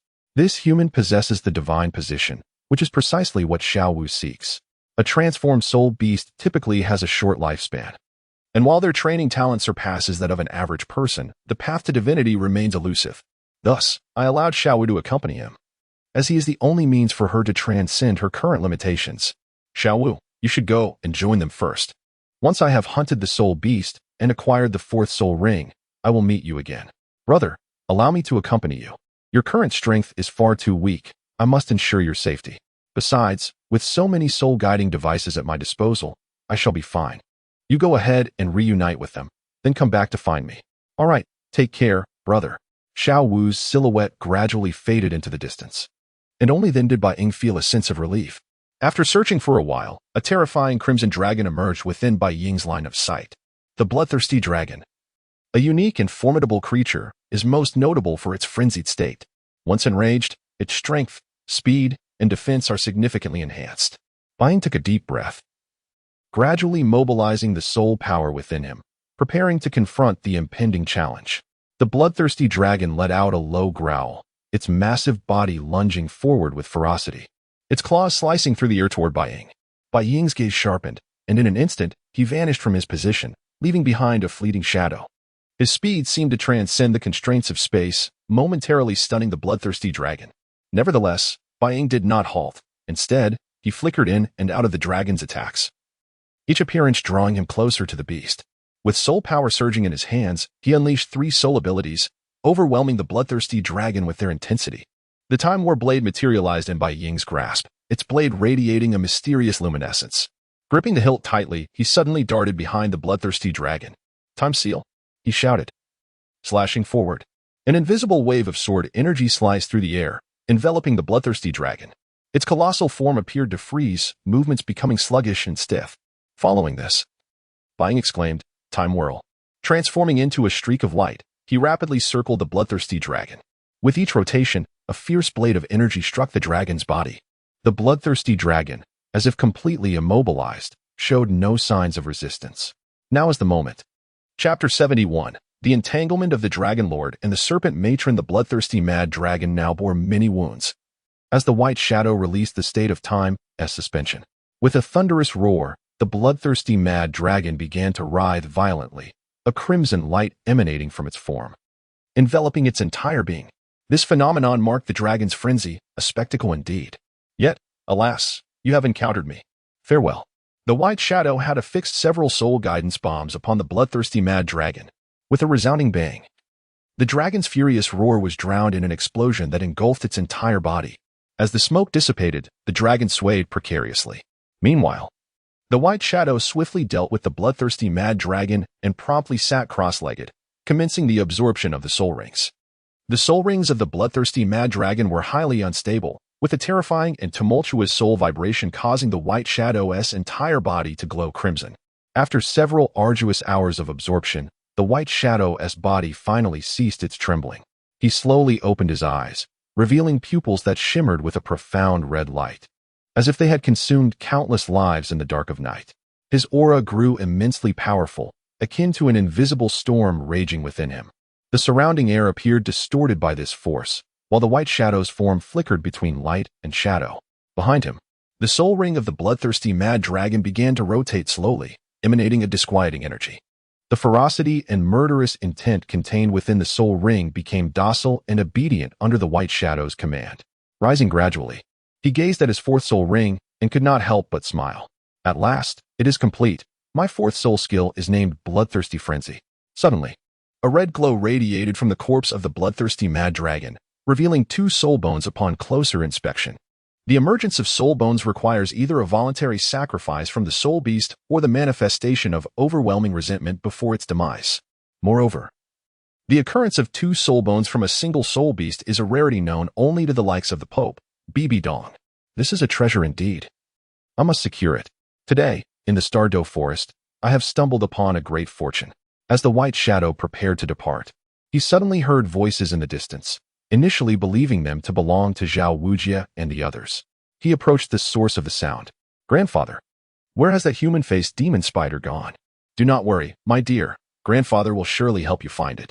Upon getting closer, the White Shadow realized it was Ning R and her companions. It's you? Grandfather, he bullied me, Ning R exclaimed. Ming Shu fixed his gaze on the White Shadow, asserting, you bullied my granddaughter. I did not bully her. I saved her. At that moment, your granddaughter Ning R was injured and unconscious. While I was supplying her with soul power, her clothing could not withstand the strain and tore apart. It was unintentional. Both Ming Shu and Kao Xiangxiang exchanged glances, their expressions shifting subtly, while Ning R's face flushed with evident embarrassment. Who asked you to save me? Did I request your help? You are nothing but a lecher. Humph. It seems my efforts were in vain. Had I known, I would have allowed you to be trampled by the Titan Giant Ape instead of rescuing you. Fine. Since nothing is amiss, I shall take my leave. It appears that the more I wish to avoid certain individuals, the more I encounter them. My mood was quite pleasant until you ruined it. Upon hearing this, Ning R's anger flared, and she implored her grandfather, Ming Shu. Grandfather, this person has seen my body. You must make him pay. Pa, spare me your words. Who saw your body? Besides, you are not exactly a sight to behold, resembling a snake rather than anything appealing. Moreover, you slapped me. Is that not enough? I see you will never find a husband, you petty woman. Do you truly think yourself beautiful?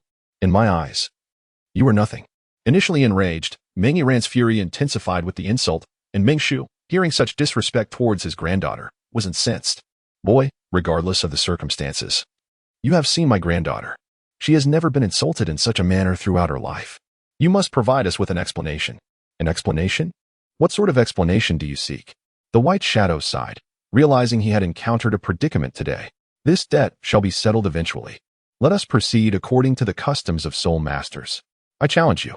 If I lose, you may do as you wish. However, if I win, this matter will be overturned, and your granddaughter, Ning R, shall become my servant. Do you dare accept? Ning R immediately retorted, my grandfather is a soul emperor. How dare you, a mere soul master, challenge him? Very well, I shall accept your challenge on his behalf. Iran, do not act recklessly, Kao Xiangxiang cautioned. Grandmother, he has bullied me. Besides, do you truly believe grandfather will lose? As a soul emperor among the Dragon Lord and Serpent Matron, Ming Shu naturally possessed the pride of a strong individual. Fine, if you can withstand 3 of my attacks, I shall concede defeat. And if you can endure a single attack of mine without faltering, that too shall count as your victory. Ming Shu launched the first strike, swinging his dragon-headed staff toward the White Shadow. Utilizing the Qian Kuan shift, the White Shadow executed his third soul skill, Invincible Golden Body, successfully absorbing the blow and seizing the dragon-headed staff. In the next moment, the White Shadow unleashed his martial spirit, which possessed a formidable restraining effect against all dragon attributes. Ming Shu summoned his soul rings, revealing 6 in total. The dragon-headed staff suddenly enlarged, and a black beam of light surged toward the White Shadow. To his astonishment, the White Shadow consumed the attack entirely. Delicious, he remarked. My martial spirit has the ability to devour the flesh and blood of dragon-type soul masters. Although my current strength does not suffice to consume you entirely, capturing your essence is a trivial matter. Now, it is my turn. You two should join forces and unleash your martial spirit fusion technique. Perhaps you may stand a chance. Otherwise, only death awaits you. As formidable beings, the Dragon Lord and Serpent Matron found it incredulous to consider employing their martial spirit fusion technique against a junior, given the vast difference in their levels. A farce. You are not worthy of compelling me to use my martial spirit fusion technique. Is that so? I hope you maintain that sentiment shortly. In the next instant, the white shadow produced a diamond-shaped device, the Annihilation Cannon, which reappeared in the fray. What is this? All three inquired, bewildered. The white shadow merely smiled faintly. You are the second group to compel me to utilize the Annihilation Cannon.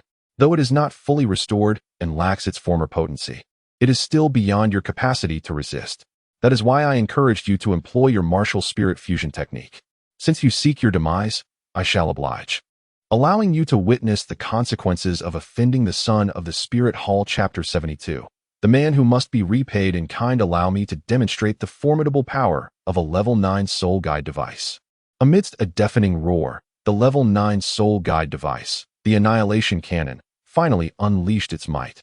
The initially faint red light at the cannon's mouth flared into a blazing inferno, as if a long-suppressed flame had finally been freed. This terrifying aura surged through the air like a newly awakened dragon, wreaking havoc and leaving an oppressive weight upon all who inhaled it. At this moment, the faces of Long Gong and Shipa turned grave, their years of traversing the continent and facing countless life-or-death situations suddenly overshadowed by the palpable threat of death. With no time for hesitation, the duo simultaneously unleashed their martial soul fusion technique, Dragon Snake Strike.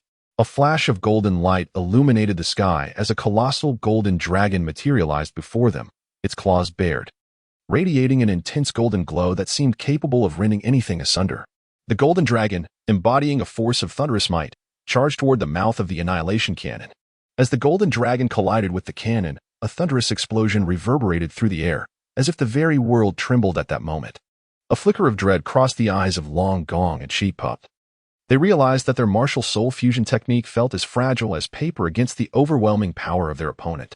The golden dragon emitted a haunting roar, its golden light flickering violently as if on the verge of shattering. In an instant, both warriors collapsed to the ground, gasping for breath. Fear gripped their hearts as they stared at the soul guide device, acutely aware of its terrifying power, which they had just experienced firsthand. The commotion quickly drew the attention of numerous soul beasts, and as they struggled to regain their composure, they were astonished to find that Meng Iran and Bai Ying had vanished without a trace. Iran and Meng Shu were filled with profound regret. But before they could make their escape, a swarm of soul beasts encircled them. Individually, these beasts were weak, but the sheer number of them posed a significant challenge. With Meng Iran's fate still uncertain and both of them grievously injured, their already dire situation grew even worse. Let me go. Quickly, let me go. If my grandparents find out, they will never forgive you. Meng Iran thrashed violently in Bai Ying's embrace, her small fist raining down upon his chest like a flurry of raindrops. Yet to Bai Ying, it felt like nothing more than a gentle tickle, his expression remaining calm and confident as if everything was under his control. Release me, you wicked villain. Meng Iran's face flushed with anger as she attempted to kick Bai Ying, but he held her firmly, rendering her completely immobile. Bai Ying smiled slightly and softly admonished. Meng Iran, it would be wise for you to remain quiet. Your grandparents are in dire straits themselves. If you wish for their safety, you must comply. Otherwise, I shall leave you here. You must understand the nature of the Stardow Forest. With your strength, should you encounter even slightly more formidable soul beasts, your fate would be sealed. Tears streamed down Meng Iran's cheeks, rolling like pearls from a broken string, soaking her face. Having been pampered by Long Gong and Shipa her entire life, she had never faced such fear and helplessness. Observing her distress, Bai Ying felt no sympathy. He coldly remarked, Meng Iran, you are now my servant. You chose to gamble with me, and now you must face the consequences. I regret it. I truly regret it. I should not have offended you. Please, spare me. She pleaded, but it was too late. From the moment you wronged me, I offered you countless chances. Yet you chose to persist in your folly. Now, realizing your error, it is too late. Seeing Bai Ying's unwavering stance, Meng Iran boldly asked, What do you want from me? What do I want? According to the rules, you must serve me as my servant. Upon finding a safe location, they finally paused. Bai Ying carried Meng Iran over his shoulder, and the jarring movements provoked a wave of nausea within her. She attempted to unleash her second soul skill, snake form, to escape, but Bai Ying had anticipated her every move, preemptively sealing her soul power and striking her acupoint. My lady, do you now comprehend the harsh lessons of society? I understand, but can you not release me? Absolutely not, he replied without hesitation, extinguishing any flicker of hope within her. What must I do for you to let me go? Have I not already told you? Become my servant, and I shall release you. As a future devotee of the Spirit Hall, consider it a rare blessing to be my servant. Meng Iran bit her lip in frustration, her mind racing with indignation. This blessing is yours to keep. I do not desire it. Aside from that, what else do you wish? I can grant you anything, but I only desire this. And everything you offer holds no value for me. Did you not call me a villain? Today, I shall show you what a true villain is. With that, under Ning R's fearful gaze, he leaned in and kissed her. Startled by Bai Ying's sudden action, Ning R's eyes widened. Her lips parted in shock, as if she had forgotten how to breathe. Bai Ying's lips, soft as feathers, brushed against hers, and in that moment, she felt as though she were lost in a dream, the world around her coming to a standstill. His warm, supple lips conveyed the rhythm of his breath and heartbeat, causing her own heart to race uncontrollably. Her mind became a tempest of confusion, leaving her uncertain of how to respond. As Bai Ying's tongue gently explored her mouth, a wave of tingling sensations coursed through her body. She longed to resist, yet her body felt as though it were anchored in place. The sole thought racing through her mind was the realization that her purity was slipping away. Do you comprehend what it means to be a true villain? As they separated, Ning R finally grasped the depth of Bai Ying's menace. His thirst for vengeance surpassed her own grievances. You dare to kiss me? No one has ever dared to do that. Ning R's face burned crimson, a mix of outrage and embarrassment flooding her being. Now that you understand your error, I shall grant you time to reflect. You are now my servant, so it would be prudent to comply. Rest assured, your future will not lack rewards, provided you obey. Disobedient servants, however, face but one fate, death. Do you truly dare to kill me? Chapter 73. Ning R addressed her master with a scoff. What is there to fear? Even if you perish, it would merely add to my troubles. Do you truly believe that your grandparents can pose a threat to me? The dragon and the serpent. Perhaps they are esteemed figures in the Doloa continent, but within the Wuhan palace, there are many who surpass them. After all, they are but a sole emperor. Rather than falling into your hands, I would prefer to take my own life. Determination etched on her face, Ning R soon found her neck gripped tightly, a fierce sensation of suffocation overwhelming her. She gasped for air, yet the pressure only intensified. Do you feel it? This is death. Did you not wish to die? Allow me to grant your wish. Originally intending to force him to release her by threatening her own life, she was taken aback by his unexpected approach. The overwhelming sensation of choking ignited an instinctive fear within her. A desperate will to survive surged as tears welled in her eyes. Yet she ultimately stifled her pleas against his formidable strength. As Bai Ying observed Ning R's breaths grow weaker and her gaze pale, he taunted. This is the taste of death. Now tell me, do you still wish for it? If so, I can fulfill your desire at this very moment. I do not wish to die. I do not want to die. Ning R's voice grew fainter, her arms clutching desperately at the hand constricting her throat as she begged for mercy. Remember your words today. If you ever again seek to bring about your own demise, this will be your fate. Those who offend me will either suffer a painful death or endure a fate worse than death. Given your beauty, I have shown you mercy. Do not mistake it for kindness. With that, he flung her to the ground. Ning R gasped, inhaling the fresh air. Her eyes now filled with fear and reverence as she looked at Bai Ying. I now present you with two choices. Remember, you have but one opportunity to choose. If you fail to make the right choice, your fate will be worse than death.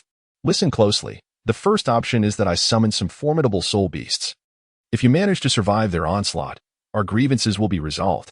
However, I must inform you that the majority of the soul beasts I summon are of the 10,000-year level. Given your current strength, you may very well serve as their food. After all, your flesh is quite succulent. Ning R contemplated for a moment, then shook her head, tears glistening in her eyes as she gazed at Bai Ying. The second option, you simply call me master now, let me hear it. If you can please me, not only will I spare you, but I will also bestow upon you a tremendous gift. Choose wisely, for I grant you this opportunity, but my time is limited. You have a mere 10 seconds to decide. As Bai Ying began the countdown, Ning R found herself engulfed in turmoil. Tears streamed down her face. She initially wished to refuse, but the memory of his cruel methods made her body involuntarily recoil. How could she have dared to provoke such a beast? Given the chance, even if it meant enduring humiliation, she would never again cross paths with this harbinger of doom. As the seconds ticked away, Ning R reluctantly uttered, Master. I did not hear you. Speak louder. Master. Each utterance felt like a dagger to her heart. Now that is more obedient. Remember, I am your master from this day forth, and you must do as I command, or else, you know the consequences. Do you understand? Answer me. Do you understand? Bai Ying's voice grew more authoritative, causing Ning R to flinch. Shivering, she stammered, I understand. Good. I have a bit of a temper. so do not harbor any illusions about me. Now, come closer. As she slowly stood, Meng Yiran felt only fear for the man before her. Approaching him, she trembled. What are you so afraid of? I told you, I will grant you a great gift. Bai Ying then produced an 8-petal fairy orchid from his soul guide space. Consume this, and your strength will significantly increase. Meng Yiran dared not resist. She sat down and began absorbing the celestial herb. After an hour, she sensed a remarkable transformation in her soul power. I have actually broken through to level 35? An increase of 5 levels? You need not concern yourself with the how. Just remember this. I will not treat you poorly. Stay by my side, and there will always be sustenance for you. At that moment, the dragon and the serpent arrived, both bearing numerous wounds, clearly exhausted from battling a horde of soul beasts. Yiran, do not fear. Grandpa is here, Renxue declared, his expression darkening. Release Yiran. If there is a matter, let it be directed at this old man. Senior, you may have misunderstood. She willingly agreed to become my servant. Nonsense, how could that be? Why not? I can elevate her strength at an astonishing pace. There is nothing impossible about it.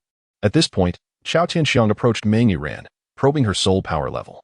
Astonished to find it had indeed risen by 5 levels. But it has only been a short while since we parted. Rest assured, Senior. I have merely administered the fairy herb. It will not harm her innate potential. Allow me to assure you, within 10 years, I can help her break through to the title Dolua level. Moreover, she will only serve as my servant for 3 years, after which she may return to you whenever she wishes. During this time, I will ensure she does not engage in any actions against her will. What do you think? Bai Ying's proposal left the dragon and the serpent in silence. To achieve a breakthrough to title Dolua within a decade seemed implausible. Yet they had to reconsider in light of recent events. Being by this young saint's side would undoubtedly yield far greater benefits for Meng Yiran than remaining with them. And they had just witnessed a 5-level increase. Could they accomplish such a feat in a short span? At that moment, Meng Yiran spoke up. Grandpa, Grandma, I willingly choose to follow the saint. Yiran, do you truly wish to go? Xiao Tianxiang inquired. Meng Yiran nodded, assuring, do not worry, Grandpa and Grandma. This is my choice. No parent wishes for their child to remain stagnant. Ultimately, the dragon relented. If this is your decision, we will respect it. Young man, I warn you, should you dare to harm Yiran in any way, I will not spare you. After exchanging pleasantries, the dragon and the serpent took their leave. Chapter 74. The conclusion. The events unfolded with an unexpected smoothness, indeed surprising Bai Ying. Well, the grandparents have departed. I hope your words ring true. Allowing me to break through the title Dolua realm within the next decade. Of course, came the reply. Have you absorbed the soul ring? Meng Yiran let out a huff. Speaking with indignation, this is all your fault. You snatched away the phoenix-tailed chicken crown snake soul ring, and now the faceless demon spider has vanished as well. All right. I shall find you a more suitable soul beast, Bai Ying reassured her. Your martial spirit is a snake staff, therefore. You should seek a snake-type soul saint to maximize your martial spirit's potential. Let us proceed. After traversing a short distance, they soon encountered a fitting soul beast, the blazing venomous snake. Meng Yiran's eyes lit up as she beheld the creature, its body radiated with fiery heat. Its scales shimmering like gold under the sun, and its crimson eyes seemed capable of unleashing flames, instilling a formidable sense of pressure. Bai Ying smiled slightly, signaling to Meng Yiran. This blazing venomous snake's soul power resonates with you, and its fierce disposition makes it an ideal new soul ring for you. Meng Yiran nodded, her eyes shimmering with determination. Gripping her snake's staff tightly, she dashed forward like a streak of lightning towards the blazing venomous snake. The staff carved an elegant arc through the air, accompanied by a fierce gust of wind. Meng Yiran's speed was astonishing, in the blink of an eye. She stood before the serpent. Startled by her sudden approach, the blazing venomous snake let out a thunderous roar, coiling its fiery body in preparation for an attack. However, Meng Yiran was swifter. Her staff struck true at the snake's vulnerable spot. The creature writhed in agony, its crimson eyes filled with terror. Observing this, Bai Ying immediately released his soul power to help Meng Yiran stabilize the blazing venomous snake, and in that fleeting moment, Meng Yiran swiftly subdued it. Taking a deep breath, Meng Yiran held her snake staff firmly and began absorbing the soul ring of the blazing venomous snake. The surrounding air seemed to grow increasingly heated, her form flickering amid the flames. Her aura gradually intensified, as if an invisible force surged within her. The blazing venomous snake was an exceptionally unique soul beast. Even in the Stardow forest, creatures like the faceless demon spider, known as the nightmare of small soul beasts, dared not provoke it lightly. Its most remarkable feature was its fire poison, which even the king of poisons, the faceless demon spider, would regard with utmost caution. After an indeterminate period, she finally completed the absorption. I did it. I succeeded, she exclaimed with exhilaration. What is your third soul skill? The flame poison, Ning R replied, brimming with enthusiasm. This skill allows the venom of the blazing venomous snake to inflict excruciating pain, burning like fire until death ensues. An excellent soul skill. Now, take a moment to stabilize your realm, Bai Ying instructed, retracting Ning R into his soul-guiding device. At this juncture, Bai Ying glanced at the sky. He needed to locate them before nightfall, lest the consequences be dire. Resolute, he pressed onward. After a while, he noticed sounds emanating from the distant thicket. This time, he approached cautiously rather than recklessly. Soon, he spotted a fearsome spider adorned with a horrifying human face, the faceless demon spider. It seemed this little rascal was about to unlock a new ability. How intriguing! How could I possibly refrain from assisting him? With that thought in mind, Bai Ying turned away, swiftly drawing numerous soul beasts toward him. A cacophony of rustling noises soon emerged from afar. Without Tangsan's cultivation of the Xiantian art, he would have been oblivious to these sounds. Previously, Tangsan had struggled against the faceless demon spider, and now, with a multitude of soul beasts approaching, he found himself utterly outmatched. Yet, he was reluctant to relinquish the soul ring of the faceless demon spider. Utilizing his purple extreme demon eyes, he discerned that the approaching soul beasts were still a distance away, prompting him to resolve the matter swiftly. At that moment, Shiau Wu and the others arrived. Teacher Xiao, this faceless demon spider would make an excellent soul ring for me. Please help me. Without hesitation, Shiau Wu responded. Employing a gravity compression technique to firmly restrain the faceless demon spider, subsequently launching a powerful strike that sent it crashing against a tree. The situation of the faceless demon spider was dire. It had already been gravely injured by Long Gong and Shi Pe, and now faced the formidable Shiau Wu. Further compounding its woes, a flurry of arrows whistled through the air as Tangsan, wielding the Zhuge divine crossbow, unleashed his projectiles. In an instant, he struck the faceless demon spider, which collapsed in agony. Damn it, Tangsan. Could he truly be the chosen one? Strange, why have the soul beasts not yet arrived? Are they dead? Tangsan promptly seated himself, beginning the absorption of the faceless demon spider's soul ring. The power of the soul ring was overwhelmingly dominant. The moment it entered his body, he was engulfed in excruciating pain. Regret washed over him. Had he acted sooner, he would not have allowed Tangsan to acquire his most powerful ability, the 8 spider lances. The 8 spider lances were originally mine. He lamented. One day, I shall make Tangsan aware of what true genius entails. In deep frustration, Bai Ying felt a pang of regret. That external soul bone was capable of transforming and evolving alongside its master, its potential rivaling that of a 100,000-year soul bone. Teacher Xiao, I have returned. Bai Ying's sudden appearance startled everyone, prompting instinctual battle readiness. However, upon recognizing him, they relaxed. Where have you been, you rascal? I went to obtain my 4th soul ring. My martial spirit is rather unique. It must be in subdragon or dragon-type soul beast for me to absorb it. Witnessing Tangsan's condition, Bai Ying felt a twinge of envy but remarked, Tangsan has also acquired his 3rd soul ring. We sought you out earlier. But the faceless demon spider appeared just as Tangsan broke through to level 30, leading us to vanquish it. Ah, I see, Bai Ying responded. Can you discern anything from Tangsan's current state? Rest assured, he is unharmed. The power of the faceless demon spider is simply overwhelming. Its limits lie within the strength of the physical body. I believe Tangsan will surely turn adversity into opportunity. After a day and night, Tangsan finally awoke. Now adorned with 8 spider legs protruding from his back, resembling a living monstrosity. Logically, I should have absorbed the faceless demon spider's soul ring. Yet I remain perplexed by these 8 spider legs. Those are external soul bones. Congratulations, Tangsan. You have acquired the soul bone of the faceless demon spider. Upon hearing this, excitement erupted among the group. Soul bones were precious treasures that could not be sought after lightly. Indeed, Tangsan is truly the chosen one. Upon returning to Shrek Academy, the group eagerly sought rest. During this interval, the system's voice resounded once more. Are there any rewards for this sign-in? Congratulations, host, for obtaining the Goddess Heart Sutra. The main feature of this technique is its ease. It comprises 9 levels. Upon reaching its pinnacle, one may even attain a saintly body, rendering them invincible. Furthermore, while cultivating, inner strength flows endlessly, ensuring survival as long as life persists. Note that this technique is exclusively for women. Indeed, this system technique is quite commendable. Congratulations, host, for obtaining the Taiji Divine Art.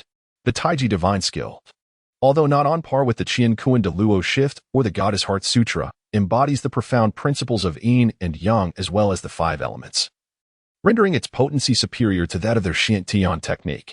The system, indeed, exhibits remarkable generosity. Chapter 75, Meeting the Father-in-Law upon returning to Shrek Academy. Bai Ying was immediately summoned by Ning R. This situation infuriated Oscar, for he had finally garnered the attention of 3 beautiful female classmates, only to find them all revolving around another person, leaving him with nothing but the scraps. Rong, what is it that you seek from me? I have come to discuss a serious matter, Ning R replied as they walked. As you know, our 7 treasure glazed tile school, despite being the foremost auxiliary sect in the continent, possesses no combat capability whatsoever. I understand, Bai Ying responded.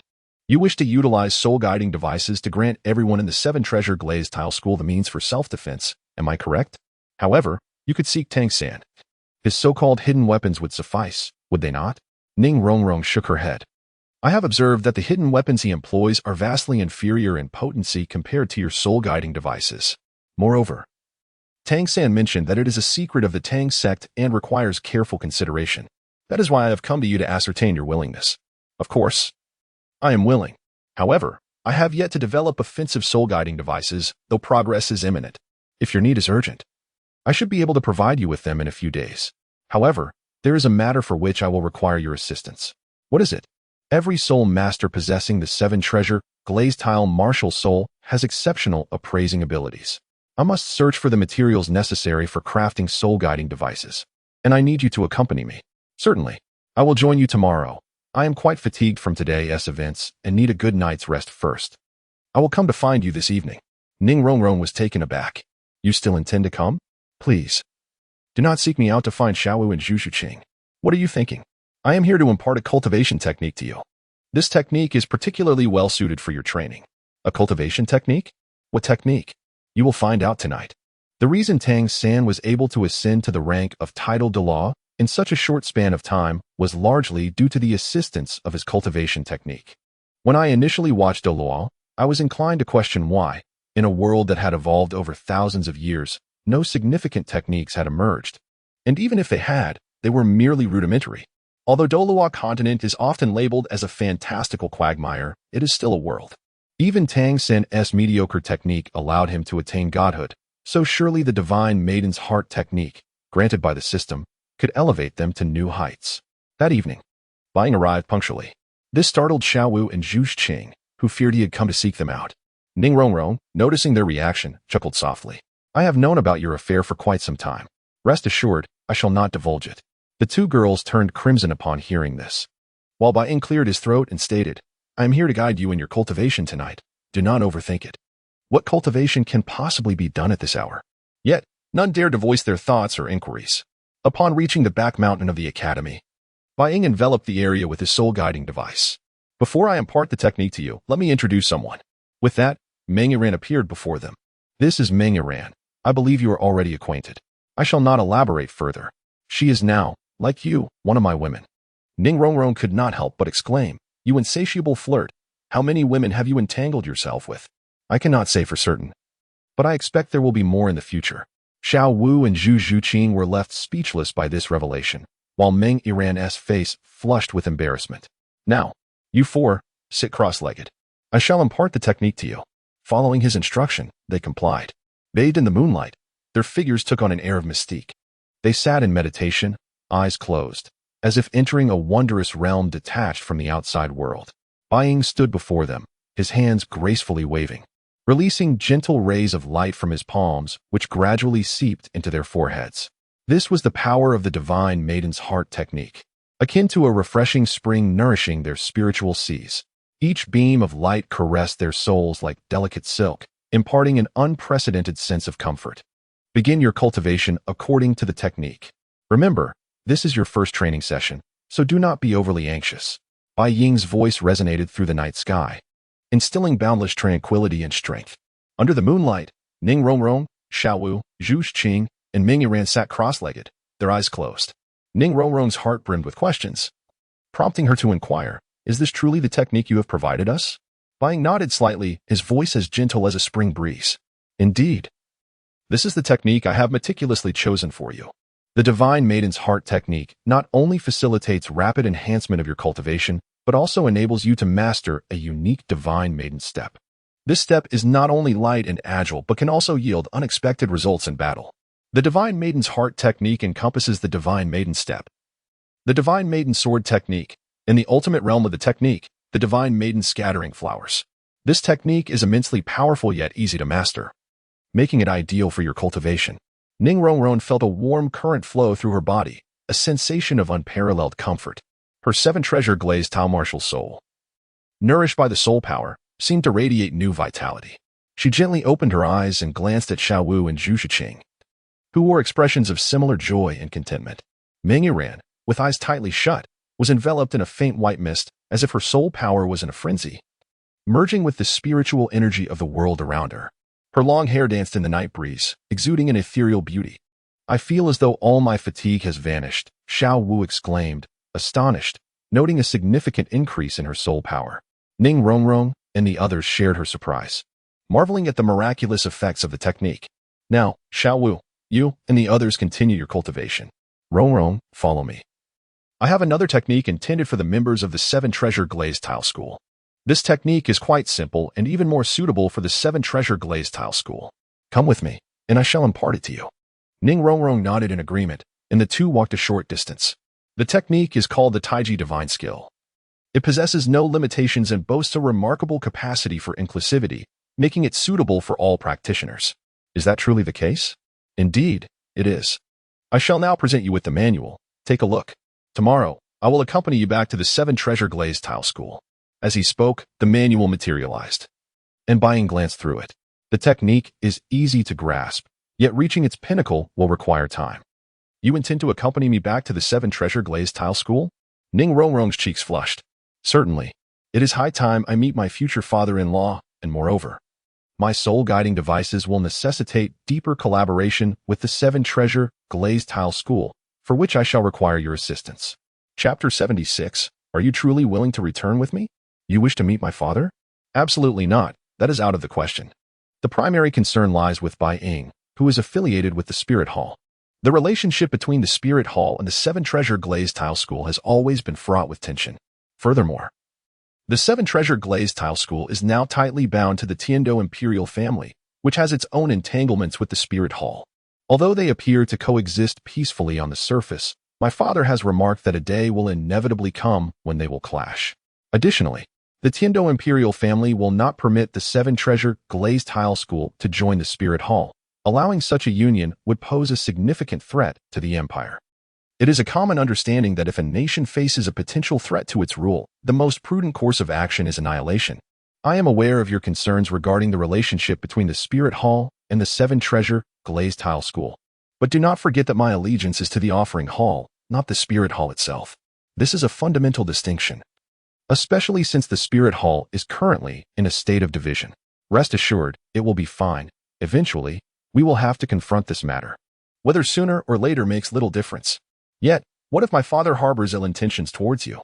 Do not worry. I am, after all, the Holy Son of the Spirit Hall. For all these years, the Spirit Hall and the Seven-Treasure Glazed Tile School have, on the surface, maintained a semblance of peace. At the very least, the current Seven-Treasure Glazed Tile School would not dare to offend the Spirit Hall. Very well.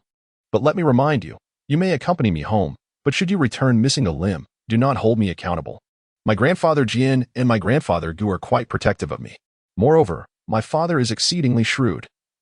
Although our disciples from the Seven-Treasure Glazed Tile School may be weak in strength, having those two around you may lead to considerable hardship. What does it matter?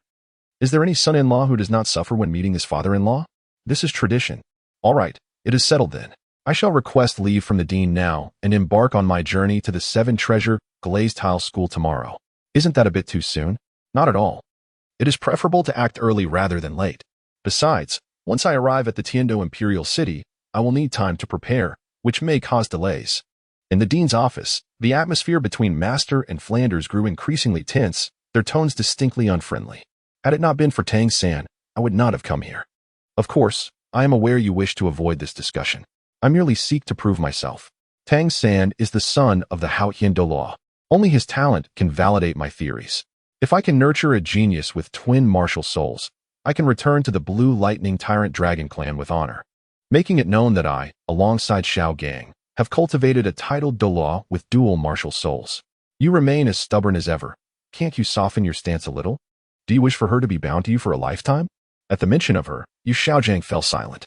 He had spent more years apart from his beloved Lu Erlong than he could count. For all these years, Lu Erlong had been thinking of him, just as Yu Xiaojiang had been of her. The events of the past had dealt Yu Xiaojiang a devastating blow, leading him into despair for many years. It was only when he reluctantly took in Tangsan, who possessed the talent for twin martial souls, that he found his resolve once again. For Yu Xiaojiang, Tangsan represented his last hope for renown. Xiao Gang, you are simply too preoccupied with the judgments of the world. Your actions not only torment yourself, but also the woman who has waited for you for years. Do you truly believe you deserve her? Enough. I have stated before, unless I achieve fame, I will never return to the Blue Lightning Tyrant Dragon clan. Xiao Gang, I understand that your silence over the years was meant to avoid disturbing our lives, but you know she loves you. If there was ever a possibility for us, why wait until now? But upon realizing she is my sister, we lost all chances. Let us set this matter aside for now. The reason you are joyful today is because of Tangsan. It seems you have invested all your efforts into him. Speaking of which, it infuriates me Zhao Wujie has been itching for a fight. He, a seven-ring soul saint, picks on a mere child, only to find himself confronted by an elder. Humph. The Qianrenxue Liu is not someone you can offend lightly. How would you know? Yu Xiaojiang revealed a pope's token from his pocket, placing it on the table. This was given to me by him. If he were an ordinary man, how could I have taken him as my disciple? Do not forget. He is the son of the Qianrenxue Liu, and he possesses Qianrenxue Liu's bloodline. Are you suggesting his martial soul is mutated? No. He is the third individual in history to possess twin martial souls. Initially, I intended to take Bai Ying as my disciple as well. But he is too proud to accept a master. I will prove to him that one day my disciple will make all those who look down on me regret their actions. As for Tangsan, do not speak of this to anyone. Ensure Bai Ying remains unaware of his identity as the son of the Qianrenxue Liu. His status could easily draw unnecessary troubles. I understand. Suddenly, a knock came at the dean's office door. Is the dean present? Who is it? Come in. Bai Ying entered and upon seeing Yu Xiaojiang, remarked, I did not expect you to arrive so soon. Nor did I expect you to come to Shrek Academy. I thought you would not. Do not misunderstand. I did not come because of you. I simply wanted to see how far your disciple can go. This does not concern you. The atmosphere quickly became tense. Sensing the discomfort, Flanders interjected, Bai Ying, what brings you here? Dean, I would like to request leave to visit the Seven Treasure Glazed Tile School with Ning R. Request leave? For what purpose? Of course, to establish a cooperative relationship with the Seven Treasure Glazed Tile School and, additionally, to meet my father-in-law. Very well. The matter has been discussed. I shall take my leave now. I trust the dean will agree, won't you? How could Flanders possibly disagree? Internally, he mused. What does my agreement matter? What difference does it make if I decline? All right then, return promptly. Are you truly willing to return with me? You have asked that more than once. Of course, I am sincere. However, upon reaching the Tiandou Imperial City, you cannot go directly back to the Seven Treasure Glazed Tile School. Do not worry, in a few days, I will ensure you make a grand return to the Seven Treasure Glazed Tile School. Moreover, the gifts I have prepared for Ning Fengji will be impossible for him to refuse. Chapter 77. Conditions. What gift? You will know when the time comes. For now, it remains a secret. Early the next morning, the two embarked in a carriage towards the Heavendou Imperial City.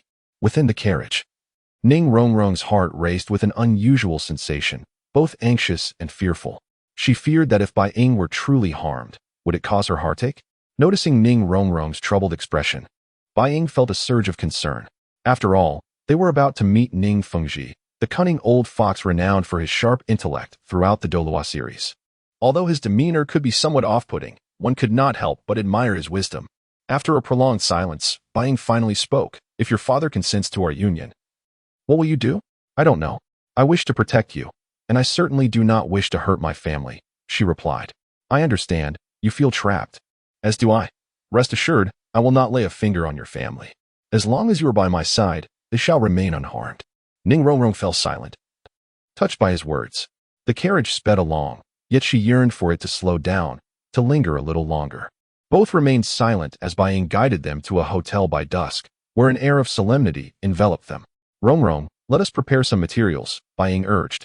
Ning Rongrong nodded, and together they ventured out after resting briefly at the hotel.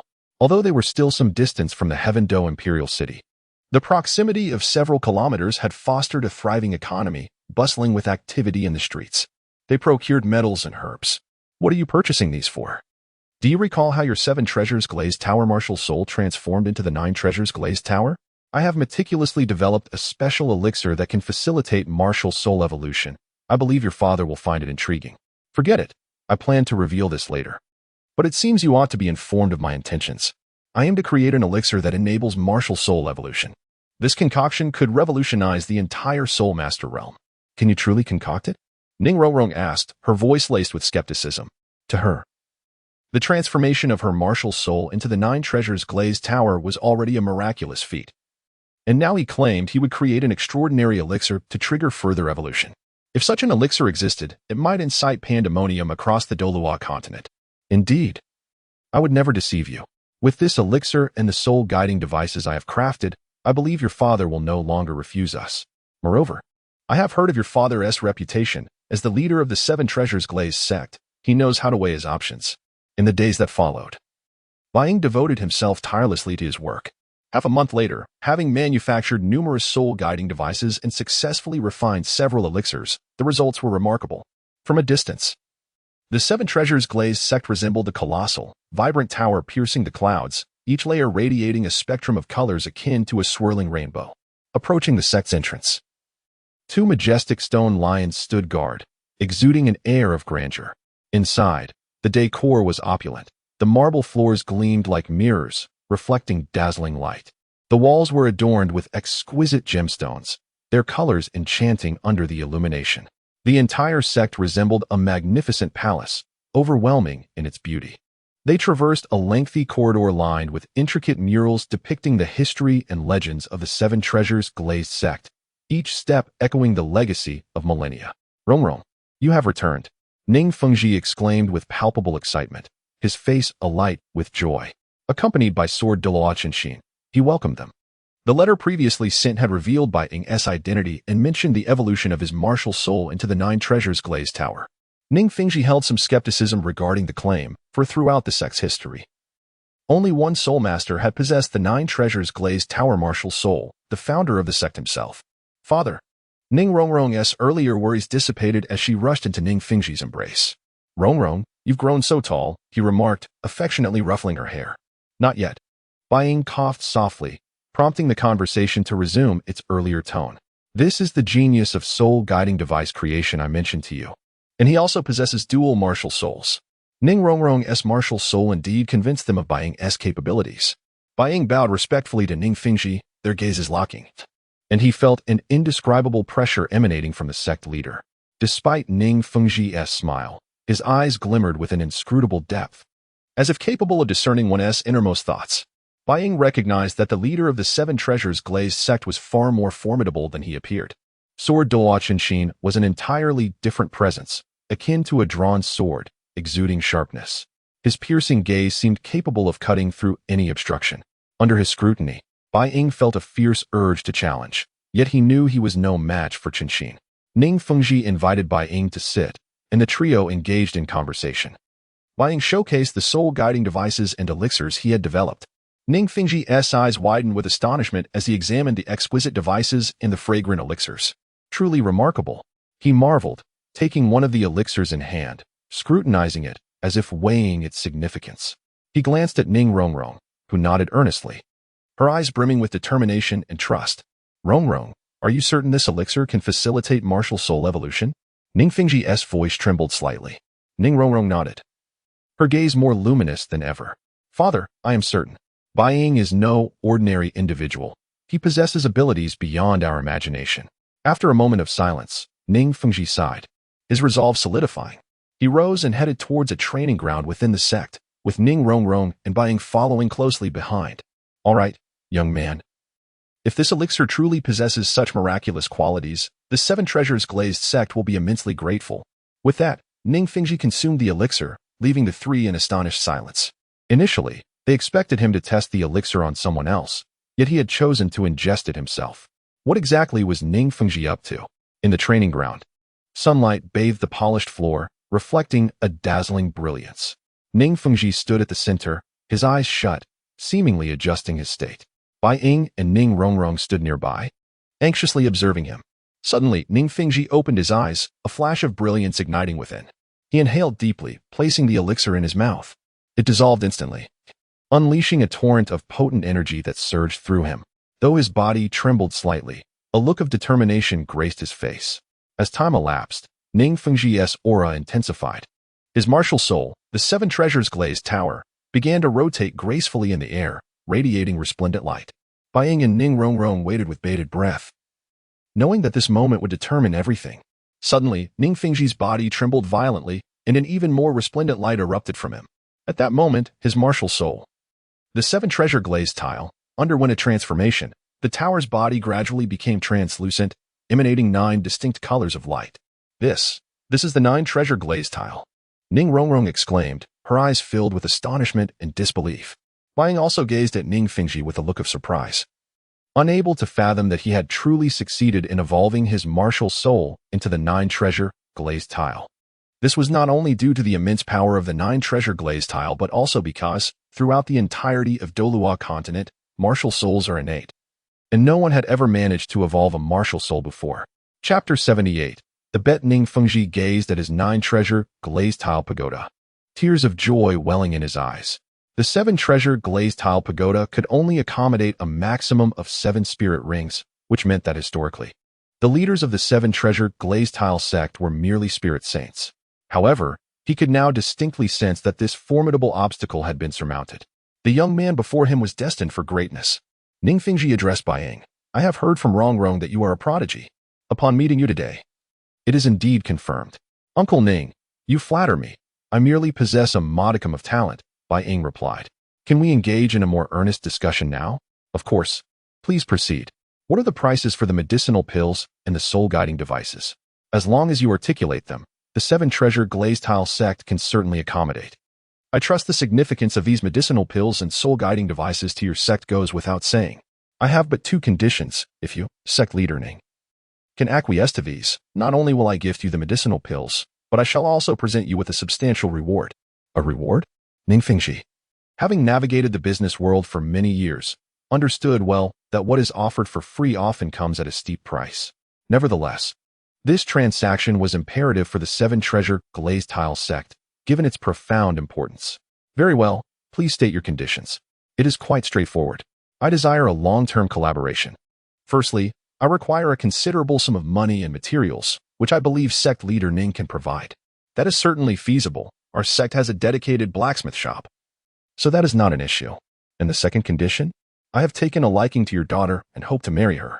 At this confession, Bai Ying felt an unexpected wave of tension, while Ning Rongrong's cheeks flushed with color.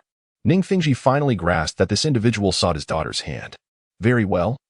Yet I have a condition of my own.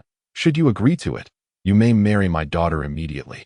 At this moment, Sword Dolua interjected. Sect leader, please reconsider. This concerns Rongrong's happiness. Ning Fengji waved his hand dismissively, his expression grave. You hail from the Spirit Hall. If you abandon the Spirit Hall and join the 7 treasure glazed tile sect, I will allow you to marry my daughter. That is impossible. The Spirit Hall raised me. I cannot betray them. However, I sincerely hope you can support our union, Bai Ying replied earnestly. I am aware of the long-standing discord between the Spirit Hall and the 7 treasure glazed tile sect, Ning Fengji remarked. Ning Rongrong hastily interjected, Father. Ning Fengji dismissed her with a wave. Rongrong, please return for now. I wish to discuss matters with your friend. Rongrong was led away, leaving only Ning Fengji, Sword Dolua, and Bai Ying in the grand hall. Sword Dolua Qinshin spoke. Young man, our Rongrong is the little princess of the 7 treasure glazed tile sect, having been cherished since childhood. Your background in the Spirit Hall is fundamentally incompatible with our sect. If you can join our sect, I assure you, even if the entire Spirit Hall turns against you, I will ensure your safety. That is utterly impossible. I will never betray the Spirit Hall, Bai Ying rejected without hesitation. I was raised by Qiandao Liu. The Spirit Hall nurtured me. I cannot betray them. To do so would render me no better than a beast. I refuse to be a traitor. Ning Fengji replied, Then there is nothing more to discuss. You may leave. Sect leader, I implore you to reconsider. If we can reach an agreement, it will mark a historic moment for the Seven Treasure Glazed Tile Sect. Do you not wish for your sect to flourish? Though I am a member of the Spirit Hall, I do not fully belong to it. I serve the Hall of Offerings. Sect leader Ning. These sentiments are solely my own, not representative of the Spirit Hall. I understand your concerns regarding the suspicion of the Tiandou royal family. Yet my purpose for coming today is to illuminate a new path for the Seven Treasure Glazed Tile Sect. A path? Please elaborate. While the Seven Treasure Glazed Tile Sect is renowned as the foremost auxiliary sect on the continent, its reliance on auxiliary spirit abilities confines it to the shadows of others on the battlefield. My soul guiding devices could remedy this flaw. I can assure you, given time, I can create devices suitable for civilian use. Imagine a civilian utilizing a soul guiding device. I guarantee they could harness at least 30 to 40% of its potential. The number of soul masters is limited, whereas civilians are abundant. A civilian facing a soul master, even if they perish, still gains. The power of the soul guiding device would allow them to exchange their life for that of the soul master. If you consent to marry your daughter to me, I will not only share the technology for the soul guiding devices, but will also continuously supply you with these medicinal pills capable of transforming lives. What might the implications be if we were to promote this widely? The Seven Treasure Glazed Tile Sect, due to its weakness, must rely on the Tiandou royal family. Yet what benefits have they truly provided? As the saying goes, it is better to teach a man to fish than to give him a fish. Surely, you are a wise man. At that moment, a voice from the system echoed. Please endure for the duration of an incense stick against the might of Sword Doluo and Bone Doluo subordinates. Enduring for an incense stick's duration against 2 title Doluo? Given my current strength and the absence of my divine artifacts, it is a daunting task. Yet, I must leave it to fate. Ning Fengji fell silent, yearning for the medicinal pills and soul-guiding devices. Let us take a step back. How about a wager? If I can withstand the pressure from Sword Doluo and Bone Doluo subordinates for an incense stick's duration, you must agree to my conditions. If I fail, I will relinquish all the medicinal pills I possess. You are exceedingly audacious. What level of soul power do you currently possess? I am a title Doluo level powerhouse. Sword Doluo stated. I regret to admit that I am only at level 40, Bai Ying replied. 40? You must be jesting, Ning Fengji exclaimed. Astonished that someone so young could reach such a level, Bai Ying then unleashed his martial spirit, revealing a configuration of 3 black and 1 red soul rings, which astonished both Ning Fengji and Sword Doluo.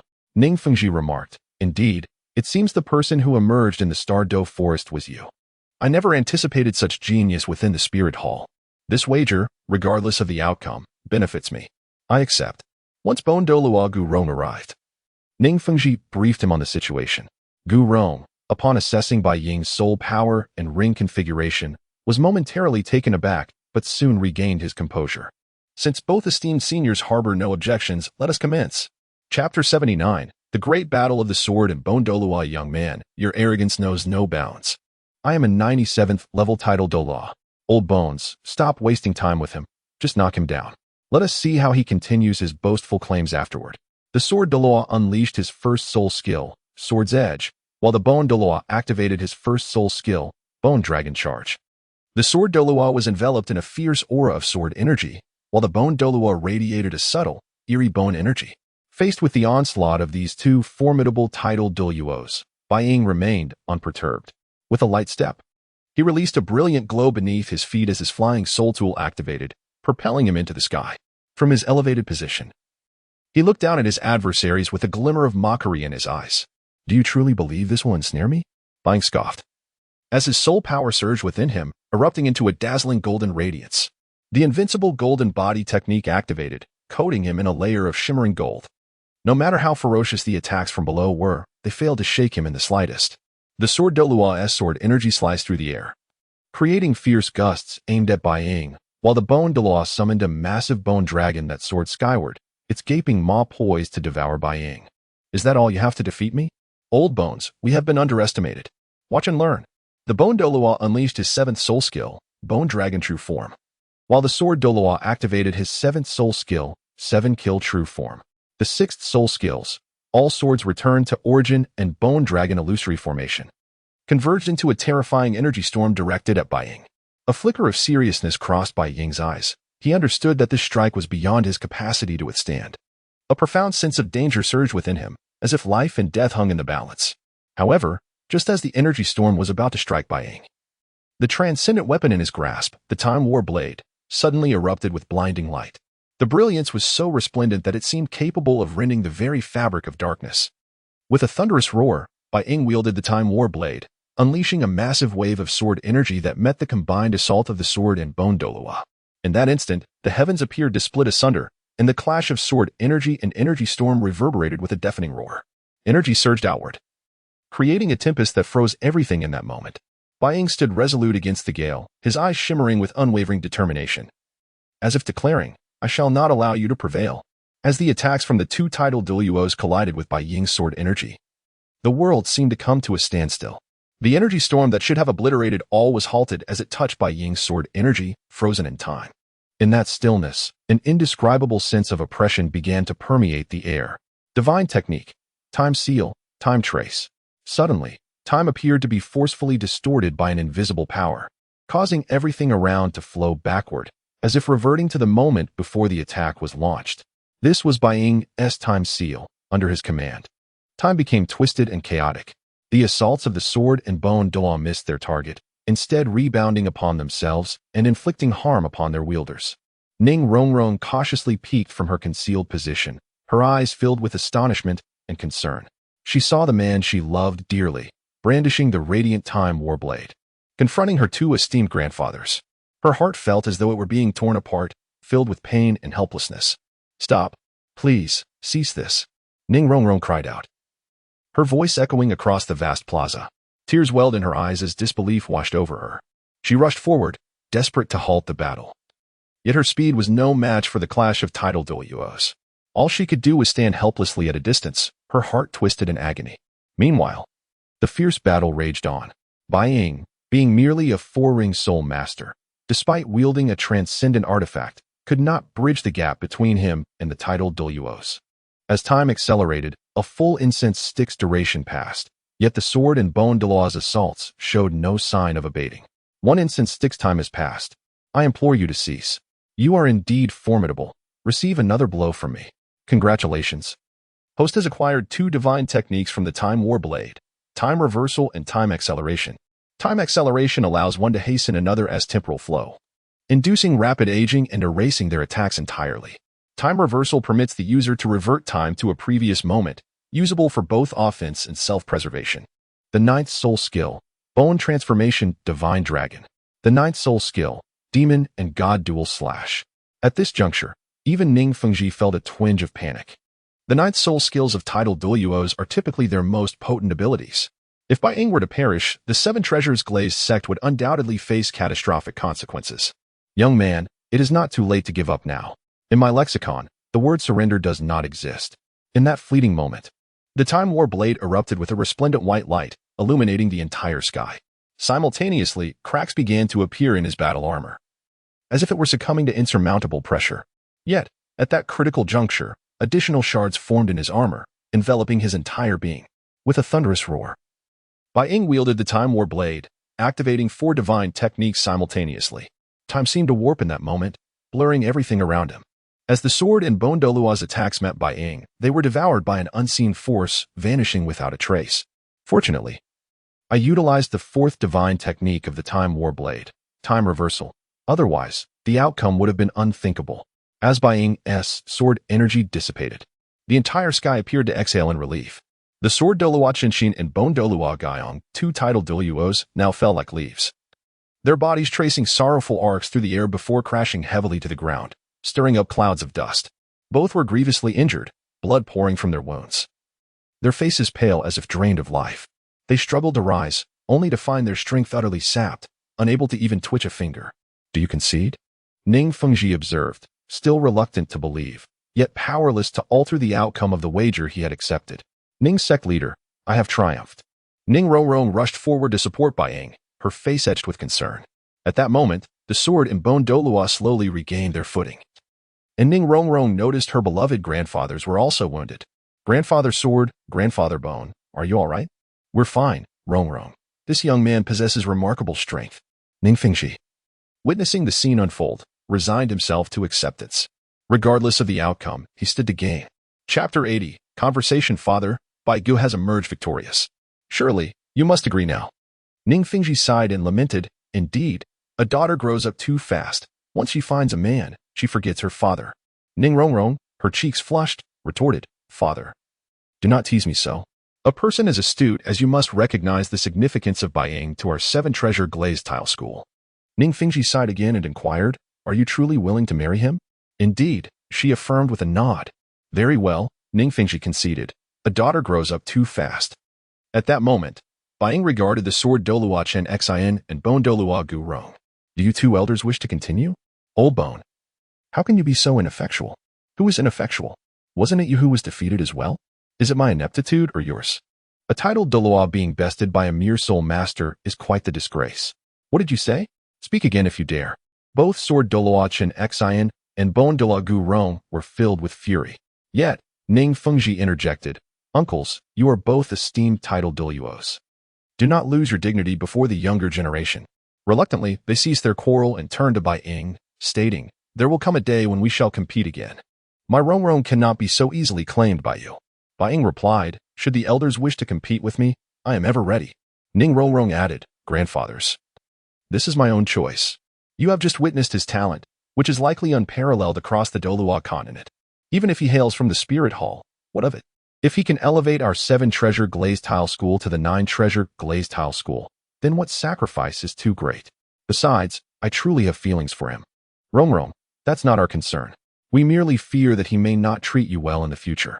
Ning Rongrong rushed to sword Dolua Chen Xian and declared, if he treats me poorly in the future, I will certainly inform you, grandfather sword. At that point, you must assist me in reprimanding him. Sword Dolua Chen Xian quickly agreed, very well. Thus, the matter came to a temporary resolution, and they returned to the main hall of the sect. I have managed to concoct only over 20 pills with the existing materials. However, if I am provided with suitable ingredients in enough time, I assure you that all soul masters of the 7-treasure glazed tile school can transition to the 9-treasure glazed tile school. Nonetheless, he cautioned Ning Fengji. The materials are quite rare, thus they may come at a steep price. The matter of materials is not an issue. Our 7-treasure glazed tile school is reputed as the foremost auxiliary sect for a reason. Since the materials are settled, I shall list them out and provide the method for pill refinement. With my assistance, you should be able to master the technique within a few months. While the pills produced may not be perfect, they should suffice. Are you truly willing to share the method with our 7-treasure glazed tile school? Of course. It is merely a minor pill-making technique. It holds little value for me. Even if I provide you with the method, the likelihood of your success remains low. The art of pill refinement requires immense patience, formidable soul power, and unparalleled talent. Without these, it is virtually impossible. I understand. Let us set that aside for now. I wish to inquire about another matter. You are likely aware of the conflict between our 3 great sects in the Spirit Hall. Our 7-treasure glazed tile school supports the Tiandou royal family, while the Blue Lightning Tyrant Dragon clan has opted for neutrality. Although the Haotian school remains secluded, they seem to favor the Shui Luo royal family. The continent has seen much upheaval in recent years, and I sense that change is imminent. I would like to hear your insights. Since Rongrong has chosen you as her father, I too desire my children's happiness. Please, share your thoughts. Indeed. As the leader of the 7-treasure glazed tile school, your perception is astute. Without the Spirit Hall to maintain balance, the Tiandou Empire would have perished long ago. The Tiandou royal family's inferiority to the Shui Luo Empire is partly due to the quality of their martial spirits and the nobility's pursuit of pleasure, neglecting governance. Furthermore, the dwindling numbers of the Tiandou imperial family make chaos inevitable. However, I have learned that the Tiandou Empire's second prince, Zhu Xuching, is a man of considerable ability. Perhaps he can lead the Tiandou Empire toward a brighter future? Bai Ying was well aware that Zhu Xuching was none other than Qian Renxue, hence he praised him profusely. Ning Fengji suddenly inquired, and what of Xuebing? What can a spoiled heir accomplish? His talent, while not entirely ordinary within the Tiandou imperial family, hardly qualifies him as a genius. I believe he is incapable of achieving much. Your understanding of the Tiandou Empire is remarkably profound. Rongrong. It seems you have not misjudged him. Let us set this aside. Tell us about soul guidance devices. As far as I know, the technology for their creation has been lost. How do you know of it? That is a secret I cannot divulge. However, rest assured, I can share some of the research techniques with you. Ning Fengji nodded, very well. I, Ning Fengji, am not a miserly man. You have aided us significantly. and now I have entrusted my daughter to you. I hope you will treat her well. Furthermore, if you require anything, we shall do our utmost to fulfill your needs. I need nothing more than sufficient materials from Sect Master Ning and adequate personnel. I will devote myself to nurturing the soul masters of the Seven Treasure Glazed Tile School. Soul masters? Those who utilize soul guidance devices are referred to as soul masters. I have observed that our continent's soul guidance technology has fallen far behind. This is primarily due to a cataclysmic event thousands of years ago, a continental shift, or so to speak. He proceeded to recount the events of the Sun-Moon continent. Ning Fengji and the others were left astounded, realizing that this individual was far more astute and deeply concealed than they had anticipated. For the first time, Ning Fengji felt as though he was being led by the nose, a sensation he had never experienced before. Subsequently, they each took their leave. Bai Ying's residence was naturally adjacent to Ning Renxue's, a clear indication of Ning Fengji's intentions. I never imagined you would be so easily persuaded. Father, you are truly remarkable. It was not I who persuaded him. It was his own interests that did so. There are no eternal enemies, nor eternal friends.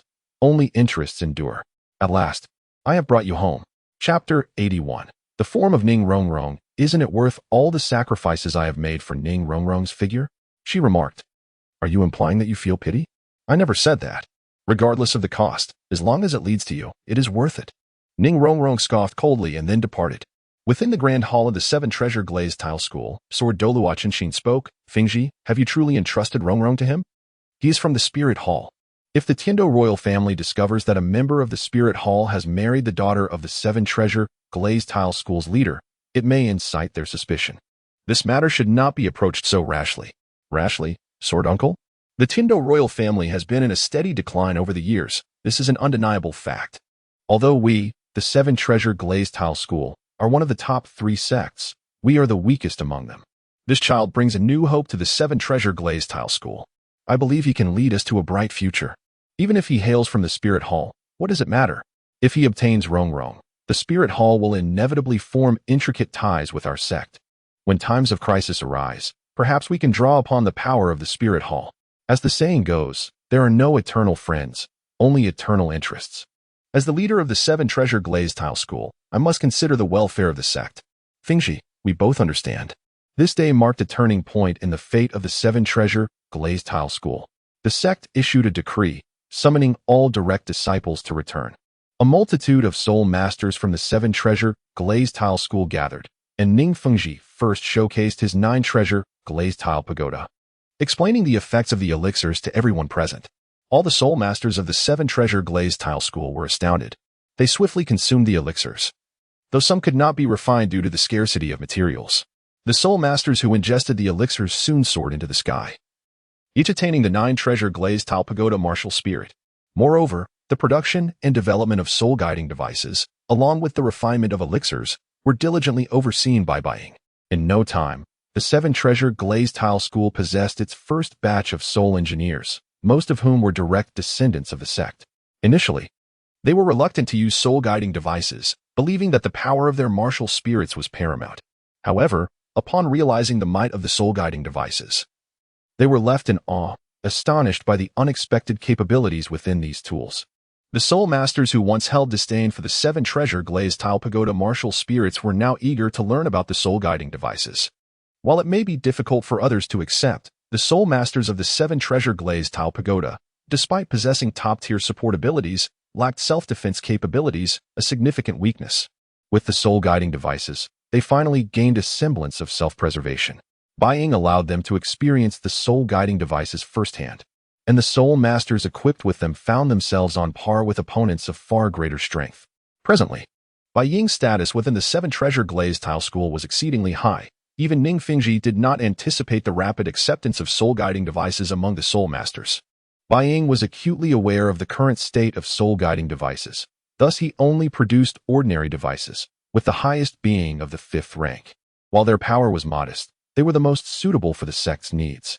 As the saying goes, one must always keep a reserve. In recent days, Bai Ying was as busy as a spinning top. Renxue, how are things? Has your man lived up to your expectations?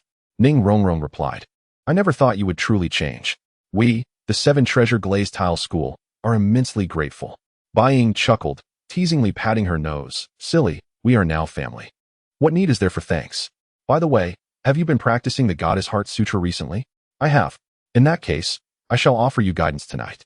Although he called it guidance, both were well aware of the true nature of their intentions. Blushing, Ning Rongrong nodded. That evening, Bai Ying arrived at Ning Rongrong's chamber. Her room was spacious, a true princess's abode, adorned with various treasures, and even the air was imbued with a delicate fragrance. Bai Ying gently pushed the door open to find Ning Rongrong sitting on the edge of her bed, engrossed in a book. Her long hair cascaded down her shoulders, and beneath her slightly lowered eyelids, her bright eyes sparkled with light. Bai Ying approached and softly tapped her shoulder. Ning Rongrong looked up, her face lighting up with a smile upon seeing him. You've come. Why did you arrive so late? Are you a tad shy? Bai Ying inquired. Ning Rongrong promptly set her book aside, cheeks flushed. I am not shy. You misjudge me. Am I mistaken? I cannot possibly be wrong, for I can clearly hear your heart racing. At that moment, Ning Rongrong wished she could find a hole to hide in, her face reddening like a ripe apple. Weren't you here to know about my practice? Ah, I nearly forgot the main point in my eagerness to guide you. Suddenly, Bai Ying leaned in to kiss her, his warm breath caressing her neck.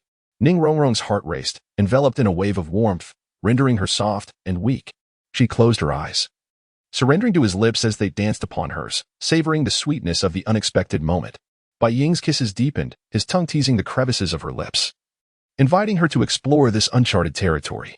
A powerful impulse surged within Ning Rongrong, as if she were being consumed by the fervor. She clutched Bai Ying's clothing tightly, as though wishing to merge their beings.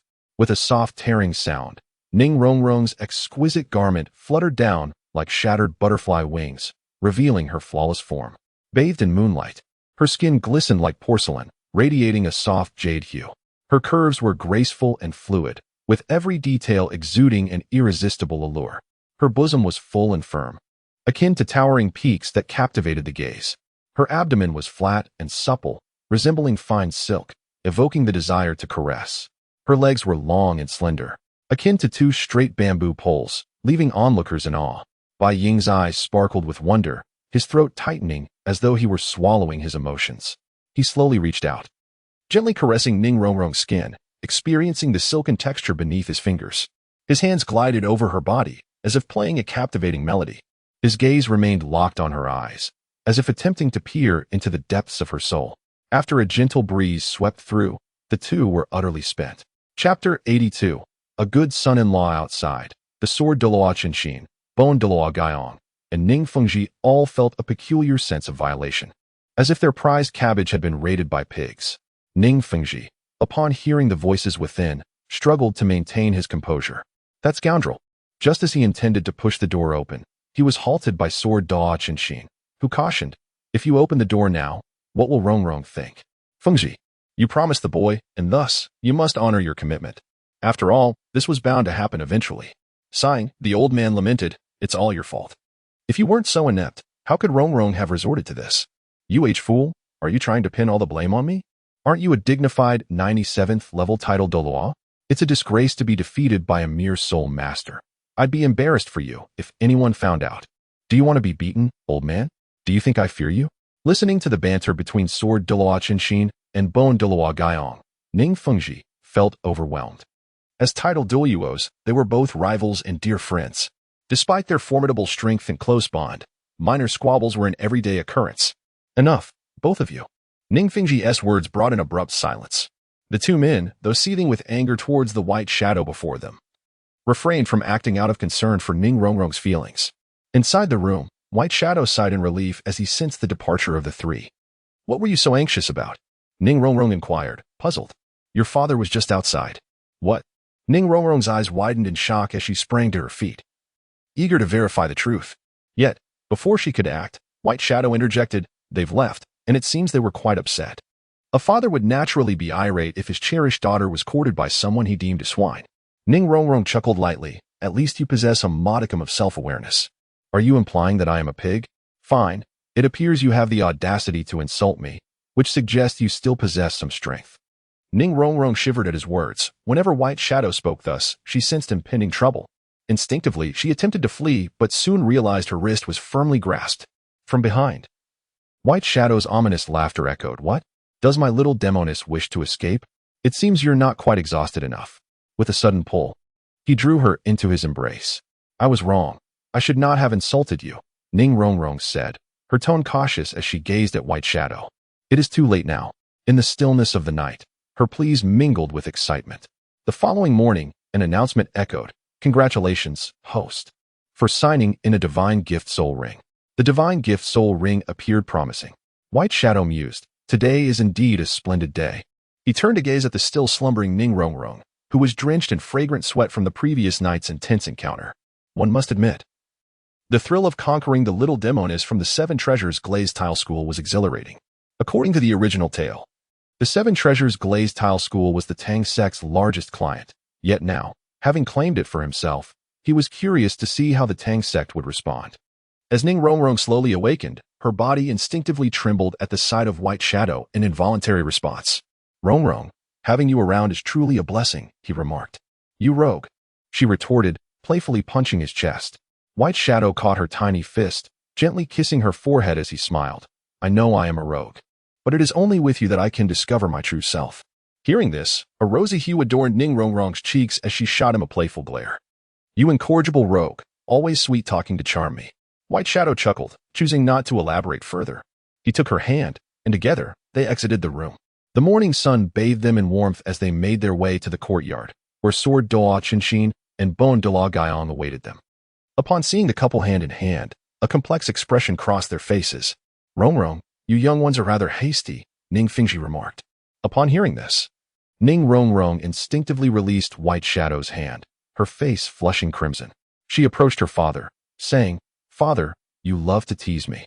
Ning Fingji affectionately ruffled his daughter's hair. All right. I won't say more. Just remember, don't be willful and avoid provoking White Shadow.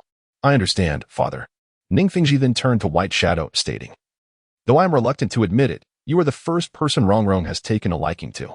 As her father, I wish for her happiness. Rest assured, I shall treat her well. Indeed, there is something else I wish to discuss with you. What is it? Speak. Our leave has been prolonged, and it is time for us to return to the academy. When do you plan to depart? Today.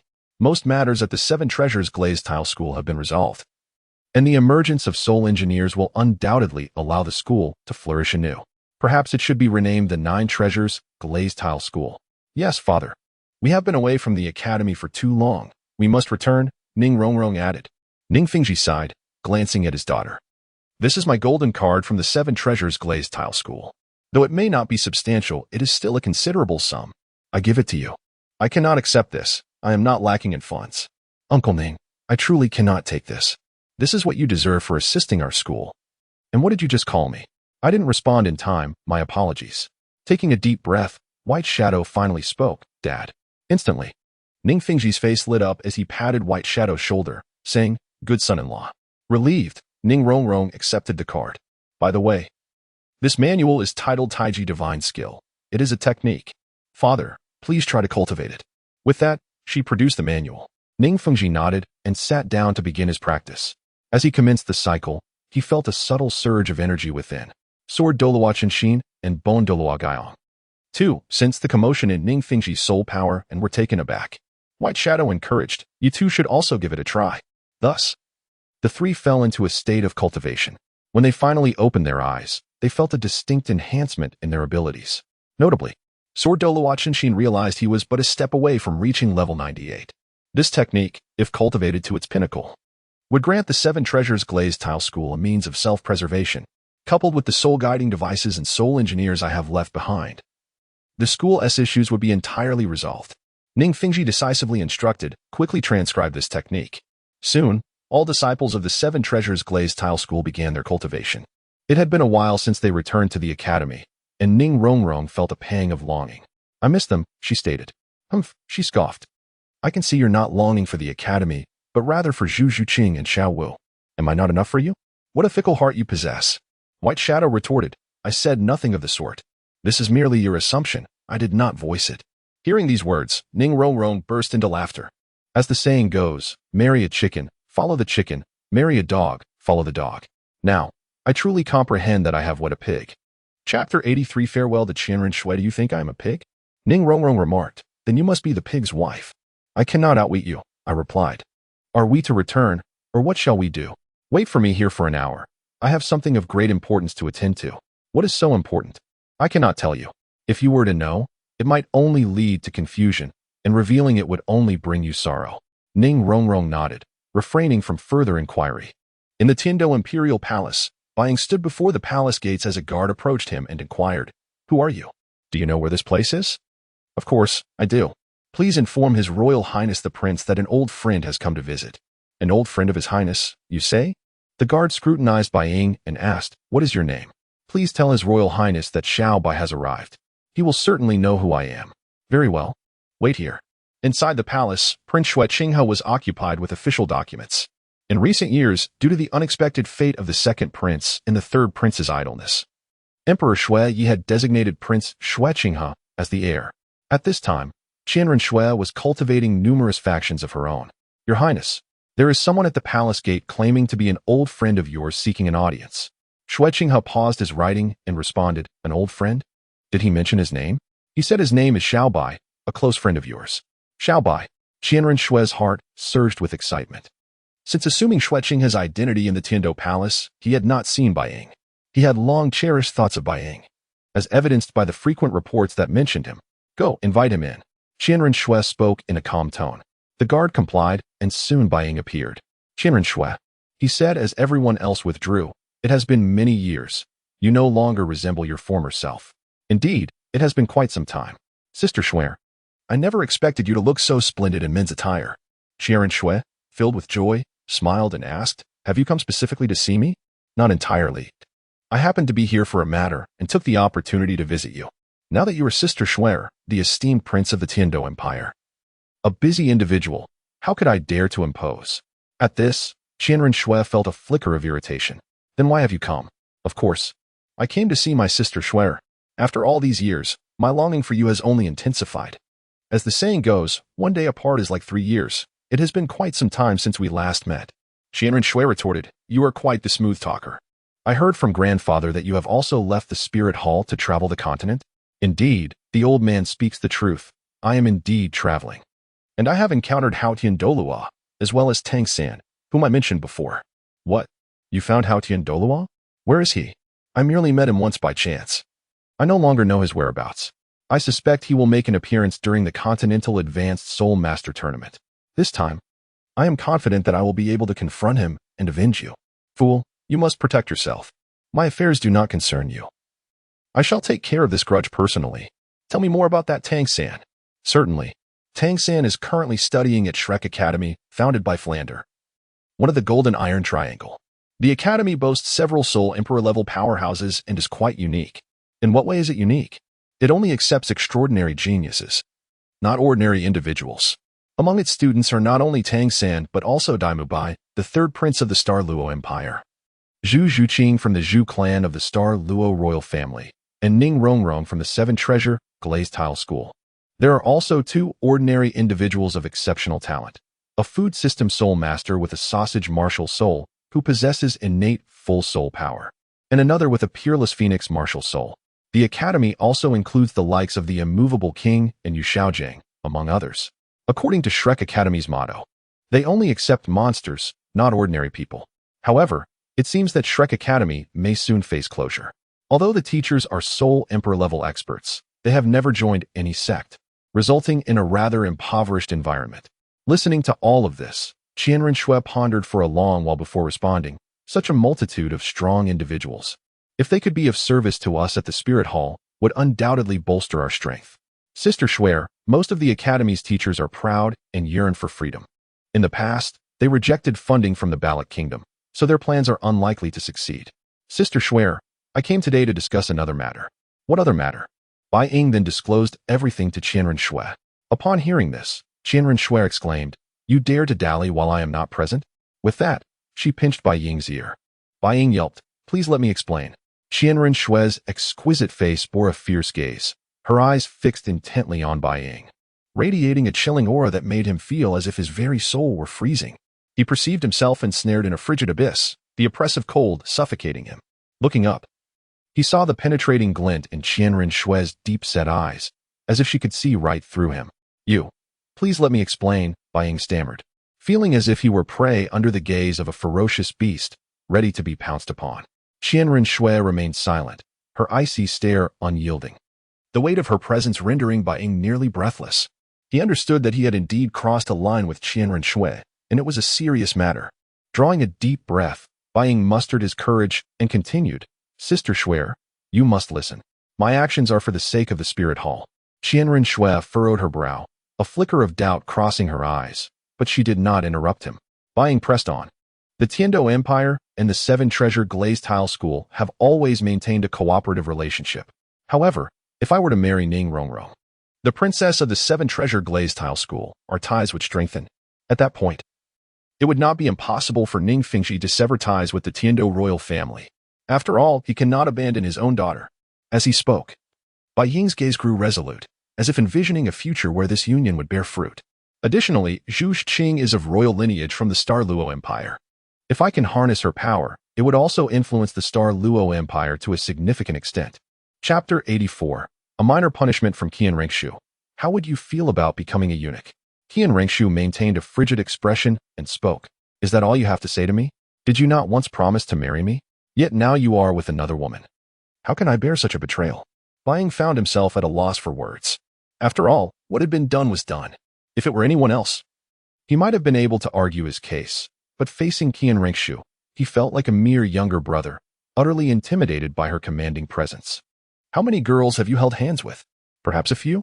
Qian Renxue's gaze sharpened instantly as she grasped Bai Ying's hand tightly, as if she sought to peer into his very soul through his skin.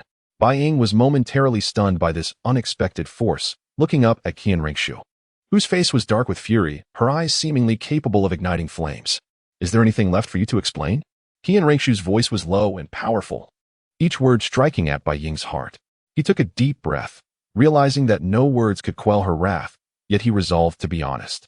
No, he replied almost instinctively, his voice soft yet resolute. Considering your grandfather's reputation, I shall forgive you this time, Qian Renxue said, slowly rising to reveal her true form. Now tell me, who is more beautiful than my rivals? Of course, Sister Shuer is the most beautiful. As she approached him, each step felt as though she was treading upon his heart, quickening his pulse and rendering his breathing labored. Her eyes were filled with curiosity and anticipation, as if she aimed to unravel the depths of his heart. Bai Ying felt a surge of inexplicable anxiety. He was unsure how to navigate this situation. When Qian Renxue stood before him, she suddenly lowered her head and gently licked his ear with her tongue. This action rendered Bai Ying rigid, an electric shock coursing through his body, causing him to tremble involuntarily.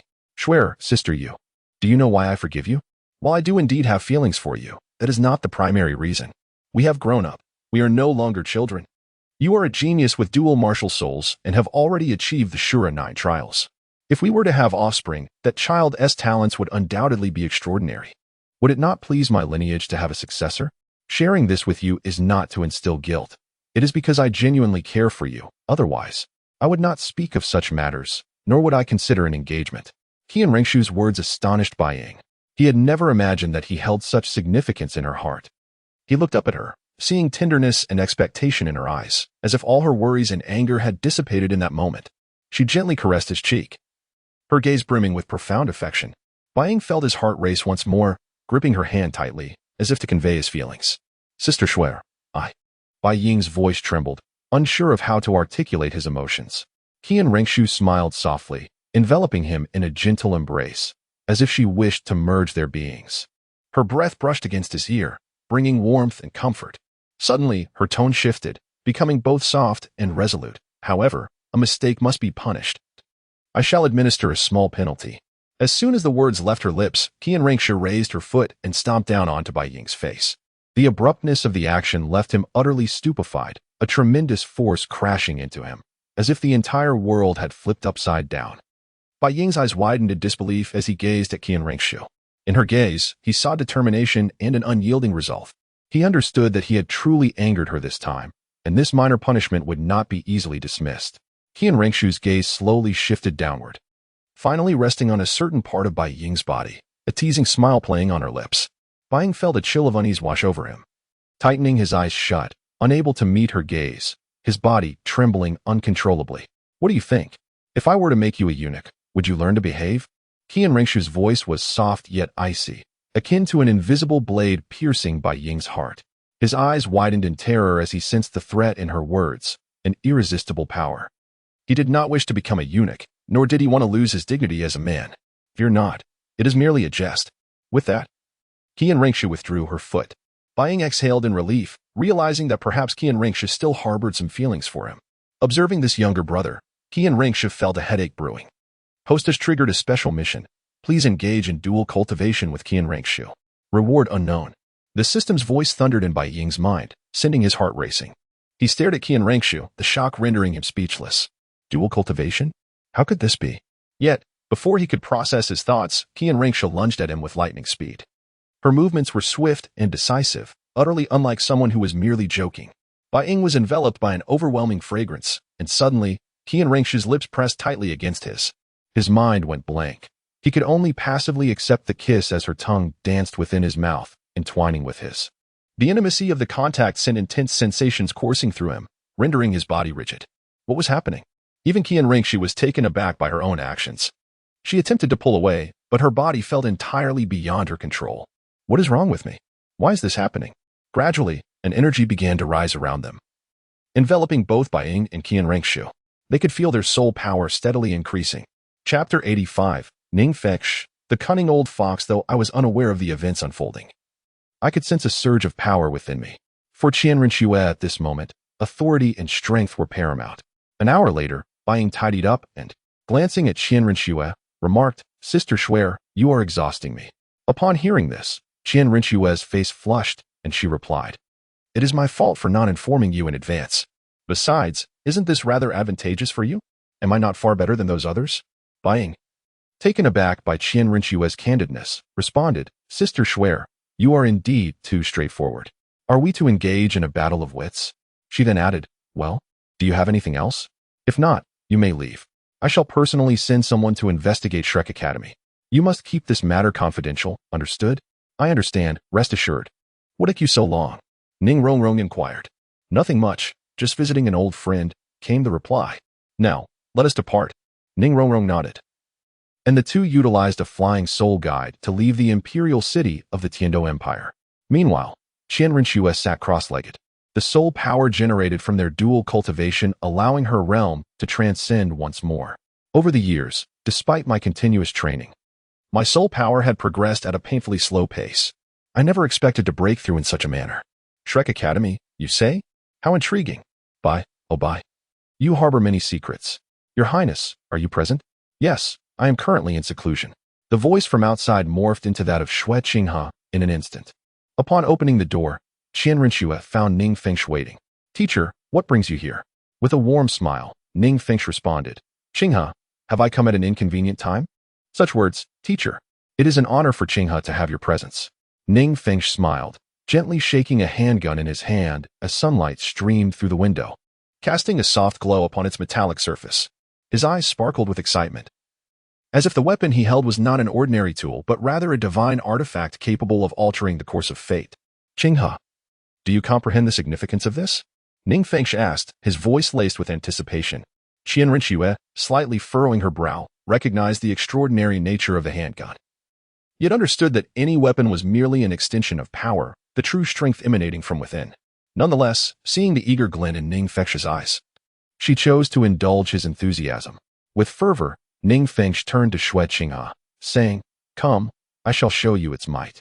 Shue Qinghe nodded, following Ning Fengsh to a spacious shooting range. Enclosed by tall walls, the center featured a vast expanse adorned with various targets. Ning Fengsh caressed the handgun, a tender expression gracing his features. Channeling his soul power, a resounding bang echoed as a brilliant beam surged from the gun's muzzle, akin to an enraged fire dragon wreaking havoc across the range. Wherever the beam passed, the air appeared to rend apart, emitting a sharp whistle. The targets crumbled under the onslaught of the beam as if they were fragile paper, disintegrating into dust that hung in the air. The charred marks left upon the walls narrated the terrifying power of the beam. "Teacher, this weapon is indeed formidable. How did you acquire it?"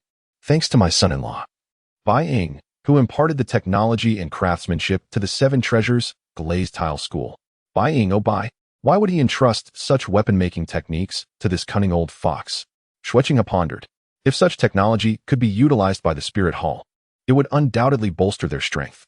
Noticing Shue Qinghe's eager expression, Ning Fengsh replied with a smile. Worry not, Qinghe. Though Bai Ying has departed, the weapons he crafted remain with our 7 treasures, glazed tile school. In due time, I shall allow you to witness his talents firsthand.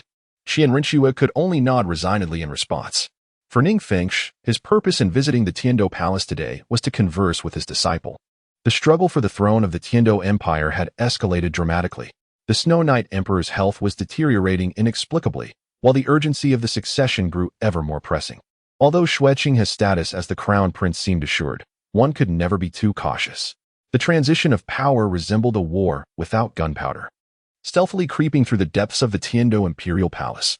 While the fierce bloodshed seen in the new Luo Empire's succession struggle was absent, the defeated princes retained their noble titles and lived in opulence. Yet in Ning Fengsh's eyes, this was far from sufficient. If Zhu Xuching, as his disciple, could ascend to the throne of the Tiandou Empire, it would undoubtedly benefit the 7 treasures glazed tile school immensely. Among the 2 princes, Xuebeng was unruly, while Zhu Xuching excelled in both character and academics. Though Zhu Xuching was the rightful crown prince, unforeseen circumstances could still arise. Xuebeng's uncle, Prince Zhu Xuching, had quietly supported him for many years. Despite being merely a prince, Zhu Xuching wielded substantial military power and the empire's vast resources. For years, the 2 brothers had engaged in a covert struggle, yet it was ultimately Zhu Xuching who claimed the title of crown prince. Ning Fengsh sought to elevate the 7 treasures glazed tile school's standing and ensure its enduring legacy. This was the rationale behind his simultaneous flattery of the Spirit Hall and the Tiandou royal family. He understood deeply the vulnerabilities of the 7 treasures glazed tile school. A family with a premier support spirit appeared to thrive, yet lurking dangers surrounded them. He needed to plan ahead, which is why he wished to introduce his disciple, Zhu Xuching, to Bai Ying. Despite Bai Ying's affiliations with the Spirit Hall, his assistance would be invaluable to Zhu Xuching. Ning Fengsh, you truly are a cunning old fox, simultaneously ingratiating yourself with the Spirit Hall while scheming for me to meet Bai. Your intentions are clear, and how could I refuse your generosity? After all, to decline such benefits would be foolish. Chapter 86, Training at Shrek Academy.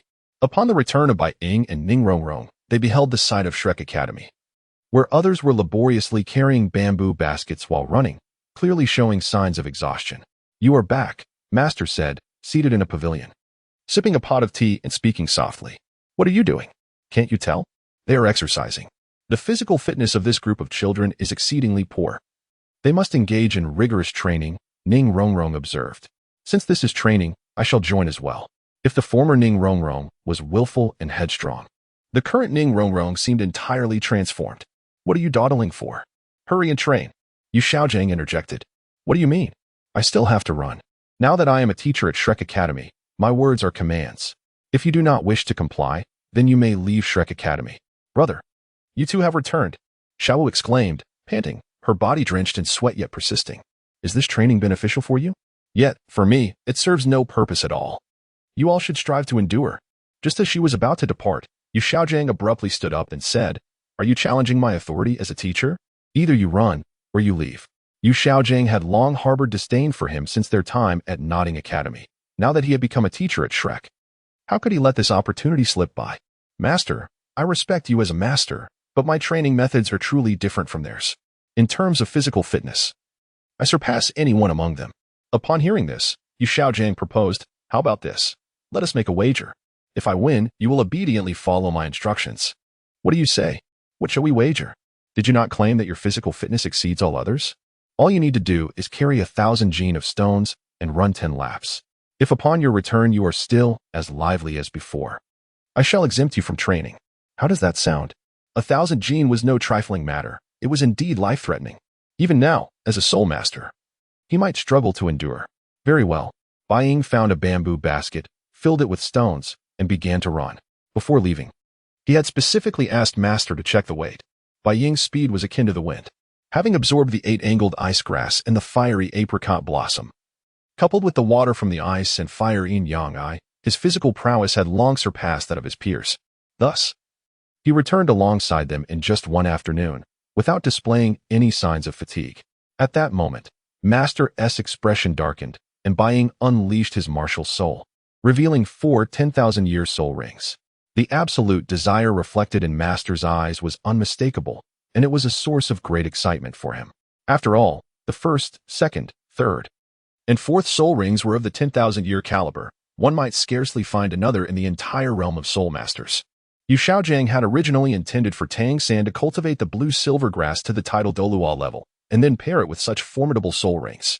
Now that he had witnessed it firsthand, how could they not be astonished? Ultimately, Flender made the decision, and Master Yu Xiaojiang had no choice but to concede and exempt Bai Ying from training. By evening, the others had completed their training and were utterly exhausted. At this hour, only Ning R, Zhu Xuching, and Shiau Wu remained in the academy, while Ming R had already taken her leave, escorted by Long Gong and Shi Pa. With an agreement to meet at the Continental Elite Soul Master Competition. Since Bai Ying's breakthrough to level 40, he had felt as though he had encountered a bottleneck. Previously, after performing a small and a large circulation, he could sense an abundance of energy, akin to a surging river.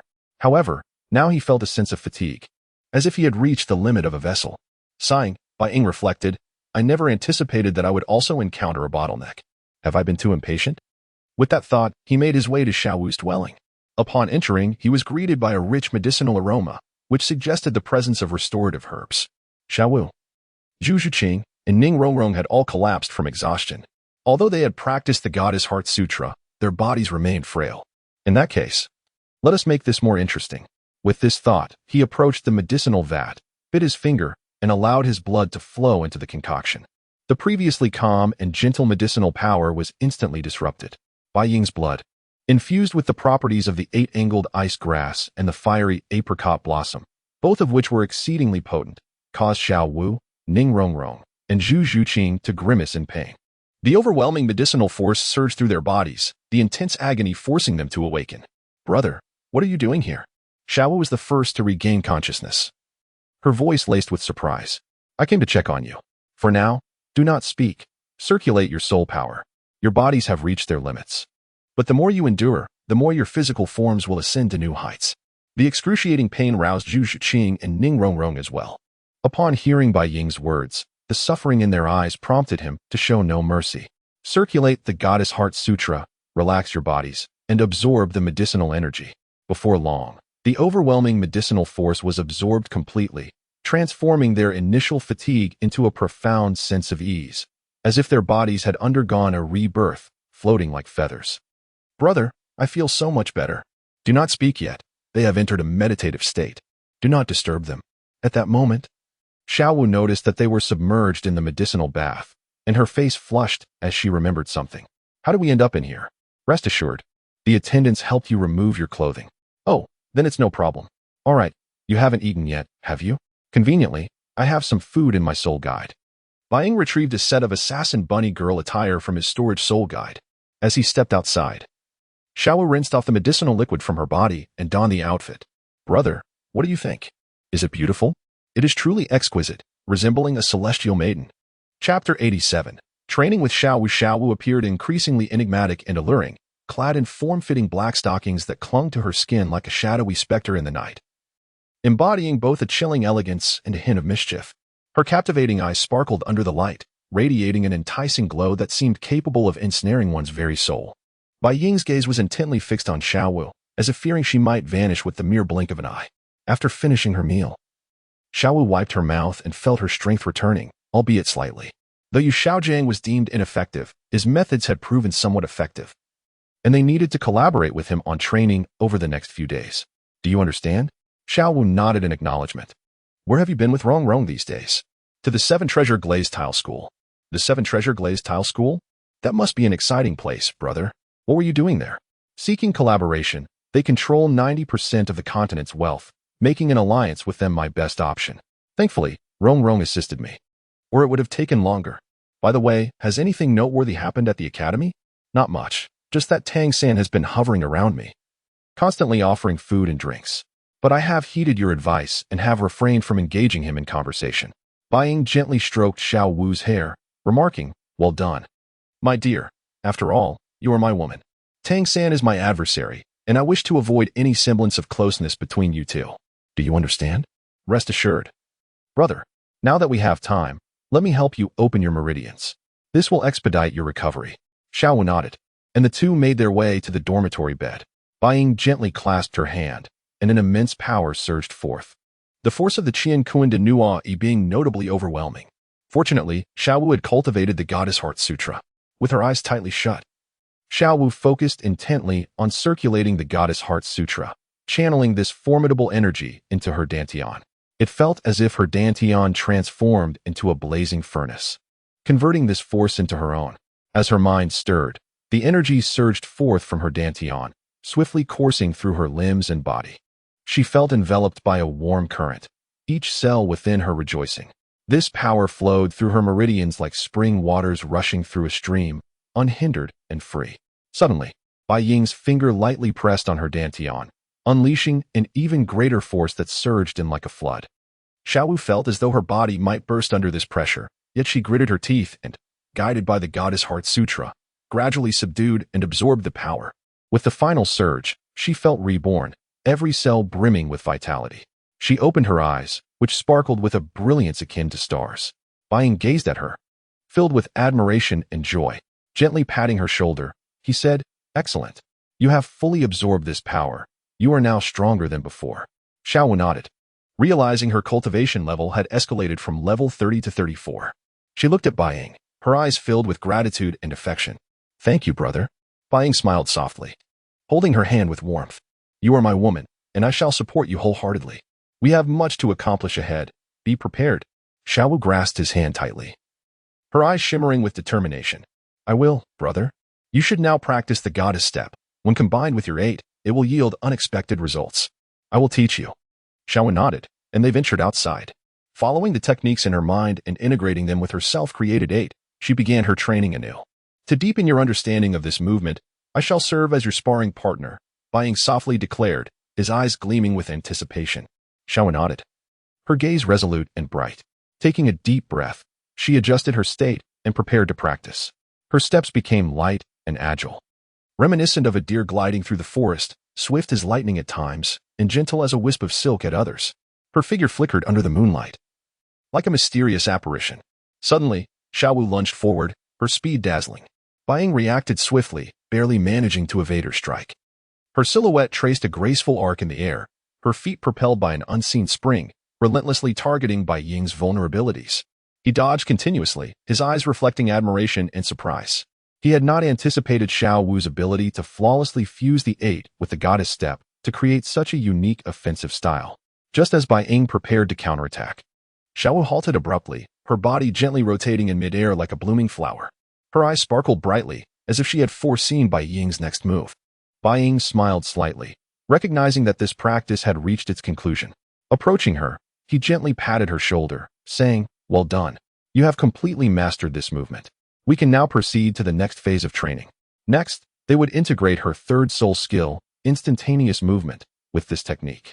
Imagine the power when you combine this movement with instantaneous movement and then execute the 8. What do you think the impact would be? Shiau Wu's eyes lit up, and she seemed to glimpse a new world. Closing her eyes, she began to visualize the scene in her mind. The surprise of instantaneous movement, the agility of the goddess step, combined with the ferocity of the 8, this triad of forces promised unimaginable might. Suddenly, Shiau Wu opened her eyes, her gaze resolute. She nodded gently, signaling her understanding, then took a deep breath and began to attempt the fusion of these 3 techniques. She initiated her training, with Bai Ying also acting as her sparring partner. Her figure vanished from sight, leaving only a faint afterimage. Bai Ying was momentarily stunned, despite his quick reflexes. He could not catch her form. Just then, a shadow darted from his side. Shiau Wu had executed an attack post-instantaneous movement. Bai Ying's form flickered as he deftly evaded her strike. However, he did not halt, swiftly retaliating with a palm strike aimed at Shiau Wu. Anticipating his move, she deftly twisted her body, evading the attack. Leveraging the agility of the goddess step, she launched a series of strikes at Bai Ying. In a rapid motion, Shiau Wu delivered a fierce side kick, her toes sharp like blades, slicing through the air toward Bai Ying's chest. His eyes narrowed as he sidestepped, narrowly escaping this lethal blow. Yet, Shiau Wu's assault did not cease. Her other foot, akin to a swift serpent, accurately landed on Bai Ying's neck. In that instant, Bai Ying felt an overwhelming force surge through him, involuntarily lifting him off the ground as Shiau Wu gracefully spun in midair. Her figure, illuminated by the moonlight, resembled that of a celestial being, dancing effortlessly with each step perfectly executed. Suddenly, she propelled herself with both feet, launching toward Bai Ying like a cannonball. His eyes widened in astonishment. He had not anticipated her flawless integration of instantaneous movement, the goddess step, in the eight. Quickly, he readied himself to face her impending strike. At the very moment when their figures were about to collide, Shiau Wu suddenly executed a somersault, deftly evading Bai Ying's strike. Utilizing the agility of the divine maiden's steps, she launched another assault towards Bai Ying.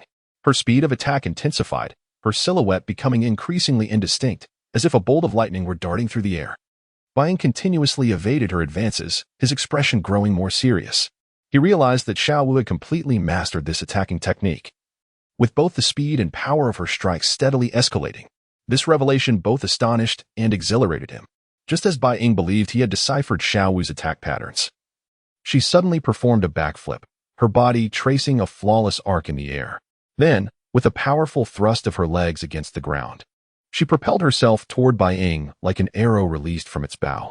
This time, her speed was so overwhelming that Bai Ying found himself unable to respond. As Shiau Wu's strike seemed destined to land, Bai Ying's body trembled, and a surge of formidable soul power erupted from him. In an instant, his form became indistinct, as if transformed into an illusion. Shiau Wu's attack missed its mark, and a flicker of surprise crossed her eyes. She had not anticipated that Bai Ying could counterattack under such circumstances. At that moment, Bai Ying's figure suddenly appeared behind her, gently placing a hand on her shoulder. Shiau Wu's body stiffened, experiencing the warmth emanating from his hand. Slowly, she turned to face Bai Ying's profound gaze. "You have performed excellently," Bai Ying remarked with a smile. "You have completely mastered this attacking technique and even devised new moves. I eagerly anticipate witnessing the power of this skill in actual combat. Well then, it is getting late. Let us proceed to the next task." Shiau Wu, brimming with enthusiasm, inquired, "What other training do we have?" "Return first, and I shall inform you," Bai Ying replied. Without a hint of doubt, Shiau Wu followed him. Upon returning to the dormitory, Bai Ying lifted Shiau Wu into his arms, his warm breath cascading over her neck. Shiau Wu's heart raced like thunder, her cheeks instantly aflame. In Bai Ying's embrace, she felt as if she were in the safest of harbors, experiencing a mixture of shyness and an inexplicable sense of reassurance. She tightly closed her eyes, unable to meet Bai Ying's deep gaze, only feeling the warmth of his breath gently brushing against her neck. Is this also training?" Shiau Wu's voice quivered, laced with a hint of undeniable bashfulness. Bai Ying smiled softly. "This is not your training. It is mine." In an instant, he kissed Shiau Wu's rosy lips, pouring forth the longing he had held for her over the past days. The next morning, when Shiau Wu awoke, Bai Ying was already gone. On the sports field of Lake Academy, a voice inquired, "Are you certain you want to proceed with this?" "Teacher Zhao, I am certain. By continually enhancing my ability to withstand blows, I find that mere running has little effect on my progress. Only through this extreme method can I rapidly elevate my physical capabilities." Chapter 88. Extreme Measures. Zhao Wujing nodded. He had never encountered someone so ruthless towards themselves. The method of continually striking one's body to enhance physical capabilities, though significantly more effective than running, is fraught with peril. Initially, Zhao Wujing opposed this approach. Yet Bai Ying insisted upon it, believing it to be the most expedient way to bolster his physique. After all, he had already acquired a divine soul ring, which possesses the remarkable trait that, if one can endure its trials, his fifth soul ring might even reach the level of 100,000 years. Suddenly, Zhao Wujing transformed. The aura surrounding him surged with vigor, his soul power materializing as if it were a tangible presence, coalescing into the form of his martial spirit. His eyes glimmered with a golden light. Bai Ying took a deep breath, aware that this would be a monumental challenge for him. He firmly settled into a horse stance, his body taut, dedicating himself entirely to the endeavor. Without warning, Zhao Wujing unleashed a palm strike, producing a thunderous clap that reverberated through the air. Bai Ying felt an overwhelming force collide with him, causing his internal energy to surge backward as though it might tear him apart. Nevertheless, Bai Ying remained silent, gritting his teeth and summoning all his strength to withstand the tremendous force. The sound of impacts echoed repeatedly as Zhao Wujing's strikes landed upon Bai Ying, each blow leaving him increasingly battered. Yet, Bai Ying showed no sign of retreat. He remained steadfast in his stance, unwavering. Yuxiagang hurried to their side, his face a canvas of shock and concern. The scene before him was almost unbelievable. Zhao Wujing, renowned for his strength within the academy, was relentlessly assaulting Bai Ying, who resolutely bore the brunt of the fierce attacks. "Stop!" Yuxiagang shouted, his voice tinged with urgency and anxiety.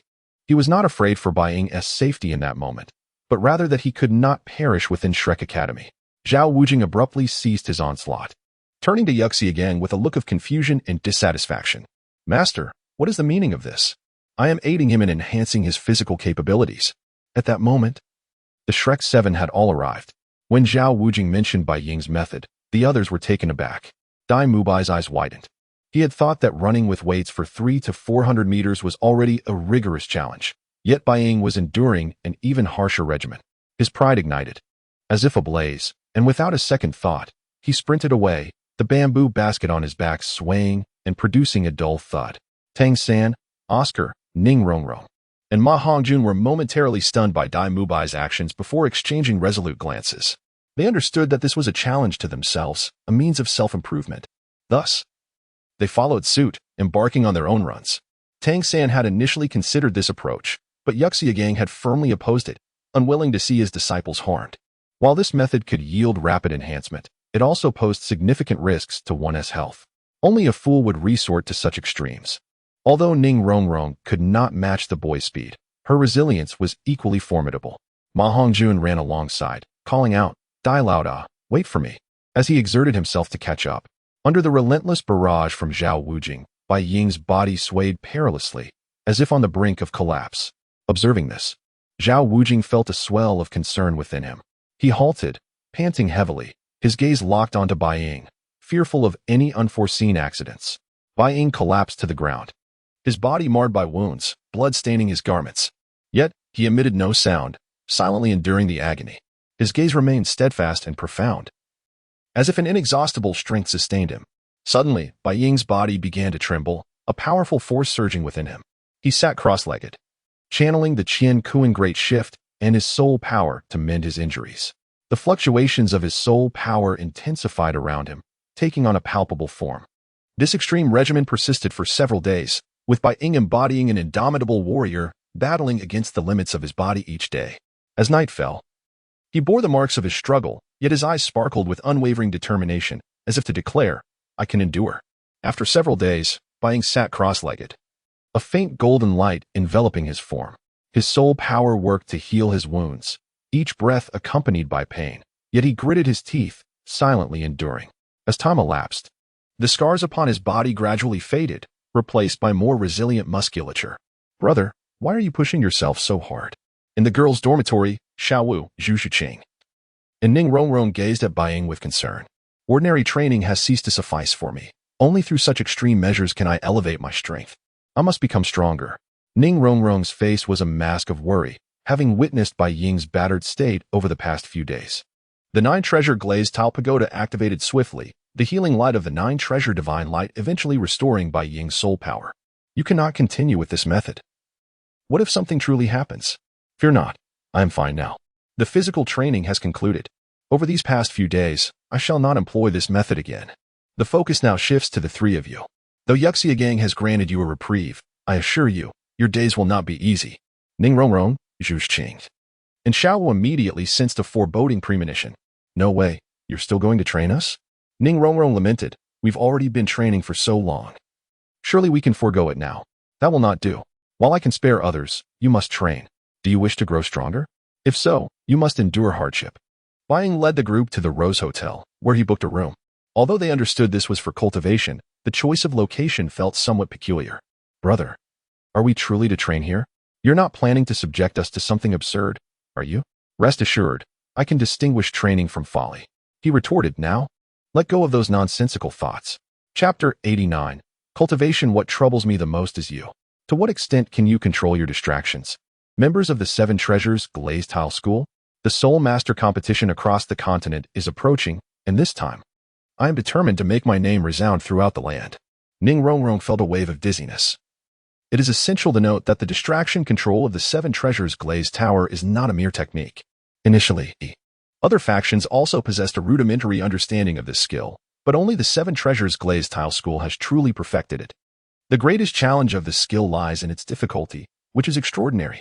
Bai Ying continued, stating that although the 7 Treasures Glazed Tower demands an enormous amount of soul power, it remains the most formidable auxiliary martial soul.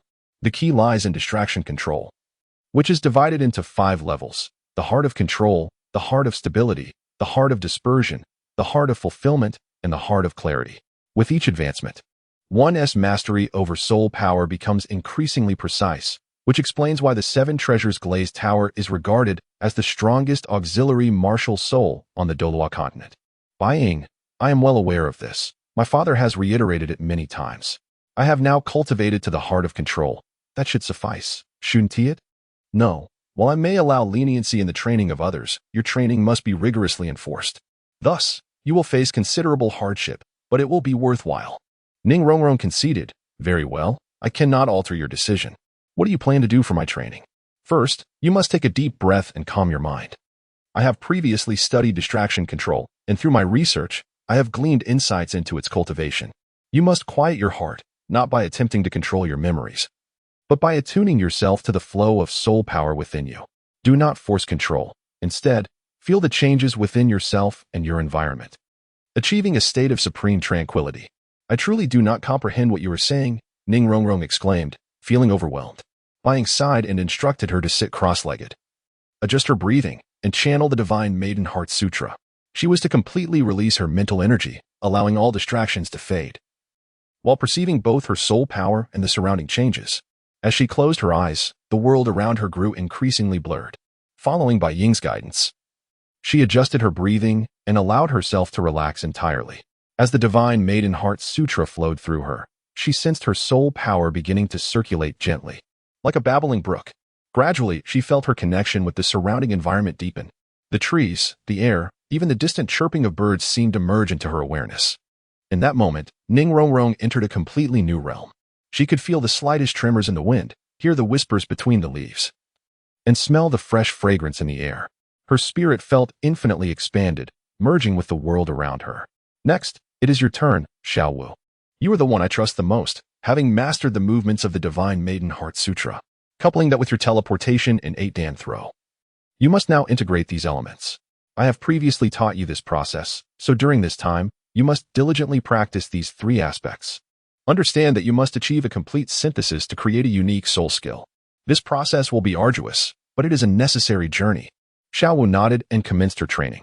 Bai Ying then called for Zhu Xuching, who, feeling quite anxious, followed him to the bedroom and closed the door. Remove your clothing. I shall teach you acupoint striking. Zhu Xuching felt a surge of panic but complied.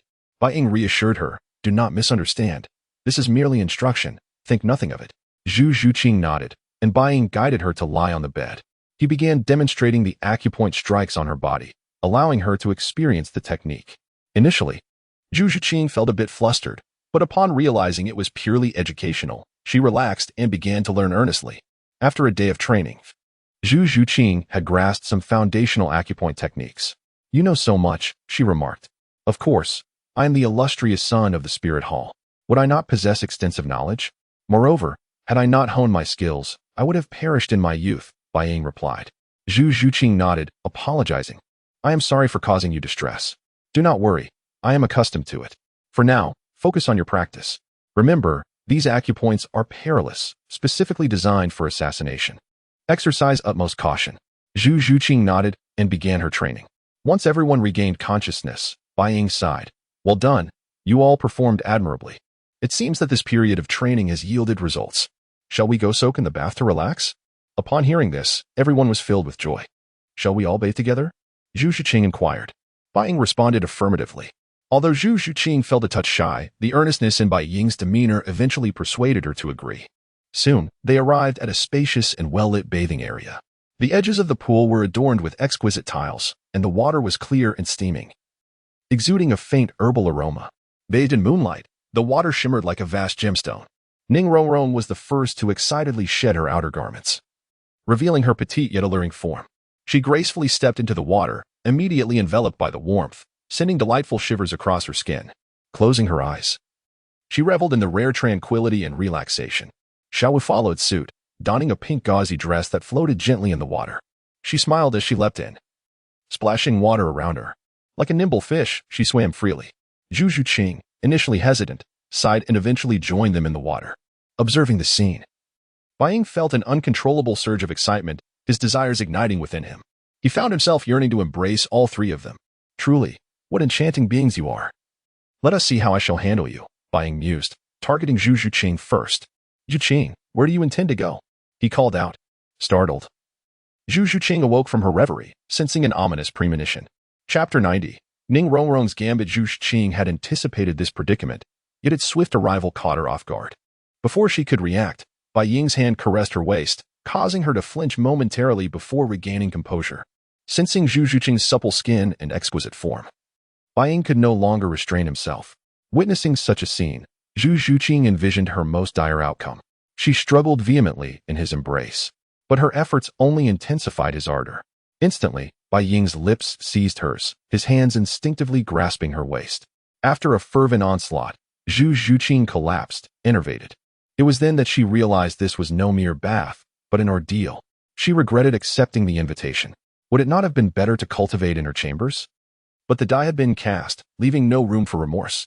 Her limbs were now feeble, and even lifting an arm seemed insurmountable. Her face flushed crimson, betraying her utter exhaustion. Rest well, Bai Ying murmured, planting a kiss on her forehead. Zhu Xuching's gaze fell upon Ning Rongrong and Shiau Wu, her eyes filled with commiseration. She had reached her limit. She wondered if the others would share her fate. Ning Rongrong was the first to sense the impending danger. Shiau Wu, still immersed in her leisurely soak, remained oblivious. A cunning smile crept across Ning Rongrong's face. Better a dead comrade than a living pauper, she mused.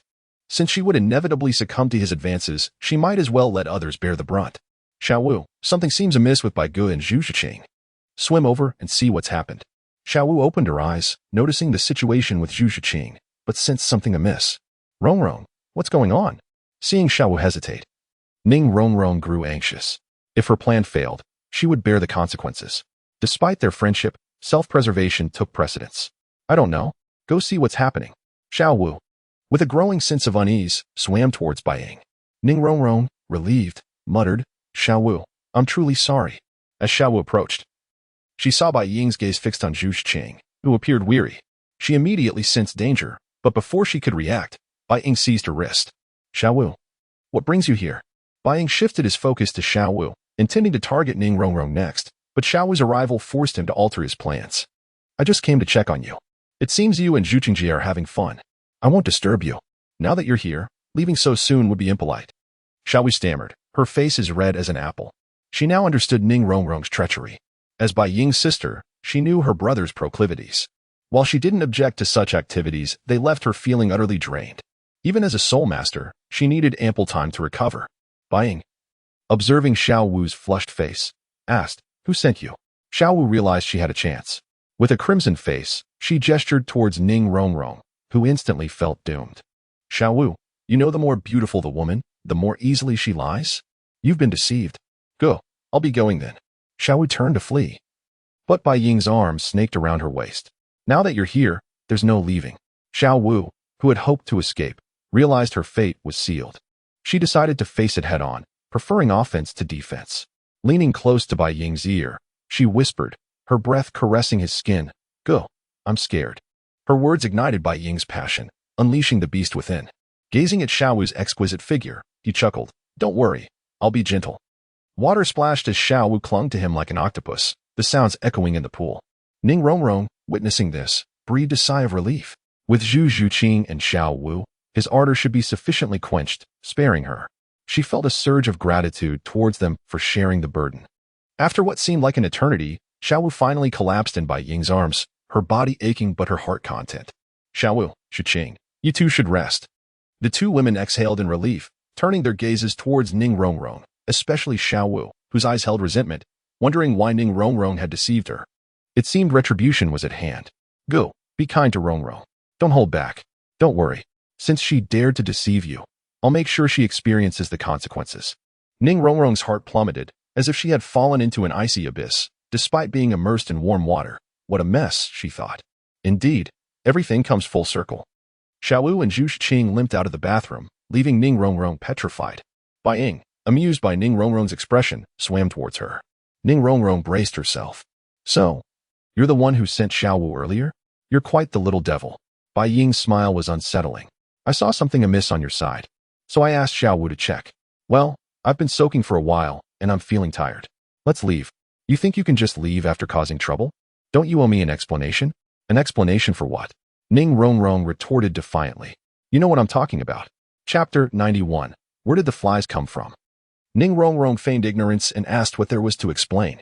Rongrong, you truly are a little rascal, she said, a playful smile gracing her lips. Reminiscent of a flower blooming beneath the morning sun. She blinked her starry eyes, a blend of innocence and mischief glimmering within them as she gazed at her companion. Where have I been naughty? She softly inquired, her voice laced with a teasing challenge.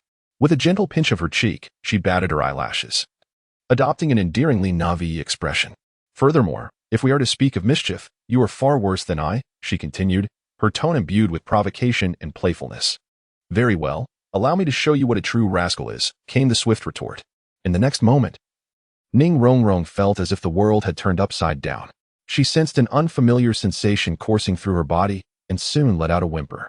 Time seemed to stretch, and eventually she collapsed into the embrace of Bai Ying. Do you dare to defy me again? Bai Ying addressed the little enchantress. Ning Rongrong hastily shook her head, exclaiming, I wouldn't dare. I promise I won't do it again.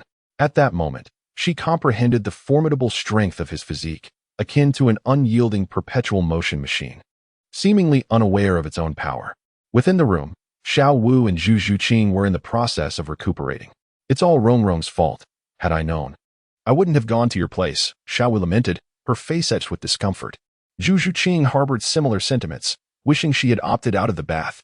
Dragging her weary body, Ning Rongrong slowly exited, clearly having learned her lesson.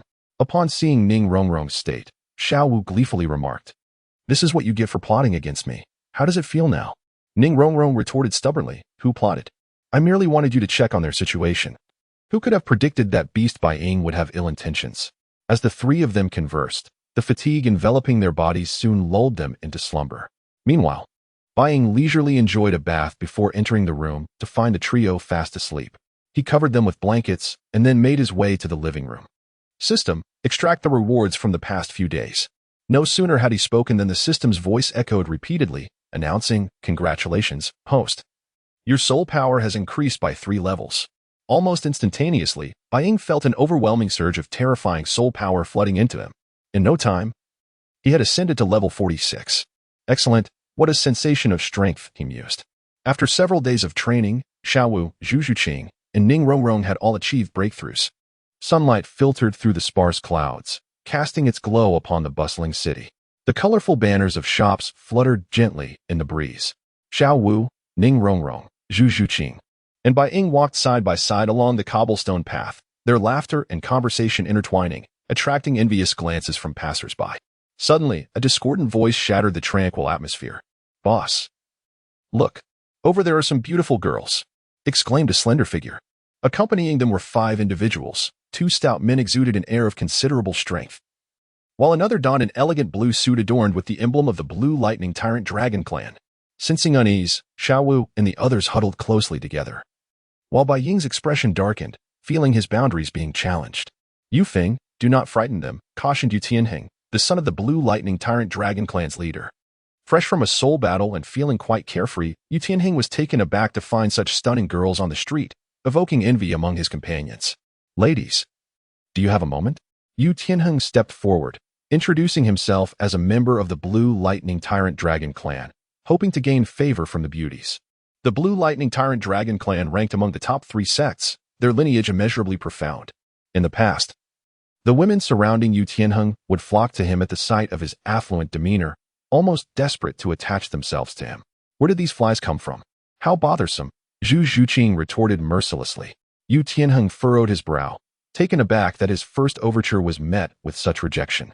Just as he was about to speak again, Yu Feng, growing impatient, stepped forward with a hint of menace in his voice. Ladies, our boss wishes to invite you for tea. Are you refusing to show us some courtesy? Shiau Wu, Ning Rongrong, and Zhu Xuching exchanged resolute glances, understanding that they could not easily back down in the face of such harassment. Shiau Wu stepped forward, her voice clear and firm. Leave. We have no desire to engage with you. Yu Feng was momentarily stunned, astonished that this seemingly fragile girl would so boldly reject him. His expression darkened, ready to retaliate, but Yu Tianheng held him back, his gaze shifting to Shiau Wu with a glimmer of admiration. He had anticipated such audacity from her, intensifying his interest. Very well, if you are unwilling, we shall take our leave. However, remember, Should you wish to seek me out, come to the Sodo Great Soul Arena, he declared, producing a card from his pocket. As he turned to depart, Bai Ying unexpectedly made his move. In a flash, he appeared before Yu Tianheng and delivered a resounding slap. The sharp crack echoed down the street as Yu Tianheng spun in place before crashing to the ground. The scene unfolded with such swiftness that all present were left in shock. Clutching his face, Yu Tianheng stared incredulously at Bai Ying, anger and fear flickering in his eyes. "How dare you strike me?" he sputtered, struggling to rise, fury etched across his features. Bai Ying merely regarded him coldly, void of any emotion. "Indeed. It is you I struck. Remember, there are some individuals you cannot provoke." With that, Bai Ying turned and took Shiau Wu and the others by the hand, striding away, leaving Yu Tianheng and his companions in stunned disbelief. This scene sparked a flurry of murmurs among the onlookers. "Boss, he actually dared to strike." Yu Feng rushed to help Yu Tianheng, his eyes ablaze with rage. Yu Tianheng's face darkened, yet internally, a tempest brewed. He had never anticipated being so humiliated on the streets. "Investigate. Find out everything about this person," he commanded, a fierce glint in his eyes, vowing to make the one who struck him pay dearly. Little did they know, this slap was merely a small lesson from Bai Ying. Should they persist in their harassment, they would face far more severe consequences. Meanwhile, Bai Ying and the trio vanished at the end of the street, leaving behind a crowd abuzz with astonishment and chatter. Chapter 92. The unfortunate trio of eunuchs. The group quickly set aside their previous grievances, and the atmosphere became lively once more. At that moment, Shiau Wu suddenly spoke up, addressing her companions. "Hey, you can see it's Fatty, along with Daim Mubai and Tangsan. What are you three up to?" As she stepped forward, she noticed Ma Hongjin's face marred with bruises, clearly indicating he had been assaulted. Daim Mubai, upon seeing the others, remarked, "Fatty got into trouble with some girls and was attacked. We're going to seek revenge. Would you like to join us? Fighting sounds great. I absolutely love it," Shiau Wu exclaimed, the most enthusiastic among them, while Zhu Xuching stood silently, disdainfully, without moving. Bai Ying interjected, "Sure, I haven't had a good fight in ages. It will be fun. Let us go, and hopefully we can hold out for a little while." The group soon arrived at a narrow alley, where the environment was deplorable, filled with establishments resembling foot massage parlors. The alley was dark and damp, with mottled green moss on the walls, and an indescribable stench permeated the air. Suddenly, an angry voice shattered the silence as Ma Hongjun pointed at a man in the distance, his face contorted with rage. "That's him. He's the one who hit me." Following Ma Hongjun's gesture, they spotted a man in his 40s with a lecherous appearance, standing at the mouth of the alley, gazing disdainfully at them. His eyes glinted with a depraved interest, as if he had already envisioned something titillating. Daim Mubai frowned, stepping forward to inquire in a low voice. "You're the one who attacked him?" Ma Hongjun nodded vigorously, gritting his teeth. "Indeed, it's this scoundrel."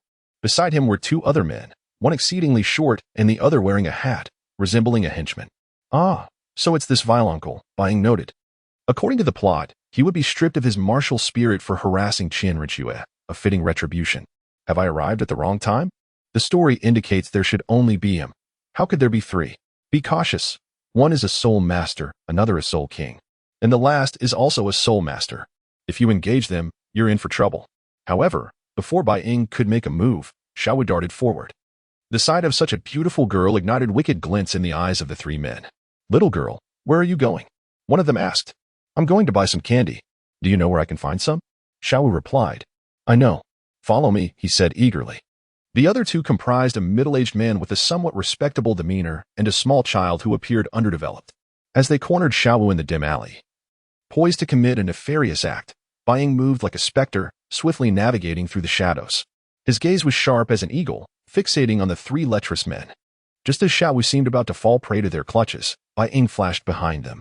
With a resounding thud, Bai Ying's fist struck the neck of the middle-aged man, the force rendering him unconscious.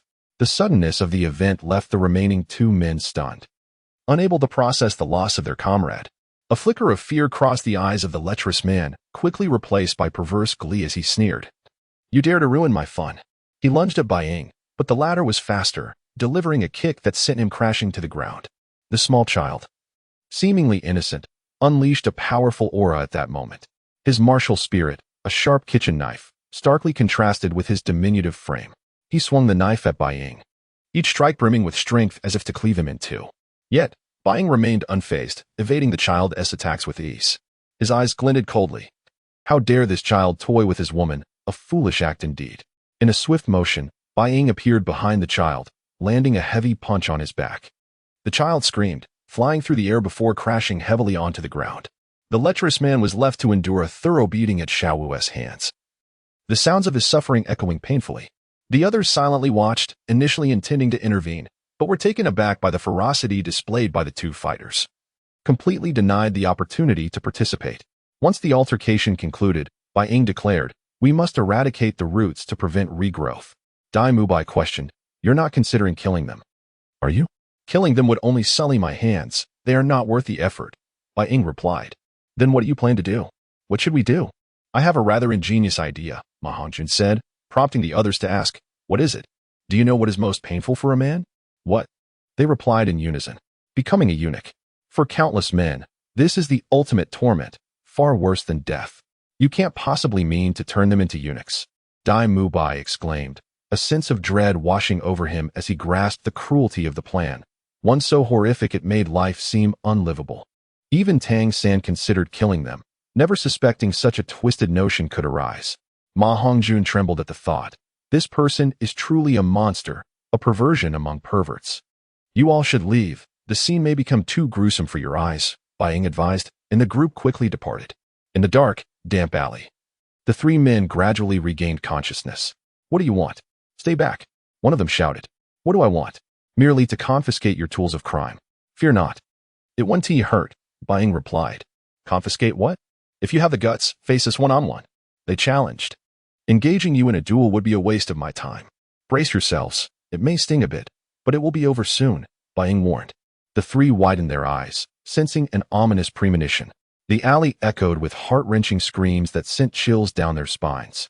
After dealing with the trio, they succumbed to unconsciousness, realizing they had been subjected to a brutal physical castration. Satisfied with their current state, Bai Ying nodded approvingly before stepping outside.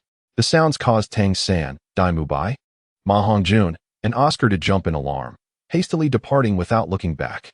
"What about them?" one asked. They all fled in terror. "Brother, your methods are excessively cruel. This is the true form of punishment. Do you understand? Now, let us return to the academy." Chapter 93, The Soul Battle as Time Passed. This matter gradually faded from people's memories. However, on this particular day, Yu Xiaojiang unexpectedly announced the second phase of the training mission. To be more precise, it involved participating in the soul battle at the Sodo Great Soul Arena. Bai Ying initially thought he could enjoy a well-deserved rest, for he considered all the opponents in the arena to be no match for him. Yet, he was taken aback to learn that Shiau Wu was indeed to team up with him, while Ning R and Zhu Xuching would join forces as well. This meant he had to manage his own battles while occasionally assisting Zhu Xuching and Ning R. Most of the battles Bai Ying engaged in were life and death struggles, each yielding substantial rewards. Recently, his name had become infamous within the Sodo Great Soul Arena, evoking fear and trepidation. Soon, the day of the team soul battle arrived, with Shrek Academy facing the frenzied battle team. "Are you interested in ending the match within a minute?" Daim Mubai remarked. "You are rather overconfident. The strength of the frenzied battle team should not be underestimated. However, I find such bravado quite appealing." The team swiftly readied themselves for combat, releasing their martial spirits. Had it not been for Bai Ying's previous alteration of Huan's color using the bronze mask, the Sodo Great Soul Arena would have erupted in chaos. Ning R instantaneously unleashed two beams of light from the 9-treasure glazed tile pagoda, swiftly enveloping the other 7 members. The group surged toward the frenzied battle team, who regarded them with a mixture of respect and apprehension. For soul masters wielding the 7-treasure glazed tile martial spirit were typically direct descendants of the 7-treasure glazed sect, an affiliation that was undeniably formidable. The captain of the frenzied battle team, Quang Shi, faced off against Bai Ying.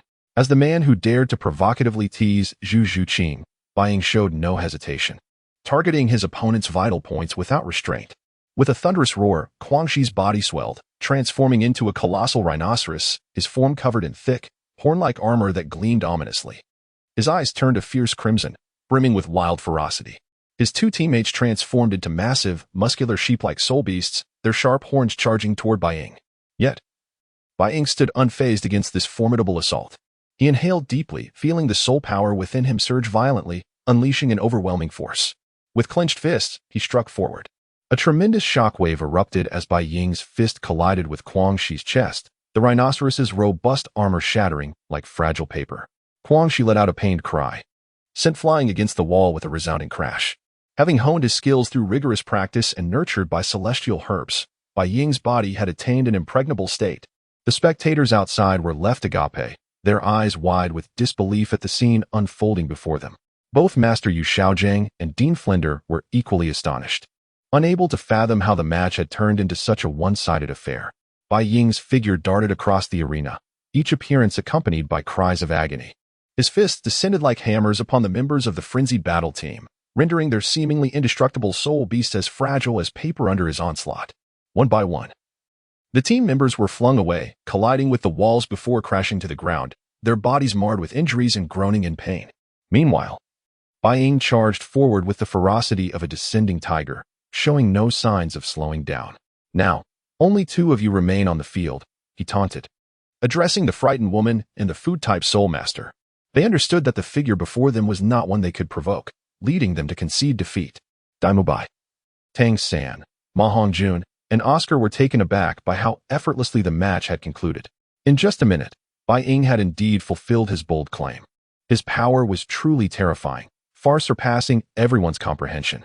After the match concluded, Bai Ying departed to participate in individual one-on-one battles. Bai Gu, I need to speak with you. After a long day, Bai Ying suddenly heard Tangsan's voice at the door, causing him to furrow his brow. What could this little fellow want? Nevertheless, he decided to hear him out and see what was the matter. With eager anticipation and curiosity sparkling in his eyes, Tangsan approached Bai Ying. Bai Gu, I've been perplexed about how you obtained those high-quality soul rings. Bai Ying regarded Tangsan with a hint of admiration. Smiling, he replied, Xiao-san, your inquiry is quite intriguing. In truth, there is no fixed method for acquiring high-quality soul rings. Each individual possesses their own uniqueness. However, there is one commonality, the strength of the body. He paused before continuing. The quality of soul rings and our capacity to endure them are intrinsically linked to our physical prowess. When our bodies are sufficiently strong, we can bear higher quality soul rings. This is why some individuals can acquire formidable soul rings. Is there anything else? He asked. That's all. Thank you for your insight. After leaving the room, Daim Mubai, Ma Hongjun, Tangsan, and Oscar gathered together. Bai Ying's strength was simply too formidable. If it weren't for this, I would have confronted him long ago, Daim Mubai remarked. Actually, I have a question, Tangsan interjected. Why do you persistently target Bai Ying? That bastard took my fiancée, Zhu Xuching was originally betrothed to me. We were both from the noble lineage of the Star Luo Empire. I was the 3rd prince, and Zhu Xuching belonged to the royal Zhu family, Daim Mubai replied. Frustration evident in his voice.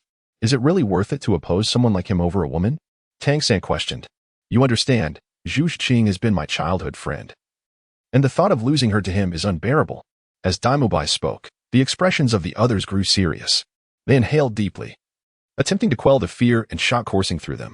After a moment of silence, Tangsan slowly responded, You're right, Daim Mubai. Bai Ying's strength is indeed fearsome. But is it truly worth it to pursue vengeance over a woman? Should we reconsider our strategy? Tangsan had no enmity with Bai Ying. Yet the master had cautioned him to be wary of this individual, igniting his curiosity about the rationale behind such advice. Ma Hongjun concurred. Indeed, Daim Mubai, the gap between us and Bai Ying is vast. If this continues, we may never have the chance to exact our revenge. I've finally broken through to level 48. Just 2 more levels to reach 50. Chapter 94. The disastrous defeat of Yu Tianheng. It seems that engaging in fierce battles can indeed enhance my strength, mused Bai Ying as he walked, oblivious to the person ahead. Who was that scoundrel daring enough to collide with me?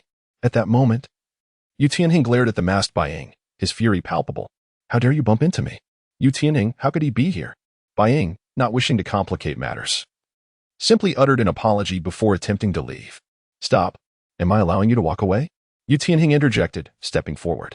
As a direct descendant of the illustrious Blue Lightning Tyrant Dragon clan, he had been showered with affection since childhood, and never had he been treated so rudely by anyone. Let me see what sort of person you truly are. How dare you collide with me? In an instant, Yu Tianheng struck out, but his hand was caught mere centimeters from Bai Ying's mask. If this is about the earlier collision, I sincerely apologize. However, if you wish for me to remove my mask, that is out of the question. With that, he exerted force, causing Yu Tianheng to cry out in pain as his hand was flung away. Recognizing the voice, Yu Tianheng's eyes widened in anger as he fixed his gaze on Bai Ying. Slowly, Bai Ying turned to reveal the face beneath the mask. Indeed, it was the very individual who had slapped him on the street. Surprised to see me? Bai Ying remarked coldly, his eyes brimming with disdain and mockery.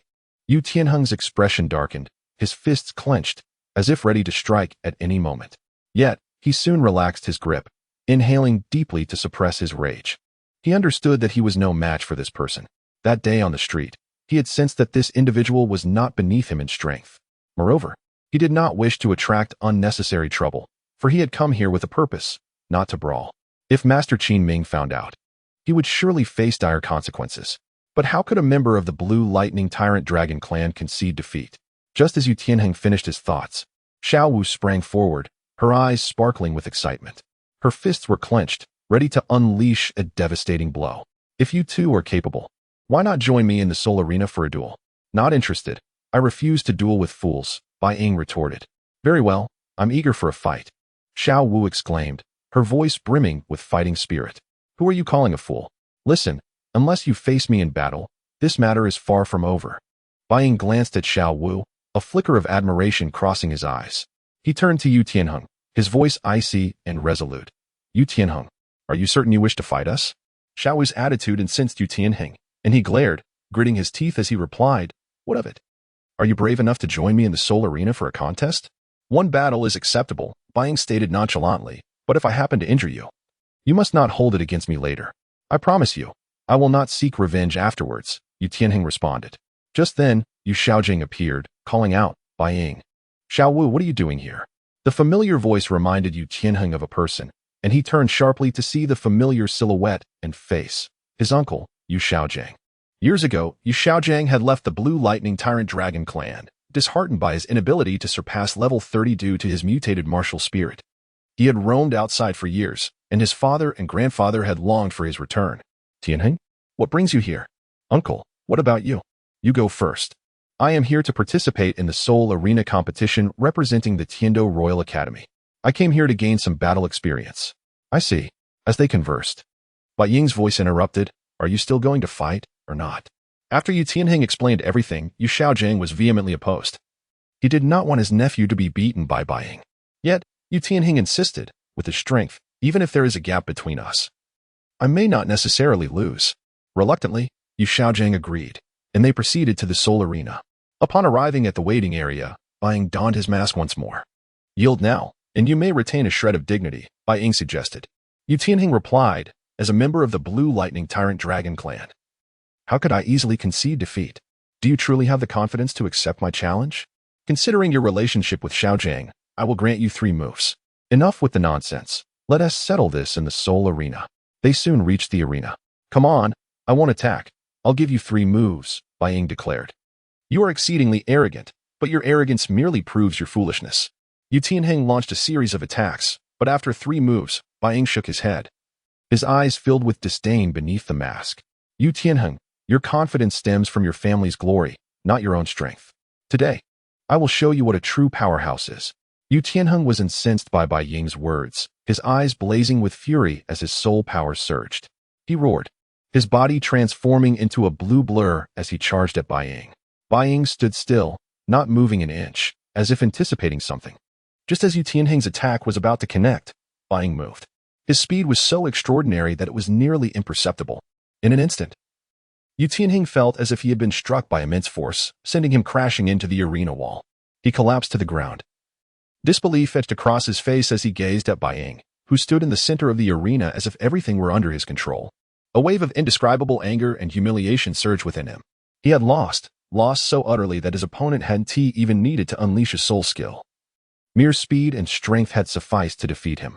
From the moment you chose to strike at me, you had already lost. Bai Ying's voice was cold and merciless, piercing Yu Tianheng's heart like a dagger. He looked up to see Bai Ying's piercing gaze beneath the mask, as if he could see straight through to his soul. Yu Tianheng clenched his fists, his teeth grinding together. As a member of the Blue Lightning Tyrant Dragon clan, he had undergone rigorous training since childhood, and the honor and dignity of his family meant everything to him. Yet at this moment, he found himself utterly humiliated before an outsider, a devastating blow to his pride. Just wait. I will make you pay for this. Chapter 95. Are we really leaving? Bai Ying observed Yu Tianheng's disheveled appearance and couldn't help but snicker. Is this the esteemed direct descendant of the South Electric Tyrannosaurus family? Shiau Wu, let us depart. We should not allow our enjoyment to be disrupted by those unworthy. Shiau Wu nodded in agreement, and the two of them proceeded to leave. At that moment, Yu Xiaojang watched their departing figures, his hands clenched tightly. Seeing his nephew defeated by Bai Ying filled him with a sense of sorrow. Tianheng is still too young. I hope this failure serves as a lesson for him. With that thought, Yu Xiaojang turned his gaze towards Bai Ying and paused. Meanwhile, Yu Tianheng, feeling furious after his defeat, struck the wall with a punch, causing it to dent. Surely, no one knows of my uncle's presence here? Perhaps I should spread the word. The family will send someone soon. And then I can seek revenge with their support. The mere thought of this invigorated Yu Tianheng.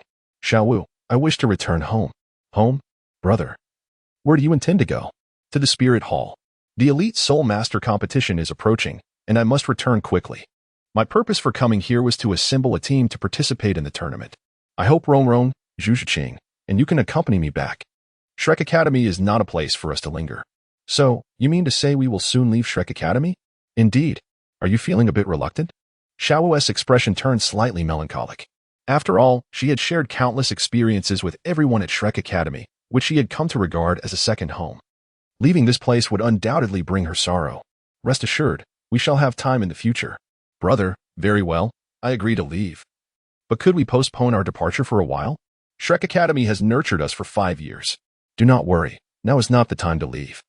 After this training concludes, we shall prepare to depart, so you still have time. Yu Xiaojang summoned everyone back to Tangsan's room. Flinder was particularly exuberant. Not merely due to the significant wealth brought in by each soul duel, but also because of the sense of accomplishment it brought as a teacher. Just as everyone was reveling in joy, a voice suddenly echoed from outside, followed by a knock on the door. Tangsan promptly approached and opened it, revealing Yu Tianheng. Upon seeing Yu Xiaojang present, Yu Tianheng felt a surge of happiness. Uncle, I wish to discuss something with you. Do you have a moment? Tianheng? What is it? Xiaogang, since your nephew wishes to have a serious conversation, why not let them chat? It's not a matter of great importance. Otherwise, I shall accompany you. Flinder interjected as he took Yu Xiaojang away. Who is this person? He seems to know the teacher. This individual? Quite simply, he is Yu Tianheng, the direct descendant of the blue electric Tyrannosaurus family, known as one of its twin stars. Tangsan looked at Bai Ying in astonishment.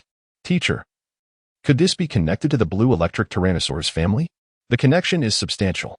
It relates not only to the blue electric Tyrannosaurus family but also to our Spirit Hall. However, you need not concern yourself with such matters just yet. Come, everyone, let us drink.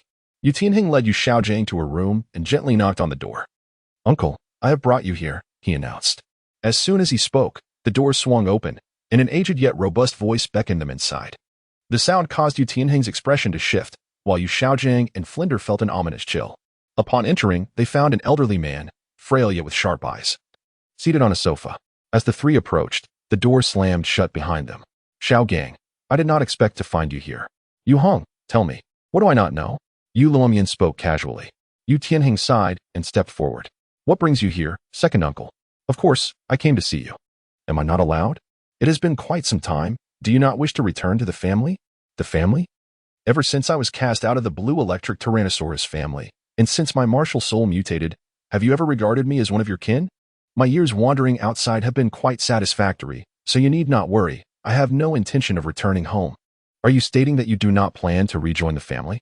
Indeed, if that is your inquiry, I can assure you, I shall not return. At least not at this moment. Will you forever remain an outsider? Yes, I understand the past troubles you bear. However, do not forget, the second dragon is my daughter. Your cousin. At this, Yu Xiaojang's countenance shifted dramatically, his clenched fist relaxing only to tighten once more as he spoke through pained breaths. I comprehend. You need not worry. Yu Luomian observed Yu Xiaojang's agony and sighed. I do not blame you for the past. It was all a matter of fate. You should return home. Your father has longed for you. Though he may not voice it, I can feel it. I shall not return. That will not change. No sooner had he spoken than Yu Xiaojang felt an overwhelming pressure. 9 soul rings materialized around Yu Luomian. Then you regard me, your second uncle, as insignificant. That has never been the case. It was not so before, nor will it be in the future.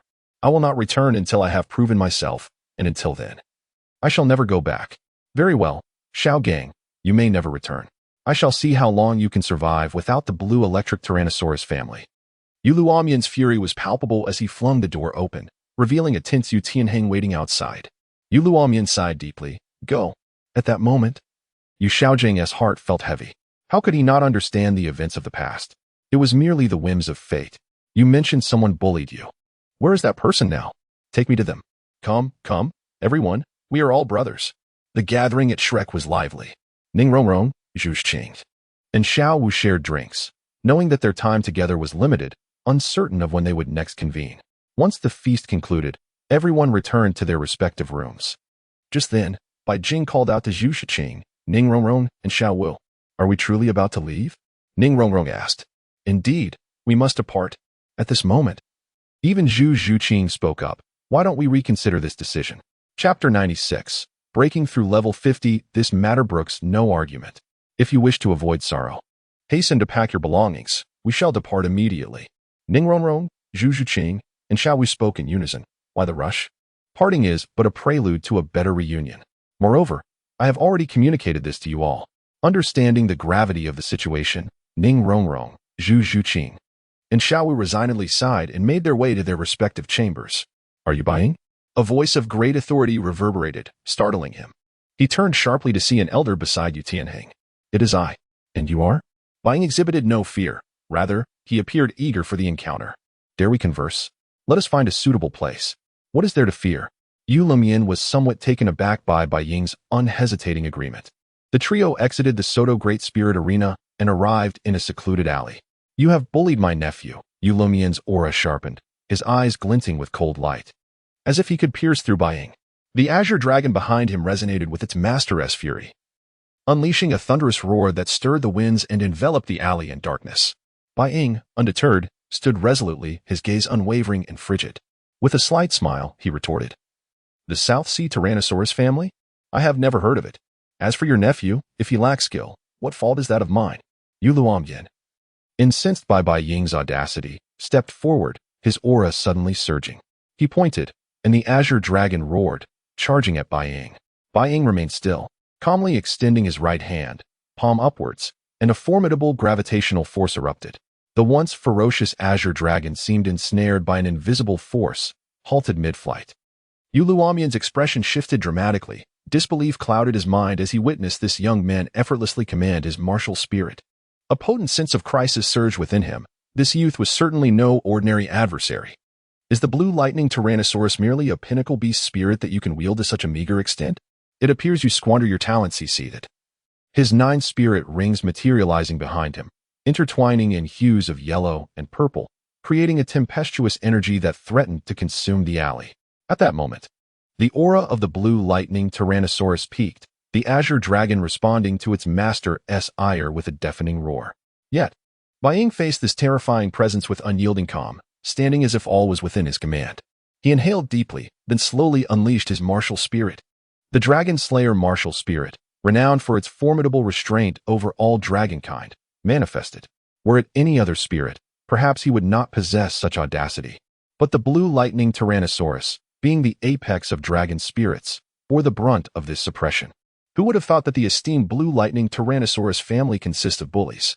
It seems I have greatly overestimated you, Bai Ying remarked. As Yu Luomian's fury seemed to materialize, his eyes ablaze with rage, consumed by fury. He lunged at Bai Ying, his 9 spirit rings spinning wildly, radiating a dreadful aura. The azure dragon roared, lunging to engulf Bai Ying. However, Bai Ying appeared unfazed, standing serenely as he waved his hands lightly. A silver beam erupted from his palm, tracing a graceful arc before crashing into the oncoming azure dragon. With a thunderous impact, the azure dragon cried out and was sent hurtling through the air, crashing heavily to the ground. Yu Luomian staggered back, stunned by the force, his eyes wide with disbelief and rage. Regaining composure, he glared coldly at Bai Ying, his voice low and menacing. You have indeed surprised me, boy. I did not expect you to so easily vanquish my martial spirit. However, this does not imply you can triumph over me. Bai Ying's cold laughter echoed. Whether I can defeat you remains to be seen. Their eyes locked, and they charged at one another, their forms intertwining in a whirlwind of explosive energy. The structures in the alley crumbled under their onslaught, reduced to ruins, yet their battle continued unabated, each fixated solely on victory. Yu Luomian's 9 spirit rings spun chaotically behind him, each flicker signaling an immense output of spiritual energy. His attacks descended like a torrential downpour, each strike imbued with the force of thunder. Yet, Bai Ying navigated through the tempest with ease, his movements fluid as he deftly struck at Yu Luomian's vulnerabilities. Just as Yu Luomian prepared for his final blow, Bai Ying vanished from sight. A sharp pang of dread gripped Yu Luomian. He sensed an overwhelming threat. In that instant, Bai Ying materialized behind him, delivering a powerful blow to his back. Yu Luomian felt an irresistible force descend upon him, as if an unseen hand clutched his heart. To his horror, he realized his spiritual energy was depleting at an alarming rate, and despite his struggles, he could not break free from this binding force. His eyes widened in despair as he beheld the cold, profound gaze of Bai Ying, his heart filled with hopelessness. He yearned to flee. Yet his body felt as though it were nailed to the ground, immobilized, forced to watch as his life essence was siphoned away. Engulfed by a profound sense of helplessness and terror, Bai Ying's figure gradually blurred in Yu Luomian's vision. His consciousness began to fade.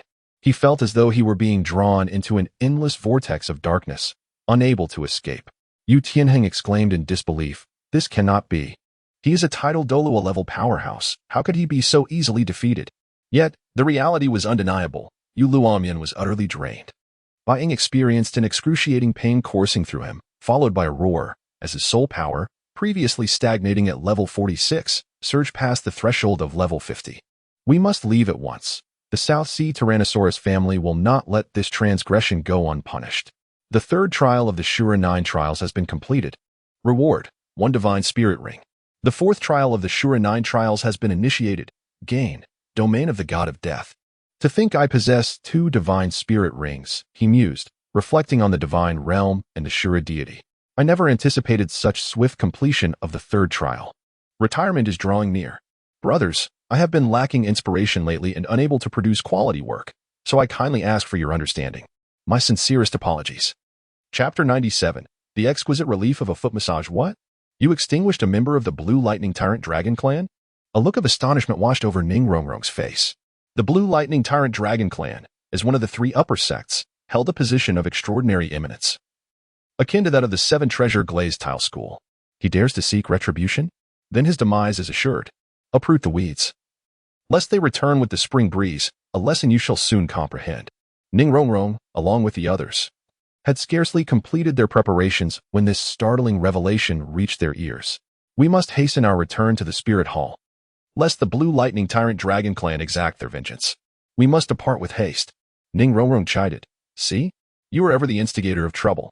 The Blue Lightning Tyrant Dragon Clan is not to be trifled with. Their grievances are long held, and their pursuit will be relentless. Duly noted.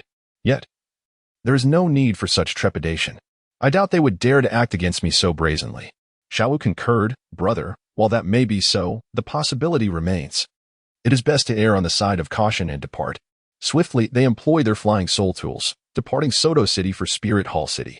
Spirit Hall City stood independent of any family or empire, belonging solely to the Spirit Hall. Even the Blue Lightning Tyrant Dragon Clan would find it challenging to act within its confines. Their pace was swift. Yu Tianheng, witnessing all, was struck dumb with terror. How could his uncle, a paragon among titled Doluos, fall in such a manner? And the white figure, how could someone of such tender years vanquish a titled Dolaw? This must be conveyed to the clan with utmost haste. Had he not shown leniency, I might have met my end at his hands. The thought sent shivers down Yu Tianheng's spine. Days later, Ning Renxue, Zhu Xuching, and Shiau Wu found themselves south of the Heavendo Empire, still some distance from Spirit Hall City. Shiau Wu, what troubles you? Is there something amiss? It is nothing, brother. Merely a slight ache in my legs. A trivial matter. And a touch of hunger. We have scarcely rested these past days, consumed by our journey. Ning Renxue added, as a support-type soulmaster. My physical endurance pales in comparison to yours. Though soul tools aid us, mental fatigue is inevitable. And now, amidst this desolate wilderness, with no respite in sight, I yearn for repose. Very well. As dusk descends, we shall take our ease. And you shall witness the second form of my universe cover. With a gentle smile, Bai Ying revealed a spherical soul tool, shimmering with a faint radiance, the universe cover. Before their eyes, Bai Ying engaged a mechanism, and the seemingly ordinary sphere unfurled, transforming into a miniature, exquisite dwelling. The dwelling exuded an antique charm, dominated by a pale golden hue and enveloped in a gentle aura. evoking tranquility and mystery. The roof bore intricate carvings, whispering tales of ancient lore. Ning R gasped, "How wondrous! I have never beheld a soul tool that takes the form of a house." They entered in single file. Though compact from the exterior, the interior was surprisingly spacious, adorned with delicate furnishings, plush bedding, soft lighting, and even a miniature kitchen and lavatory, a veritable mobile abode. Bai Ying smiled. The universe cover excels not in offense or defense, but in concealment and comfort. It possesses an invisibility function, rendering us undetectable save to those of immense spiritual power. Shiau Wu, eyes wide with wonder, exclaimed, "Truly marvelous. Brother, you are extraordinary to acquire such a magnificent soul tool." Bai Ying demurred with a warm smile. "It is but a tool to ease our journey. You have all toiled these past days. Allow me to offer you some respite." He gestured for them to recline upon the soft bedding and approached Shiau Wu, gently taking her foot in his hand. A flicker of surprise, followed by a blush, graced Shiau Wu's countenance. "Brother, do you truly know how to massage feet?" Bai Ying merely smiled, his touch growing ever more tender. His palms were warm and strong, as if capable of banishing all weariness. Shiau Wu felt a surge of comfort, a warm current flowing from her toes, washing away days of fatigue. Bai Ying's technique was skilled and gentle, akin to that of a seasoned masseur. Suddenly, his fingers brushed against her calf, where the skin was as smooth and lustrous as jade. Bai Ying paused, captivated by the touch.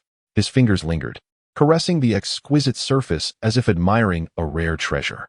The increasing pressure brought a flush to Shiau Wu's face, and she uttered a soft, involuntary sound. The sound caused Zhu Xuching and Ning R to exchange glances. Had they not been present, they might have suspected Shiau Wu and Bai Ying of engaging in impropriety. "Shiau Wu, how do you fare?" "I feel exceedingly comfortable," Shiau Wu murmured, her words indistinct. Though flushed, Shiau Wu appeared to be enjoying herself immensely. The scene evoked a peculiar expression on the faces of Zhu Xuching and Ning R. "Fear not, each of you shall have your turn." Though both were aware of Bai Ying's proclivities and had long since become women, such matters were no longer foreign to them. After a moment's hesitation, they acquiesced. Shiau Wu felt as if a gentle breeze caressed her body, each cell awakening. Bai Ying's massage was professional and meticulous, as if reaching the deepest recesses of her weariness. She closed her eyes, savoring the rare relaxation and comfort. "Shiau Wu, do you feel better?" Bai Ying inquired softly, his tone laced with concern and tenderness. Shiau Wu nodded, her gaze filled with gratitude and dependence. "Much better, brother. Thank you." Her voice was slightly hoarse, yet imbued with an ineffable charm. Bai Ying smiled, releasing her foot and returning to the bedside. "It is well that you are recovered. The journey has been arduous." "Very well.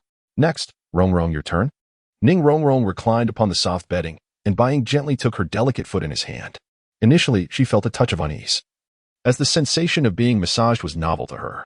Her toes curled slightly, and her skin shimmered like jade in the lamplight. Bai Ying's fingertips glided across her instep, sending a shiver through her. He gently kneaded her sole, then tapped it with his knuckles, as if awakening each cell. Ning R felt a warm current rise from her soul, spreading throughout her body. Bai Ying's technique grew ever more skilled, his fingers dancing between her toes, pressing and caressing. Unconsciously, Ning R relaxed, as if floating on a cloud, all weariness banished. "How is it? Isn't it delightful?"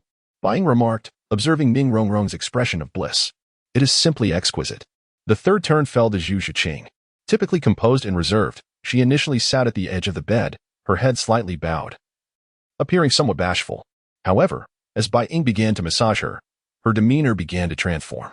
Bai Ying's hands gently brushed against her instep, eliciting a tingling sensation. His fingertips danced between her toes, sometimes kneading, sometimes caressing. Gradually, her body relaxed, enveloped in a warm embrace. Under the watchful eyes of Ning R and Shiau Wu, Zhu Xuching's transformation was particularly striking. The normally stoic figure now appeared almost ethereal, her expression becoming dreamy and alluring, eyes half closed, as if savoring this rare moment of relaxation. Her breaths grew more rapid, and an enticing smile tugged at the corners of her mouth, producing soft sounds that were faint yet filled with allure, stirring the imagination. Seated beside her, Ning R and Shiau Wu exchanged glances, their hearts stirred by an unfamiliar sensation. They had never witnessed this side of Zhu Xuching. Her captivating and dreamy expression seemed to reveal a hidden self. Zhu Xuching's legs trembled slightly, as if she were experiencing an indescribable pleasure. Her toes curled, relishing Bai Ying's massage, her breathing synchronizing with the rhythm of his touch. Suddenly, a soft, seductive moan escaped Zhu Xuching's lips. and her body shuddered as if touched by a powerful stimulus. Ning Rongrong and Shiau Wu looked on, their eyes wide with surprise and curiosity, imagining the unprecedented relaxation and joy that enveloped Zhu Xuching at that moment. After an indeterminate time, Bai Ying announced, "All right, you three sit tight for a moment. I shall prepare some food for you." Once he left, the two women regarded Zhu Xuching with a peculiar gaze. Zhu Xuching's face flushed, and she shyly inquired, "What are you looking at?" Ning Rongrong giggled. "I never expected that beneath your aloof exterior, you could be so expressive when relaxed." They had witnessed Zhu Xuching's enchanting reactions firsthand, and the sounds that escaped her lips ignited a fire within both Ning Rongrong and Shiau Wu. "You two are unbearable," Zhu Xuching replied, her embarrassment palpable. Ning Rongrong, seeing her flustered state, chuckled softly, wrapping her arms around Zhu Xuching. "Oh, Xuching, do not be so shy. We are all women here. There is no need for embarrassment. Your response was entirely natural, and we understand." Zhu Xuching felt her shyness intensify at Ning Rongrong's words, struggling to free herself from her embrace. "Please, stop talking about it. I truly feel embarrassed." Shiau Wu, unable to suppress a laugh at Zhu Xuching's bashfulness, approached and gently patted her shoulder. "Xuching, fret not. We will not mock you. In truth, both Rongrong and I had quite the reactions as well. We simply manage our emotions better." At that moment, Zhu Xuching wished desperately to vanish into the ground. Her cheeks burned with heat, filled with a mix of embarrassment and helplessness. She had always considered herself composed and reserved, yet today, under Bai Ying's massage, she had displayed such a vulnerable side, which she found hard to accept. Suddenly, Shiau Wu redirected the conversation to Ning Rongrong. "Rongrong, your reaction was quite pronounced as well, wasn't it?" Ning Rongrong felt her face flush, glaring at Shiau Wu. "What nonsense are you spouting?" "I did not." Shiau Wu smiled knowingly, unperturbed. "Do not be shy. We are all women here. There is nothing to be embarrassed about.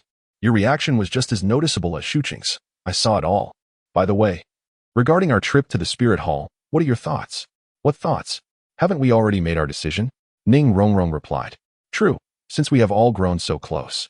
Why not share a little about ourselves, such as where we come from?" "I shall start. I hail from the Seven Treasure Glazed Tile Sect. And you, Xuching?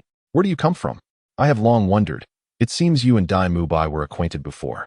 Ning Rongrong, ever perceptive, had pinpointed the crux of the matter. Zhu Xuching sighed softly and candidly confessed, "I once had an engagement with Daim Mubai, but that relationship has since been severed. I am from the Zhu family of the Star Luo royal family." "My goodness, I have heard my father mention the Zhu family of the Star Luo Empire. They are the most powerful clan in the new Luo Empire, with each generation's royal members marrying into the Zhu family to secure their status. No wonder you harbor such disdain for Daim Mubai." Zhu Xuching reminisced, "That is all in the past now. What about you, Shiau Wu?" Zhu Xuching inquired suddenly. "You haven't shared where you are from." At this, both Ning Rongrong and Zhu Xuching turned their curious eyes towards Shiau Wu. Upon hearing the question, Shiau Wu's expression grew somber. Chapter 98. So hot. Am I not human? Ning Rongrong and Zhu Xuching were taken aback. "What do you mean, not human, Shiau Wu?" Shiau Wu, observing their astonishment, inhaled deeply and proclaimed, "I am, in fact, a 10,000-year soul beast." "A 10,000-year soul beast? How is that possible? Such creatures rarely reach such an age. In the annals of Doloa continent, only the Titan giant ape, the king of the Star Do forest, has achieved a 10,000-year lifespan. Every 10,000-year soul beast is a sovereign entity, yet how could Shiau Wu, appearing so feeble, be one of them? I genuinely am a 10,000-year soul beast." While most 10,000-year soul beasts are extraordinarily powerful, capable of challenging even Titan Dolua, they possess a unique condition, transformation into human form. Among all species, humans are the most potential latent beings. However, this transformation entails relinquishing all prior strength, though one's cultivation speed significantly accelerates, and they can obtain soul rings without hunting. Yet, it is a perilous transformation. For a 10,000-year soul beast in human form is a coveted treasure across the continent. Both Soul Dolua and Tidal Dolua can easily discern the identity of a 10,000-year soul beast. I chose to transform because if we can transcend the tidal level, Dolua, upon successfully breaking through to the 100th level, our lifespans can become eternal. Ning Rongrong interjected, "Can humans truly break through to the 100th level?" Shiau Wu replied, "I never anticipated you to be such a gentleman. How did you come to know Bai Ying? Does he know your identity?" Shiau Wu nodded. "Brother has always known my identity. Our acquaintance dates back to my childhood when he rescued me from the hands of Pope Bibi Dong. At that time, my mother was gravely injured while protecting me, and brother intervened at that critical moment. Later, my mother sacrificed herself for him, and he gifted me this ring to conceal my soul beast aura. Are you saying Bai Ying's strength rivals that of Pope Bibi Dong? Ning R and Zhu Xuching were left speechless, astonished by Shiau Wu's concealed secret. My mother has long since passed. Now, my brother is my only family. Forgive me, Shiau Wu, for causing you sorrow, Ning R said. Shiau Wu smiled and shook her head, gently waving her hand, her eyes shimmering with resolve. She looked at Ning R and Zhu Xuching, a soft smile gracing her lips as she spoke, her voice trembling slightly. Truly, it's all right. Speaking of it has lightened my heart considerably. For so many years, I bore this secret, fearing discovery and the trouble it could bring to those around me. Now, with you by my side, I feel so much better. Ning R gently grasped Shiau Wu's hand, gazing at her with concern and comfort. She softly said, Shiau Wu, let the past rest. What matters is the present us. We will always be by your side, supporting and accompanying you. Don't dwell on it. Let us look forward together. In truth, your ability to untangle this knot of years surprised me. Bai Ying had naturally overheard their conversation.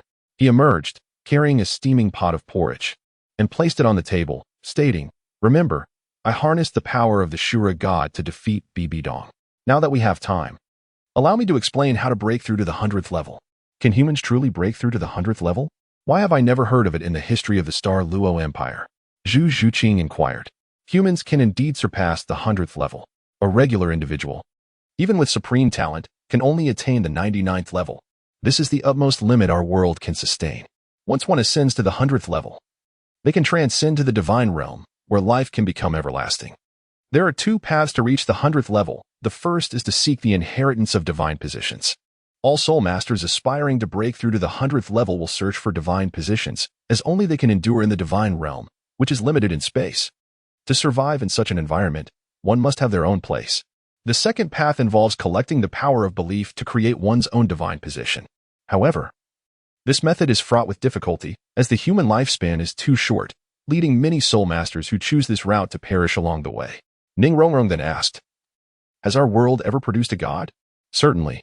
In our Doloa continent, as far as I know, the angel goddess inheritance resides within the spirit hall. Far across the ocean lies a place called Sea God Island, which holds the sea goddess legacy. And there is a place known as the City of Slaughter that possesses the inheritance of the Shura God. I am the inheritor of the Shura God. If I can break through to the 99th level, I will surely achieve the 100th level. Thus, encountering me is your greatest fortune. Fortune? I see your presence as my greatest misfortune. Ning R's words suddenly rendered the atmosphere awkward. Bai Ying was momentarily taken aback, not expecting such a reaction. He turned to Ning R, noticing a hint of dissatisfaction and playfulness on her face. Zhu Xuching and Shiau Wu exchanged glances, astonished at Ning R's directness in expressing her discontent towards Bai Ying. Bai Ying smiled slightly, shaking his head, seemingly unfazed by Ning R's remark. He approached her and, looking down tenderly, asked, Rong, why do you say that? Ning R met his gaze, her eyes sparkling with mischief. She feigned seriousness, replying, You always appear so mysteriously, leaving us bewildered. Moreover, you consistently embroil us in various dangers. Isn't that the greatest misfortune? That is indeed my fault. However, did I not provide you with benefits? Moreover, this serves as a trial for you. Enough, let us drink the porridge. I have added numerous heavenly treasures this week. It will surely benefit you greatly. Is that true? Then I shall indulge, Shiau Wu exclaimed. The group gathered around the table, savoring the porridge Bai Ying had meticulously prepared. The aroma wafted through the air, and its smooth texture seemed to encapsulate endless essence. As the warm liquid slid down their throats, a comforting warmth spread throughout their bodies, invigorating their spirits. However, amidst this warmth, black impurities began to surface on their skin. These impurities gradually coalesced into a thick layer of grime, exuding an unbearable stench. Ning R was the first to notice this change, her eyes widening in disbelief as she gazed at her body. She attempted to touch the black impurities, recoiling at the rough texture as though she were touching something repulsive. What is this? It smells so foul. As soon as Ning R spoke, the atmosphere in the room turned tense. The black impurities continued to seep from their skin, releasing a nauseating odor. Shiau Wu and Zhu Xuching also noticed their own transformations. Exchanging terrified glances, Bai Ying observed them, a glimmer of satisfaction crossing his eyes. He calmly stated, "These are the impurities residing in your bodies, accumulated over time, severely hindering your cultivation. Now, I will expel them, presenting you with a rare opportunity." As soon as he finished speaking, Ning R eagerly sprang to her feet and dashed towards the bathroom. Her silhouette vanished at the doorway, leaving behind an unpleasant stench. Shiau Wu and Zhu Xuching swiftly followed suit, hastily exiting the room. The trio ascended the stairs with urgency, eagerly turning on the faucet as cool water cascaded over their bodies. Dark impurities dissolved rapidly in the water, transforming into streaks of inky liquid that flowed down the drain. Ning R, Shiau Wu, and Zhu Xuching exchanged glances, their eyes reflecting an indescribable astonishment. They had never imagined that their bodies harbored such an abundance of grime. After washing for an extended period, until the water became clear and transparent, the three finally turned off the tap and retrieved a set of clean clothing from their storage soul guide. They quickly changed, reveling in the refreshing and comfortable sensation that enveloped them, as if they had been reborn. Returning to the room, they lay on the bed, acutely aware of the changes within their bodies. They felt a continuous warmth surging through them, as if a torrent of heat was flowing inside. Although this sensation was uncomfortable, they could distinctly perceive that their soul power was escalating at an astonishing rate. Waves of heat engulfed them, reminiscent of being in a furnace. Ning R tossed and turned in bed, her clothes soaked with sweat. She felt as though her body was enveloped in flames, every inch of her skin ablaze. This excruciating feeling became unbearable, prompting her to sit up abruptly, her eyes shimmering with determination. She descended from the bed and made her way to Bai Ying's room, each step heavy with gravity. Her heart raced, as if it might leap from her chest. She pushed open the door and entered, only to find Bai Ying seated at the edge of the bed, engrossed in a book. Ning R approached Bai Ying, took a deep breath, and exclaimed, "I can't endure this any longer. This sensation is too agonizing." Chapter 99. Restless nights. What on earth did you give me? Why do I feel so hot? Indeed, the reason you are experiencing this warmth is due to your frail constitution. The medicinal effects are working to enhance it. Once you take a deep breath and circulate your soul power, you will be fine. Ning R closed her eyes, fully immersed in the circulation of her soul power. The 9-treasure glazed tile pagoda behind her slowly rotated, emitting a soft glow, as if it were providing her with an endless source of strength. She could feel a surge of energy coursing through her body, as if boundless power were flowing within. Nevertheless, the waves of heat continued to assault her, becoming increasingly unbearable. Beads of perspiration began to form on her forehead, and the flush on her cheeks became more pronounced. She gritted her teeth, steadfastly refusing to surrender. At that moment, she suddenly felt a refreshing aura emanating from the 9-treasure glazed tile pagoda, enveloping her entire being.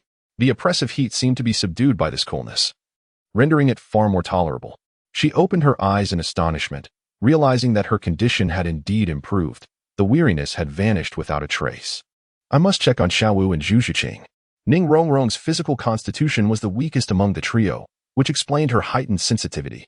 Meanwhile, Bai Ying arrived at Shiau Wu's door, gently knocking before calling out, "Shiau Wu, are you all right?" When he received no response, he pushed the door open and found her lying on the bed, her face flushed and glistening with fine beads of sweat, exclaiming, "I'm so hot. Brother, what brings you here?" Bai Ying replied, "I came to see how you are doing. How do you feel? Is there anything discomforting?" Shiau Wu reassured him, "I'm fine." Wiping the beads of sweat from her brow, "I just feel a bit warm.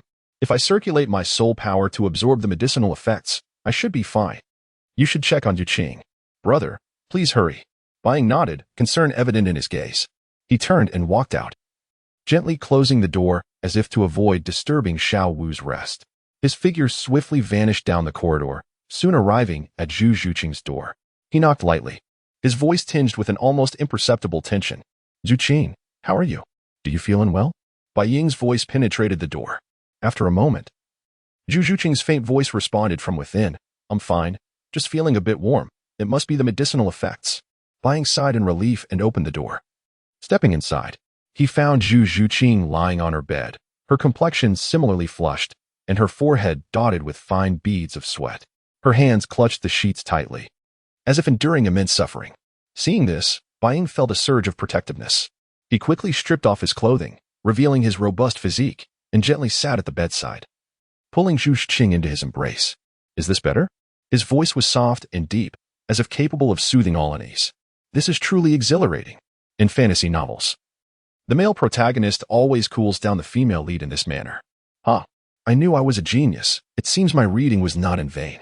Zhu Xuching nodded slightly, her cheek pressed against Bai Ying's chest, feeling the firm warmth emanating from him.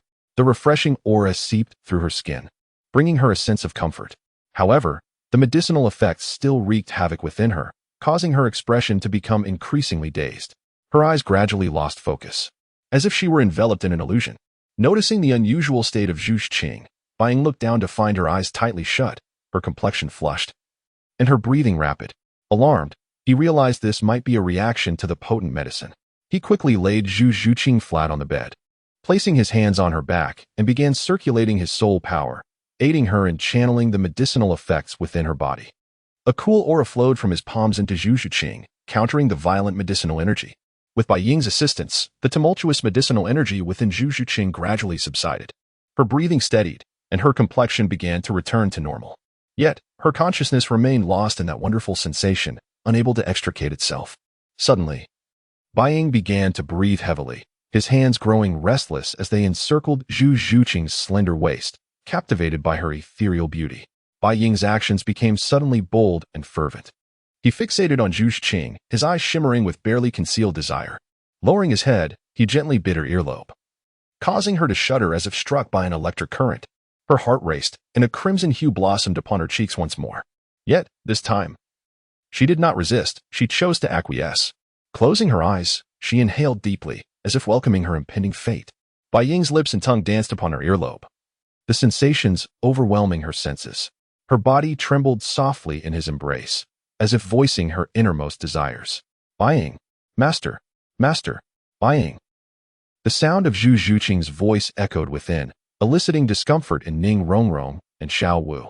Are they not a bit too energetic? Both Ning R and Shiau Wu arrived simultaneously at the door, yet they refrained from intruding. Their voices are so loud. Do they not care about others' rest? Ning R couldn't help but remark, a flush creeping onto her cheeks.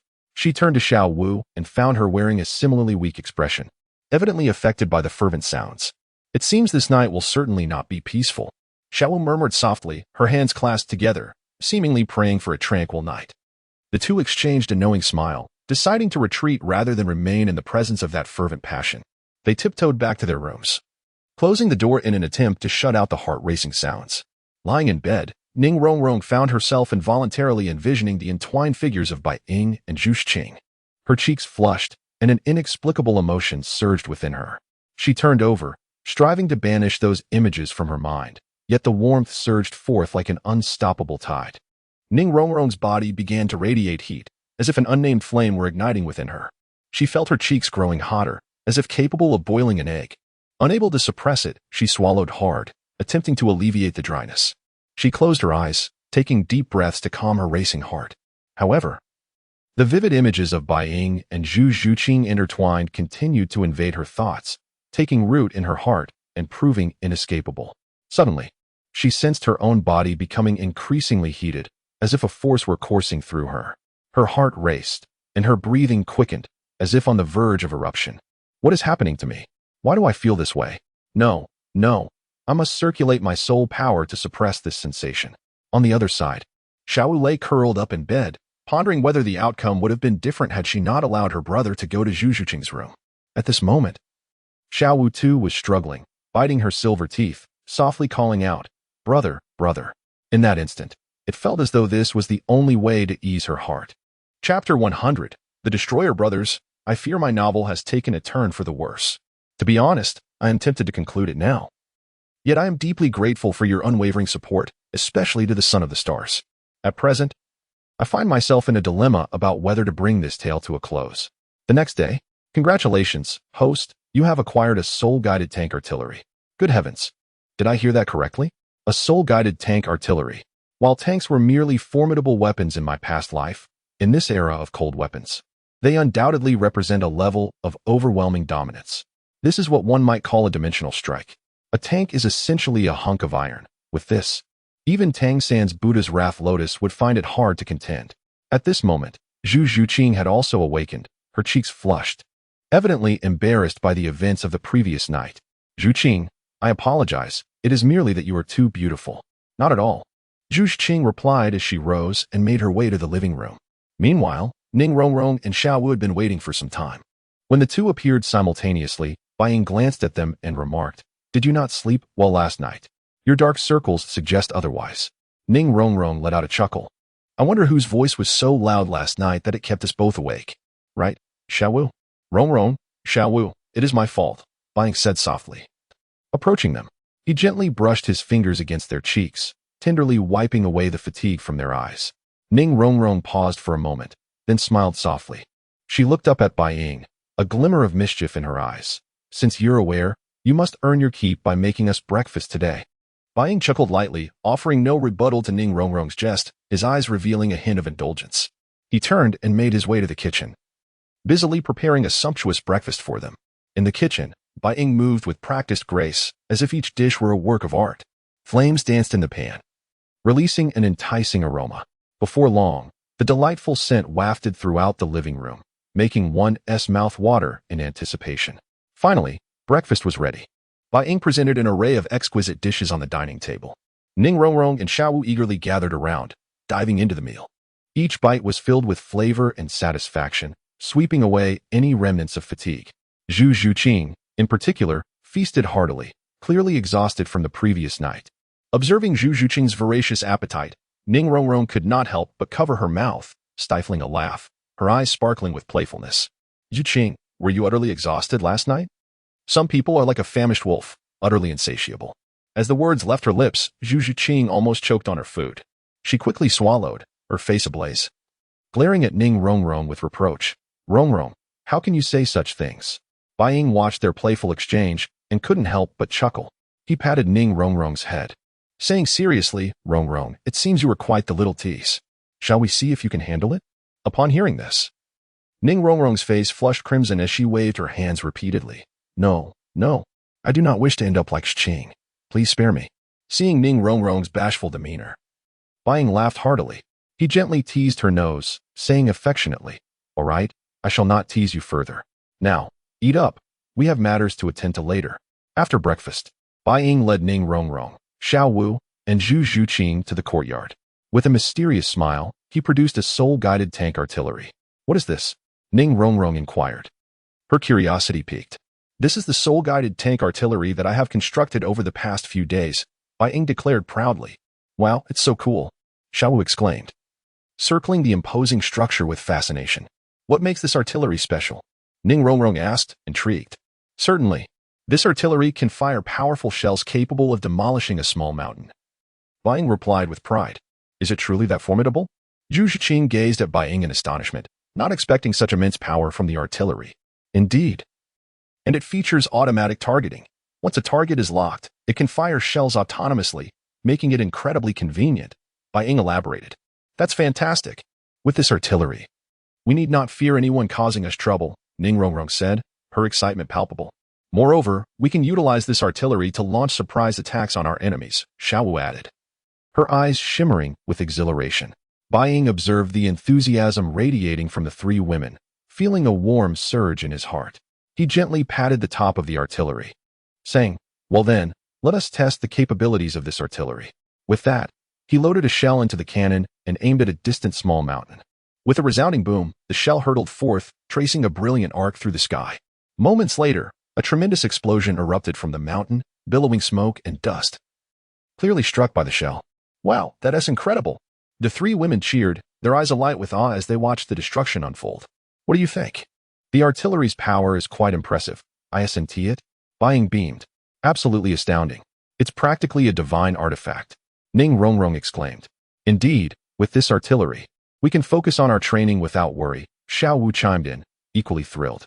"Since everyone is so fond of this artillery, let us bestow upon it a name," Bai Ying proposed. Yes, let me think of one," Ning Renxue replied eagerly. "I think we should call it the Destroyer." "The Destroyer? That name certainly carries an air of authority," Bai Ying nodded in agreement. "Indeed, the Destroyer sounds powerful," Shiau Wu concurred. "Then it shall be called the Destroyer." Zhu Xuching also endorsed the name. Bai Ying looked at the three women, their excitement filling him with warmth. He gently patted the top of the Destroyer, declaring, "So be it." Meanwhile, on the other side, upon witnessing Bai Ying depart with Ning Renxue, Zhu Xuching, In Shiau Wu, Flander wore a sorrowful expression. "Dean, cheer up. You still have us," Tangsan said, observing the concern in the eyes of Ma Hongjun and Oscar. Flander turned to them, a wave of warmth washing over him.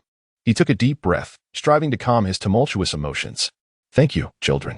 He offered a rare smile, his eyes glimmering with determination. "I shall not be defeated. I will fight for you all and for our Shrek Academy."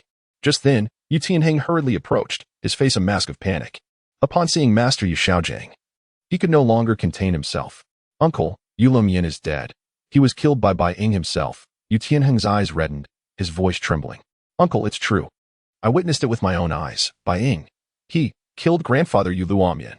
Yu Xiaojing staggered, as if struck by a heavy blow. He grasped the nearby table for support, barely holding himself upright. His face turned pale, disbelief and sorrow etched in his features. How could this be possible? Yu Xiaojing's voice was low and trembling.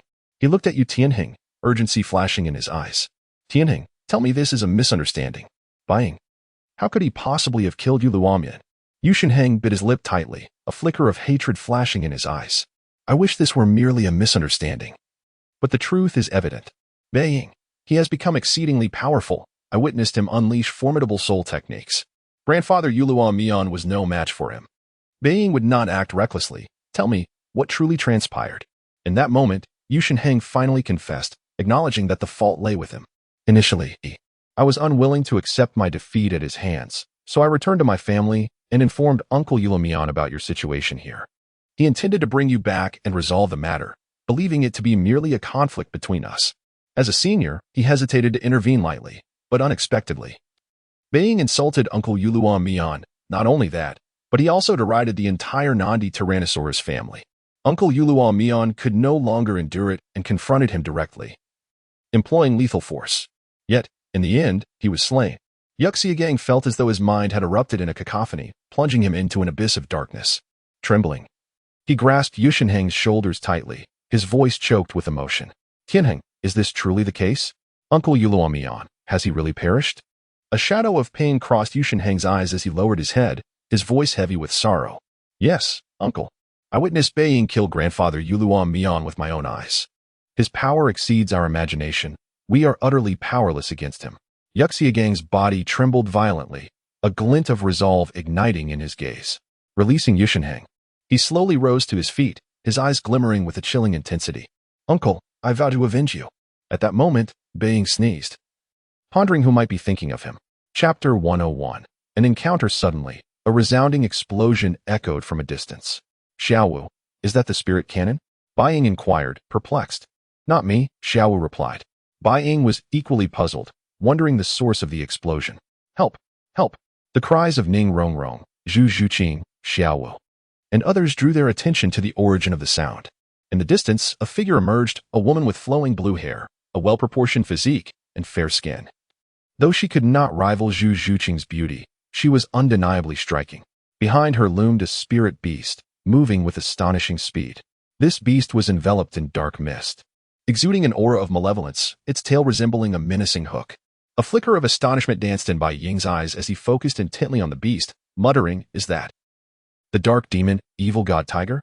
His voice carried disbelief, clearly taken aback by the presence of such a formidable spirit beast. Shiau Wu recognized the creature as well.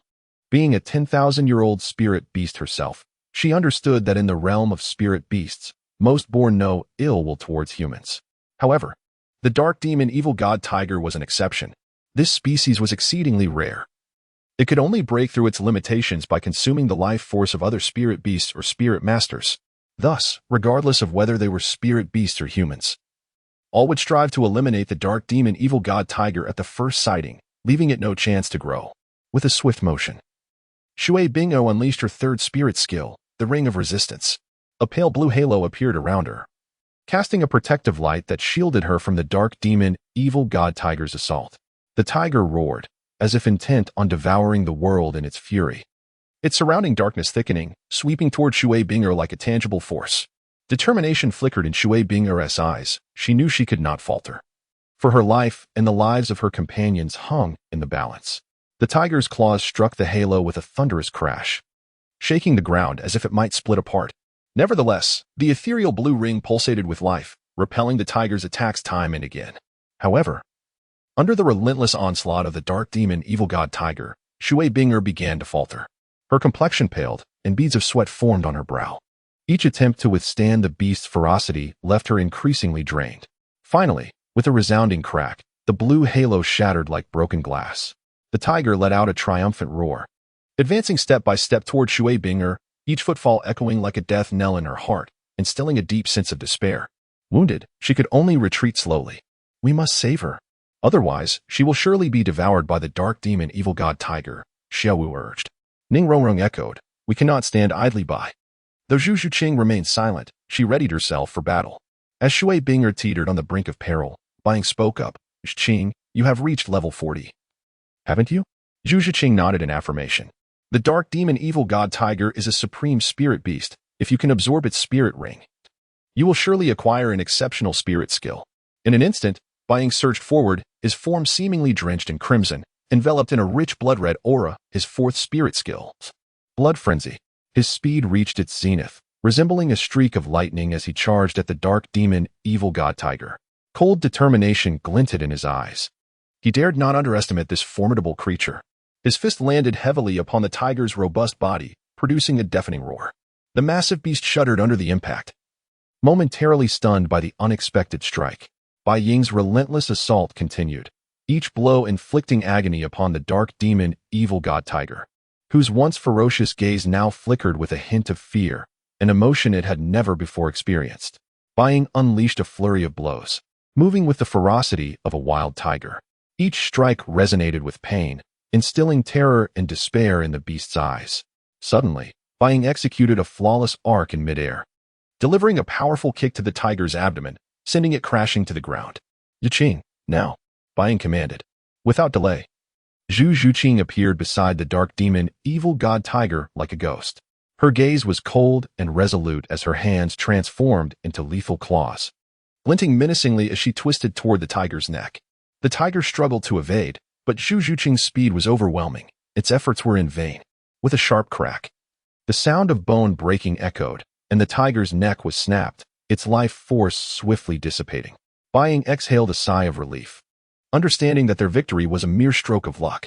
The dark demon evil god tiger, as a supreme spirit beast, possessed extraordinary abilities, the most terrifying of which was its time reversal skill. Once activated, it would revert everyone to their childhood states, leaving them vulnerable, while the tiger itself would remain unaffected, an adult overpowering a child. Xuching, drag the body over here, and begin absorbing its spirit ring, Bai Ying instructed. Zhu Xuching nodded and complied. At that moment, Bai Ying's attention shifted to Shui Binger. Her attire indicated she was no ordinary individual. He wondered which faction she hailed from. Ning R, observing Shui Binger, suddenly exclaimed, "That's the uniform of the Water Academy. She must be from there. I remember seeing such uniforms in my childhood." "The Water Academy, you say? Regardless, we must prioritize healing her," Bai Ying replied. Chapter 102. Encountering a beauty, Bai Ying gently lifted Shui Binger and laid her on the bed. Shiau Wu gazed at Shui Binger, her heart filled with concern. "Brother, is she still alive?" Ning R expressed her worries, noting the numerous injuries adorning Shui Binger's body. "She can't be dead, can she?" Upon hearing this, Bai Ying checked her pulse and discovered that she still had a faint breath. "She is still breathing, albeit weakly. Immediate treatment is imperative," Bai Ying stated. R summoned the 9 treasure glaze tile to aid in the healing process. Upon hearing his words, Ning R immediately unleashed her martial spirit, manifesting 3 radiant beams of light that enveloped Shui Binger entirely. Time seemed to stretch indefinitely, but gradually, a hint of color returned to Shui Binger's face, and her breathing steadied. A fine sheen of sweat appeared on Ning Rong's forehead, yet she remained focused on her healing task. "All right, Rong, you should rest now. The next part is up to me," Bai Ying instructed. Ning R complied and retracted her 9 treasure glaze tile. "Shiau Wu, please take R to rest. She has exhausted her soul power and needs to recuperate quickly." Shiau Wu nodded and replied, "All right, brother, how confident are you in saving her?" "That is difficult to ascertain. She is extremely weak now, and even with the assistance of the 9 treasure glaze tile, her recovery relies on her own strength. I will do my utmost," Bai Ying replied. "Now, please step outside. I will handle it from here." Once the 2 women exited, Bai Ying turned his attention to the frail Shui Binger on the bed. Shiau Wu cast a peculiar glance at Bai Ying and took a deep breath. Brother, it's inappropriate for a man and a woman to be alone in a room. Please refrain from any misconduct. Come on, what are you talking about? I am quite capable of discerning situations. She is on the brink of death. If I were to act on anything, I would ensure her recovery first. Bai Ying retorted. Are you really that kind of person? Shiau Wu looked at him skeptically. You are nothing but a lecher. Fine, just stop teasing me. If I don't act soon, she will truly perish. You both must leave. After ushering the two out, Bai Ying gently propped up Shui Bingo, whose body felt as light as a feather, fragile as if it could shatter at any moment. He carefully began to remove the tattered clothing clinging to her wounds, each movement imbued with tenderness and caution, fearful of inflicting any additional pain. As he worked, Shui Bingo occasionally emitted soft whimpers, her brows knitted in agony, struggling to endure the immense suffering. Yet, she remained unresponsive, lost in a profound and painful slumber. When Bai Ying finally managed to strip away her garments, he was confronted with a heart-wrenching sight. Her skin, which should have been as fair as jade, was now stained crimson with blood, wounds marring her body. Please, avert your gaze. This is not an act of impropriety, but a necessary measure for treating your injuries, he murmured. When you awaken, do not hold me accountable. I am only acting to save you. Taking several deep breaths, as if making a monumental decision. Bai Ying's hands trembled slightly as he retrieved several luminescent herbs from his storage soul guide. He meticulously crushed the herbs and poured them into a large wooden tub. As hot water cascaded in, the fragrant aroma of the herbs permeated the air, filling the room with an invigorating scent. Bai Ying gently immersed Shui Bingo in the concoction, ensuring her body was fully submerged. At that moment, her skin seemed to merge with the herbal essence, her wounds beginning to heal at a visible pace, and her pallor gradually restored to a hint of color. Bai Ying watched anxiously, fearing any unforeseen mishap. If she did not survive, he would be at a considerable loss. Eventually, Shui Bingo slowly opened her eyes, greeted by a haze of warmth and the silhouette of a vague figure. She felt enveloped in a comforting mist, serene and tranquil. As her vision sharpened, she beheld a handsome face, those deep-set eyes gazing at her with concern. You have finally awakened. Bai Ying felt a pang of helplessness. If she had truly perished, his efforts with the precious herbs would have been in vain. Yet, if she lived, it would affirm that his efforts were not wasted, and he could benefit from her recovery. If she did not mind, perhaps he could propose a more intimate arrangement. A flicker of surprise crossed Shui Bingo's face, and an inexplicable warmth surged within her. She had never encountered such an exquisite man, and his deep eyes and gentle voice set her heart racing, her cheeks flushing. Where am I? Her voice trembled as she attempted to sit up, only to realize her body was still weak. Suddenly, it dawned on her that she was in the wooden tub, and panic struck as she questioned where her clothes had gone. The realization that she was unclothed before this man sent her heart racing, feeling exposed and vulnerable. Her hands clutched the edge of the tub tightly, as if that would steady her trembling form. Bai Ying observed her bashful demeanor, and a ripple of emotion stirred within him. He had never seen such a shy woman. Her innocent modesty captivated him. Taking a deep breath, he endeavored to maintain a calm tone. My dear, there is no need for alarm. I did not intend to gaze upon your form. Your injuries were severe, and it was necessary for me to assist you. My clothes. Where are my clothes? She stammered, her voice quivering, hands gripping the tub's edge in search of stability. Your garments were in tatters. When I rescued you, most of the remnants were adhered to your wounds. Thus, I had to remove them, he explained. What? Shui Bingo gasped, an inexplicable fear surging within her. She felt as though she had been stripped bare, exposed to the world, and that sense of helplessness and shame nearly brought her to tears. At that moment, Bai Ying reached into his storage soul guide and produced a large white robe, gently draping it over her shoulders. His actions were tender and meticulous, as if he feared startling a frightened bird. This is my robe, please wear it. His voice was filled with warmth and concern, soothing her inner turmoil. Shui Bingo sat in stunned silence, gazing up at Bai Ying with a blend of gratitude and astonishment. She had not expected such thoughtfulness from him, which alleviated some of her embarrassment. Bashfully, she murmured, Thank you. Bai Ying cleared his throat and replied, It is nothing, my lady. May I inquire your name? Shui Bingo looked up at him, a glimmer of surprise crossing her features. She had not anticipated such a considerate inquiry. Biting her lips softly, she responded, I am Shui Bingo, from the Heavenly Water Academy. Heavenly Water Academy, is it? In the original work of Doluoth, Shui Bingo developed a deep admiration for Tangsan after her defeat at his hands, which eventually blossomed into love. However, she concealed these feelings deep within her heart and never expressed them to Tangsan. At the conclusion of the Doluan novel, she stands alongside the Tiandou Empire to oppose the Wuhan Empire. It is indeed a surprising twist of fate that she encounters him here. Seeing the young man before her remain silent, Shui Bing'er felt a surge of nervousness. Her hands clutched the hem of her white robe, her voice tinged with shyness. "May I ask, who are you?" Bai Ying regained his composure, feeling a sudden embarrassment wash over him as he swallowed hard. "I am Bai Ying, the Holy Son from the Wuhan Temple. I was traversing the continent and intended to return to the Wuhan Temple today, but unexpectedly found myself saving you." "The Holy Son of the Wuhan Temple? I never imagined that it would be you who rescued me." "Thank you, Holy Son." "Not at all. It was merely a trivial matter." One cannot help but remark on Shui Bing'er's extraordinary beauty. While she may not surpass Shiau Wu, she possesses her own unique charm.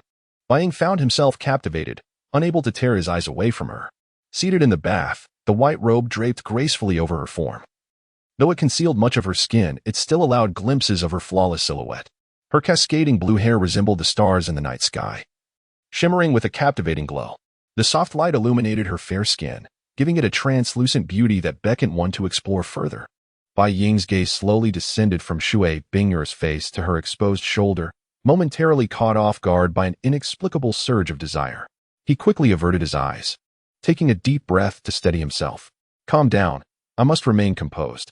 Shui Bing'er also noticed Bai Ying's lingering gaze, swallowing hard herself. Instead of feeling embarrassed, she experienced a mix of shyness and joy. "What is happening to me? Why do I feel this way? What is the meaning of these emotions?" Bai Ying, on the other hand, was caught in a reverie, realizing just how breathtaking she truly was. "Now I understand why ancient emperors became so enamored with their consorts. The beauty is ever more captivating, never the most beautiful. Such a person must be brought under my command. Fortunately, I have read numerous novels and know how to navigate this situation." Chapter 103. The maid Shui Bing'er. Now that you are awake, allow me to express my concern for your well-being. Do you have any idea how exorbitant this medicinal bath is? It has come to my attention that you hail from the Heavenly Water Academy, so I assume financial matters are not a concern for you, right? Shui Bing'er, feeling somewhat embarrassed, replied, "I am currently without funds." White Shadow began his first maneuver, clearing his throat gently. "If you lack money, surely you possess something of value." "I don't have anything of worth either," Shui Bing'er retorted. Her response momentarily took White Shadow aback. He had not anticipated such bluntness from this seemingly delicate girl. A glimmer of cunning flickered in his eyes, and a playful smile graced his lips, as if he could see through her awkwardness. "Nothing at all?" White Shadow feigned surprise, raising his voice slightly before regaining his composure. He smiled softly, his gaze revealing a hint of mischief. "Surely, you must have something to offer? Otherwise, would this medicinal bath not be a waste?" As he spoke, he pointed to a pale blue bracelet adorning Shui Bing'er's wrist, which emitted a faint glow. Clearly not an ordinary item. "It appears to be quite exquisite. It should fetch several hundred gold coins," he remarked nonchalantly, though a glint of greed danced in his eyes. Shui Bing'er's expression shifted. The bracelet was her late mother's sole keepsake, holding profound significance for her. She clutched it tightly. Seeing her reaction, White Shadow felt a rush of excitement. It seemed he had stumbled upon a true treasure this time. He sighed deliberately, saying, "Very well, considering your plight, I shall not press you further. However, do remember the cost of this medicinal bath. You must repay me once you have the means." With that, he turned to leave. Just then, Shui Bing'er exclaimed, "Wait, I can do something for you to offset the debt." White Shadow's eyes sparkled with mischief as he asked, "Anything at all?" "Of course," she replied. "Then how about you offer your body in service?" White Shadow suggested casually. Shui Bing'er's face flushed like the dawn, her embarrassment spreading from her fair neck to her ears. She widened her eyes, evidently taken aback by his proposition. Her heart raced, as if it might leap from her chest. For a moment, she found herself speechless. White Shadow observed her reaction, a smug smile curling his lips. He knew he had successfully ensnared this innocent maiden in his trap. Now, he would relish the thrill of her struggles. In the realm of fantasy novels, protagonists often employ such tactics to charm maidens. One cannot help but note the lack of acumen among the denizens of Doa continent. In reality, such advances might have earned me a swift rebuke. However, at that moment, Shui Bing'er suddenly lifted her head, her eyes shimmering with determination. She took a deep breath, as if making a momentous decision, and then spoke slowly, "I can." White Shadow was momentarily surprised, not expecting her to acquiesce to his demand so readily. A surge of conflicting emotions coursed through him, part joy, part disappointment. He gazed deeply at Shui Bing'er, his eyes reflecting a complex array of thoughts. Yet, just then, Shui Bing'er abruptly grasped White Shadow's collar, pulling him closer to her. He was caught off guard, bewildered by her sudden boldness. Is this where it begins? Is the plot moving too swiftly? He pondered, or perhaps Shui Bing'er was simply that kind of person. You, White Shadow began, but she interrupted him. You misunderstand. I meant I can work for you to repay my debt. White Shadow was taken aback, not anticipating such a direct misunderstanding from her. He chuckled softly, gently ruffling her hair, and said, Silly girl, did you truly believe I harbored ulterior motives? Shui Bing'er's face reddened further, and she shot him a glare but did not pull away. Sensing his sincerity, her guard lowered somewhat. What would you like me to do? She asked in a hushed tone, a tremor evident in her voice. White Shadow smiled subtly, his eyes gleaming with cleverness. It's quite simple. Be my maid. You will serve me by bringing tea, washing clothes, and preparing meals until I am satisfied. Shui Bing'er's eyes widened, clearly unprepared for such a request. To her, being a maid was a profoundly demeaning role. She had never envisioned herself reduced to such a state. However, the weight of her immense debt left her feeling powerless. At that moment, White Shadow extended his hand, gently grasping hers, and said, Do not worry. I will not burden you with excessive labor. Besides, I believe you are capable of fulfilling this role. Very well, I shall serve as your maid. However, I have one condition. I must return to Heavenly Water Academy first, or my sisters will be greatly concerned. I can agree to that, but your injuries are quite severe. We will discuss this once you have healed. Shui Bing'er was taken aback by how easily he conceded. Aren't you afraid I might flee? No one has ever escaped from my grasp. Moreover, I trust you, he replied. This is your uniform. Please change into it. Before long, Shui Bing'er donned the simple maid attire and stepped out of the room. Though her garb was unembellished, it could not conceal her elegant and ethereal aura. White Shadow regarded her with a glimmer of appreciation. That maid outfit looks rather splendid. I remember feeling an itch of desire while watching those Western films in my past life. Shui Bing'er stood before White Shadow, fidgeting nervously. Her hands clasped together as she struggled to quell her anxiety. White Shadow smiled at her. Do not be anxious. From this day forth, you are my maid. Remember, your duty is to obey my commands unconditionally. Shui Bing'er nodded. Though some resentment lingered in her heart, she recognized her current lack of choices. Taking a deep breath to adjust her mindset, she raised her gaze to White Shadow, her eyes shining with resolve. I understand, Master. White Shadow nodded in satisfaction and turned to recline on the soft couch within the room. He closed his eyes, inhaling deeply, seemingly reveling in the experience of being attended to. Shui Bing'er stood by, feeling somewhat at a loss. She had never envisioned herself in such a position. Yet she understood the necessity of adapting to this new reality. At that moment, White Shadow suddenly opened his eyes, sitting up and addressing Shui Bing'er. Please fetch some hot water from the kitchen. I wish to take a bath. Shui Bing'er hesitated for a moment, then nodded quickly and turned toward the kitchen. Despite her lingering dissatisfaction, she understood her role as a maid required her to follow her master's commands.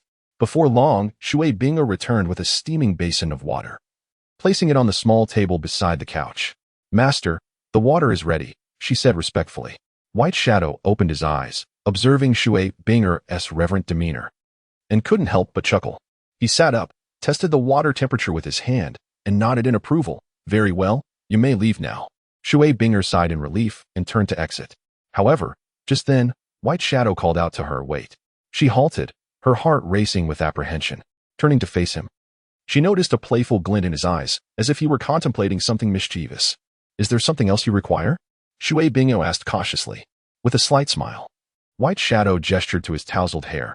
My hair is a bit unruly. Could you assist me in grooming it? Shui Bing'er was momentarily taken aback. She had not anticipated such a request from Bai Ying. In her perception, such trivial matters were typically the domain of maidservants, while her role as a lady-in-waiting entailed responsibilities of greater significance. However, reflecting upon her current identity and circumstances, she steeled herself and approached Bai Ying, accepting the comb he extended, and began to tend to his hair. Bai Ying sat quietly, relishing the gentle caress of Shui Bing'er's fingers as they glided through his locks. Although her movements were somewhat clumsy, they radiated a sincerity and meticulousness that captivated him. Suddenly, Bai Ying grasped Shui Bing'er's wrist, pulling her into his embrace. You, she gasped, attempting to extricate herself, yet he held her firmly. Stay still, Bai Ying murmured. Allow me this moment. Shui Bing'er's heart raced. warmth flooding her cheeks. She was bewildered by his sudden display of affection, yet she felt enveloped in warmth and security within his arms. After a moment's hesitation, she chose not to resist his hold. Bai Ying gently released her, observing the flushed hue of her cheeks and the flustered expression in her eyes. A smile tugging at his lips. He recognized that his actions were somewhat audacious, yet he wished to gauge the trust and feelings that lay between them. Judging by her reaction, he was quite pleased. I apologize if I have been too forward, Bai Ying spoke softly. But I want you to know that I do not regard you merely as an ordinary maidservant. I hope we can cultivate a bond of greater intimacy and trust. Shui Bingo lifted her gaze to meet Bai Ying's, her eyes shimmering with a complex array of emotions. Unsure of how to respond, she nonetheless sensed the sincerity and warmth in his words. After a brief moment of contemplation, she nodded. I am willing to try. All right, you may leave now. Renxue, I know you are here listening. Please come in. The mention of her name caused Ning Renxue, who had been eavesdropping outside the door, to change color as she exhaled deeply and entered. Shui Bingo stiffened, and Ning Renxue, with an air of nonchalance, remarked, All right, you can go now. Relieved, Shui Bingo hurriedly exited, realizing that the implications of Bai Ying's earlier words meant that their entire conversation had been overheard. Isn't it a bit too hasty to act upon her when you've only just met? Chapter 104. The spectral cat Ning Renxue rolled her eyes, feigning annoyance as she remarked. Do you think I am unaware? Just look at your lecherous expression. I see you have taken a liking to Shui Bingo. Bai Ying, caught off guard by Ning Renxue's insight, did not conceal his feelings and nodded earnestly. With a hint of bravado, he implored, Renxue, please assist me. You must devise a way for us to have some time alone together. Ning Renxue, observing Bai Ying's desperate demeanor, found it amusing yet maintained an air of solemnity as she pondered. A mischievous smile tugged at her lips as an idea struck her. Very well, I shall help you. She leaned closer to Bai Ying, speaking in hushed tones. I have a plan that will afford you the opportunity to be alone with Shui Bingo. Is that true? Renxue, you are simply wonderful, Bai Ying exclaimed, nearly leaping in excitement as he grasped Ning Renxue's hand. With a sly wink, she whispered, Of course. But you must adhere strictly to my plan without fail. Bai Ying nodded fervently, eager to know what he should do. Ning Renxue smiled gently, her voice soft as she explained, Shui Bingo has sustained an injury, correct? You can offer her the chance to heal, and then you shall have your time alone. Bai Ying smacked his forehead in realization. Of course. How did I not think of that? Renxue, you truly are brilliant. He gazed at Ning Renxue, who, though a bit of a tempestuous sprite, was undoubtedly the most astute among the three goddesses of Shrek. This may very well be attributed to her upbringing, as she hailed from a noble family where individuals are often more adept at navigating social dynamics. Renxue, how do you suppose I should reward you? At this, Ning Renxue's expression shifted, and she took several steps back, her face slightly flushed. Actually, I came to inform you that there has been a situation with Zhu Xuching. You must go check on her. Xuching, is something wrong? I shall go at once. Upon arriving at Zhu Xuching's chamber, Bai Ying found her absorbing the soul ring of the dark demon tiger. Though the dark demon tiger was only a millennium old, its power could rival that of 10,000-year-old beasts. Xuching, what troubles you? Bai Ying inquired. Zhu Xuching responded, There is no trouble. I merely discovered a gem formed from the corpse of the dark demon tiger. May I see the gem? Zhu Xuching presented it to him. And as Bai Ying held it, he recalled the original text of Doluokan in it, where it was stated that this was the dark demon tiger's life gem. Each dark demon tiger possessed one, encapsulating their entire essence. This is their life gem? Xuching, quickly channel your soul power to absorb it. This is an immense opportunity. Seeing Bai Ying's grave demeanor, Zhu Xuching promptly seated herself to commence the absorption. Bai Ying watched with bated breath, his palms slightly damp with sweat. He understood the perilous nature of the life gem, which harbored unfathomable dark power. Should Zhu Xuching falter, the consequences would be dire. Suddenly, a thick fog enveloped Zhu Xuching, obscuring her features as if she were engulfed in endless darkness. Bai Ying's heart raced. He sensed the tumultuous energy surging within her. This was the life gem's influence. Within the fog, Zhu Xuching appeared to be in another realm, surrounded by malevolence and shadows. Yet, she did not waver but resolutely met the onslaught of power. Her body trembled, yet her gaze remained unwavering, as though an indomitable force sustained her. Meanwhile, Shui Bingo had been escorted by Ning Renxue to her room. I am Ning Renxue, from the Seven Treasure Glazed Tile School. Rest assured, I am not a villain. Shui Bingo sat at the edge of the bed, appearing somewhat anxious. Observing her discomfort, Ning Renxue felt a smile tug at her lips. masking her amusement with a facade of concern. Shui Binger, you truly need not be so formal. Though he may occasionally seem a bit lecherous. He possesses a kind heart and is quite considerate. Naturally, he will care for you while you recuperate. Hearing Ning Rongrong's words, Shui Binger felt warmth in her heart, and her tension eased considerably. She looked up at Ning Rongrong, her eyes shimmering with gratitude. Ning Rongrong, thank you. I assure you, I am fine. And I genuinely believe Bai Ying is really quite good. At that moment, Shiau Wu entered, her face alight with a radiant smile. Shui Binger, how are you feeling? Is your injury still painful? Allow me to introduce myself. I am Shiau Wu, as in dance. She cast a peculiar glance at Shui Binger. Clearly aware of Bai Ying's temperament. He did not force you to do anything, did he? Shui Binger hastily clarified. He did not coerce me. I've heard my brother mention that he wishes for you to be his maid, to repay a debt. How could he bully a young lady? Shui Binger. It was entirely my choice. It has nothing to do with him. She insisted. Are you truly willing? He did not pressure you? Shiau Wu inquired, her gaze scrutinizing. Shui Binger, caught off guard, nodded, her eyes avoiding Shiau Wu's. Ning Rongrong, perceiving the tension, swiftly intervened. All right, Shiau Wu. There is no need to interrogate her, as if she were a criminal. Let us keep it light, everything is fine. Shiau Wu ceased her inquiries, and Ning Rongrong continued. Let me administer another treatment. Shui Binger did not refuse, exhaling deeply. Aware of the 7 Treasure Glazed Tile School's preeminence in healing abilities, she recognized that her immediate priority was to recover from her injuries. With a surge of power, 3 beams of light swiftly entered Shui Binger's body. She felt her wounds healing rapidly, and the fatigue that had weighed her down vanished. Meanwhile, Zhu Xuching had finally fully integrated the life gem of the dark demon tiger. Xuching, how do you fare? Are you well? Bai Ying watched her intently, noting the profound transformation in her aura. The once frigid demeanor now bore an inexplicable allure. Her eyes glimmered with a deep light, as if capable of penetrating the soul. Do not worry, I am fine. Rest assured. Zhu Xuching inhaled deeply, expressing. It seems my martial spirit has mutated. Bai Ying, would you take a look for me? She asked softly, her voice imbued with an unshakable confidence. Bai Ying nodded. His eyes filled with anticipation. He understood that Zhu Xuching was about to unveil her newfound powers. With a deep breath, Zhu Xuching unleashed her martial spirit, the spectral cat. Instantly, the room was engulfed by a dark aura.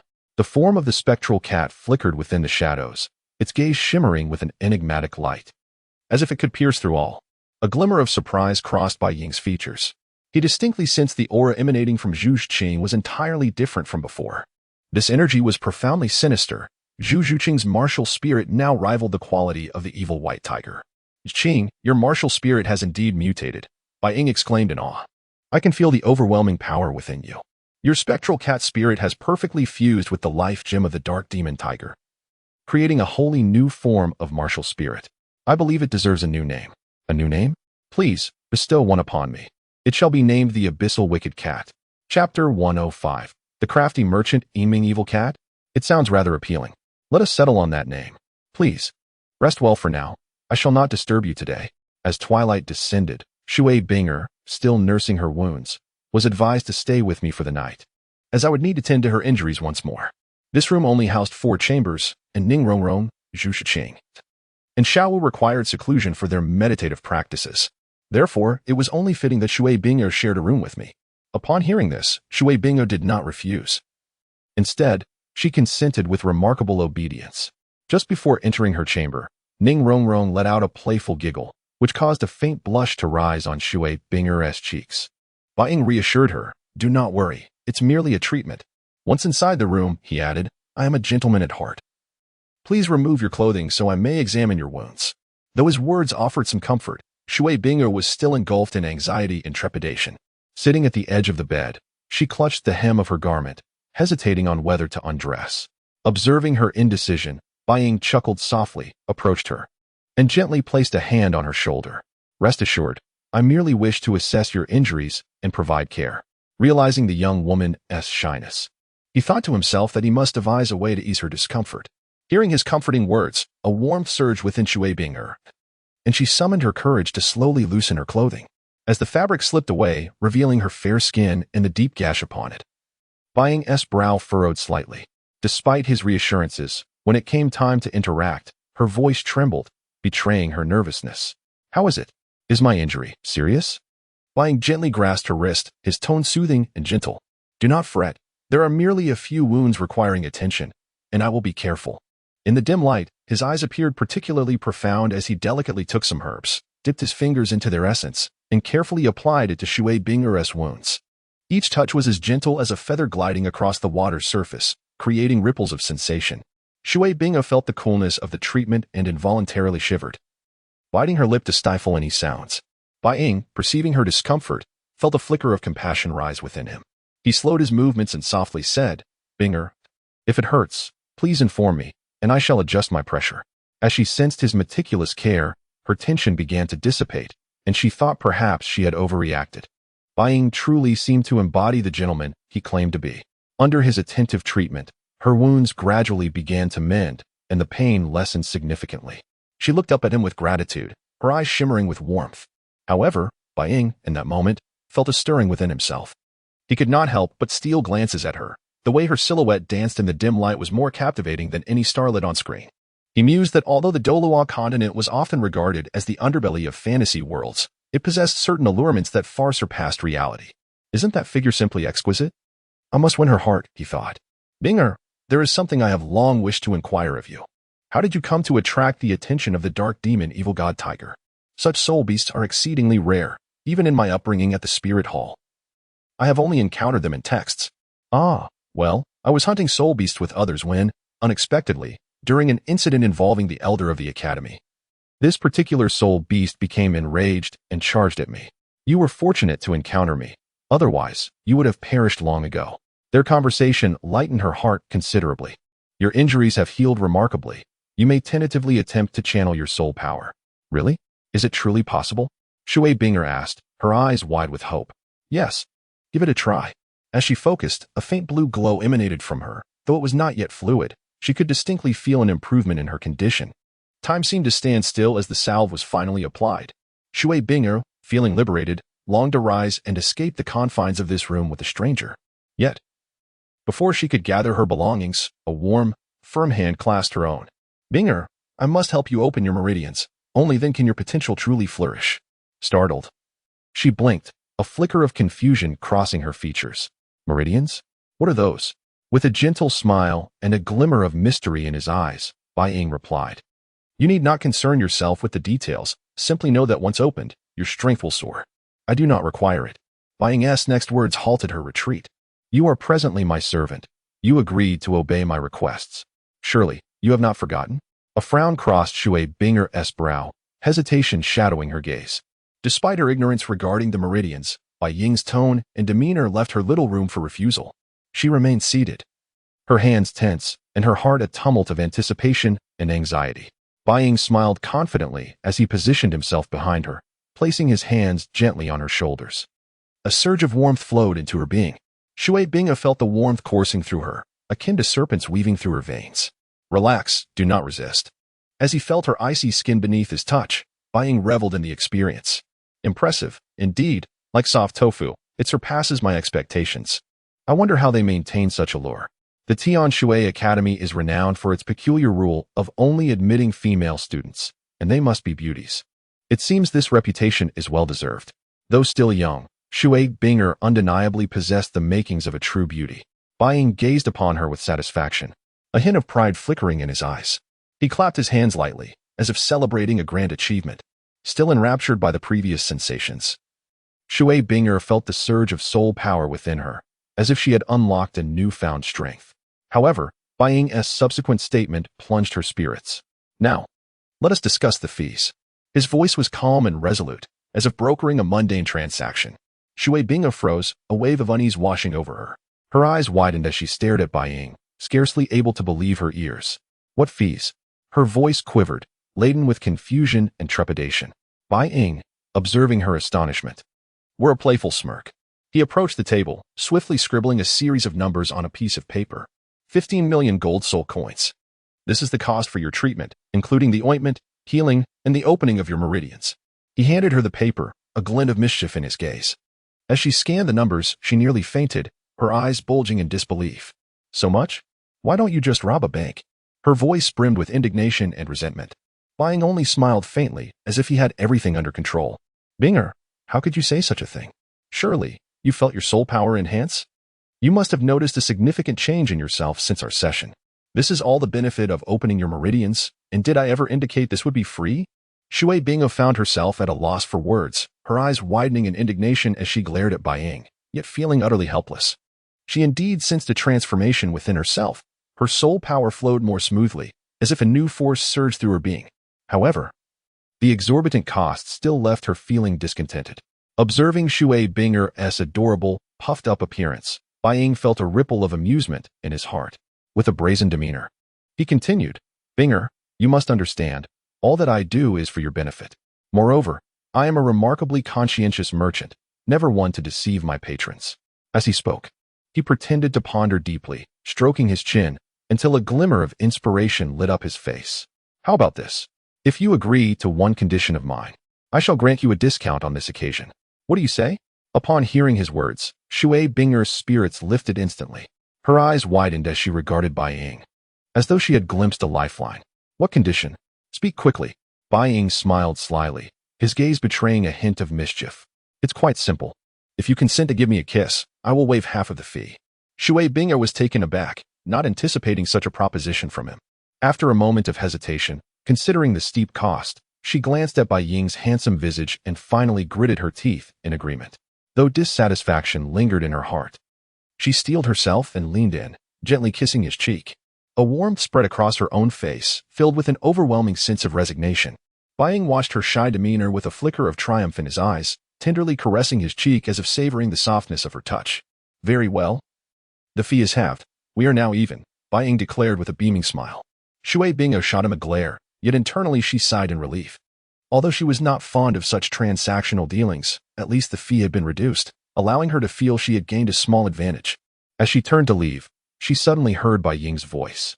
In a silent contemplation, she thought to herself, this is undoubtedly the ploy of a cunning merchant. He is entirely setting a trap for me. Chapter 106, have you secured it? What more do you want from me? Shui Bingo exclaimed in an irate tone. 15 million gold soul coins, halved, leaves 10 million. Bai Ying's voice drifted in leisurely. A wave of helplessness washed over Shui Bingo as she widened her eyes, staring at Bai Ying before her, internally cursing, 10 million? Did a physical education teacher teach you math? Yet, she dared not voice her thoughts. She understood that Bai Ying was not someone she could offend lightly. Biting her lip, she clenched her fists, striving to suppress her rising anger and anxiety. Bai Ying seemed oblivious to Shui Bingo's emotional turmoil as he continued. So, how do you intend to repay the remaining 10 million? Her mood fluctuated like a roller coaster, and she inhaled deeply, attempting to calm the tempest within. Under the faint moonlight, her face appeared even more exquisite, yet her eyes sparkled with resolute determination. She recognized the absence of choices, compelled to accept the harsh reality before her. Fine, Shui Binger finally spoke, her voice quivering slightly. Since I am already your maid, how do you want me to repay you?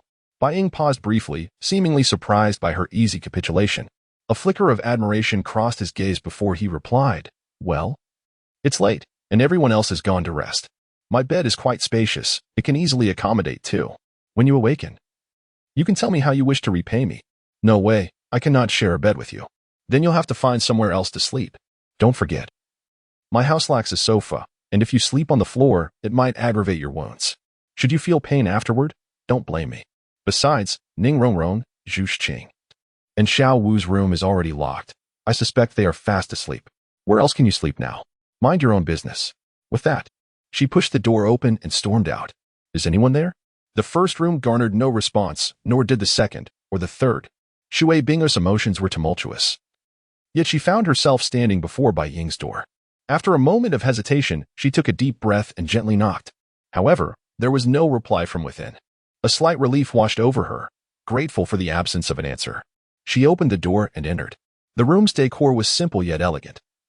Moonlight streaming through the window, casting a serene and mysterious ambience.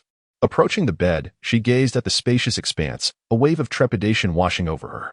She slipped off her shoes and carefully climbed onto the bed. The soft, comfortable bedding allowed her to exhale in relief. Yet, upon lying down, she discovered that Bai Ying was not occupying the space as she had anticipated. Startled, she glanced around but found no trace of him. Suddenly, a chill breeze caressed her, followed by an icy hand gently resting on her shoulder. With a startled scream, Shui Binger leaped from the bed, only to freeze when she recognized the scene before her. Bai Ying stood at the bedside, a teasing smile gracing his lips. He pinched his nose playfully, then remarked, "So, you were frightened?" Shui Binger widened her eyes, a torrent of inexplicable emotions surging within her. Anger and helplessness bubbled, but ultimately, it coalesced into a sigh. She cast a deep glance at Bai Ying, then lay back down, pulling the covers over her head, muttering, "I'm tired. I'm going to sleep." "You do as you wish." "All right then, sleep well." Shui Bingo lay on the opposite side of the bed, cautiously peeking out. Her heartbeat gradually steadied. She had expected Bai Ying to make some untoward move. Yet the scene before her was unexpectedly tranquil. Bai Ying lay quietly, fast asleep, prompting her to breathe a sigh of relief. Bai Ying, resting peacefully, suddenly sensed a faint movement, as if someone were inching closer. He opened his eyes abruptly, only to see Shui Bingo kicking off the covers and unconsciously drifting toward him. Bai Ying paused, gazing at her exposed form, a rush of unfamiliar emotions swelling within him. He reached out gently, intending to cover her with the blanket. But at that moment, Shui Binger unexpectedly rolled over, landing in his embrace. Bai Ying instinctively pulled the discarded covers back over her, shielding her bare shoulders and arms. The moment he covered her, Shui Binger seemed to feel his warmth, shifting slightly to nestle closer into his hold. Bai Ying felt a twinge of embarrassment but refrained from pushing her away, lying still as he absorbed the rhythm of her breathing and warmth. "You wicked scoundrel. Always picking on me. One day, you will pay for this." Bai Ying's heart raced, as if stirred by Shui Binger's whispered words. His pulse quickened, and a heat began to envelop him. He held her tighter, striving to quell the tumult within, yet he found himself increasingly unable to rein in his desires. He gazed down at Shui Binger's alluring visage, a flicker of yearning igniting in his eyes. Her skin, as pale as jade, and her slightly parted lips seemed to beckon him. His breath quickened, his body stiffening with tension. Just then, a thought struck him, and he clenched his jaw, forcefully stifling his impulses. At that moment, Shui Bingo appeared to sense the coolness of the air and unconsciously kicked off the covers once more. Bai Ying frowned slightly, observing the woman in his arms still intent on creating mischief in her slumber, a mixture of exasperation and amusement welling up within him. He let out a soft sigh and leaned down to cover her with the blanket again. However, as his face drew close to Shui Binger's, her eyes suddenly shot open, and their gazes locked, creating a palpable tension in the air. Bai Ying's heart raced uncontrollably, while Shui Binger seemed to grasp the situation, her cheeks flushing slightly. In an unexpected motion, Shui Binger enveloped Bai Ying in a tight embrace, her actions catching him off guard. He froze momentarily, feeling his heartbeat escalate further. Their bodies pressed together, the rhythm of their heartbeats and breaths mingling. "Am I dreaming? How could I dream of him?" Shui Binger murmured, slowly drifting back into slumber. Her arms circled his waist, her legs entwining with his thighs, rendering her an unyielding presence against him. Bai Ying's surprise rendered him motionless, hesitating to make any further movements. Is this a form of somnambulism? Time seemed to stretch, and Shui Binger's breathing gradually became steady, indicating she had entered a deep sleep.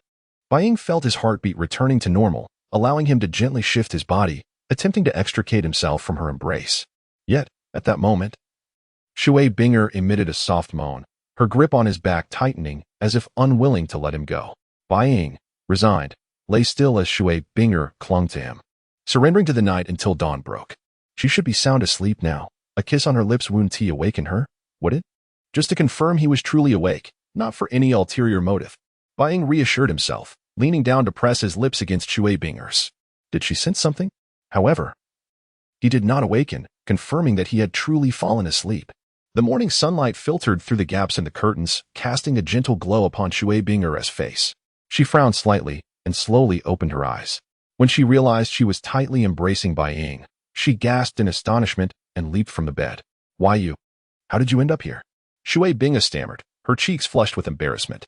Bai Ying smiled faintly, sitting up and stretching lazily. "Last night, you were sleepwalking and insisted on holding me while you slept. What was I supposed to do?" Upon hearing this, Shui Binger felt a wave of mortification wash over her. She had actually sleepwalked last night and hugged Bai Ying for the entire night? It was utterly humiliating. Shui Binger fumbled for words, unsure of how to respond. "Don't blame me. You kicked the covers off yourself and leaned over on your own," Bai Ying teased. Upon hearing this, Shui Binger's face grew even redder. She lowered her head, avoiding Bai Ying's gaze, filled with self-reproach. She had thought last night was merely a dream. She never expected it to have truly occurred. Now, being reminded of it by Bai Ying made her feel utterly exposed. Standing at the edge of the bed, her hands twisted nervously together, as if that might alleviate her embarrassment.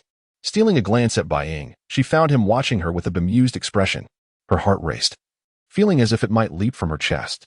Taking a slow, deep breath, she finally spoke. Did we do anything? Her voice was barely audible. Yet Bai Ying caught every word. Leaning closer, Bai Ying's eyes sparkled with mischief. What do you mean by anything?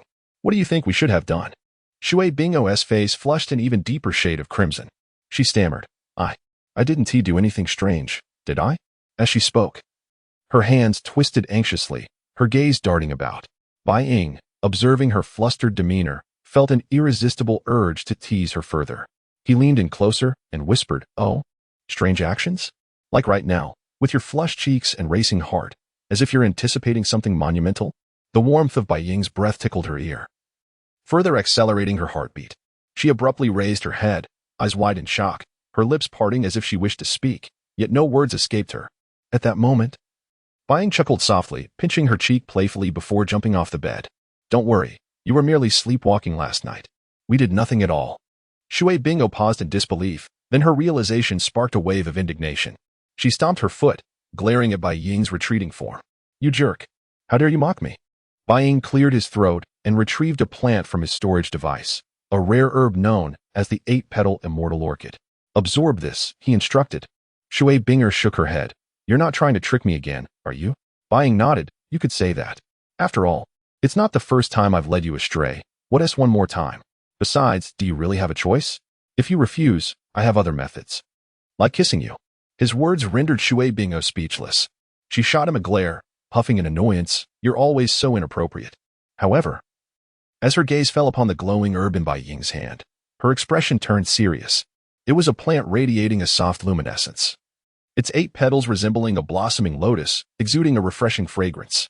"Is this truly an immortal herb?" Shui Bingo inquired, curiosity piqued. Bai Ying nodded, grinning with pride. "Indeed.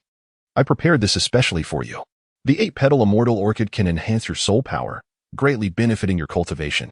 Once you absorb it, your injuries will heal immediately, allowing you to depart without delay."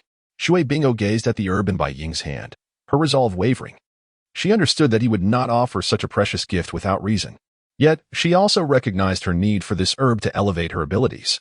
"All right, I accept." Bai Ying regarded her, satisfaction flickering in his eyes. He gently pulled her into an embrace and seated her on the bed. Carefully, he placed the herb in her hands, advising, "This herb is extraordinary. Take care while absorbing it. Do not rush." Shui Binger nodded, gripping the herb tightly, closing her eyes to focus on absorbing its energy.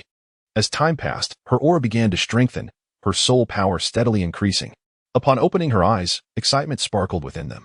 She felt her soul power surge from level 43 to 47, a progress so swift it left her incredulous.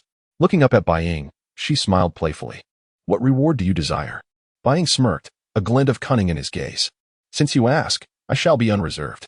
The reward I seek is your promise." Shui Bingo blinked, intrigued. "What promise?"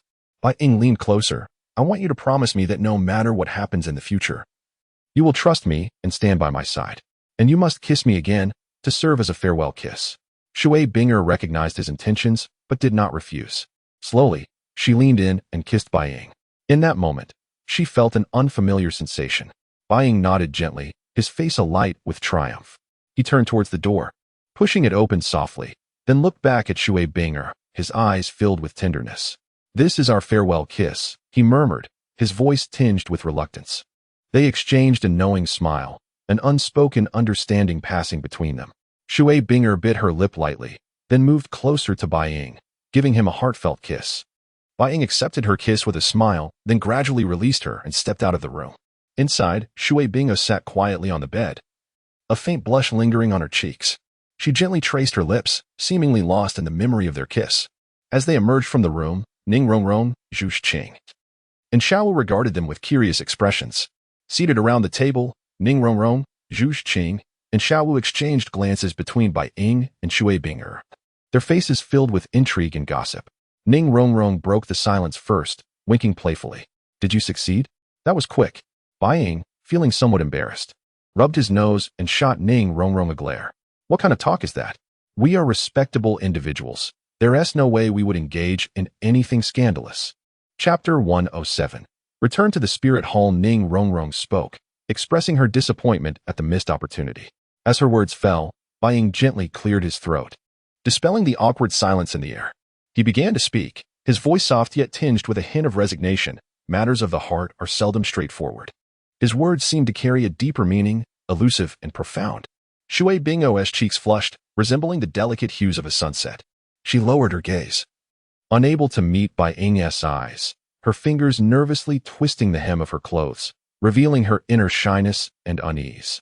Zhu Xuching and Shiau Wu, observing from the side, exchanged knowing smiles. A playful glint appeared in Zhu Xuching's eyes as she gently patted Shui Bing on the shoulder, teasingly remarking, "Bing, do be cautious. He is quite the wolf in sheep's clothing." Hearing this, Ning R stifled a laugh, her eyes sparkling with mischief. "Xuching, by saying that, are you not risking Mr. Bai Ying's feelings?" Bai Ying shook his head in resignation, moving closer to Shui Bing. He tenderly placed his hand in her hair, gently tousling it. "Bing, do not heed their nonsense. I am, in fact, a good person, not a villain. Do not let them sway your judgment." After a light-hearted exchange, Shui Bing took her leave, while Bai Ying, Zhu Xuching, and Shiau Wu continued their journey to Spirit City. "Spirit City, I have finally returned," Bai Ying exclaimed with exuberance. Old man, I'm back. Have you missed me?" Inside the Hall of Offerings, Qiandao Liu was seated in his spacious and well-lit study when the sudden sound of hurried footsteps shattered the tranquility. Bai Ying burst in, calling out, Old man, as he rushed to Qiandao Liu's side, placing his hands on the elder's shoulders, his face brimming with pride and excitement. Qiandao Liu was startled by the unexpected intrusion. Nearly dropping the ancient tome in his hands, he shook his head helplessly, affectionately gazing at the mischievous youth before him. "Only you would dare speak to me in such a manner. Had it been anyone else, I would have thrown them out long ago." Bai Ying chuckled and winked. "That's only because you dote on me the most, old man." Qiandao Liu affectionately ruffled Bai Ying's nose, chuckling, "You do have a way with words. Now, tell me, what brings you back this time?" Bai Ying leaned in closer, a mysterious smile gracing his lips. "I have returned with splendid news. Can you guess what it is?" Qiandao Liu, amused by Bai Ying's enigmatic demeanor, shook his head with a grin. "You're always so cryptic when you return. Let me guess. Have you gotten yourself into trouble again? Or perhaps you've made some breakthrough in your cultivation? To be precise, I have indeed stirred some trouble. However, from another perspective, it is actually a fortuitous occurrence. I killed Yu Luomian, one of the 3 titled Delaw from the Blue Lightning Tyrant Dragon clan."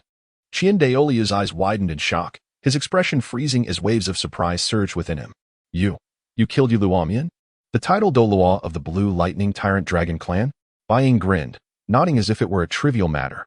"Indeed, old man, you truly understand me. In fact, on my way back, I took the liberty of dealing with this nuisance. That old fellow has always wished harm upon our spirit hall. So I merely resolved the issue beforehand." Qiandao Liu took a deep breath, striving to steady his emotions. He regarded Bai Ying with a complex gaze, filled with astonishment, concern, and a hint of pride. He recognized his grandson's extraordinary talent and courage, yet this action left him somewhat apprehensive. Furrowing his brow, Qiandao Liu's voice trembled slightly as he questioned, Have you truly grown powerful enough to face a title Dolawa?" His gaze was fixed on Bai Ying, searching for confirmation. The Yu Luomian was not the strongest among title Dolawa, he was still a formidable opponent. "Quickly tell me how you managed to kill him." Bai Ying smiled faintly, a spark of confidence gleaming in his eyes. He extended his hand, revealing a small soul guide device that shimmered with a soft glow. Pressing it lightly, the device suddenly illuminated, emanating a sharp aura. "I used this," Bai Ying spoke softly as he swiftly waved the soul guide device forward. Instantly, a blinding light surged forth, akin to a blade slicing through space, cleaving through the air before him. The atmosphere parted as if severed by a sharp edge. Qiandao Liu's eyes widened in astonishment as he beheld the visible rift left in the air by the light. A storm of emotions surged within him. He understood that this soul guide was no ordinary artifact. It enabled Bai Ying, at such a young age, to possess the strength to contend with a title Dolaw, a feat almost unfathomable. Moreover, the technology of soul guides had been lost to antiquity. While some rudimentary soul guides still existed on the Dolawa continent, none exhibited such overwhelming power. Is this your soul guide?" Qiandao Liu's voice quivered as he struggled to grasp the extent of its might. Bai Ying beamed with pride, nodding. Indeed, this is my recent treasure. With it, even a title Dolua would not stand a chance against me. Qiandao inhaled deeply, his curiosity about Bai Ying's capabilities intensifying. A prodigy descended from the heavens. Possessing dual martial souls, coupled with the advanced technology of soul guides, Qiandao now harbored doubts about his own fortune in finding such a remarkable individual. Furthermore, Bai Ying continued, I have also completed the 3rd trial in the Shura 9 trials. The 4th trial requires me to venture to the city of slaughter to obtain the domain of the god of killing. My intention is to head there immediately after the Continental Elite Soul Master competition concludes. Additionally, my cultivation has reached level 50, and I have acquired a divine spirit ring, although I have yet to absorb it. Upon hearing this, Qiandao's blood pressure surged as he exclaimed, You passed the 3rd trial of the Shura God? When did the divine trials become so effortless? Bai Ying chuckled with pride. Haha, old man, do not underestimate me. I have worked exceptionally hard, you know? To pass the Shura Goddess trials, I have put in tremendous effort. Moreover, the Shura Goddess trials are not something just anyone can clear. They are a testament to my strength. Observing Bai Ying's proud demeanor, Qiandao felt a swell of pride in his heart. He recognized that not only was his grandson extraordinarily gifted, but he also possessed a strong work ethic. This was what made him most proud. Well. Qiandao exclaimed repeatedly, You have indeed not disappointed me. Since you have passed the 3rd trial of the Shura God, you shall certainly succeed in the 4th. However, remember to remain humble and prudent. Never let momentary triumph cloud your judgment. Old man, I wish to establish my own sect, the Spirit Sect. You intend to strike out on your own, do you? Are you planning to betray the Spirit Hall? As he spoke, he playfully tapped Bai Ying's forehead, eliciting a yelp. That hurt. Old man, be gentler. Bai Ying exclaimed, clutching his forehead, a mixture of exasperation and amusement dancing in his eyes as he looked at Qiandao. A playful spark igniting within him. He helplessly remarked, Old man, what sort of logic is this? Who claims that I wish to establish my own independence? I am your beloved grandson, raised within the Spirit Hall for so many years. Are you still not at ease with me? I merely desire to partake in the competition in my own manner. If I were to participate under the banner of the Spirit Hall, it would lack any real challenge. Qiandao observed the aggrieved expression on Bai Ying's face and couldn't help but chuckle internally. He recognized that his grandson was intentionally teasing him, aiming to lighten the atmosphere. Consequently, he gently patted Bai Ying's shoulder and said with a smile, All right, I understand you're just having a bit of fun. However, your ambition to establish your own sect is no trivial matter. It requires careful consideration. No need for deliberation. I assure you this is not a mere whim, but rather a definite future endeavor. As for the sect's matters, concerning talents and elders, I have already chosen Senior Dugu Bo, as I personally extended the invitation and trust him. By the way, our sect's primary focus will be the crafting of soul-guiding devices. As long as we can create some extraordinarily powerful soul-guiding devices, we shall not lack for opportunities. Presently, most members of the 7 Treasure Glazed Tile School have aligned with me, and when combined with your contingency plan, we can effortlessly seize the Heaven Do Empire. You've certainly plotted this out well. Very well then, if you require funds or personnel, just ask. Thank you, old man. I have matters to attend to, and will discuss this further with you later. All right, during this time, ensure that you diligently cultivate. Do not grow complacent, understand? Rest assured. Old man, do you take me for a slacker? I shall take my leave now, without further ado. In the plaza of the Spirit Hall, one could hear a voice exclaim, You old poisoner, do you dare to strike me? Are you seeking death? You, the one from the Chrysanthemum Pass. I currently hold a revered status within the Spirit Hall, and you stand beneath me. Moreover, my soul power is now on par with yours. This is what they call the greater authority crushing the lesser. Chapter 108, The Establishment of a Sect. You old poisoner, you have merely reached level 94. So why act so arrogantly? Zhu Huaguan spoke, directing his ire towards Dugu Bo, feeling an intense frustration. Why was it that he could be a worshipper while he could only serve as an elder? The distinction between an elder and a worshipper was akin to heaven and earth. To join the worshipper hall and become a worshipper meant freedom from the Pope's constraints. While an elder was bound to obey the Pope, after years in the Spirit Hall, he found it infuriating that he was surpassed by someone like Dugu Bo, who had just arrived. Senior Dugu, so you are here. I have been searching for you, Bai Ying exclaimed upon spotting Dugu Bo, his heart brimming with joy. Dugu Bo approached him, delight evident on his face. When did you return? I just got back and there is something I wish to discuss. Do you have a moment? Bai Ying inquired. Of course. Bai Ying turned to Zhu Xuching and said, I didn't realize Elder Zhu was here. My apologies for not noticing you earlier. Zhu Xuching could only suppress his anger and replied, It's nothing. Dugu furrowed his brow, looking at Bai Ying with confusion. Little monster, you wish to create a sect? Isn't that a bit sudden? Bai Ying smiled, determination gleaming in his eyes. Not sudden at all. I have it all planned. The sect shall be named Wuhan Sect. He gently patted Dugu on the shoulder. Old poisoner, are we not good brothers? Dugu, taken aback by the sudden term of endearment, let out a hearty laugh. Of course, we have been brothers for many years. Bai Ying's smile brightened even more. Then it's settled. My sect is still in its infancy, lacking both personnel and resources. Would you consider being the first elder? It would merely be a title, and you wouldn't be disturbed by any duties, he added. Dugu's eyes widened in astonishment as he gazed at Bai Ying, perceiving him as a remarkable entity. Though he himself was a level 92 title Dolaw, a dominant force in Dolua continent, here was Bai Ying, significantly younger, already contemplating the establishment of his own sect. Are you certain? Dugu stammered. Bai Ying nodded, his eyes brimming with confidence. I'm certain. Moreover, I believe you can help lead this sect to greatness. Dugu inhaled deeply. Admiration and agreement reflected in his gaze. All right, little monster, I will indulge your madness. I shall assume this role of elder. The primary operation of our sect will be the trade of soul tools. Do not underestimate these soul tools. Some can even eliminate title duos in an instant. Little monster. What use do soul tools have? Most are auxiliary or defensive types. I am a title dolua. Do you understand the power of that title? Such talk is an insult to title duos. Ah, but the times have changed. If you do not believe me, then let me show you firsthand. I hope you will still hold that opinion afterward. Bai Ying retrieved a sleek black spear from his storage soul tool, its surface glimmering like a mirror and emitting a faint cold light. He handed it to Dugu, smiling. Try it. Feel its power. Dugu accepted the spear, a flicker of doubt crossing his expression, yet he complied and infused it with his soul power. Suddenly, the spear seemed to come alive, radiating a powerful energy wave. With a resounding bang, a beam of light shot forth, resulting in a violent explosion. Dugu's eyes widened in shock as he observed the black spear and the smoke cloud rising from the explosion. He had never witnessed such immense power in a soul tool. It was beyond his comprehension. Turning to Bai Ying, his eyes filled with curiosity and bewilderment, he asked, Little monster, where did you acquire these soul tools? Bai Ying smiled mysteriously.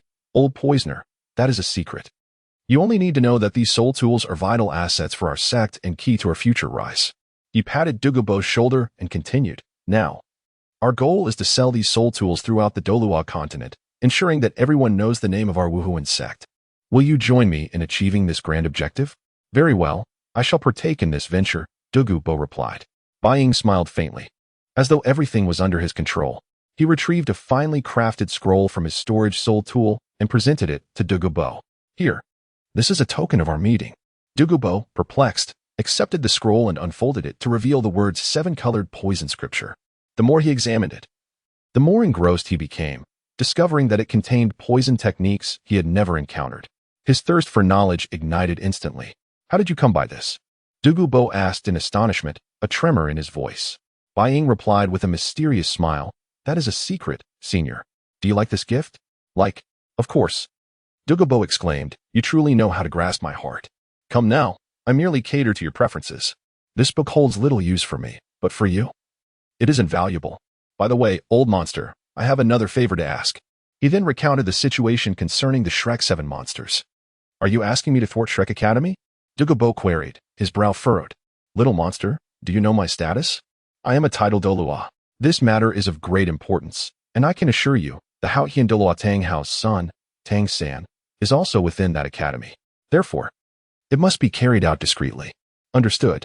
You can rest assured. Bai Ying nodded, a glimmer of appreciation in his eyes. He recognized Dugu's cautious nature. And as a title Dolua, his strength and wisdom were unquestionable. With his involvement, the likelihood of success would undoubtedly increase. You wish to accompany me upon your return?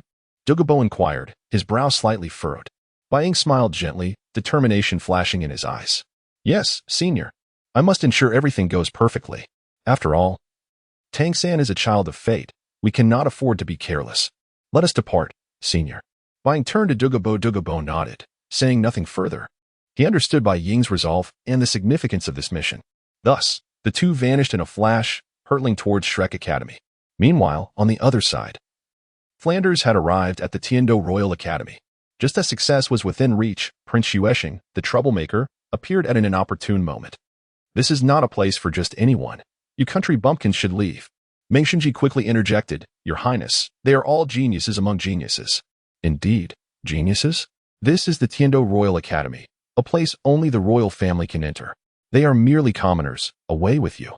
Flanders, the dean of Shrek Academy, was extraordinarily incensed, having never encountered such treatment before. At that moment, Dugu Bo's presence bolstered Prince Zhu Xuching's confidence, and he insisted on expelling them. Daim Mubai slammed his fist into the ground in fury, creating a deafening impact that seemed to shake the very air around them. His eyes blazed with anger, his face a mask of resentment and humiliation. He lifted his gaze towards the esteemed students and faculty of the Heavenly Royal Academy, silently vowing that one day, he would make them pay dearly for the humiliation he had endured today. Flander observed the furious silhouette of Daim Mubai with a gentle sigh. Fully aware that these children were his pride, each endowed with extraordinary talent and potential. Yet, reality often proved to be merciless. However, fortunes tend to shift unexpectedly. And soon they came across a recruitment notice. Bai Ying had been watching them from the shadows, and according to the original narrative, they were now destined to become teachers at the Blue Tyrant Academy. Indeed, events unfolded as he had anticipated. In the original tale of Dolua, the South Tyrant Academy was established by Lu Erlong, who upheld a crucial rule. Only commoners were admitted. However, since Flander took over as dean, this regulation had transformed, now welcoming only the most exceptional talents.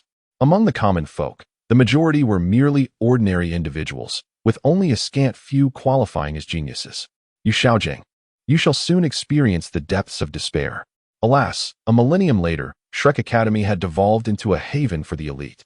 It was time to return, Tangsan. We shall meet again. And Lu Erlong. The thought alone ignited a thrill within. Chapter 109. The Tiandao Auction House. How do you find it, little monster? I believe I have done quite well, haven't I? Indeed, you have performed exceptionally. Where do you intend to go next? Dugu Bo inquired. Bai Ying replied, Naturally. I shall return to the Spirit Hall. However, why not visit the Tiandao Auction House first? The Tiandao Auction House gathers the wealthiest and most influential individuals of the Tiandao Empire, showcasing items of immeasurable value, including soul bones. Perhaps you should consider testing the waters there regarding your soul guide devices. Yes, the Tiandao Auction House is backed by the imperial family of the Tiandao Empire. Only by introducing them to the soul guide devices can we attract more attention. Thank you, old monster. Upon arriving at the entrance of the Tiandao Auction House, one would immediately notice its grandeur, with two maidens standing around one, 7 meters tall, evidently trained in etiquette. As Bai Ying approached, the two young ladies greeted him, inquiring, Esteemed guest, how may we assist you? Hello, I am here to auction some items, Bai Ying responded, promptly retrieving a soul guide cannon from his storage soul guide. The maidens, upon seeing this, led Bai Ying to an appraisal room. Appraiser number 2, please evaluate this item. This esteemed guest wishes to participate in tonight's auction. One of the maidens addressed a person inside.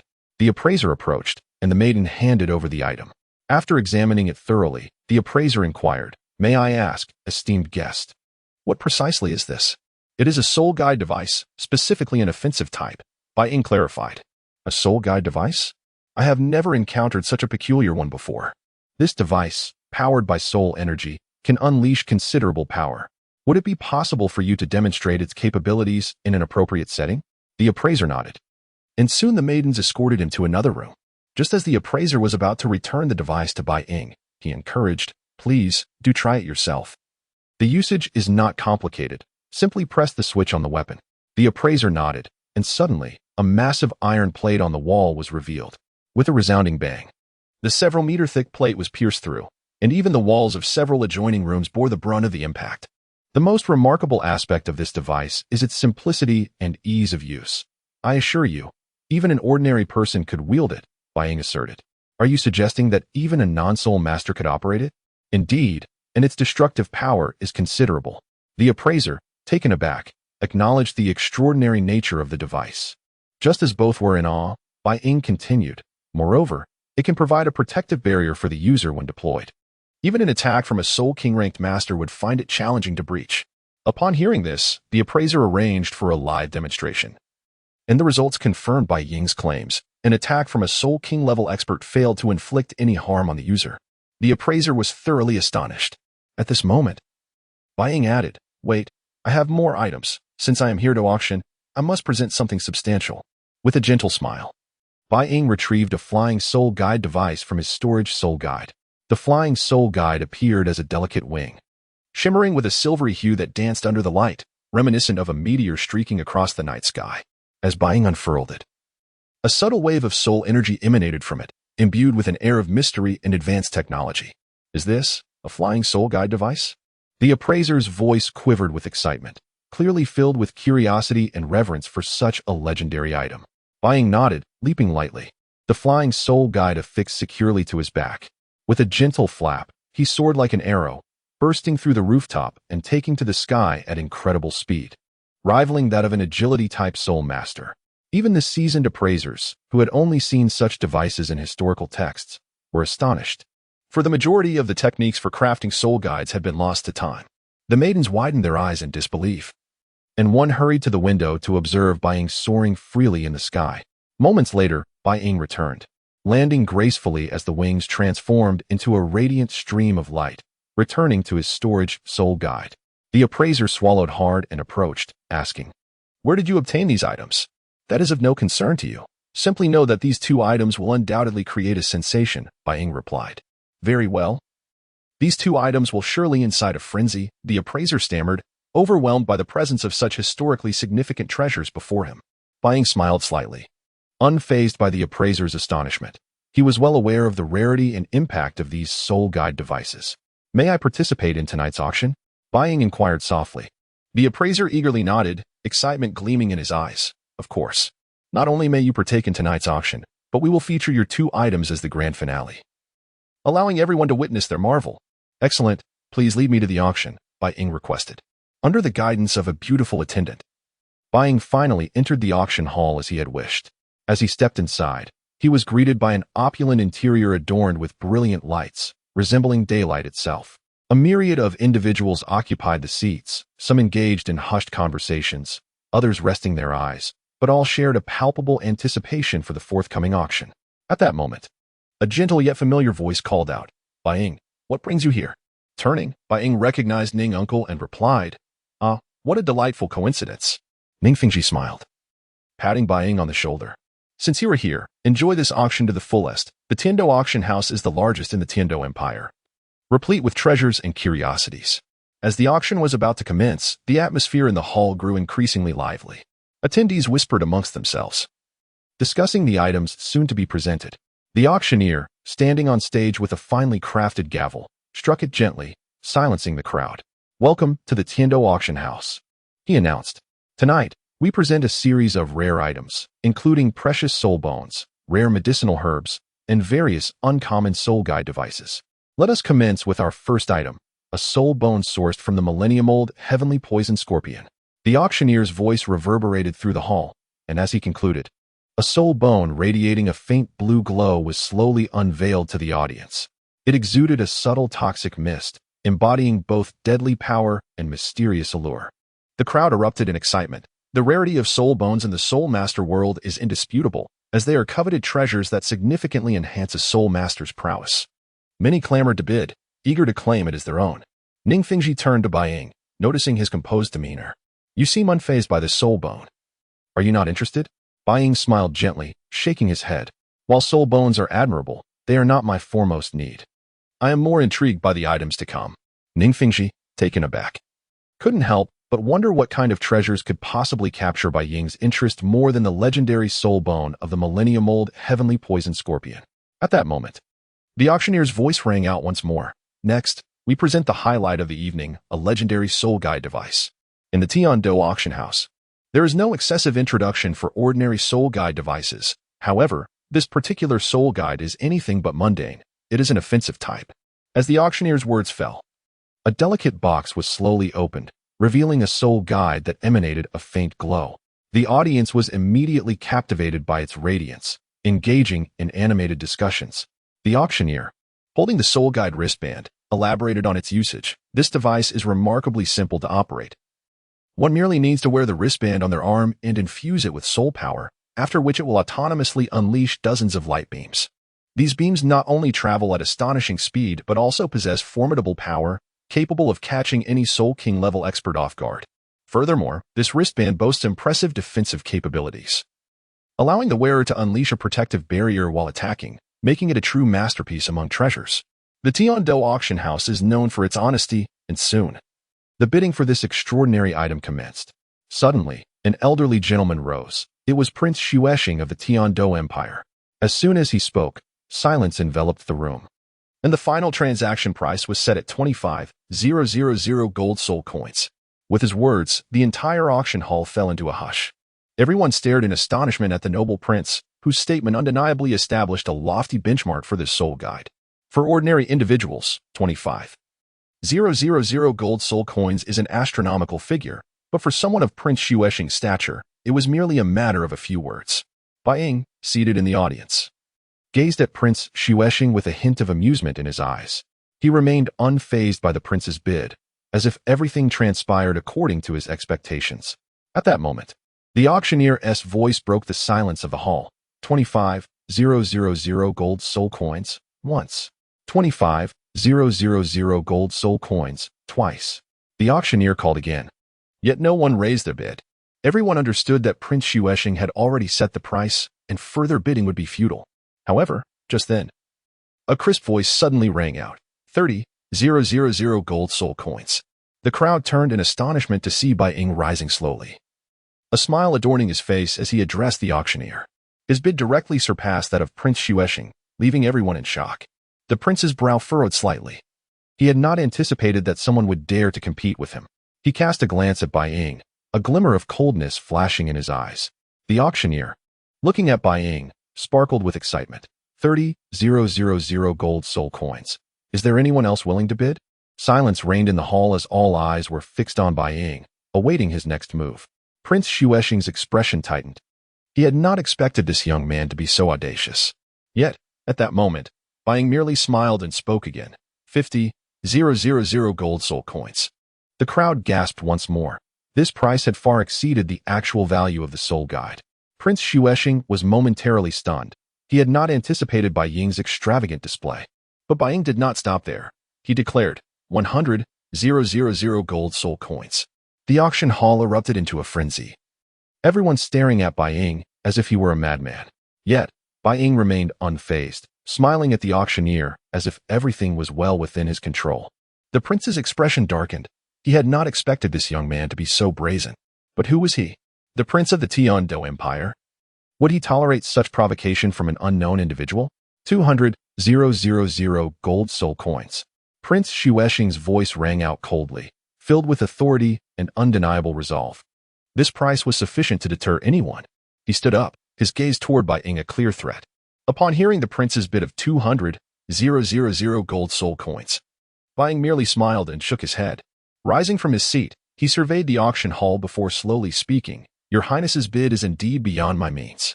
I shall concede this soul guide to you. Upon hearing this, Prince Xuexing's expression softened slightly.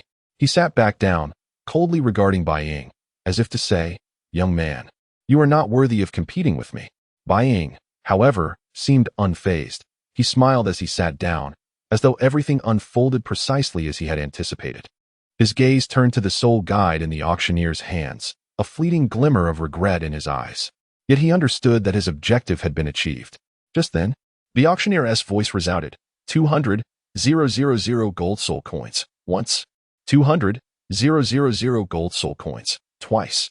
200,000 gold soul coins, thrice. With the auctioneer's words, applause erupted in the hall. Who would have thought that such a mere third-tier soul guide would fetch such a sum? Prince Xuexing truly seemed oblivious. Could he not see that I was deliberately raising the price? Prince Xuexing sat in his seat, his expression as dark as a stormy sea. He was acutely aware that he had been intentionally driven to inflate the price. Yet, he could not express his anger, for in the auction house, the highest bidder prevails. A universally accepted principle. At that moment, Ning R beside him spoke up. You should not make an enemy of Prince Xuexing. He is not someone to be trifled with. His influence in the Tiandou Empire is immense. Such open provocation may invite unnecessary trouble. Bai Ying responded. Do you think I am someone who fears the strong and bullies the weak? A smile crept across Bai Ying's lips as he turned to Ning Fengji, a hint of mockery glinting in his eyes. Do not forget, I am the son of the Spirit Hall. With that status, I trust that Prince Xuching, this old man, would not dare to act against me. Just then, the auctioneer's voice broke the silence once more. The next item for auction is a rare mineral from the Star Luo Empire, Star Luo Iron Ore. Chapter 110, Catwoman. It is well known that starry iron ore is exceedingly rare, distinguished by its remarkable compatibility and exceptional flexibility, making it one of the most precious materials for forging. The auctioneer raised his small hammer and proclaimed loudly, starry iron ore, starting bid is 1,000 gold soul coins, with each increment not less than 100 gold soul coins. Let the bidding commence. As soon as the words left his lips, Bai Ying's eyes became fixated on the piece of ore shimmering with a mysterious luster under the lights.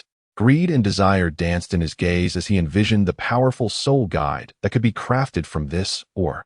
Unconsciously, he drooled at the thought, utterly lost in his fantasies.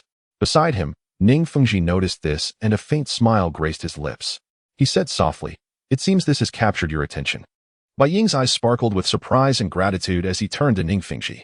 The enormous piece of starry iron ore, worth a fortune and capable of forging countless valuable soul guides, was seemingly of no concern to Ning Fengji, who bid 10,000 gold soul coins for it simply to gift it to Bai Ying. You. Bai Ying's throat constricted, words failing him. Ning Fengji smiled gently, interrupting him. By virtue of identity, you are, after all, my son-in-law. Moreover, I hold great admiration for your talents. Though this starry iron ore is precious, its worth pales in comparison to your future achievements. Consider this a small token of support from me. Thank you, Bai Ying replied sincerely, not one to feign modesty. The auction continued swiftly, and soon his other creation, the Flight Soul Guide, was presented to the stage. The auctioneer's voice echoed once more, as he held a delicate model of the flying device, announcing excitedly, "Ladies and gentlemen, the next item for auction is an unprecedented soul guide, the Flight Soul Guide. It grants soul masters the ability to fly, and its speed rivals that of a soul king in the agile attack category." At this proclamation, the audience erupted in excitement, countless gazes converging on the auction stage. Bai Ying's eyes glimmered with satisfaction as he scrutinized the Flight Soul Guide, inwardly nodding in approval. It seems my creation has proven effective.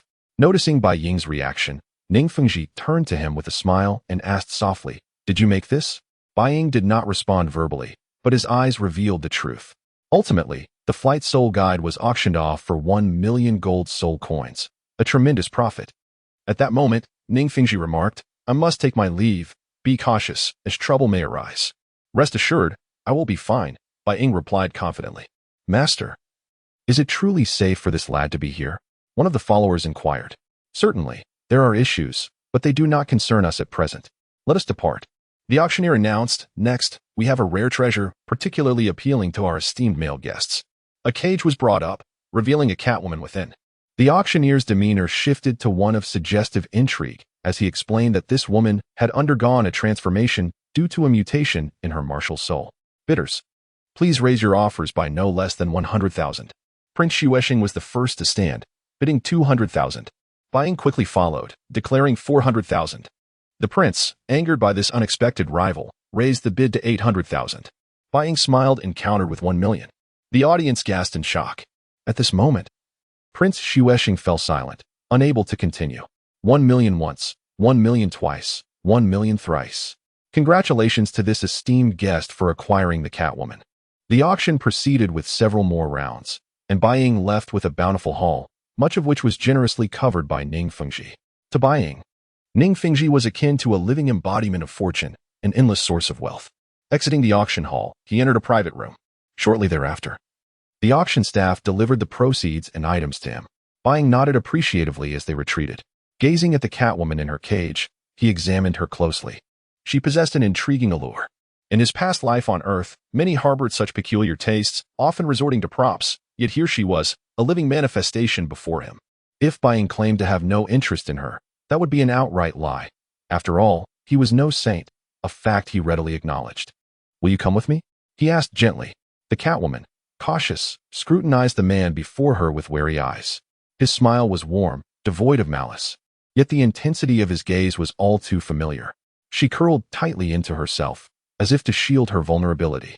In her cage, The Catwoman understood her fate all too well, having encountered such predatory gazes before. Though uncertain of what awaited her, she resolved to take her own life if forced. It seemed far better to end her suffering than endure a grim existence. Seeing her persistent wariness, Bai Ying sighed, "If you choose not to come with me, your fate may not be any better. Furthermore, this is the Tiandao auction house. Even if I release you now, you would likely be recaptured. You have but one choice, trust me. I assure you, I will not force you. I offer you a choice. Either come with me, or I will simply leave you here. I trust you understand what awaits you in the hands of those old men." The Catwoman, struck by his words, felt a flicker of realization in her striking blue eyes. Ultimately, she seemed to relent. Perhaps understanding that even death could not alter her fate, perhaps it was better to place her trust in this man. Bai Ying extended a hand, speaking softly. "As I promised, you need not worry. I will not coerce you as others might. If you wish, once we are outside, I will grant you your freedom." The Catwoman, seemingly reassured, slowly extended her delicate hand, whispering, "Master." To be called master by a mature Catwoman was an experience Bai Ying could hardly fathom. It felt like a taste of divine ecstasy. The scene before him was so captivating that even he felt blood rush to his face. By the heavens, she is stunning. While perhaps not surpassing Ning R and the others, she possesses a unique charm. The term master resonated deeply within him. What a worthy transaction this was. Although the Catwoman remained somewhat cautious, her soft utterance of master was the last sound she made. Bai Ying paid her no mind and led her out of the room. Soon, he arrived at a secluded area, where he opened his storage soul guide and placed the Catwoman inside. "Stay here for now. I assure you, I will not compel you to do anything." Inside the soul guide, the Catwoman surveyed her surroundings. Despite the dimness, it was infinitely more comfortable than being in a cage. Here, she felt safe, free from the fear of being captured. Upon hearing Bai Ying's words, the Catwoman seemed to grasp the essence of his intent and slowly nodded in understanding. Bai Ying smiled gently before vanishing from sight. Before long, Bai Ying returned to the spirit hall.